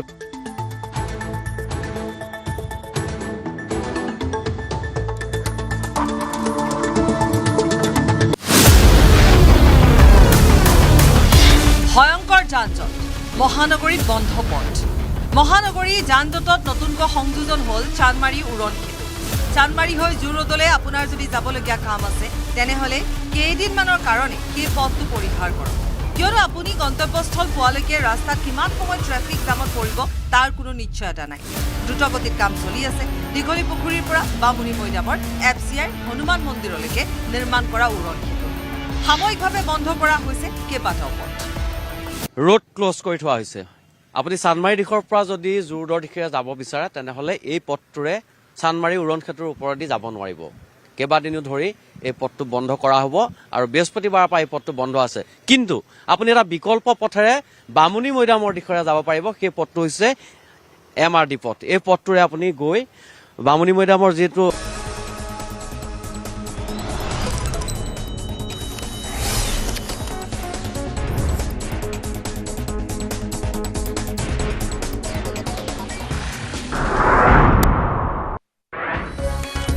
ৰোগ মধুমেহকে ধৰি 7টা জটিল ৰোগৰ ঔষধৰ দাম কমিব জোতা বেটাৰী চামৰাৰ সামগ্ৰীৰ লগতে সৌৰশক্তি উৎপাদনৰ সঁজুলি বৃদ্ধি পাব সুৰাৰ দাম। তেজপুৰত স্থাপন হ'ব ৰাষ্ট্ৰীয় মানসিক স্বাস্থ্য আৰু স্নায়ু বিজ্ঞান প্ৰতিষ্ঠান। তেজপুৰৰ মানসিক চিকিৎসালয়ক ৰাষ্ট্ৰীয় মানসিক স্বাস্থ্য আৰু স্নায়ু বিজ্ঞান প্ৰতিষ্ঠানলৈ উন্নীতকৰণৰ প্ৰস্তাৱ। উত্তৰ পূবৰ ৰাজ্যৰ বাবে 4,000 ই-বাছ। কেন্দ্ৰীয় বাজেট দাখিলৰ দিনাই হুৰাহুৰে কমিল শ্বেয়াৰ বজাৰ। 2000ৰো অধিক পইণ্টলৈ অৱনমিত হ'ল চেনচেক্স। 535 পইণ্টলৈ নামিল নিফটিৰ সূচাংক। 5 বছৰ পূৰ্বে বিত্তীয় ঘাটিৰ ক্ষেত্ৰত নিজে লোৱা লক্ষ্যত উপনীত দেশ। 2025-26 বৰ্ষত দেশৰ বিত্তীয় ঘাটি GDP 4.5% কমলৈ আনি লক্ষ্যত উপনীত হয় বিত্তমন্ত্ৰী নিৰ্মলা সীতাৰমন। 2026-27 বিত্তীয় বৰ্ষৰ বাবে বিত্তীয় ঘাটিৰ লক্ষ্য GDP 4.3% হ'ব বুলি বাজেট ভাষণত উল্লেখ কৰে কেন্দ্ৰীয় বিত্তমন্ত্ৰীগৰাকীয়ে। মিত্ৰতা সন্দৰ্ভত কাজিৰঙাৰ অৰ্কিড উদ্যানত গৌৰৱ গগৈৰ সৈতে অখিল গগৈৰ বৈঠক সম্পন্ন। প্ৰায় 2 ঘণ্টা ধৰি বৈঠকত মিলিত হয় দুই বিৰোধী নেতা। বৈঠক সামৰি গুৱাহাটী অভিমুখে ৰাওনা অখিল গগৈ। ৰাইজৰ দলৰ কাৰ্যালয়ত বিয়লি কাৰ্যনিৰ্বাহকত অংশ ল'ব অখিল গগৈ। জন্মদিনত নিৰ্বাচনত বিজেপিক জয়ী কৰোৱাৰ পণ মুখ্যমন্ত্ৰী হিমন্ত বিশ্ব শৰ্মাৰ। পুৱাই নীলাচলত উপস্থিত হৈ মুখ্যমন্ত্ৰীয়ে ল'লে মা কামাখ্যাৰ আশীষ। ভিন্ন প্ৰান্তৰ সমৰ্থক তথা শুভাকাংক্ষীয়ে মুখ্যমন্ত্ৰীক যাচিলে শুভেচ্ছা তথা জন্মদিনৰ উপহাৰ।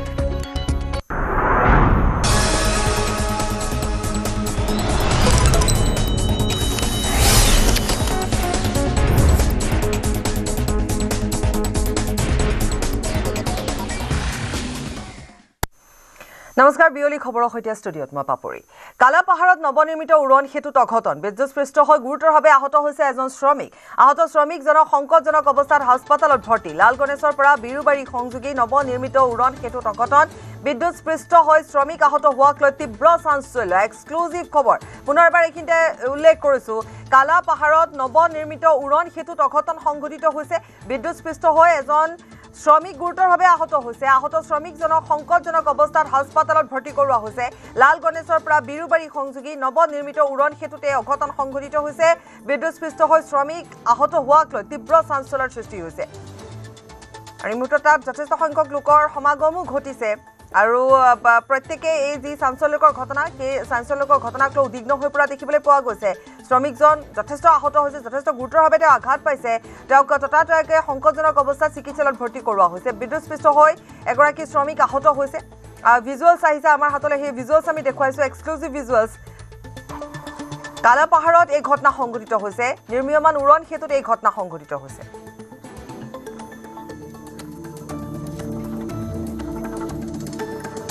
यहाँ पे क्या हुआ है? और अब ऊपर से करंट लगा है। हाँ, करंट लगा है तो उधर लगा है कि यहाँ उतारा गया है खाली। हाँ, फिर बस उधार का ले गया एम्बुलेंस वाला। बस इतनी। कैसे है वो लोग? कैसे है वो लोग? अब है अभी सुबह आ रहा था।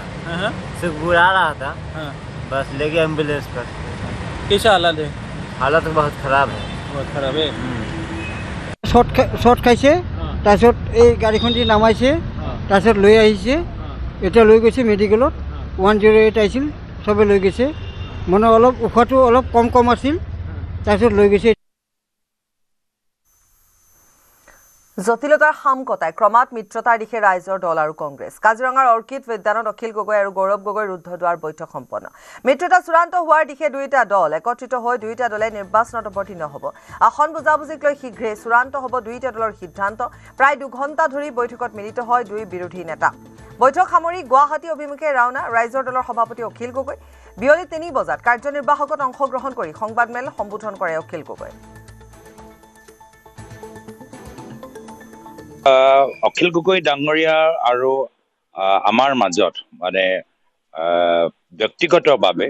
আমি এটা বহল আজি এটা চৰ্চা আজি এটা ভাগ ললো আৰু যি বহল চৰ্চাত বহুতখিনি কথা আমি পাতিলো তেওঁলোকৰ ব্যক্তিগত জীৱনৰ পৰা তেওঁলোকৰ এই অনুষ্ঠানত এই অৰ্কিড পাৰ্ক য'ত আমি আছো কি দৃষ্টিৰে তেওঁলোকে গোটেই কল্পনাটো কৰিছে ইয়াৰ ইতিহাস ক'ৰ পৰা কেতিয়া আৰম্ভ হ'ল আৰু পৰৱৰ্তী দিনত তেওঁলোকে ইয়াৰ লৈ আৰু কি সপোন দেখিছে বাকি আমাৰ এই স্থানীয় গোলাঘাট জিলাৰ অঞ্চলত আৰু কি হোৱাটো ভাল অসমৰ লৈ এতিয়া তেওঁলোকো কিছু নতুন চিন্তাৰে অসমৰ ভৱিষ্যতলৈ ভাবি আছে আমাৰো কিছু চিন্তা আছে অসমৰ লৈ আমি কেনেদৰে আগবাঢ়ি যাব পাৰো বৰ্তমানৰ ৰাজনৈতিক পৰিস্থিতি আৰু সকলোৱে জানে যে আজি আনুষ্ঠানিকভাৱে এটা প্ৰক্ৰিয়া যোগেদি আমাৰ দুটা দলৰ মাজত কথাবোৰ চলি আছে এই প্ৰক্ৰিয়াৰ ওপৰত আমাৰ নিজৰ ব্যক্তিগত চিন্তা কি আমি এইখিনিও কথা আমি কথা পাতিলো তেওঁ নিজৰ কথাবোৰ ক'লে মই নিজৰ কথাবোৰ ক'লো এটা মই ভাবো আজি আমাৰ চৰ্চাটো মোৰ ফলৰ পৰা মই পজিটিভ এটা কথা হিচাপে ক'ব পাৰো এটা খুব পজিটিভ আলোচনাৰ আৰম্ভণি হ'ল গৌৰৱে যিটো ক'লে আপোনালোকক সেইখিনিয়ে কথা আজি খুব পজিটিভ আলোচনা এটা আৰম্ভ হৈছে আলোচনা অব্যাহত আছে আপুনি আপোনাৰ আহ্বানক অৱগত সঁহাৰি দিলে সঁহাৰি দিছে আমাৰ খুব ভাল খুব পজিটিভ আমি 9:30 বজাৰ পৰা এতিয়া কেইটা বাজিলে 11 বাজিছে 11 বজালৈকে 9:30 বজাৰ পৰা 11:30 লৈকে পুৰা 2 ঘণ্টা সময় আমি বহিছো 2 ঘণ্টা সময় বহি অসমৰ সকলো পৰিস্থিতি ৰাজনৈতিক পৰিস্থিতিৰ চৰ্চা কৰিছো আৰু আসন সম্পৰ্কে ডিটেইলছত আলোচনা হৈছে ঠিকে আছে আৰম্ভণি হিচাপে ভাল এতিয়াও হেৰিখিনি শেষ হোৱা নাই জটিলতাটো কমপ্লিট শেষ হোৱা নাই কিন্তু প্ৰক্ৰিয়াটো আৰম্ভ হৈছে আৰু পজিটিভ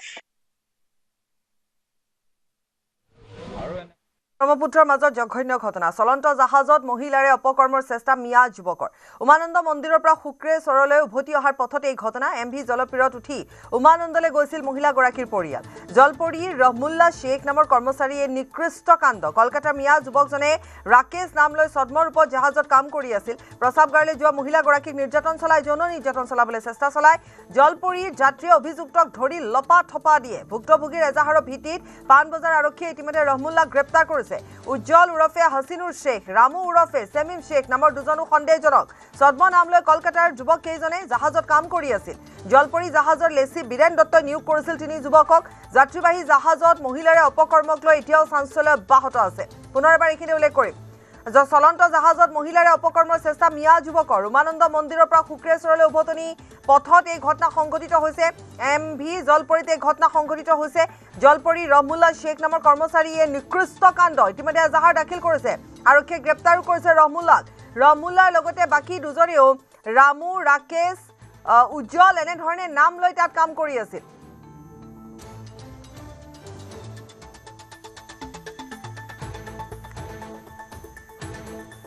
আমাৰ সাংবাদিক দীপাংকৰ আছে আমাক অধিক জনাব ঘটনাৰ বিষয়ে দীপাংকৰ বাপৰি নিশ্চয় এই ঘটনাক লৈ এই মুহূৰ্তৰ তীব্ৰ চাঞ্চল্য অব্যাহত আছে কাৰণ কলিকতাৰ পৰা অহা 3 যুৱকে খোপনি পুতিছিল গুৱাহাটীত আৰু এই গোটেই নিৰ্লজ্জ জঘন্য ঘটনাটো সংঘটিত হৈছিল MV জলপৰি নামৰ এই যিখন জাহাজ দেখুৱাইছো সেই জাহাজখনৰ ভিতৰ ভাগত প্ৰস্ৰাৱগাৰলৈ এগৰাকী মহিলা আগবাঢ়ি গৈছিল আৰু তেনে মুহূৰ্তত এই মহিলাগৰাকীৰ ওপৰত জঁপিয়াই পৰিছিল যি অভিযুক্তটোৰ নাম পোহৰলৈ আহিছে ৰাকেশ ওৰফে ৰহমুল্লাহ শেখ আৰু কেৱল এই ৰহমুল্লাহ শেখ হওক বা আন যি 3 গৰাকীৰ আমি নাম উদ্ধাৰ কৰিছো হাছিনুৰ শেখ শামিম শেখ এই আটাইকেইগৰাকীয়ে ছদ্মবেগ ধৰিছিল বিশেষকৈ ছদ্মবেগ ধৰি তেওঁলোকে নামসমূহ সলনি কৰি গুৱাহাটীত তেওঁলোকে অভ্যন্তৰীণ জল পৰিবহণ বিভাগৰ নেতৃত্বত তেওঁলোকে কৰ্মচাৰী হৈ আছিলে আৰু প্ৰতি সময়ৰ মূৰে মূৰে লিজত দিয়া হয় MV জলপৰি আৰু এই MV জলপৰিখনৰ শেহতীয়াকৈ দায়িত্বত থকা বীৰেন দত্ত নামৰ লোকজনৰ নামো পোহৰলৈ আহিছে তেওঁলোকক ইয়াত নিযুক্তি কৰি ৰাখিছিলে আৰু তেনে মুহূৰ্তত উমানন্দলৈ বুলি যোৱা মহিলা এগৰাকীৰ লগত যি অপকৰ্ম সংঘটিত হৈছে তাক লৈ পাণবজাৰ আৰক্ষীয়ে অনুসন্ধান বা অভিযান আৰম্ভ কৰিছে আৰু আমি আন এটা ভিজুৱেলছৰ সৈতে আমি দৰ্শকসকলক দেখুৱাবলৈ সক্ষম হ'ম সেই লম্পটটোৰ যিটো অভিযুক্তক নিমতত আৰক্ষীয়ে গ্ৰেপ্তাৰ কৰিছে তাৰো ভিজুৱেলছ আমাৰ হাতত আহি পৰিছে ঠিক একেদৰে যিখন বিস্ফোৰক এজাহাৰ ভুক্তভোগী মহিলাগৰাকীয়ে দাখিল কৰিছে সেয়াও আমি দৰ্শকসকলক দেখুৱাম কিন্তু ব্ৰহ্মপুত্ৰৰ মাজভাগত এই জঘন্য ঘটনাটোক লৈ কিন্তু তীব্ৰ উত্তেজনা বা গোটেই বিষয়টোক লৈ চাঞ্চল্য অব্যাহত আছে আৰু অকলশৰীয়া এগৰাকী যুৱতী বা মহিলাৰ ওপৰত এই বৰ্বৰ ঘটনাটো সংঘটিত হৈছিল আৰু তাতকৈ ডাঙৰ কথা মিয়া যুৱক বুলি পৰিচয় উদ্ধাৰ হৈছে নাম সলনি কৰি তেওঁলোকে গুৱাহাটীৰ জাহাজত অভ্যন্তৰীণ বিভাগতে তেওঁলোক নিযুক্ত হৈ আছিলে গতিকে এই ধৰণৰ কথাক লৈ বহুখিনিয়ে কিন্তু প্ৰশ্ন উদ্ভৱ হৈছে আৰু এই যিটো বাতৰি কৈছো বাতৰিটোৰ ভিত্তিতে আমি দৰ্শকক পুনৰবাৰ জনাইছো যে MV জলপৰি সততে বিতৰ্কত থাকে এইবাৰ তাত কৰ্মৰত হৈ থকা 3 গৰাকী কৰ্মচাৰী বীৰেন দত্তই যেতিয়া নিয়োগ কৰিছিল দীপাংকৰ তেতিয়া বীৰেন দত্তই জনা নাছিল নেকি তেওঁলোকে যে ছদ্মনামলৈ কাম কৰিবলৈ আহিছে সেয়া কথা যেতিয়া ঘটনা এটা সংঘটিত হ'ল তাৰ পিছত এই গোটেই ঘটনাৰ তথ্য পোহৰলৈ আহিছে গতিকে তাৰ পিছত এই আৰক্ষী প্ৰশাসনে কি ধৰণৰ ব্যৱস্থা গ্ৰহণ কৰে সেয়া নিশ্চয় লক্ষণীয় হ'ব কাৰণ মন্দিৰলৈ যোৱা বুলি বাটতে এগৰাকী মহিলাৰ ওপৰত জঁপিয়াই পৰা বা এই যি নিৰ্যাতন বা ধৰ্ষণৰ চেষ্টা চলোৱা গোটেই ভয়ংকৰ অপৰাধ আৰু গোটেই অপৰাধটোক লৈ পাণবজাৰ আৰক্ষীয়ে অতি ক্ষিপ্ৰতাৰে অভিযান বা তেওঁলোকৰ অনুসন্ধান আৰম্ভ কৰিছে গতিকে লিজত লোৱা গৰাকীকো হয়তো আৰক্ষীয়ে তদন্তৰ আওতালৈ আনিব প্ৰশ্ন যে ক'ৰ পৰা কিদৰে নাম হলাই এই কিগৰাকী যুৱকক মিয়া যুৱকক নিযুক্ত কৰা হৈছিল জাহাজত এই ধৰণৰ প্ৰশ্নও আহি পৰিছে গতিকে আৰক্ষী অনুসন্ধান আৰম্ভ কৰিছে আপডেট বহুখিনি থাকিব পৰৱৰ্তী সময়ত দৰ্শকক জনাব পৰিচয় দি যেতিয়া ইয়াত কাম কৰিবলৈ আহিছে তেওঁলোকে পৰিচয় কিয় লুকুৱালে কাৰণ তেওঁলোকে মিয়া হওক বা অন্য হওক তেওঁলোকে নিজৰ পৰিচয়ৰে তেওঁলোকে কাম বিচাৰিব পাৰিলেহেঁতেন বা তেওঁলোকক কামত ৰখাও হ'লহেঁতেন হয় কিন্তু তেওঁলোকে যিকেইটা নাম লৈছে তাৰ ভিতৰত উজ্জ্বল ৰাকেশ ৰামু এনে ধৰণৰ নাম লৈ নিজৰ পৰিচয় লুকুৱাই কাম কৰিবলৈ আহিছে গতিকে সেইফালৰ পৰাও আসলতে তেওঁলোক এটা ৰহস্যৰ মাজত গোটেই ঘটনাটো সেই আমি যদি এই যৌন নিৰ্যাতনৰ ঘটনাটো অন্য এটা দিশলৈ লৈ এই দিশটো চাওঁ তেতিয়াহ'লে কিন্তু ছদ্ম নামেৰে কাম কৰিছে নিজৰ পৰিচয় লুকুৱাইছে এটা কাম কৰিবলৈ অন্য এখন ঠাইলৈ আহোঁতে অন্য এখন ৰাজ্যলৈ অহাটো ডাঙৰ কথা নহয় আহি কাম কৰিছে নিজৰ নামেৰেও কাম কৰিব পাৰে এতিয়াও ইয়াত বহুতো মিয়া যুৱকে কাম কৰি আছে কিন্তু এই 3 গৰাকীয়ে নিজৰ নাম লুকুৱাইছে নিজৰ পৰিচয় লুকুৱাই ইয়াত কাম কৰি আছে গতিকে বীৰেন দত্তক সোধাপোছা কৰাৰ সমান্তৰালভাৱে এই 3 জনকো সোধাপোছা কেনেধৰণে এতিয়া আৰক্ষীয়ে কৰিব বা আৰক্ষীৰ তদন্তত কি ওলাব সেয়াও কিন্তু নিশ্চিত ৰূপত এটা সন্দেহজনক কথা পাপৰি চাওক আজি বাতৰি সংগ্ৰহৰ বাবে আমি শুক্লেশ্বৰ ঘাটলৈ গৈছিলোঁ গৈ তাত তেওঁলোকৰ এই নামকেইটা যি ধৰণে প্ৰচাৰ বা সাধাৰণ লোকে যিদৰে চিনি পায় সেয়া চাওক আপুনি ৰাকেশ ওৰফে তেওঁৰ নাম হৈছে ৰহিমুল্লাহ শেখ উজ্জ্বল বুলি এগৰাকী যুৱকৰ নাম তেওঁৰ হৈছে হাছিনুৰ শেখ আৰু এজন ৰামুৰ প্ৰকৃত পৰিচয় হৈছে শামিম শেখ গতিকে এই ধৰণৰ কাৰবাৰ যদি আজি এই ঘটনাটো সংঘটিত নহ'লহেঁতেন নিৰ্যাতনৰ বা অপকৰ্ম যিটো আমি জঘন্য ঘটনাৰ আমি বাতৰি মেটত দৰ্শকসকলক জনাইছোঁ এই ঘটনাৰ পিছত এই ধৰণৰ তথ্য প্ৰকাশ পাইছে গতিকে এটা ভয়ংকৰ কথা কলকাতাৰ পৰা আহি তেওঁলোকে গুৱাহাটীত আভ্যন্তৰীণ জল পৰিবহণ বিভাগৰে তেওঁলোক জড়িত হৈ পৰিছে তাকো লিজত লোৱা যিগৰাকী বীৰেন দত্ত তেওঁ লেচি এইবাৰৰ তেওঁ MV জলপৰিৰ গতিকে তেওঁ কি উদ্দেশ্যে এইকেইজন যুৱকক তাত কামত ৰাখিছিলে তথ্য প্ৰমাণ কিছু লুকুওৱা হৈছিল নেকি আৰক্ষী কিন্তু সঠিকভাৱে কিন্তু গোটেই বিষয়টোত তদন্ত বা অনুসন্ধান যদি কৰে নিশ্চয় ইয়াত ডাঙৰ কিন্তু ৰহস্য ফাদিল হোৱাৰ কিন্তু পূৰ্ণ সম্ভাৱনা আছে জলপৰি এটা প্ৰাইভেট সেক্টৰ আভ্যন্তৰীণ জল পৰিবহণ বিভাগে ব্যক্তিগতকৰণৰ মাধ্যমেৰে উমানন্দ আৰু গুৱাহাটীৰ যিটো পাৰাপাৰ ব্যৱস্থা ব্ৰহ্মপুত্ৰৰ মাজত এই জলপৰি খুবেই এটা জনপ্ৰিয়তা নাম যিখন জাহাজৰ জৰিয়তে হাজাৰ হাজাৰ লোকে দৈনিক উমানন্দ ঘাটলৈ যায় উমানন্দ ঘাটৰ পৰা উমানন্দ মন্দিৰলৈ যায় তাত তেনেকুৱা এগৰাকী অকলশৰীয়া মহিলাক যে এই ধৰণৰ ঘটনা তাৰে মুখামুখি হ'ল তাৰ পিছত এই তথ্য উন্মোচন হৈছে গতিকে পাণবজাৰ আৰক্ষীয়ে কিন্তু সঠিকভাৱে অনুসন্ধান চলাব লাগে আমিও দাবী উত্থাপন কৰিছো কাৰণ কিছু হততে তেওঁলোকৰ জনপ্ৰিয়তা কেইটামান নাম ৰাখিছে তাৰ বিপৰীতে কিন্তু তেওঁলোকৰ নামৰ যিটো প্ৰকৃত পৰিচয় সেই লুকাই ৰখাৰ গোপনীয়তাটো কি আমি ডাঙৰ প্ৰশ্ন কৰিব বিচাৰিছো মহিলাগৰাকীয়ে ন্যায় পাব লাগে আৰু এই ঘটনাটো পাণবজাৰ আৰক্ষীয়ে হস্তক্ষেপ কৰি মালিক পৰ্যন্ত তদন্তৰ আওতালৈ অনা কিন্তু এই মুহূৰ্তত সচেতন মহলেও দাবী উত্থাপন কৰিছে ধন্যবাদ ধন্যবাদ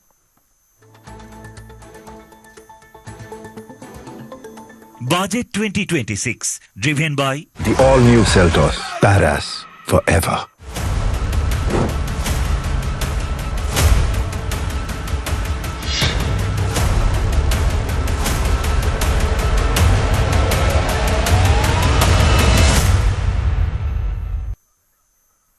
নৱমবাৰৰ বাবে নিৰ্মলা সীতাৰমণে দাখিল কৰিলে কেন্দ্ৰীয় বাজেট মাঘী পূৰ্ণিমাৰ পবিত্ৰ ক্ষণত বাজেট দাখিল কৰিলে কেন্দ্ৰীয় বিত্তমন্ত্ৰী নিৰ্মলা সীতাৰমণে বাজেটত দাৰিদ্ৰ নিৰ্মূলক প্ৰাথমিকতা হিচাপে গুৰুত্ব দিয়া হৈছে আত্মনিৰ্ভৰ ভাৰতৰ লক্ষ্যৰে দাখিল কৰা হৈছে এইবাৰৰ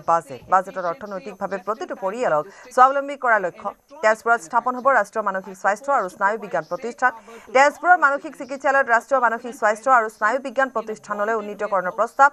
উত্তৰ পূবৰ ৰাজ্যৰ বাবে 4,000 ই-বাছৰো প্ৰস্তাৱ বাজেটত 350ৰো অধিক সংস্কাৰ সাধনৰ উল্লেখ বাজেটত বিকাশ জনতাৰ আশা আৰু সবকা সাথ সবকা বিকাশৰ লক্ষ্যৰে বাজেট নিবনুৱা সংস্থাপন আন্তঃৰাষ্ট্ৰীয় প্ৰেক্ষাপটত বিনিয়োগ বৃদ্ধিৰ লোৱা হৈছে প্ৰস্তাৱ অৰ্থনৈতিক বিকাশৰ বাবে 6টা খণ্ডত লোৱা হৈছে গুৰুত্বপূৰ্ণ প্ৰস্তাৱ বাণিজ্যিক সহযোগিতাৰে ভাৰতৰ ৰপ্তানি বঢ়োৱাৰ লক্ষ্য সেমিকণ্ডাক্টৰ প্ৰকল্পৰে বৃহৎ উদ্যোগীকৰণৰ উল্লেখ বায়োফাৰ্মা খণ্ডত 10,000 কোটি টকা বিনিয়োগ এআইৰ ক্ষেত্ৰতো বিশেষ গুৰুত্ব আৰোপ কৰা হৈছে বাজেটত Proposed to provide a safe harbor of 15% on cost in case the company providing data center services from India is a related entity. To harness the efficiency of just-in-time logistics for electronic manufacturing, I propose to provide safe harbor to non-residents. কেবাবিধো সা-সামগ্ৰীৰ দামৰ হ'ব তাৰতম্য দাম কমিব মধুমেহ আৰু কৰ্কট ৰোগৰ ঔষধৰ দাম কমিব জোতা আৰু বেটাৰী চামৰাৰ সামগ্ৰী দাম কমিব সৌৰশক্তি উৎপাদনৰ সজুলে দাম কমিব কৰ্কট ৰোগৰ 17 বিধ ঔষধৰ হ্ৰাস পাব 7টা জটিল ৰোগৰ ঔষধৰ দাম কমিব মাইক্ৰৱেভ অভিয়ানৰ দাম কমিব ইলেক্ট্ৰিক বাহনৰ হ্ৰাস পাব বিমানৰ টিকটৰ দাম কমিব বায়োগেছ চিলিণ্ডাৰৰ দাম বৃদ্ধি পাব সুৰাৰ বেটাৰী ব্যৱহৃত লিথিয়াম সেলৰ সীমা শুল্ক ৰেহাই পাৰমাণৱিক প্ৰকল্পৰ সাধনৰ বাবে সীমা শুল্ক হ্ৰাস To rationalize the customs duty structure for goods imported for personal use, I propose to reduce the tariff rate on all dutiable goods imported for personal use from 20% to 10%. To provide relief to patients, particularly those suffering from cancer, I propose to exempt basic customs duty on 17 drugs or medicines. I propose also to add 7 more rare diseases for the purposes of exempting import duties on personal imports of drugs, medicines, and food for special medical purposes used in their treatment. Promotion of exports of marine, leather, and textile products. I propose to increase the limit for duty-free imports of specified inputs used for processing seafoods for export from the current 1% to 3% of FOB value of the previous year's export turnover. I also propose to allow duty-free imports of specified inputs, which is currently available for exports of leather or synthetic footwear, to exports of shoe uppers as well. I propose to extend the time period for export of final product from the existing 6 months to 1 year for exporters of leather or textile garments, leather or synthetic footwear, and other leather products. Energy transition and security. I propose to extend the basic customs duty exemption given to capital goods used for manufacturing lithium-ion cells for batteries to those used for manufacturing lithium-ion cells for battery energy storage systems also.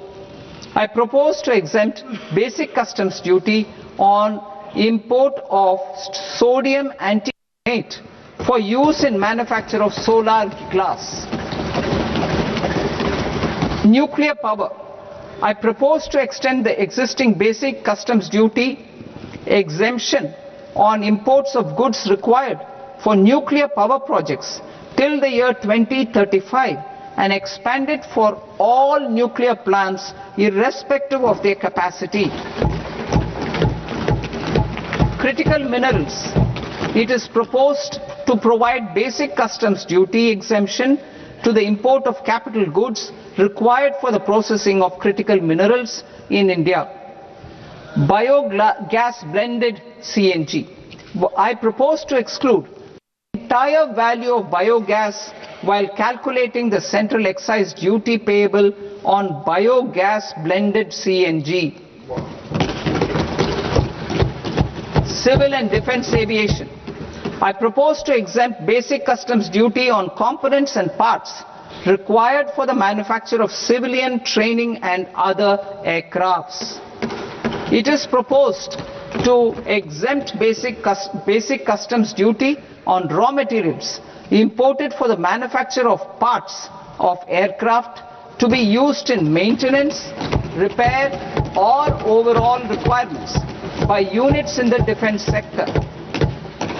Electronics. To deepen value addition in the consumer electronics sector, I propose to exempt basic customs duty on specified parts used in the manufacture of microwave ovens. Special economic zone. To address the concerns arising about utilization of capacity by manufacturing units in the special economic zones due to global trade disruptions, I propose as a special one-time measure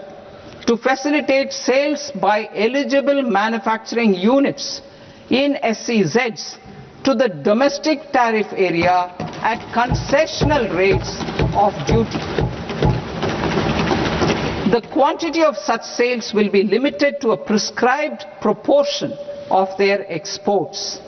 Necessary regulatory changes will be undertaken to operationalize the measures while ensuring level playing field for the units working in the DTA.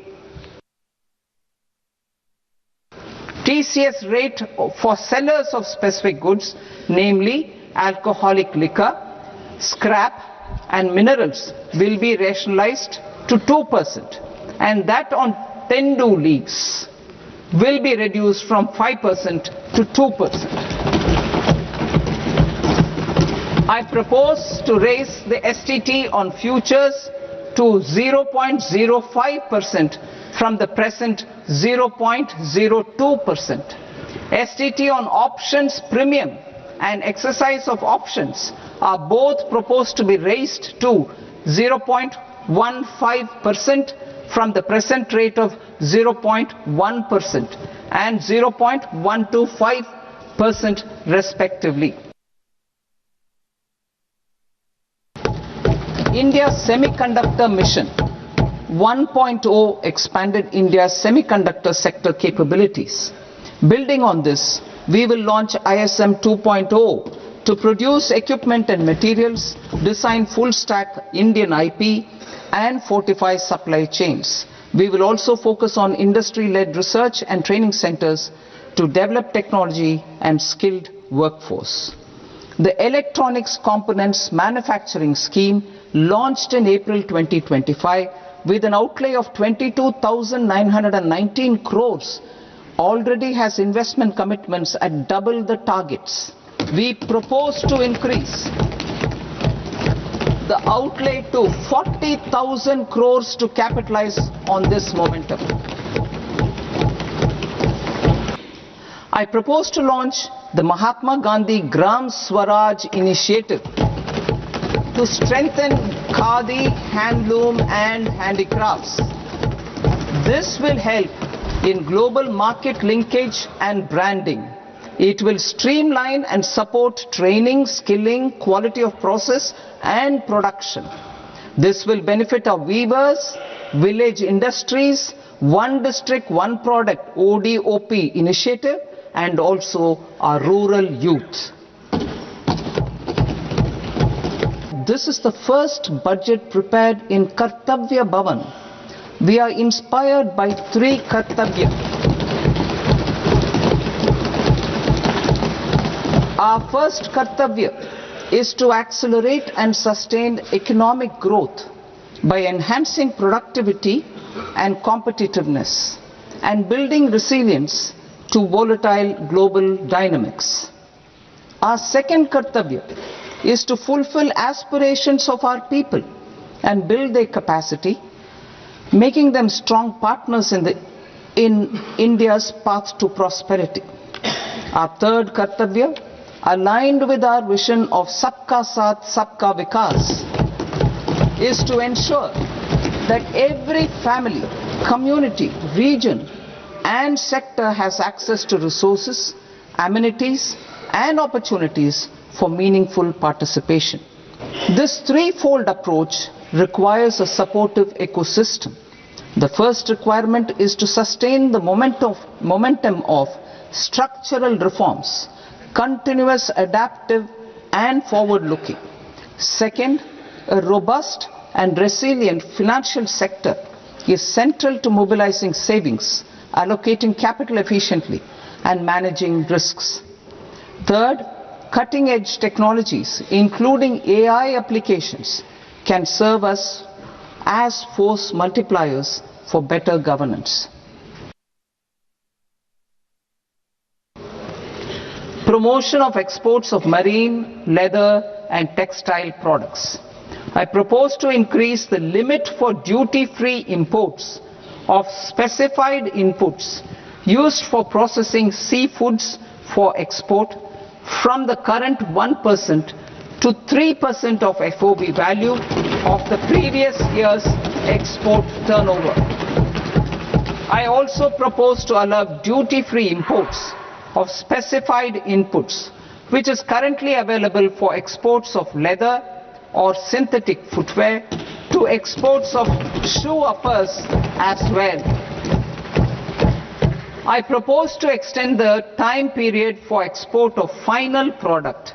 from the existing 6 months to 1 year for exporters of leather or textile garments, leather or synthetic footwear, and other leather products. Energy transition and security. I propose to extend the basic customs duty exemption given to capital goods used for manufacturing lithium-ion cells for batteries to those used for manufacturing lithium-ion cells for battery energy storage systems also. I propose to exempt basic customs duty on import of sodium antimonate for use in manufacture of solar glass.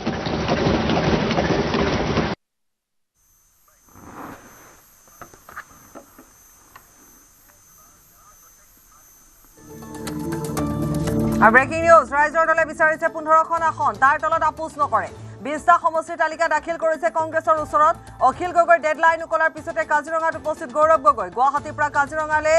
লৰি গ'ল এপিচিচিৰ সভাপতিগৰাকী। কাজিৰঙাৰ orchid পাৰ্কত বৈঠকত মিলিত হ'ল। বৈঠকৰ পিছতে সংবাদমেল যোগে আসনৰ কথা ঘোষণা কৰিলে। এই সংবাদমেলত ইস্তাহাৰো প্ৰকাশ কৰিছে ৰাইজৰ দলে। ৰাইজৰ দলে এতিয়া ৰাইজৰ দলে 15খন বিচাৰিছে। ইয়াৰ পূৰ্বে যেহেতু 20টা সমষ্টিৰ তালিকা তেওঁ দাখিলো কৰিছে কংগ্ৰেছৰ ওচৰত। ডেডলাইন যেতিয়া দি থোৱা আছিলে সেই ডেডলাইন উকলি গ'ল, অৰ্থাৎ আজি 1 তাৰিখ। আৰু এতিয়া কাজিৰঙাৰ অৰ্কিড পাৰ্কলৈ এক প্ৰকাৰ লৰি গ'ল গৌৰৱ গগৈ। দুয়োৰে অৱশ্যে যিবোৰ ভিজুৱেলছ বা ফটো ওলাইছে তাত দেখিবলৈ পোৱা গৈছে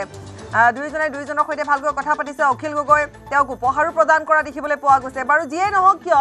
এতিয়া সংবাদ মেলো দিছে ৰাইজৰ দলে। তাৰপিছতে 15খন আসনৰ কথা কৈছে, বাকী আপোচ নকৰে।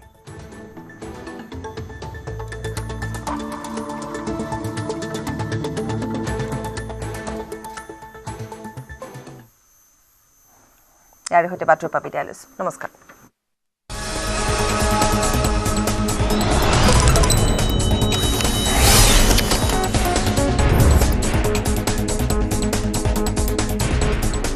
अक्कर बक्कर बम्बे बो 80-90 पूरा 100 में लगा धागा चोर निकल के भागा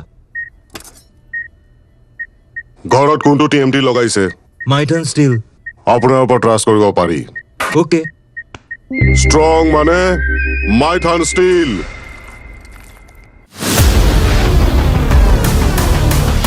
ভয়ংকৰ যান-জঁট মহানগৰীত বন্ধ পথ মহানগৰী যান-জঁটত নতুনকৈ সংযোজন হ'ল চানমাৰী উৰণ সেতু চানমাৰী হৈ জুৰোডলে আপোনাৰ যদি যাবলগীয়া কাম আছে তেনেহ'লে কেইদিনমানৰ কাৰণে সেই পথটো পৰিহাৰ কৰক কিয়নো আপুনি গন্তব্যস্থল পোৱালৈকে ৰাস্তাত কিমান সময় ট্ৰেফিক জামত পৰিব তাৰ কোনো নিশ্চয়তা নাই দ্ৰুতগতিত কাম চলি আছে দীঘলী পুখুৰীৰ পৰা বামুণী মৈদামৰ এফচিআই হনুমান মন্দিৰলৈকে নিৰ্মাণ কৰা উৰণ সেতু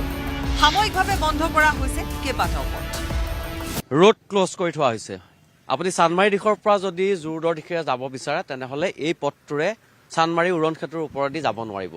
কেইবাদিনো ধৰি এই পথটো বন্ধ কৰা হ'ব আৰু বৃহস্পতিবাৰৰ পৰা এই পথটো বন্ধ আছে কিন্তু আপুনি এটা বিকল্প পথেৰে বামুণী মৈদামৰ দিশৰে যাব পাৰিব সেই পথটো হৈছে MRD পথ এই পথটোৰে আপুনি গৈ বামুণী মৈদামৰ যিটো গভৰ্ণমেণ্ট পেজ আছে গভৰ্ণমেণ্ট পেজৰ কাষেদি গ'লে বামুণী মৈদামৰ যিটো মূল পথ আছে সেই পথত উঠি সেই দিশেৰে আপুনি যাব পাৰিব আৰজি বৰুৱা ৰোডৰ মূল পথেৰে জুৰোডৰ দিশে আহিলে চানমাৰী উৰণ সেতুৰ ওপৰেৰে যাব নোৱাৰিব চানমাৰী উৰণ সেতু সম্পূৰ্ণৰূপে বন্ধ কৰি দিয়া হৈছে আৰু আমি অলপ আগলৈ যাম সিফালৰ পৰা অহা জুৰোডৰ দিশৰ পৰা অহা যিসমূহ যান বাহন আছে চানমাৰী উৰণ সেতুৰ ওপৰেদি আহিব নোৱাৰিব আৰু এইফালৰ পৰা চানমাৰী দিশৰ পৰা যিসমূহ যান বাহন আছে এইসমূহ যাব নোৱাৰিব আৰু এই উৰণ সেতুখন সম্পূৰ্ণৰূপে বন্ধ কৰি দিয়া হৈছে যেতিয়ালৈকে উৰণ সেতুৰ কাম সম্পূৰ্ণ নহ'ব তেতিয়ালৈকে বন্ধ ৰখা হ'ব আৰু এইফালেদি যাতায়াত সম্পূৰ্ণৰূপে বন্ধ কৰি দিয়া হৈছে বৃহস্পতিবাৰে বিয়লিৰ পৰা বন্ধ হৈ আছে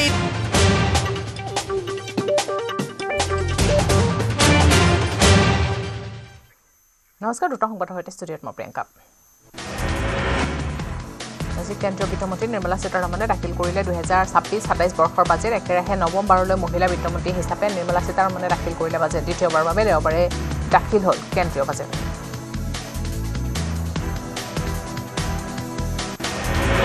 একেৰাহে নৱম বাৰলৈ বাজেট দাখিল কৰি অভিলেখ গঢ়িলে কেন্দ্ৰীয় বিত্তমন্ত্ৰী নিৰ্মলা সীতাৰমণে বহুকেইটা সংস্কাৰৰ প্ৰসংগ বাজেটত উল্লেখ মাঘী পূৰ্ণিমাৰ পবিত্ৰ ৰূপত বাজেট দাখিল কৰিছো বুলি সদনত উল্লেখ কৰে বিত্তমন্ত্ৰীয়ে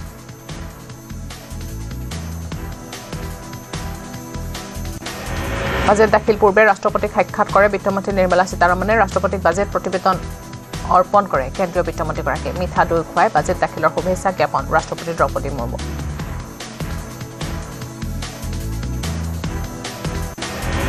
এইবাৰ বাজেটত দাৰিদ্ৰ নিৰ্মূলক প্ৰাথমিকতা হিচাপে গুৰুত্ব দিয়া হৈছে বুলি মন্তব্য কেন্দ্ৰীয় মন্ত্ৰী নিৰ্মলা সীতাৰমণৰ 2026-27 বাজেট অৰ্থনৈতিকভাৱে প্ৰতিটো পৰিয়ালক স্বাৱলম্বী কৰাৰ লক্ষ্য কৰা হৈছে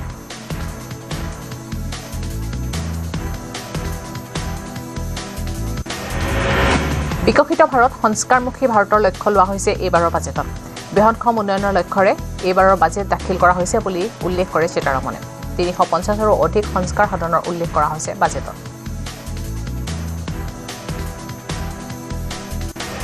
বিগত 12 বছৰ ভাৰতৰ দ্ৰুত অৰ্থনৈতিক বিকাশ হৈছে লগতে জিএছটিক সহজ কৰি তোলা হৈছে নিবনুৱা সংস্থাপনৰ বাবে গুৰুত্ব আৰোপ কৰা হৈছে বাজেটত আন্তঃৰাষ্ট্ৰীয় প্ৰেক্ষাপটত বিনিয়োগ বৃদ্ধিৰ লগতে অৰ্থনৈতিক বিকাশৰ বাবে 6টা খণ্ডত গুৰুত্ব আৰোপ কৰা হৈছে এইবাৰৰ বাজেটত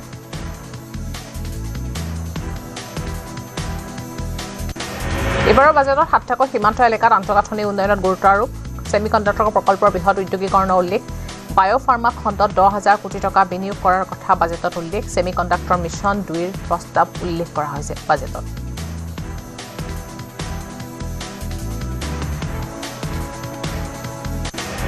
বাণিজ্যিক সহযোগিতাৰে ভাৰতৰ ৰপ্তানি বঢ়াব লাগিব ভাৰতৰ ৰপ্তানি বঢ়াই আমদানি কমাব লাগিব বাজেটত উল্লেখ এইবাৰৰ বাজেটত অৰ্থনৈতিক বিকাশৰ হাৰ 7%।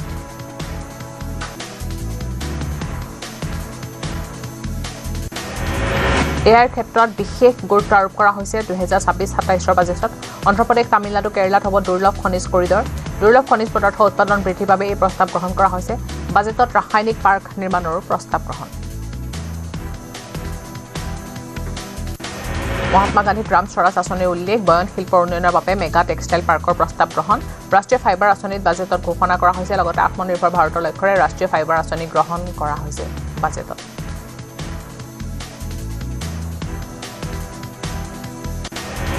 2026-27 বাজেটত MSMEৰ বাবে ক্ৰেডিট গ্যাৰাণ্টিৰ লগতে বাজেটত 7 লাখ কোটি টকা MSME ধাৰ্য কৰা হৈছে এই বাজেটৰ জৰিয়তে 200 উদ্যোগী গোটৰ উন্নয়নৰ লক্ষ্য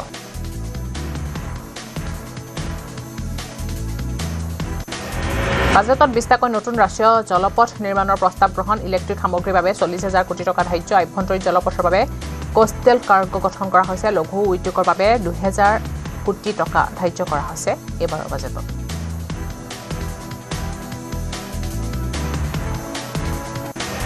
শীঘ্ৰেই দেশত হ'ব হাই স্পীড ৰেলৱে কৰিডৰ এইবাৰৰ বাজেটত 7টাকৈ হাই স্পীড ৰেলৱে কৰিডৰ নিৰ্মাণৰ প্ৰস্তাৱ গ্ৰহণ মুম্বাই পুনে হায়দৰাবাদত হ'ব এই কৰিডৰ দিল্লী বাৰাণসী শিলিগুৰিটো হাই স্পীড ৰেলৱে কৰিডৰ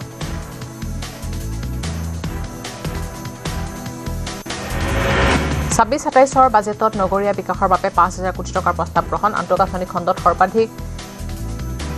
12 কোটি 2 লাখ বিনিয়োগৰ প্ৰস্তাৱ গ্ৰহণ বিগত 10 বছৰত 25 কোটি লোক দাৰিদ্ৰ্যমুক্তৰ লক্ষ্য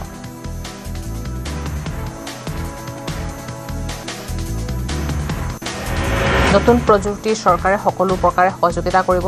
5টা আঞ্চলিক মেডিকেল হাব নিৰ্মাণৰ প্ৰস্তাৱ গ্ৰহণ স্বাস্থ্য পৰ্যটনৰ বৃদ্ধিৰ বাবে বাজেটত বিশেষ প্ৰস্তাৱ জৈৱিক ক্ষেত্ৰৰ বাবে 10,000 কোটি টকাৰ প্ৰস্তাৱ গ্ৰহণ কৰা হয় বাজেটত শিক্ষাৰ দ্বাৰা কৰ্ম সংস্থাপনৰ বাবে গঠন হ'ব কমিটি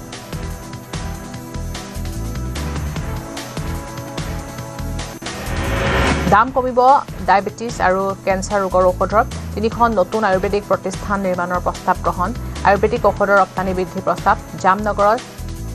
WHOৰ কেন্দ্ৰ নিৰ্মাণৰ প্ৰস্তাৱৰ লগতে উত্তৰ ভাৰতত নেশ্যনেল ইনষ্টিটিউট অফ হস্পিটেলিটি স্থাপনৰ প্ৰস্তাৱ গ্ৰহণ কৰা হয় বাজেটত পশু চিকিৎসাত ব্যক্তিগতকৰণ বৃদ্ধিৰ লক্ষ্য দেশত নতুনকৈ স্থাপন হ'ব পশু চিকিৎসালয় আৰু মেডিকেল কলেজ অৰেঞ্জ ইকনমিৰ বাবে 2030লৈ প্ৰয়োজন 20 লাখ কৰ্মী লগতে 5খন নতুন বিশ্ববিদ্যালয় কাউন্সিল গঠনৰ প্ৰস্তাৱ গ্ৰহণ 20 প্ৰসিদ্ধ পৰ্যটনস্থলীৰ বাবে 10,000 গাইডৰ প্ৰয়োজন সেইবাবে পৰ্যটক গাইডৰ প্ৰশিক্ষণৰ বাবে স্থাপন হ'ব বিশেষ প্ৰতিষ্ঠান ডিজিটেল নলেজ গ্ৰিড স্থাপনৰ ব্যৱস্থা প্ৰস্তাৱ বাজেটত গ্ৰহণ কৰা হয় দেশৰ ক্ৰীড়াৰ আন্তঃগাঁথনি উন্নয়নৰ প্ৰস্তাৱ দেশৰ প্ৰতিখন জিলাতে নিৰ্মাণ হ'ব গাৰ্লছ হোষ্টেল দেশৰ কৃষকৰ আয় বৃদ্ধিৰ বাবে বাজেটত গুৰুত্ব সীমান্তৱৰ্তী আৰু ক্ষুদ্ৰ কৃষকৰ আয় বৃদ্ধিত গুৰুত্ব আৰোপ দেশত প্ৰথমবাৰলৈ হ'ব বিগকেট সামিট চলিত বৰ্ষত অনুষ্ঠিত হ'ব বিগকেট সামিট সদনত এই কথা ঘোষণা কৰে কেন্দ্ৰীয় বিত্তমন্ত্ৰীগৰাকীয়ে এইবাৰ বাজেটত মীন আৰু পশুপালন খণ্ডৰ উন্নয়নত গুৰুত্ব আৰোপ কাজু নাৰিকল চন্দনৰ উৎপাদন বৃদ্ধিৰ বাবে বিশেষ আঁচনি গ্ৰহণ উত্তৰ পূবৰ উন্নয়ন আৰু নিয়োগ বৃদ্ধিটো বাজেটত বিশেষ গুৰুত্ব প্ৰদান লাখপতি বাইদেউৰ বাবে বিশেষ আঁচনি গ্ৰহণ বহুভাষিক AI ব্যৱস্থা ভাৰত ভিস্তা প্ৰৱৰ্তনৰ প্ৰস্তাৱ 10 বছৰৰ বাবে ঘোষণা খেলো ইণ্ডিয়া মিছন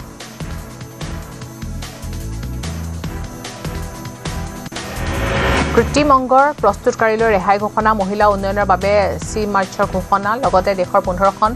পত্ৰতাত্ত্বিক স্থানৰ উন্নীতকৰণৰ প্ৰস্তাৱ বাজেটত দিব্যাংগৰ বাবে ঔদ্যোগিক কাৰিকৰী প্ৰশিক্ষণৰ ঘোষণা কৰে কেন্দ্ৰীয় মন্ত্ৰী নিৰ্মলা সীতাৰমণে উত্তৰ পূবৰ বৌদ্ধ তীৰ্থস্থানৰ উন্নয়নৰ গুৰুত্ব উত্তৰ পূবৰ ৰাজ্যৰ বাবে 4,000 ই-বাছৰ প্ৰস্তাৱ 4 উদ্যোগিক ক্ষেত্ৰৰ বাবে 20,000 কোটি টকাৰ ধাৰ্য ৰাঁচী আৰু তেজপুৰৰ মানসিক চিকিৎসালয়ৰ উন্নয়নৰ প্ৰস্তাৱ তেজপুৰত স্থাপন হ'ব নিমহান্স তেজপুৰৰ মানসিক চিকিৎসালয় নিমহান্সলৈ উন্নতি কৰা বাজেটত সিদ্ধান্ত গ্ৰহণ 2025-26 বিত্তীয় ঘাটিৰ লক্ষ্য GDPৰ 4.3%, 2021 ঘোষণা কৰা বিত্তীয় ঘাটিৰ লক্ষ্য পূৰণ বিত্ত আয়োগৰ অনুদানৰ পৰিমাণ 1.4 লাখ কোটি টকা মৎস্য পালনৰ বাবে 5টা জলাশয়ৰ প্ৰস্তাৱ গ্ৰহণ কৰা হৈছে এইবাৰৰ বাজেটত 1 এপ্ৰিলৰ পৰা প্ৰযোজ্য হ'ব নতুন আয়কৰ আইন আয়কৰ আবেদন সহজ কৰা হৈছে দুৰ্ঘটনা বীমাৰ ধন আয়কৰ পৰা ৰেহাই ভ্ৰমণ প্ৰেমীসকলৰ বাবে সুখবৰ বিদেশ যাত্ৰাৰ TDS 2% হ্ৰাস কৰা হৈছে বাজেটত দুভাগত বিভক্ত কৰা হ'ব আয়কৰ পৰিশোধ কৰাসকলক 5ৰ পৰা 2% হ্ৰাস হ'ব স্বাস্থ্য শিক্ষাৰ CTS কৰ ফাঁকি দিলে 100% জৰিমনা ভৰিব লাগিব বুলি উল্লেখ বাজেটত ৰাষ্ট্ৰীয় সমবায় খণ্ডত পঞ্জীকৃত কোম্পানীক 26ৰ 31 জানুৱাৰীলৈ ৰেহাই ভাৰতত ডাটা চেণ্টাৰ নিৰ্মাণ কৰিলে কৰ ৰেহাই প্ৰস্তাৱ গ্ৰহণ কিন্তু কৰ ফাঁকি দিলে শাস্তিৰ পৰিৱৰ্তে জৰিমনা বিহা হ'ব বুলি বাজেটত সিদ্ধান্ত গ্ৰহণ সংশোধিত ITR 31 জুলাইৰ ভিতৰত পৰিশোধ কৰিব লাগিব কৰ বেটাৰীত ব্যৱহাৰ হোৱা লিথিয়াম চেলৰ সীমা শুল্ক ৰেহাই পাৰমাণৱিক প্ৰকল্প সাধনৰ বাবে সীমা শুল্কৰ হ্ৰাস দাম কমিব জোতা বেটাৰী চামৰা সামগ্ৰী লগতে কমিব সৌৰ শক্তি উৎপাদন সঁজুলি সুৰাপায়ীসকলৰ বাবে দুখবৰ বৃদ্ধি পাব সুৰাৰ দাম কমিব কৰ্কট ৰোগৰ 17 বিধ ঔষধৰ হ্ৰাস হ'ব 7টা জটিল ৰোগৰ লগতে হ্ৰাস পাব মাইক্ৰ'ভেনৰ মূল্য দাম কমিব ইলেক্ট্ৰিক বাহনৰ দাম কমিব বায়োগেছ চিলিণ্ডাৰ যাত্ৰীসকললৈ সুখবৰ কঢ়িয়াই আহিব বাজেটত হ্ৰাস পাব বিমানৰ টিকেটৰ দাম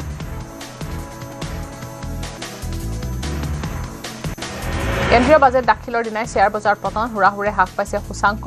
2000 পইণ্টলৈ নামিছে সেন্সেক্স 348 পইণ্টলৈ নামিল নিফটি অসম মেঘালয়ৰ বিবাদমান সীমাত সময়ে হৈ আছে সংঘাত বিবাদমান ভূমিত এবাৰ মেঘালয় চৰকাৰে স্থাপন কৰিছে বিদ্যুতৰ খুঁটা অসম চৰকাৰে বিদ্যুতৰ খুঁটা স্থাপন কৰাৰ সময়ত হৈছিল হতাহতি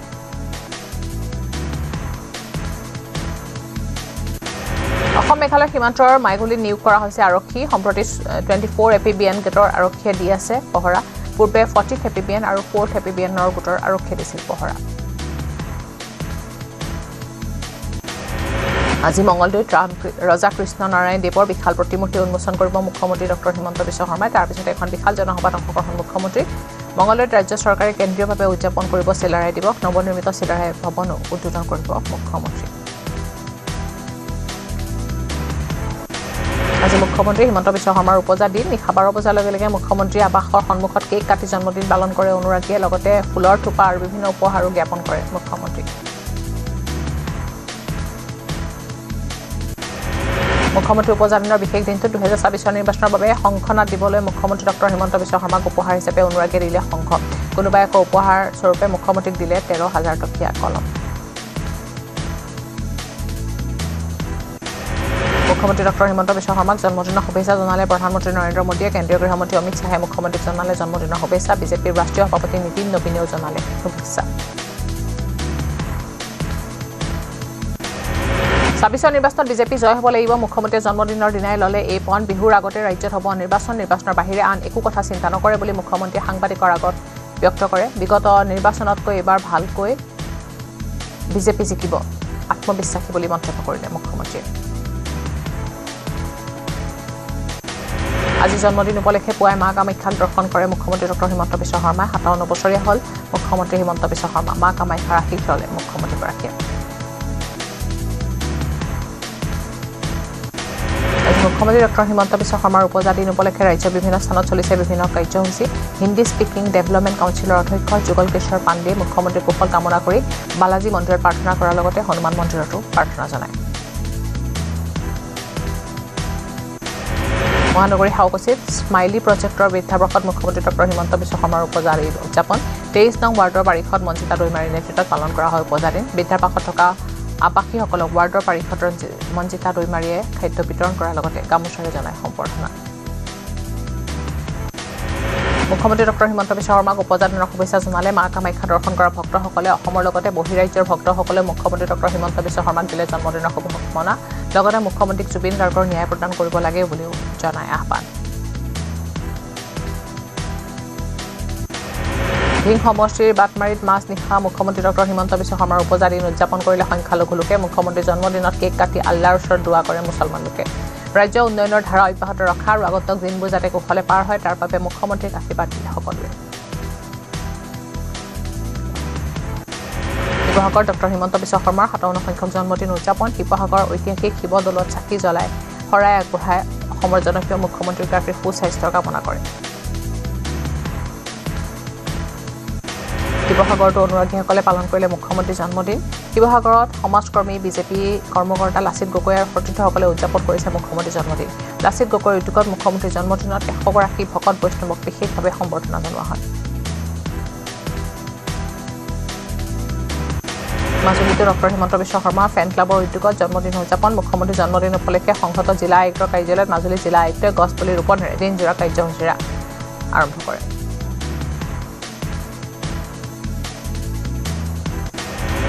মুখ্যমন্ত্ৰীগৰাকীৰ উপজা দিন উপলক্ষে বালিখাইটিত জয়ন্ত হাজৰিকাৰ উৰণি হেতুত চলিছে স্বচ্ছ অভিযান বাছিৰাম আত্মসহায়ক গোটৰ উদ্যোগত স্থানীয় ৰাইজৰ সহযোগত মুখ্যমন্ত্ৰীগৰাকীৰ উপজা দিনৰ লগত সংগতি ৰাখি স্বচ্ছ অভিযান চলোৱা হয়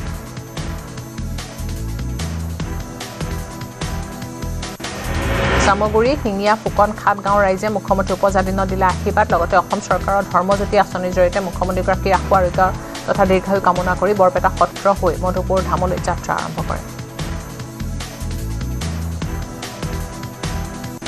তেজপুৰৰ ঐতিহাসিক গৰখীয়া থানত আয়োজিত গৰখীয়া সবাহৰ কাৰ্যসূচীত মুখ্যমন্ত্ৰীক আশীৰ্বাদ দিলে ভকত বৈষ্ণৱে তেজপুৰ বৰ পক্ষীয়া ঝাৰৰ গৰখীয়া থানত প্ৰতি বছৰে মাঘী পূৰ্ণিমাৰ দিনটোত ভিৰ কৰে স্থানীয় সহস্ৰাধিক লোকে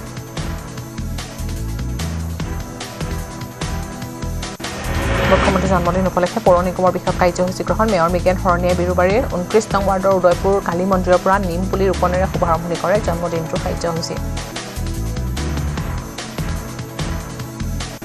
সেউজ গুৱাহাটী প্ৰকল্পৰ অধীনত মুখ্যমন্ত্ৰী জন্মদিনটো গুৱাহাটী মহানগৰীৰ বিভিন্ন স্থানত 1000 জোপা নিম পুলি ৰোপণ কৰা হয় লগতে জুৰোডৰ মহিলা আত্মসহায়ক গোটৰ বাবে কৰা হয় উদ্যমিতা হাতৰ শুভাৰম্ভণি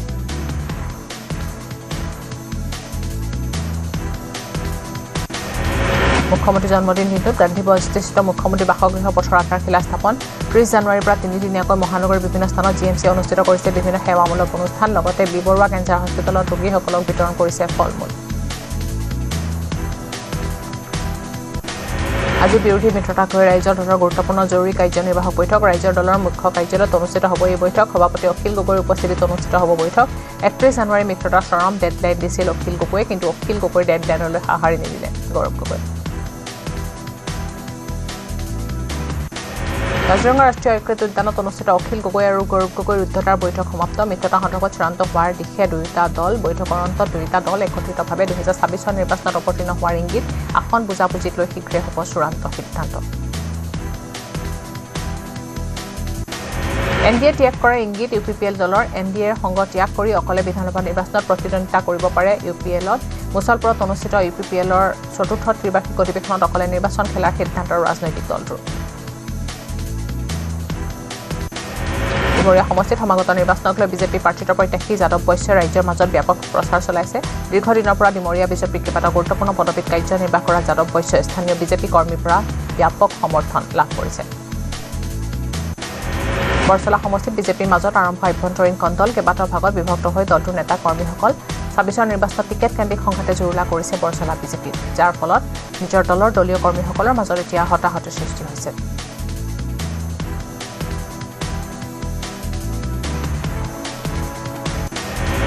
বিহিলাচি থানা অসমৰ ৰঙিয়া জিলা কমিটিৰ লগত নতুন কাৰ্যনিৰ্বাহক সমিতি গঠন ৰঙিয়াৰ দলৈ মুৰাৰাত অনুষ্ঠিত এক সভাৰ বিহিলাচি থানা অসমৰ ৰঙিয়া জিলা কমিটিৰ নতুন 12 সদস্যক কাৰ্যনিৰ্বাহক সমিতি গঠন কৰা হয়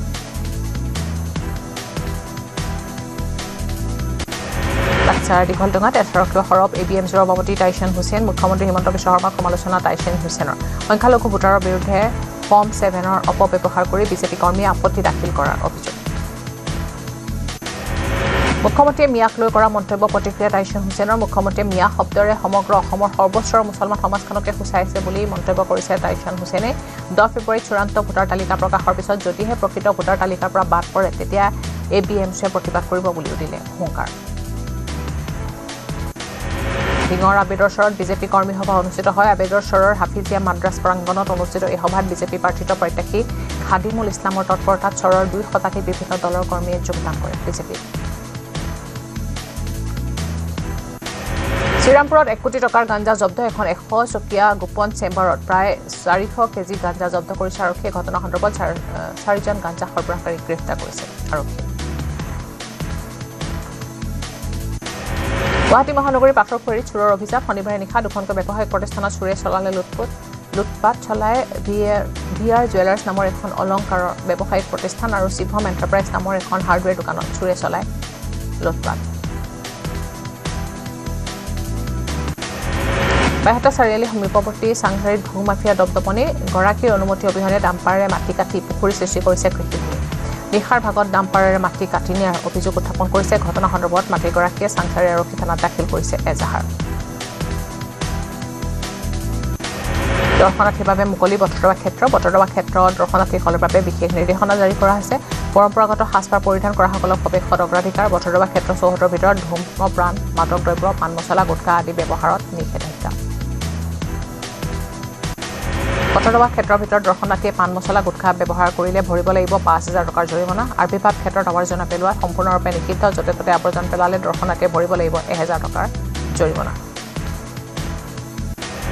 বতৰবা ক্ষেত্ৰত উচ্চস্তৰে কথা পতা হুলস্থুল অথবা শালীন আচৰণ কৰাটো নিষিদ্ধ মন্দিৰৰ ফুল গছ-গছনি ছিঙিলে 1000 টকাৰ জৰিমনা লগতে ধৰ্মীয় অনুভূতিত আঘাত হনা আচৰণৰ বাবে 1000 টকাৰ জৰিমনা ভৰিব লাগিব বিভাগীয় কৰ্তৃপক্ষ ৰঙিয়া পূব সীতাৰামত শ্ৰী শ্ৰী জগন্নাথ বুঢ়াগোহাঁই থানত চুৰি হৈছে চুৰে মন্দিৰৰ মূল দুৱাৰৰ তলা ভাঙি ভিতৰত সোমোৱাৰ চেষ্টা কৰিছিল মন্দিৰত থকা চিচিটিভি কেমেৰাত বন্দী হৈছে চুৰৰ কাৰ্যকলাপ কালাপাহাৰৰ নৱনিৰ্মিত উৰণ সেতুত অঘটন বিদ্যুৎপৃষ্ট হৈ গুৰুতৰভাৱে আহত হৈছে এজন শ্ৰমিক আহত শ্ৰমিকজন সংকটজনক অৱস্থাত হস্পিটেলত ভৰ্তি লালগণেশৰ পৰা বিৰুবাৰী সংযোগী নৱনিৰ্মিত উৰণ সেতুত সংঘটিত হৈছে ঘটনাটো বিদ্যুৎপৃষ্ট হৈ শ্ৰমিক আহত হোৱাক লৈ হৈছে তীব্ৰ চাঞ্চল্য কোকৰাঝাৰ ডিমল গাঁৱত বিশ্ব মহাবিদ্যালয়ৰ 517 সংখ্যক দিৱস উদযাপন দেওবাৰে বিদেশী প্ৰশাসনৰ উদ্যোগত আৰু কোচ ৰাজবংশী জনগোষ্ঠীৰ বিভিন্ন দল সংগঠনৰ সহযোগত দিনজোৰা কাৰ্যসূচীৰে বিশ্ব মহাবিদ্যালয় দিৱসৰ উদযাপন ওৰাঙৰ বগৰীবাৰীতো চিলাৰায় জন্ম জয়ন্তী উদযাপন বিশ্ব মহাবিদ্যালয় দিৱস উপলক্ষে লোকে লোকাৰণ্য হৈ পৰিল স্বাধীনতা সংগ্ৰামী কলামণি দাস কোচ সমন্বয় ক্ষেত্ৰ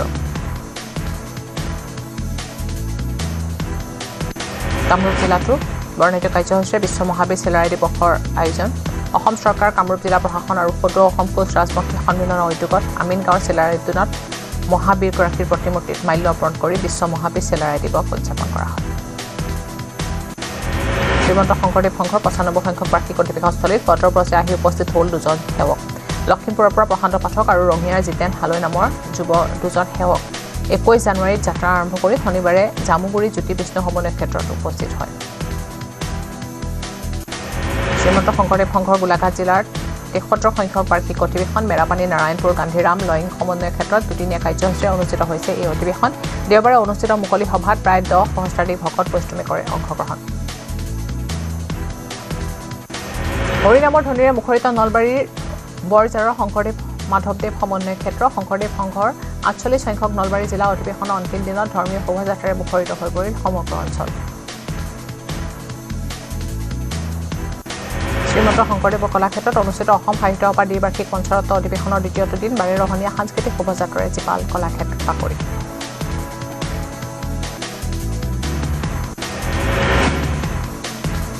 জুৰিয়া বাৰৱায়াত শ্ৰী শ্ৰী শংকৰদেৱ মন্দিৰৰ মূল তোৰণ ভাগ উন্মোচন মহাভাৰতৰ শ্ৰীকৃষ্ণৰ অৰ্জুনৰ ৰথৰ আৰ্হিত ভাস্কৰ্য শিল্পীয়ে নিৰ্মাণ কৰা মূল তোৰণখন উন্মোচন কৰে নগাঁও জিলা আয়ুক্ত দেৱাশিষ শৰ্মাই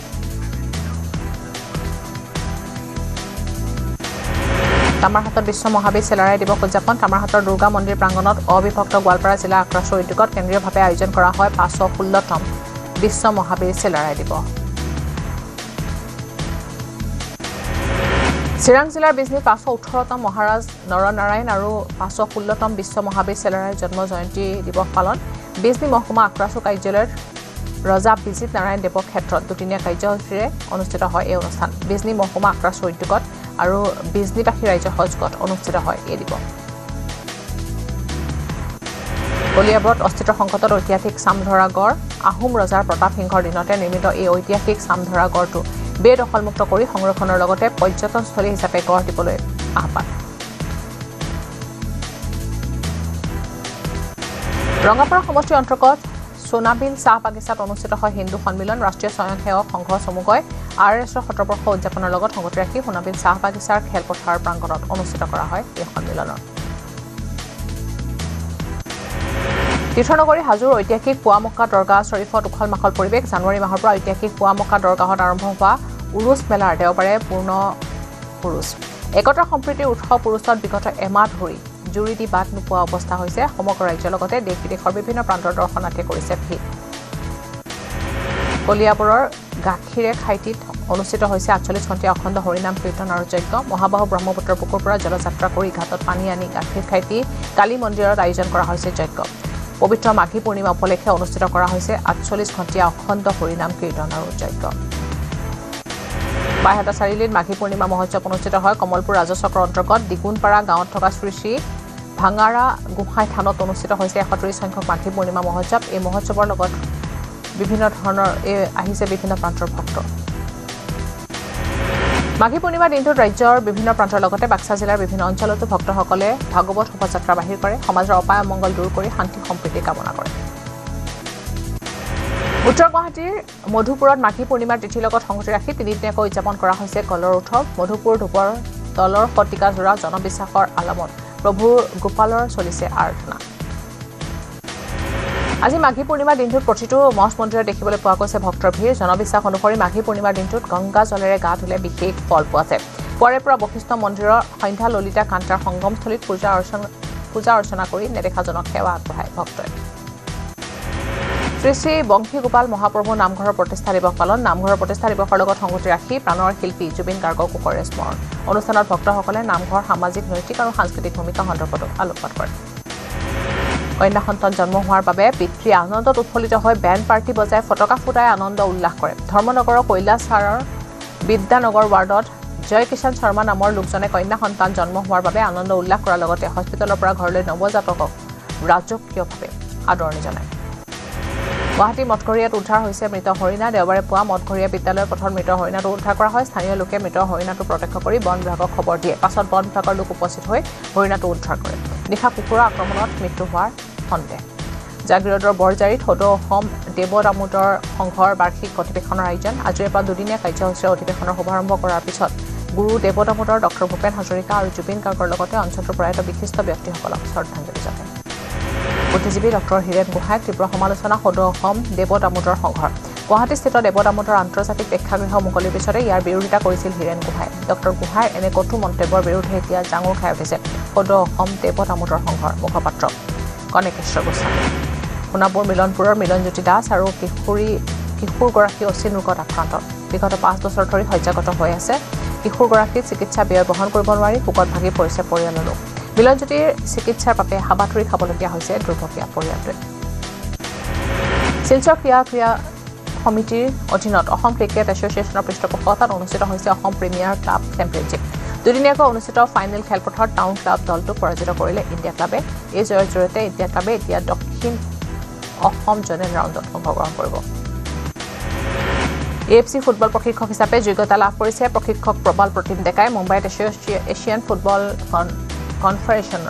এ লাইচেন্সৰ যোগ্যতা অৰ্জন কৰিছে প্ৰবালে অসমৰ 3 ফুটবল প্ৰশিক্ষকৰ ভিতৰত AFCৰ এ লাইচেন্স লাভ কৰা মৰিগাঁৱৰ প্ৰবাল প্ৰতিম ডেকা হৈছে অন্যতম উত্তৰ পূৰ্বাঞ্চলত প্ৰথমবাৰৰ বাবে অনুষ্ঠিত 38 সংখ্যক BCI ৰাষ্ট্ৰীয় সৰ্বভাৰতীয় আন্তঃৰাষ্ট্ৰীয় মুটকৰ প্ৰতিযোগিতাৰ সামৰণি ৰয়েল গ্লোবেল বিশ্ববিদ্যালয়ত 3দিনীয়াকৈ অনুষ্ঠিত প্ৰতিযোগিতাত দেশৰ বিভিন্ন প্ৰান্তৰ কেইবাখনো বিশ্ববিদ্যালয়ৰ প্ৰতিনিধিয়ে অংশগ্ৰহণ কৰে বগাইগাঁও বিশ্ববিদ্যালয়ত সপ্তাহ উপলক্ষে দেওবাৰে বাৰেৰহণীয়া শোভাযাত্ৰা উলিওৱা হয় বিভিন্ন জাতি জনগোষ্ঠীৰ সাজপাৰ আৰু কৃষ্টি সংস্কৃতিক প্ৰতিফলিত কৰি ছাত্ৰ ছাত্ৰীসকলে বাহিৰ কৰে শোভাযাত্ৰা বলিউডৰ ছবি পৰিচালক ৰোহিত ছেত্ৰীৰ জুহুজ থকা বাসগৃহত গুলীচালনা 5 যায় গুলী ফুটাই দুৰ্বৃত্ত কৰিছে পলায়ন এই ঘটনাৰ পিছতে বলিউডৰ ছবি পৰিচালকগৰাকীৰ ঘৰত অতি কটকটীয়া নিৰাপত্তা বেষ্টনী গঢ়ি তোলা হৈছে ৰোহিত ছেত্ৰীৰ বাসগৃহৰ বাহিৰত সংঘটিত গুলীচালনা ঘটনাত সৌভাগ্যক্ৰমে হতাহত হোৱা নাই কোনো লোক ঘটনা সন্দৰ্ভত মুম্বাই আৰক্ষীৰ তদন্ত অব্যাহত এই পৰ্যন্ত পোহৰলৈ অহা নাই গুলীচালনাৰ আঁৰৰ কথা লণ্ডনত গহনা দোকানত দিনৰ পোহৰতে চলিল লুটপাট শনিবাৰে পুৱা পশ্চিম লণ্ডনৰ ৰিচমকন এখন গহনাৰ বিপণী শ্ব'ৰুমৰ গ্লাছ ভাঙি চুৰে লুটিলে লক্ষাধিক টকাৰ অলংকাৰ ঘটনা সন্দৰ্ভত ব্ৰিটেইন আৰক্ষীৰ তদন্ত অব্যাহত আৰু ইয়াৰ লগে লগে সময় হৈছে দ্ৰুত সংবাদৰ পৰা বিদায় লোৱাৰ নমস্কাৰ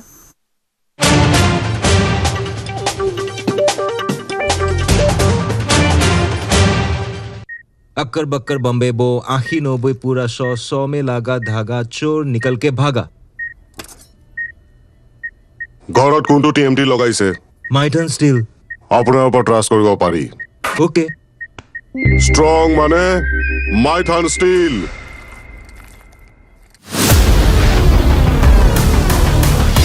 ভয়ংকৰ যান-জঁট মহানগৰীত বন্ধ পথ মহানগৰী যান-জঁটত নতুনকৈ সংযোজন হ'ল চানমাৰী উৰণ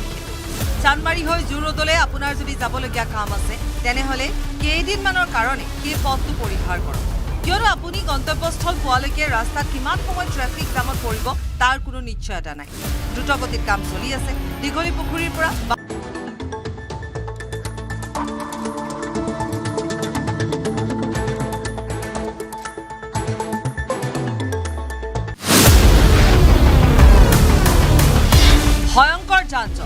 মহানগৰীত বন্ধ পথ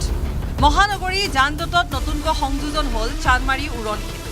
চানমাৰী হৈ জুৰোডলৈ আপোনাৰ যদি যাবলগীয়া কাম আছে তেনেহ'লে কেইদিনমানৰ কাৰণে সেই পথটো পৰিহাৰ কৰক কিয়নো আপুনি গন্তব্যস্থল পোৱালৈকে ৰাস্তাত কিমান সময় ট্ৰেফিক জামত পৰিব তাৰ কোনো নিশ্চয়তা নাই দ্ৰুতগতিত কাম চলি আছে দীঘলী পুখুৰীৰ পৰা বামুণী মৈদামৰ FCI হনুমান মন্দিৰলৈকে নিৰ্মাণ কৰা উৰণ সেতু সাময়িকভাৱে বন্ধ কৰা হৈছে কেইবাটাও পথ ৰোড ক্লোজ কৰি থোৱা হৈছে আপুনি চানমাৰী দিশৰ পৰা যদি জোৰদৰ দিশে যাব বিচাৰে তেনেহ'লে এই পথটোৰে চানমাৰী উৰণ সেতুৰ ওপৰেদি যাব নোৱাৰিব কেইবাদিনো ধৰি এই পথটো বন্ধ কৰা হ'ব আৰু বৃহস্পতিবাৰৰ পৰা এই পথটো বন্ধ আছে কিন্তু আপুনি এটা বিকল্প পথেৰে বামুণী মৈদামৰ দিশৰে যাব পাৰিব সেই পথটো হৈছে MRD পথ এই পথটোৰে আপুনি গৈ বামুণী মৈদামৰ যিটো গভৰ্ণমেণ্ট পেজ আছে গভৰ্ণমেণ্ট পেজৰ কাষেদি গ'লে বামুণী মৈদামৰ যিটো মূল পথ আছে সেই পথত উঠি সেই দিশেৰে আপুনি যাব পাৰিব RG বৰুৱা ৰোডৰ মূল পথেৰে জুৰোডৰ দিশে আহিলে চানমাৰী উৰণ সেতুৰ ওপৰেৰে যাব নোৱাৰিব চানমাৰী উৰণ সেতু সম্পূৰ্ণৰূপে বন্ধ কৰি দিয়া হৈছে আৰু আমি অলপ আগলৈ যাম সিফালৰ পৰা অহা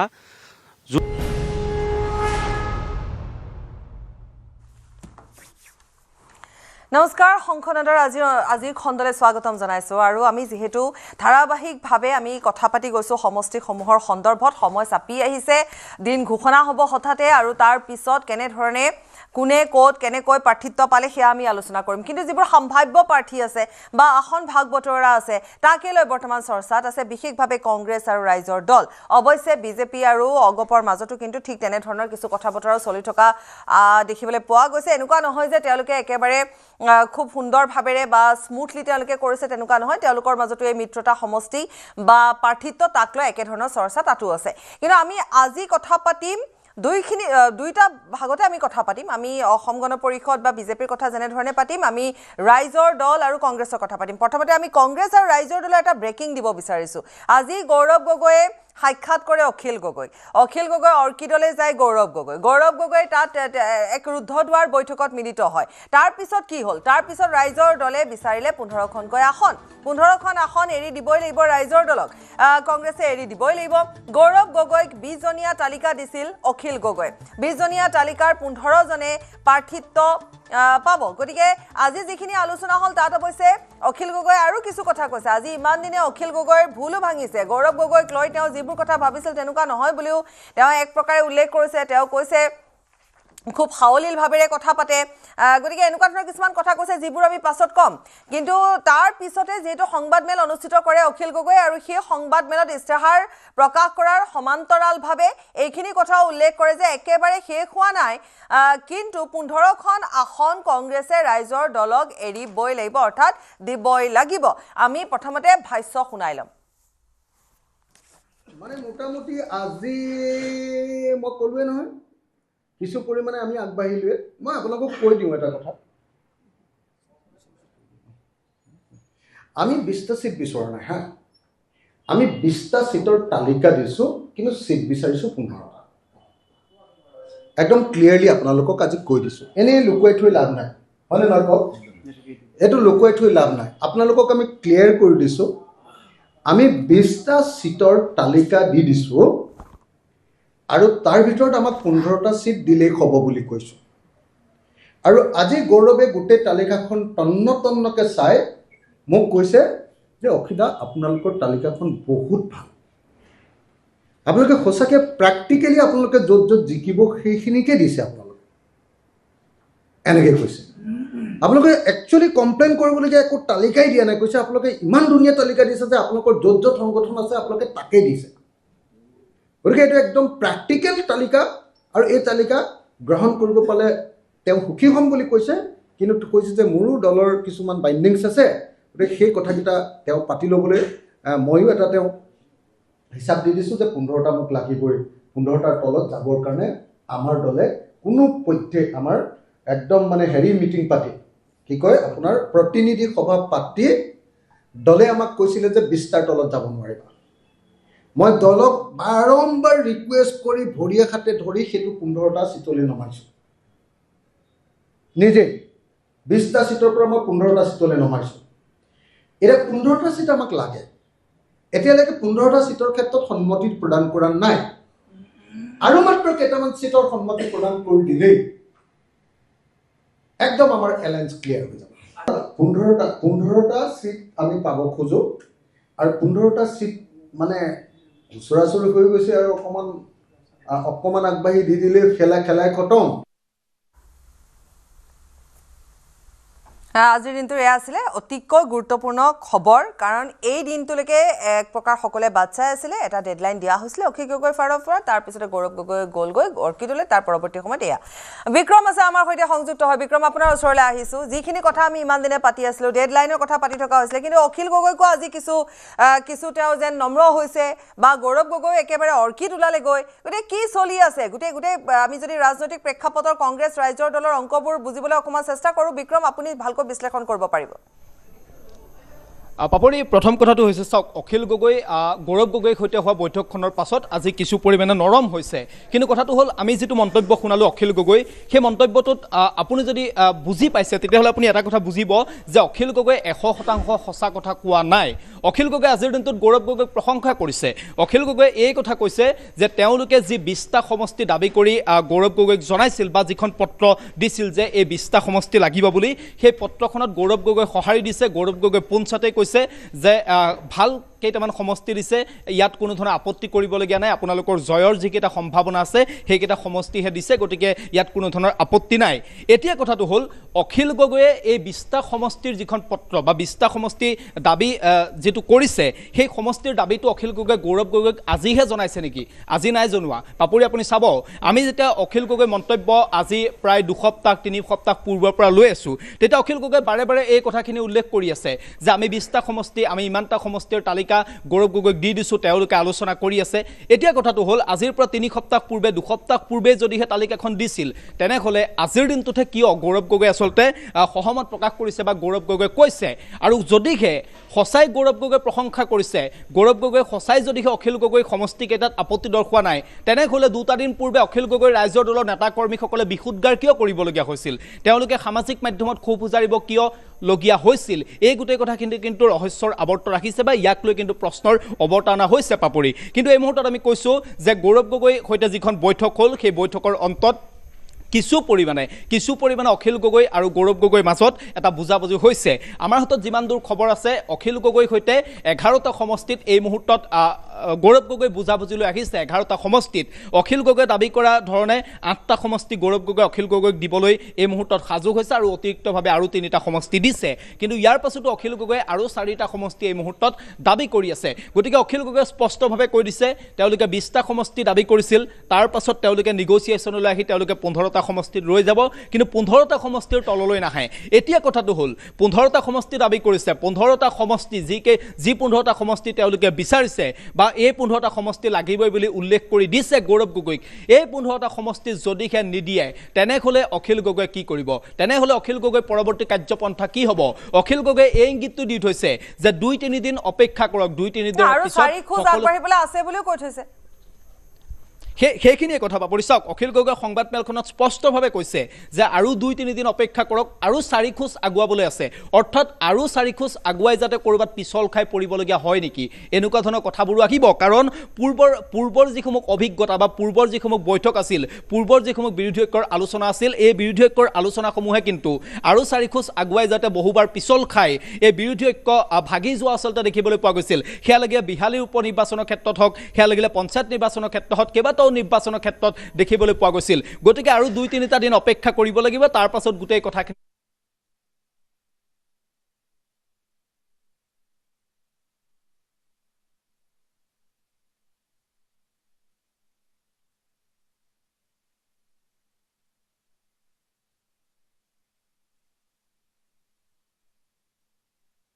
আপোনাৰ ওচৰতে কিন্তু আকৌ এবাৰ আমি এইখিনিতে জনাব বিচাৰিম কিছুমান ফটোগ্ৰাফ আমি আজি দেখুৱাইছোঁ এই মুহূৰ্তত দেখুৱাইছোঁ আজিৰ দিনটোৰ অৰ্কিডৰ এয়া দৃশ্য অৰ্কিডলৈ যোৱা গৌৰৱ গগৈ যেতিয়া তালৈ গৈছিলে কিন্তু প্ৰশ্ন এতিয়া উত্থাপন হৈছে যে অখিল গগৈ যি ধৰণে গৌৰৱ গগৈৰ সৈতে যিটো মিত্ৰতাৰ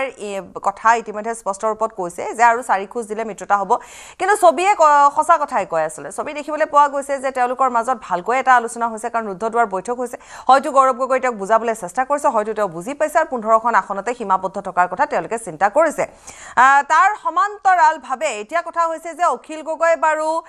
গৌৰৱ গগৈ বা কংগ্ৰেছৰ সৈতে গোটেই প্ৰক্ৰিয়াটো ভালদৰে ৰাখিবৰ বাবে এক প্ৰকাৰ চেষ্টা অব্যাহত ৰাখিছে ঠিকই কিন্তু দলীয় যিসকল কৰ্মী অৰ্থাৎ ৰাইজৰ দলৰ যিসকল যুৱক যিসকল কৰ্মী তেওঁলোকে কিন্তু যথেষ্ট কষ্ট কৰি আছে বিক্ৰম আপোনাৰ ওচৰলৈ আহিছো গতিকে তেওঁলোকে বা এতিয়া অখিল গগৈ যিবোৰ চৰ্তত হয়তো অখিল গগৈ মানি লৈছে সেই কথাবোৰ ৰাইজৰ দলৰ যিসকল কৰ্মী আছে তেওঁলোকে বা কিমান দূৰ মানি লয় সেইটো এটা কথা হ'ব প্ৰথম কথা হৈছে পাপৰি অখিল গগৈ গৌৰৱ গগৈৰ সৈতে যিখিনি কথা পাতিছে সেইখিনি কথা ৰাইজৰ দলৰ নেতা কৰ্মীসকল এই মুহূৰ্তলৈকে জ্ঞাত হোৱা নাই বা কেন্দ্ৰীয় কমিটিৰ যিসকল নেতা আছে তেওঁলোক প্ৰায় সকলে এই মুহূৰ্তলৈকে জ্ঞাত হোৱা নাই আমি কেইবাজনো নেতাৰ সৈতে যোগাযোগ কৰিবলৈ চেষ্টা কৰিছিলোঁ তেওঁলোকেও এইখিনি কথাই কৈছে যে তেওঁলোকে এতিয়ালৈকে গোটেই কথাখিনি গম পোৱা নাই কাৰণ অখিল গগৈয়ে অৰ্কিড পাৰ্কৰ পৰা আহিয়ে পোনে গুৱাহাটীলৈ আহিয়ে বৈঠকত বহিছে বা সংবাদমেল সম্বোধন কৰিছে গতিকে ৰাইজৰ দলৰ নেতা কৰ্মীসকলৰ সৈতে বা শীৰ্ষ যিসকল নেতা আছে অখিল গগৈৰ সেইসকল নেতাৰ সৈতে এই মুহূৰ্তলৈকে আলোচনাত বহা নাই আলোচনাত বহাৰ পাছত আৰু কৰবাত কিবাকৈ খেলিমেলি হ'ব নেকি এই ধৰণৰ প্ৰশ্নও আছে এতিয়া ধৰি লওক তেওঁলোকৰ যিসকল দলীয় কৰ্মী ৰাইজৰ দলৰ আজি আমি বিগত সময়ছোৱা যদি চাম ৰাইজৰ দলৰ কৰ্মীসকলে বা সভাপতিগৰাকী অখিল গগৈ তেওঁলোকক বেছি এগ্ৰেছিভ মুডত আমি দেখিবলৈ পাই আহিছোঁ যথেষ্ট সক্ৰিয় ৰূপত তেওঁলোকে গৈ আছে তেওঁলোকে আমাৰ শ্ব'বোৰলৈ যেতিয়া আহিছে তেওঁলোকক তেতিয়াও দেখিবলৈ পোৱা গৈছে তেওঁলোকে কাম কৰিছে তেওঁলোকে আশা কৰিছে যে যিকেইটা সমষ্টিৰ কথা তেওঁলোকৰ সভাপতিগৰাকী কৈছে তেওঁলোকক আশ্বাস দিছিলে তেওঁলোকে তেনেধৰণে বিচাৰিছে তেওঁলোকক হয়তো আশ্বাস দিয়া হৈছে হ'ব মই এইটো সমষ্টিৰ কথা পাতিম বা এইটো তোমালোকে পাবা ঠিক যেনেধৰণে আমি এটা মাৰ্ঘেৰিটাৰ কথাও পাতি আছো আজি বিগত কেইদিনমানত কিন্তু আজিৰ যি বৈঠক ৰুদ্ধদ্বাৰ বৈঠক হ'ল ইয়াৰ পিছত বা কেনেকুৱা ধৰণৰ অংক হয় বা তেওঁলোকক বা কিমান আশ্বস্ত কৰিব পাৰিব কৰ্মীসকলক বা কৰ্মীসকল সন্তুষ্ট হ'ব নে নহয় অখিল গগৈ ক'লেই বা তেওঁলোকে মানিব নে নামানে এইবোৰ প্ৰশ্ন নিশ্চয় আহিব বিক্ৰম অখিল গগৈ 2-3 দিনৰ যিটো সময় লৈছে বা 4টা খোজ আগুৱাবলৈ আৰু আছে বুলি যিটো কথা কৈছে এই 4টা খোজ আগুৱাবলৈ কোনকেইটা সমষ্টিক লৈ আছে বা এই 2-3 দিনৰ সময়টো আচলতে কোনকেইটা সমষ্টিক লৈ লৈছে এই কথাখিনিও লক্ষণীয় কাৰণ অখিল গগৈ এই মুহূৰ্তলৈকে সংখ্যালঘু সমষ্টিকেইটাক লৈ নিজৰ স্থিতিত অটল আছে গতিকে গৌৰৱ গগৈ এই মুহূৰ্তত অখিল গগৈক যিকেইটা সংখ্যালঘু সমষ্টি দাবী কৰিছে আমি যিকেইটা সমষ্টিৰ কথা বাৰে আমি প্ৰকাশ কৰি আহিছোঁ বা অখিল গগৈও সেই সমষ্টিকেইটাৰ কথা নস্যাৎ কৰিব পৰা নাই গতিকে এই সমষ্টিকেইটাক লৈ বুজা পৰালৈ আহিছে নে নাই কাৰণ এই সমষ্টিকেইটাক লৈ বুজা পৰা আহিলেহে অখিল গগৈ আৰু ৰাইজৰ দলৰ মাজত অখিল গগৈ আৰু গৌৰৱ গগৈৰ মাজত মিত্ৰতা সম্ভৱ হ'ব যদিহে এই সমষ্টিকেইটাক লৈ আচলতে বুজাবুজি নহয় তেওঁলোকে বুজাবুজিলৈ আহিব নোৱাৰে তেতিয়াহ'লে কংগ্ৰেছ আৰু ৰাইজৰ দলৰ মাজত যে এইবাৰো মিত্ৰতা নহ'বগৈ সেই কথাখিনি ধুৰূপ বা সেই কথাখিনি নিশ্চিত গতিকে এই 2-3টা দিন আমি অপেক্ষা কৰিব লাগিব অসমৰ ৰাইজে অপেক্ষা কৰিব লাগিব তাৰ পাছত গোটেই কথাখিনি স্পষ্ট হ'ব কাৰণ এই যিকেইটা সংখ্যালঘু সমষ্টি অখিল গগৈ 5টাকৈ সংখ্যালঘু সমষ্টি দাবী কৰি আছে 5টা সংখ্যালঘু সমষ্টিত অখিল গগৈ এক প্ৰকাৰ কম্প্ৰমাইজ নকৰে এই সমষ্টিকেইটাত বুজা পৰা হ'বগৈ নে নাই বা গৌৰৱ গগৈ আজিৰ দিনটোত অখিল গগৈক কেনেকুৱা ধৰণে বুজনি দিবলৈ চেষ্টা কৰিল এই গোটেই কথাখিনি নিৰ্ভৰ কৰিব ঠিক একেদৰে মাৰ্ঘেৰিটা সমষ্টিৰ কথা আপুনি কৈছে মাৰ্ঘেৰিটা সমষ্টিক লৈ এই মুহূৰ্তলৈকে তেওঁলোকৰ হয়তো কোনো ধৰণৰ বুজাবুজি হোৱা নাই কাৰণ মাৰ্ঘেৰিটা সমষ্টি অখিল গগৈ কেতিয়াও এৰি নিদিয়ে এই কথাটো নিশ্চিত মাৰ্ঘেৰিটা সমষ্টি এতিয়া এনেকুৱা লাগিছে অখিল গগৈ এৰিও দিব পাৰে কাৰণ যি ধৰণে বুজা পৰালৈ যেতিয়া আহিছে গতিকে হয়তো অখিল গগৈ ভাবিব পাৰে বা অখিল গগৈক যদি তেনেধৰণে বুজাইছে গৌৰৱ গগৈ কিবা এটাতো বুজাইছে আজি ৰুদ্ধদ্বাৰ বৈঠকত আৰু মুখবোৰ দেখি এনেকুৱা লগা নাই চিন্তাক্লিষ্ট কৰবাত নহয় কৰবাত অখিল গগৈ কৰবাত এটা অকণমান হ'লেও 4 খোজৰ কথা এটা কৈছে যদিও তেওঁ অলপ সন্তুষ্ট এটা হাঁহি তেওঁৰ মুখক দেখিবলৈ পোৱা গৈছে সন্তুষ্টিৰ হাঁহি এতিয়া প্ৰশ্ন হ'ব সেইসকল কৰ্মীৰহে যিসকলে আশা লৈ বহি আছে ৰাইজৰ দলৰ চাওক পাপৰে অখিল গগৈ সন্তুষ্টিৰ হাঁহি আগতেও দেখিবলৈ পোৱা গৈছে সন্তুষ্টিৰ হাঁহি আপুনি আগবেলা দেখিব আকৌ পিছবেলালৈ আপুনি অখিল গগৈ ৰাইজৰ দলৰ নেতা কৰ্মী সামাজিক মাধ্যমত খুব দেখিবলৈ পাব গতিকে সন্তুষ্টিৰ হাঁহি আপুনি আজি নিশাৰ ভাগলৈ যদি অখিল গগৈ দলৰ কোনোবা এগৰাকী প্ৰাৰ্থিত্ব প্ৰত্যাশীৰ সামাজিক মাধ্যমত বিক্ষোভ দেখিবলৈ পায় তাতো আপুনি আচৰিত হ'বলগীয়া একো কথা নাথাকিব কাৰণ এই গোটেই কথাখিনি অখিল গগৈ আৰু আপুনি আমাৰ সৈতে লাইনতে থাকক আমি এবাৰ বলেন ভট্টাচাৰ্যৰ ওচৰলৈ যাম বলেন আপোনাৰ ওচৰলৈ আহিছোঁ বলেন আমি আজিৰ দিনটোৰ যিখিনি ৰাইজৰ দল কংগ্ৰেছৰ ৰুদ্ধদ্বাৰ বৈঠক গৌৰৱ গগৈ অৰ্কিড পাৰ্কলৈ যোৱা তাৰ পিছত অখিল গগৈৰ যিখন সংবাদমেল ইস্তাহাৰ প্ৰকাশ 15খন আসন 4 খোজ যোৱা এই সন্দৰ্ভত আমি আলোচনা কৰি আছো আপোনাৰ হাততো নিশ্চয় আৰু কিছু খবৰ থাকিব পাৰে এবাৰ আপোনাৰ ওচৰলৈ আহিছো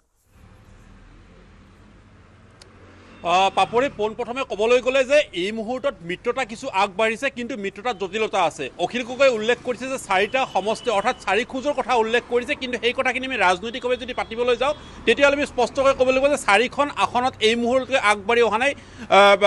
প্ৰদেশ কংগ্ৰেছৰ সভাপতিগৰাকী আৰু যাৰ কাৰণে অখিল গগৈৰ এই মুহূৰ্তত জটিলতা থকা বুলি কাজিৰঙাত যিটো ভাষ্য সেই ভাষ্যত স্পষ্ট হৈ ওলাইছে অৰ্থাৎ মিত্ৰতা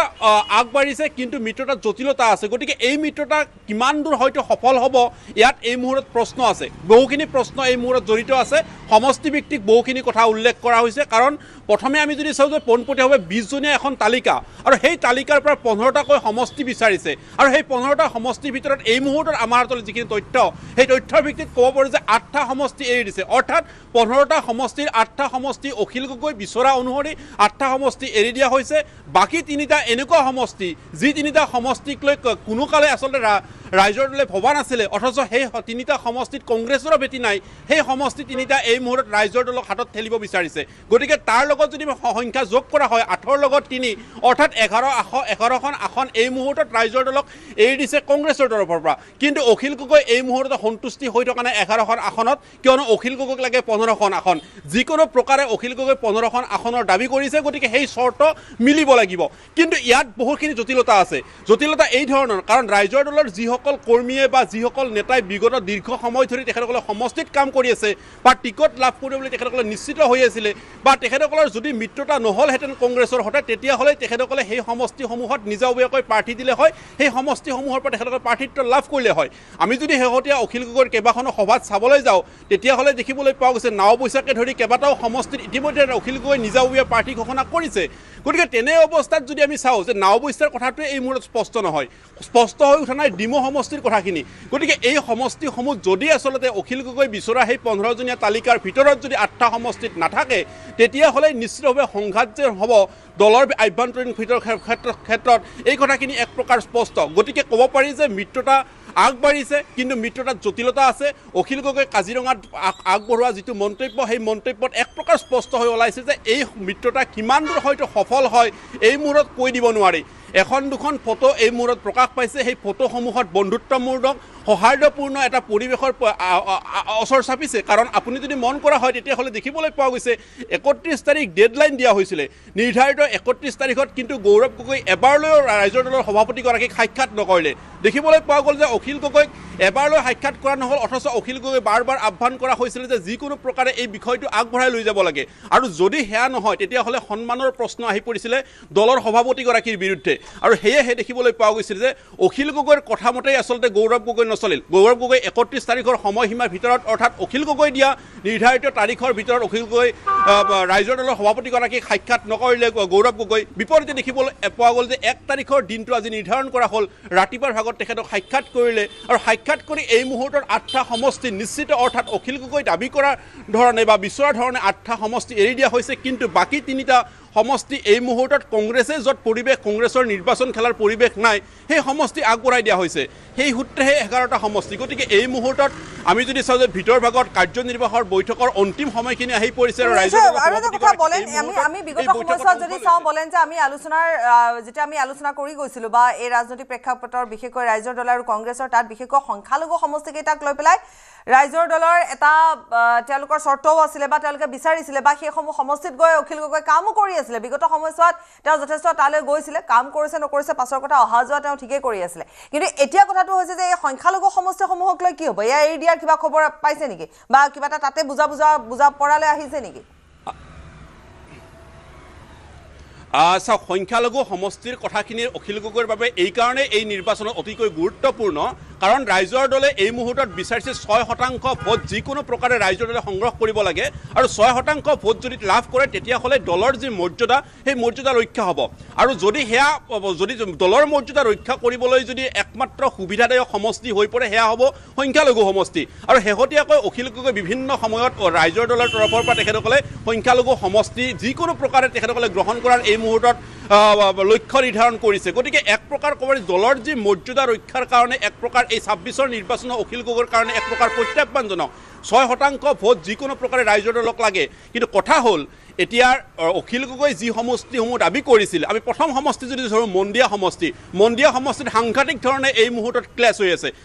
যদি প্ৰত্যক্ষভাৱে চাবলৈ যোৱা যায় কংগ্ৰেছৰ নিলম্বিত বিধায়ক চেয়াৰমান আলী আগন্তুক 17 ফেব্ৰুৱাৰী তাৰিখে ৰাইজৰ দলত যোগদান কৰিব আৰু প্ৰাৰ্থিত্ব লাগিব বুলিয়ে আচলতে চেয়াৰমান আলীয়ে এই মুহূৰ্তত ৰাইজৰ দলত তেখেতে যোগদান কৰিব কথা হ'ল কংগ্ৰেছে কোনো কাৰণত চেয়াৰমান আলীক তেখেতসকলৰ প্ৰতিদ্বন্দ্বী বা তেখেতসকলৰ লগত বা মিত্ৰজোঁটত থকা প্ৰাৰ্থী হিচাপে প্ৰক্ষেপ কৰিব নিবিচাৰে কাৰণ বিভিন্ন সময়ত চেয়াৰমান আলীয়ে গালি গালাজ কৰিছে কংগ্ৰেছক সেই দলৰ প্ৰাৰ্থীগৰাকীক অৰ্থাৎ ৰাইজৰ দলৰ সেই প্ৰাৰ্থীগৰাকী তেখেতসকলক সমৰ্থন নকৰে তেখেতসকলৰ নিজাববীয়া প্ৰাৰ্থী আব্দুল খালেক আছে গতিকে মন্দিয়া সমষ্টিটোৰ ক্ষেত্ৰত যদি পোটপটীয়াভাৱে আমি চাবলৈ যাওঁ তেতিয়াহ'লে দেখিবলৈ পোৱা গৈছে যে ৰাইজৰ দলে প্ৰক্ষেপ কৰা প্ৰাৰ্থীগৰাকীৰ সৈতে একাকাৰ বা কেতিয়াও কাৰণ তেখেতসকলে সপক্ষত থাকিব থিয় হ'ব নোৱাৰে একেদৰে দেখিবলৈ পোৱা গৈছে চেঙা সমষ্টিৰ ক্ষেত্ৰত ৰাইজৰ দলে দাবী কৰিছে তেখেতসকলক লাগিব সমষ্টি কিন্তু এই মুহূৰ্তত কংগ্ৰেছৰ তৰফৰ পৰা কোনো কাৰণতে চেঙা সমষ্টি দেখিবলৈ এৰি দিবলৈ বিচৰা নাই তেখেতসকলক এৰি দিবলৈ বিচৰা হৈছে নামনি অসমৰ মানাহ সমষ্টি এৰি দিব বিচৰা হৈছে যিখন প্ৰথমখন দেৱব্ৰত শইকীয়াৰ বৈঠক সেই বৈঠকখনত কোৱা হৈছিল যে চিচিবৰ্গ শিৱসাগৰ আৰু তেখেতসকলক মানাহ এই তিনিটা সমষ্টি এৰি দিবলৈ বিচৰা হৈছে সংখ্যালঘু সমষ্টি কোনো কাৰণতে আচলতে কংগ্ৰেছে ৰাইজৰ দলক এৰি দিবলৈ বিচৰা হোৱা নাই যদিওবা ৰাইজৰ দলৰ সন্মুখত প্ৰত্যাহ্বান আছে এই নিৰ্বাচনত তেখেতসকলে 6% ভোট লাগে আৰু ভোট তেখেতসকলে যদি লাভ কৰে দলৰ অস্তিত্ব তেখেতসকলৰ থাকিব গতিকে ৰাজনৈতিক দল হিচাপে তেখেতসকলে বিচাৰিব কিন্তু কংগ্ৰেছে এই মুহূৰ্তলৈকে সেইসমূহ সমষ্টিৰ ক্ষেত্ৰত তেখেতসকলে কিন্তু আগবাঢ়ি অহা নাই কিন্তু আমাৰ হাতলৈকে আমি যদি মন কৰোঁ 15জনীয়া যিখন তালিকা সেই তালিকাখনত দেখিবলৈ পোৱা গৈছিলে ৰাইজৰ দলে দাবী কৰা সমষ্টি কোনবোৰ পোৱাৰ এই মুহূৰ্তত সম্ভাৱনা আছে পোনপটীয়াভাৱে যদি আমি চাওঁ যে 15জনীয়া তালিকাত যিখনত আছে যে শিৱসাগৰ সমষ্টি বৰ্তমান যিহেতুকে ৰাইজৰ দলৰ সভাপতিগৰাকী নিজেই বিধায়ক গতিকে সেই সমষ্টিটো কংগ্ৰেছে কোনো ধৰণৰ তাত সমস্যা নাই তেখেতসকলে এৰি দিব মৰিয়নি সমষ্টি তেখেতসকলে বিচাৰিছে ৰাইজৰ দলে বিচাৰিছে ডিমু একেখন জিলাত শিৱসাগৰ আৰু ডিমু দুটা সমষ্টি কোনো কাৰণতে অৰ্থাৎ ডিমুক তেখেতসকলে এৰি দিয়াৰ কোনো কাৰণতে সম্ভাৱনা নাথাকিব যদিওবা কংগ্ৰেছৰ ভেটি সময় দুৰ্বল হোৱা বুলি বাতৰি প্ৰকাশ হৈ আহিছে মাৰ্ঘেৰিটা কোৱা হৈছে যে ৰাইজৰ দলে দাবী কৰিছে কিন্তু মাৰ্ঘেৰিটা যে কোনো কাৰণতে কংগ্ৰেছে নিদিব কাৰণ প্ৰদ্যুৎ বৰদলৈ পুত্ৰই নিজেই প্ৰাৰ্থিত্ব হোৱাৰ সম্ভাৱনা গতিকে প্ৰদ্যুৎ বৰদলৈ বৰ্তমানৰ সাংসদগৰাকীৰ পুত্ৰৰ টিকট কৰ্তন কৰি ৰাইজৰ দলক তেখেতসকলে প্ৰাৰ্থিত্ব আগবঢ়াব এই কথা আচলতে কোনো কাৰণতে ৰাজনৈতিক সূত্ৰভাৱে কোনো কাৰণত নিমিলে একেদৰে দেখিবলৈ পোৱা গৈছে চিচিবৰ্গ আৰু ধেমাজি এখন জিলাৰ দুটা সমষ্টি হয়তো তেখেতসকলক ৰাইজৰ দলক চিচিবৰ্গও এৰি দিয়াৰ সম্ভাৱনা এই মুহূৰ্তত আছে যি 8টা সমষ্টি সেই সমষ্টিৰ ভিতৰত হয়তো শিৱসাগৰৰ ঠিক পিছতে মৰিয়নি আৰু চিচিবৰ্গও হয়তো নাম অন্তৰ্ভুক্ত হোৱাৰ সম্ভাৱনা আছে আমি যদি চাওঁ যে ডিগবৈ আৰু নাওবৈচাৰ ক্ষেত্ৰত আমি পোনপটীয়াভাৱে ক'ব পাৰোঁ যে তাত জে পি দাসৰ যি আচলতে শেহতীয়া সময়ত কৰি অহা কাজ আৰু সেইসমূহেই আচলতে জে পি দাসৰ হয়তো তাত থাকিব প্ৰাৰ্থিত্ব থাকিব আৰু সেয়া যদি হয় তেতিয়াহ'লে ৰাইজৰ দলে তাত বন্ধুত্বমূলক প্ৰতিদ্বন্দ্বিতাই হওক বা তাত সমষ্টি এৰি দিয়াৰ কোনো কথাই আহি নপৰে একেদৰে আমি মন্দিয়াৰ কথা ইতিমধ্যে মই উল্লেখ কৰিছোঁ জলেশ্বৰত কংগ্ৰেছৰ নিজৰ বিধায়ক আছে গতিকে সেই সমষ্টিৰ ক্ষেত্ৰতো লাভ কৰাৰ ৰাইজৰ দলক এৰি দিয়াৰ জটিলতা আছে কাটলিগড় আৰু আলগাপুৰ আৰু কাটলিচেৰা এই সমষ্টিটোৰ ক্ষেত্ৰত কিন্তু বৰ্তমানৰ ইউডিএফৰ বিধায়ক নিজামুদ্দিন লস্কৰ চৌধুৰীয়ে এই মুহূৰ্তত ৰাইজৰ দলৰ সৈতে যোগাযোগত আছে গতিকে যদি 18 তাৰিখে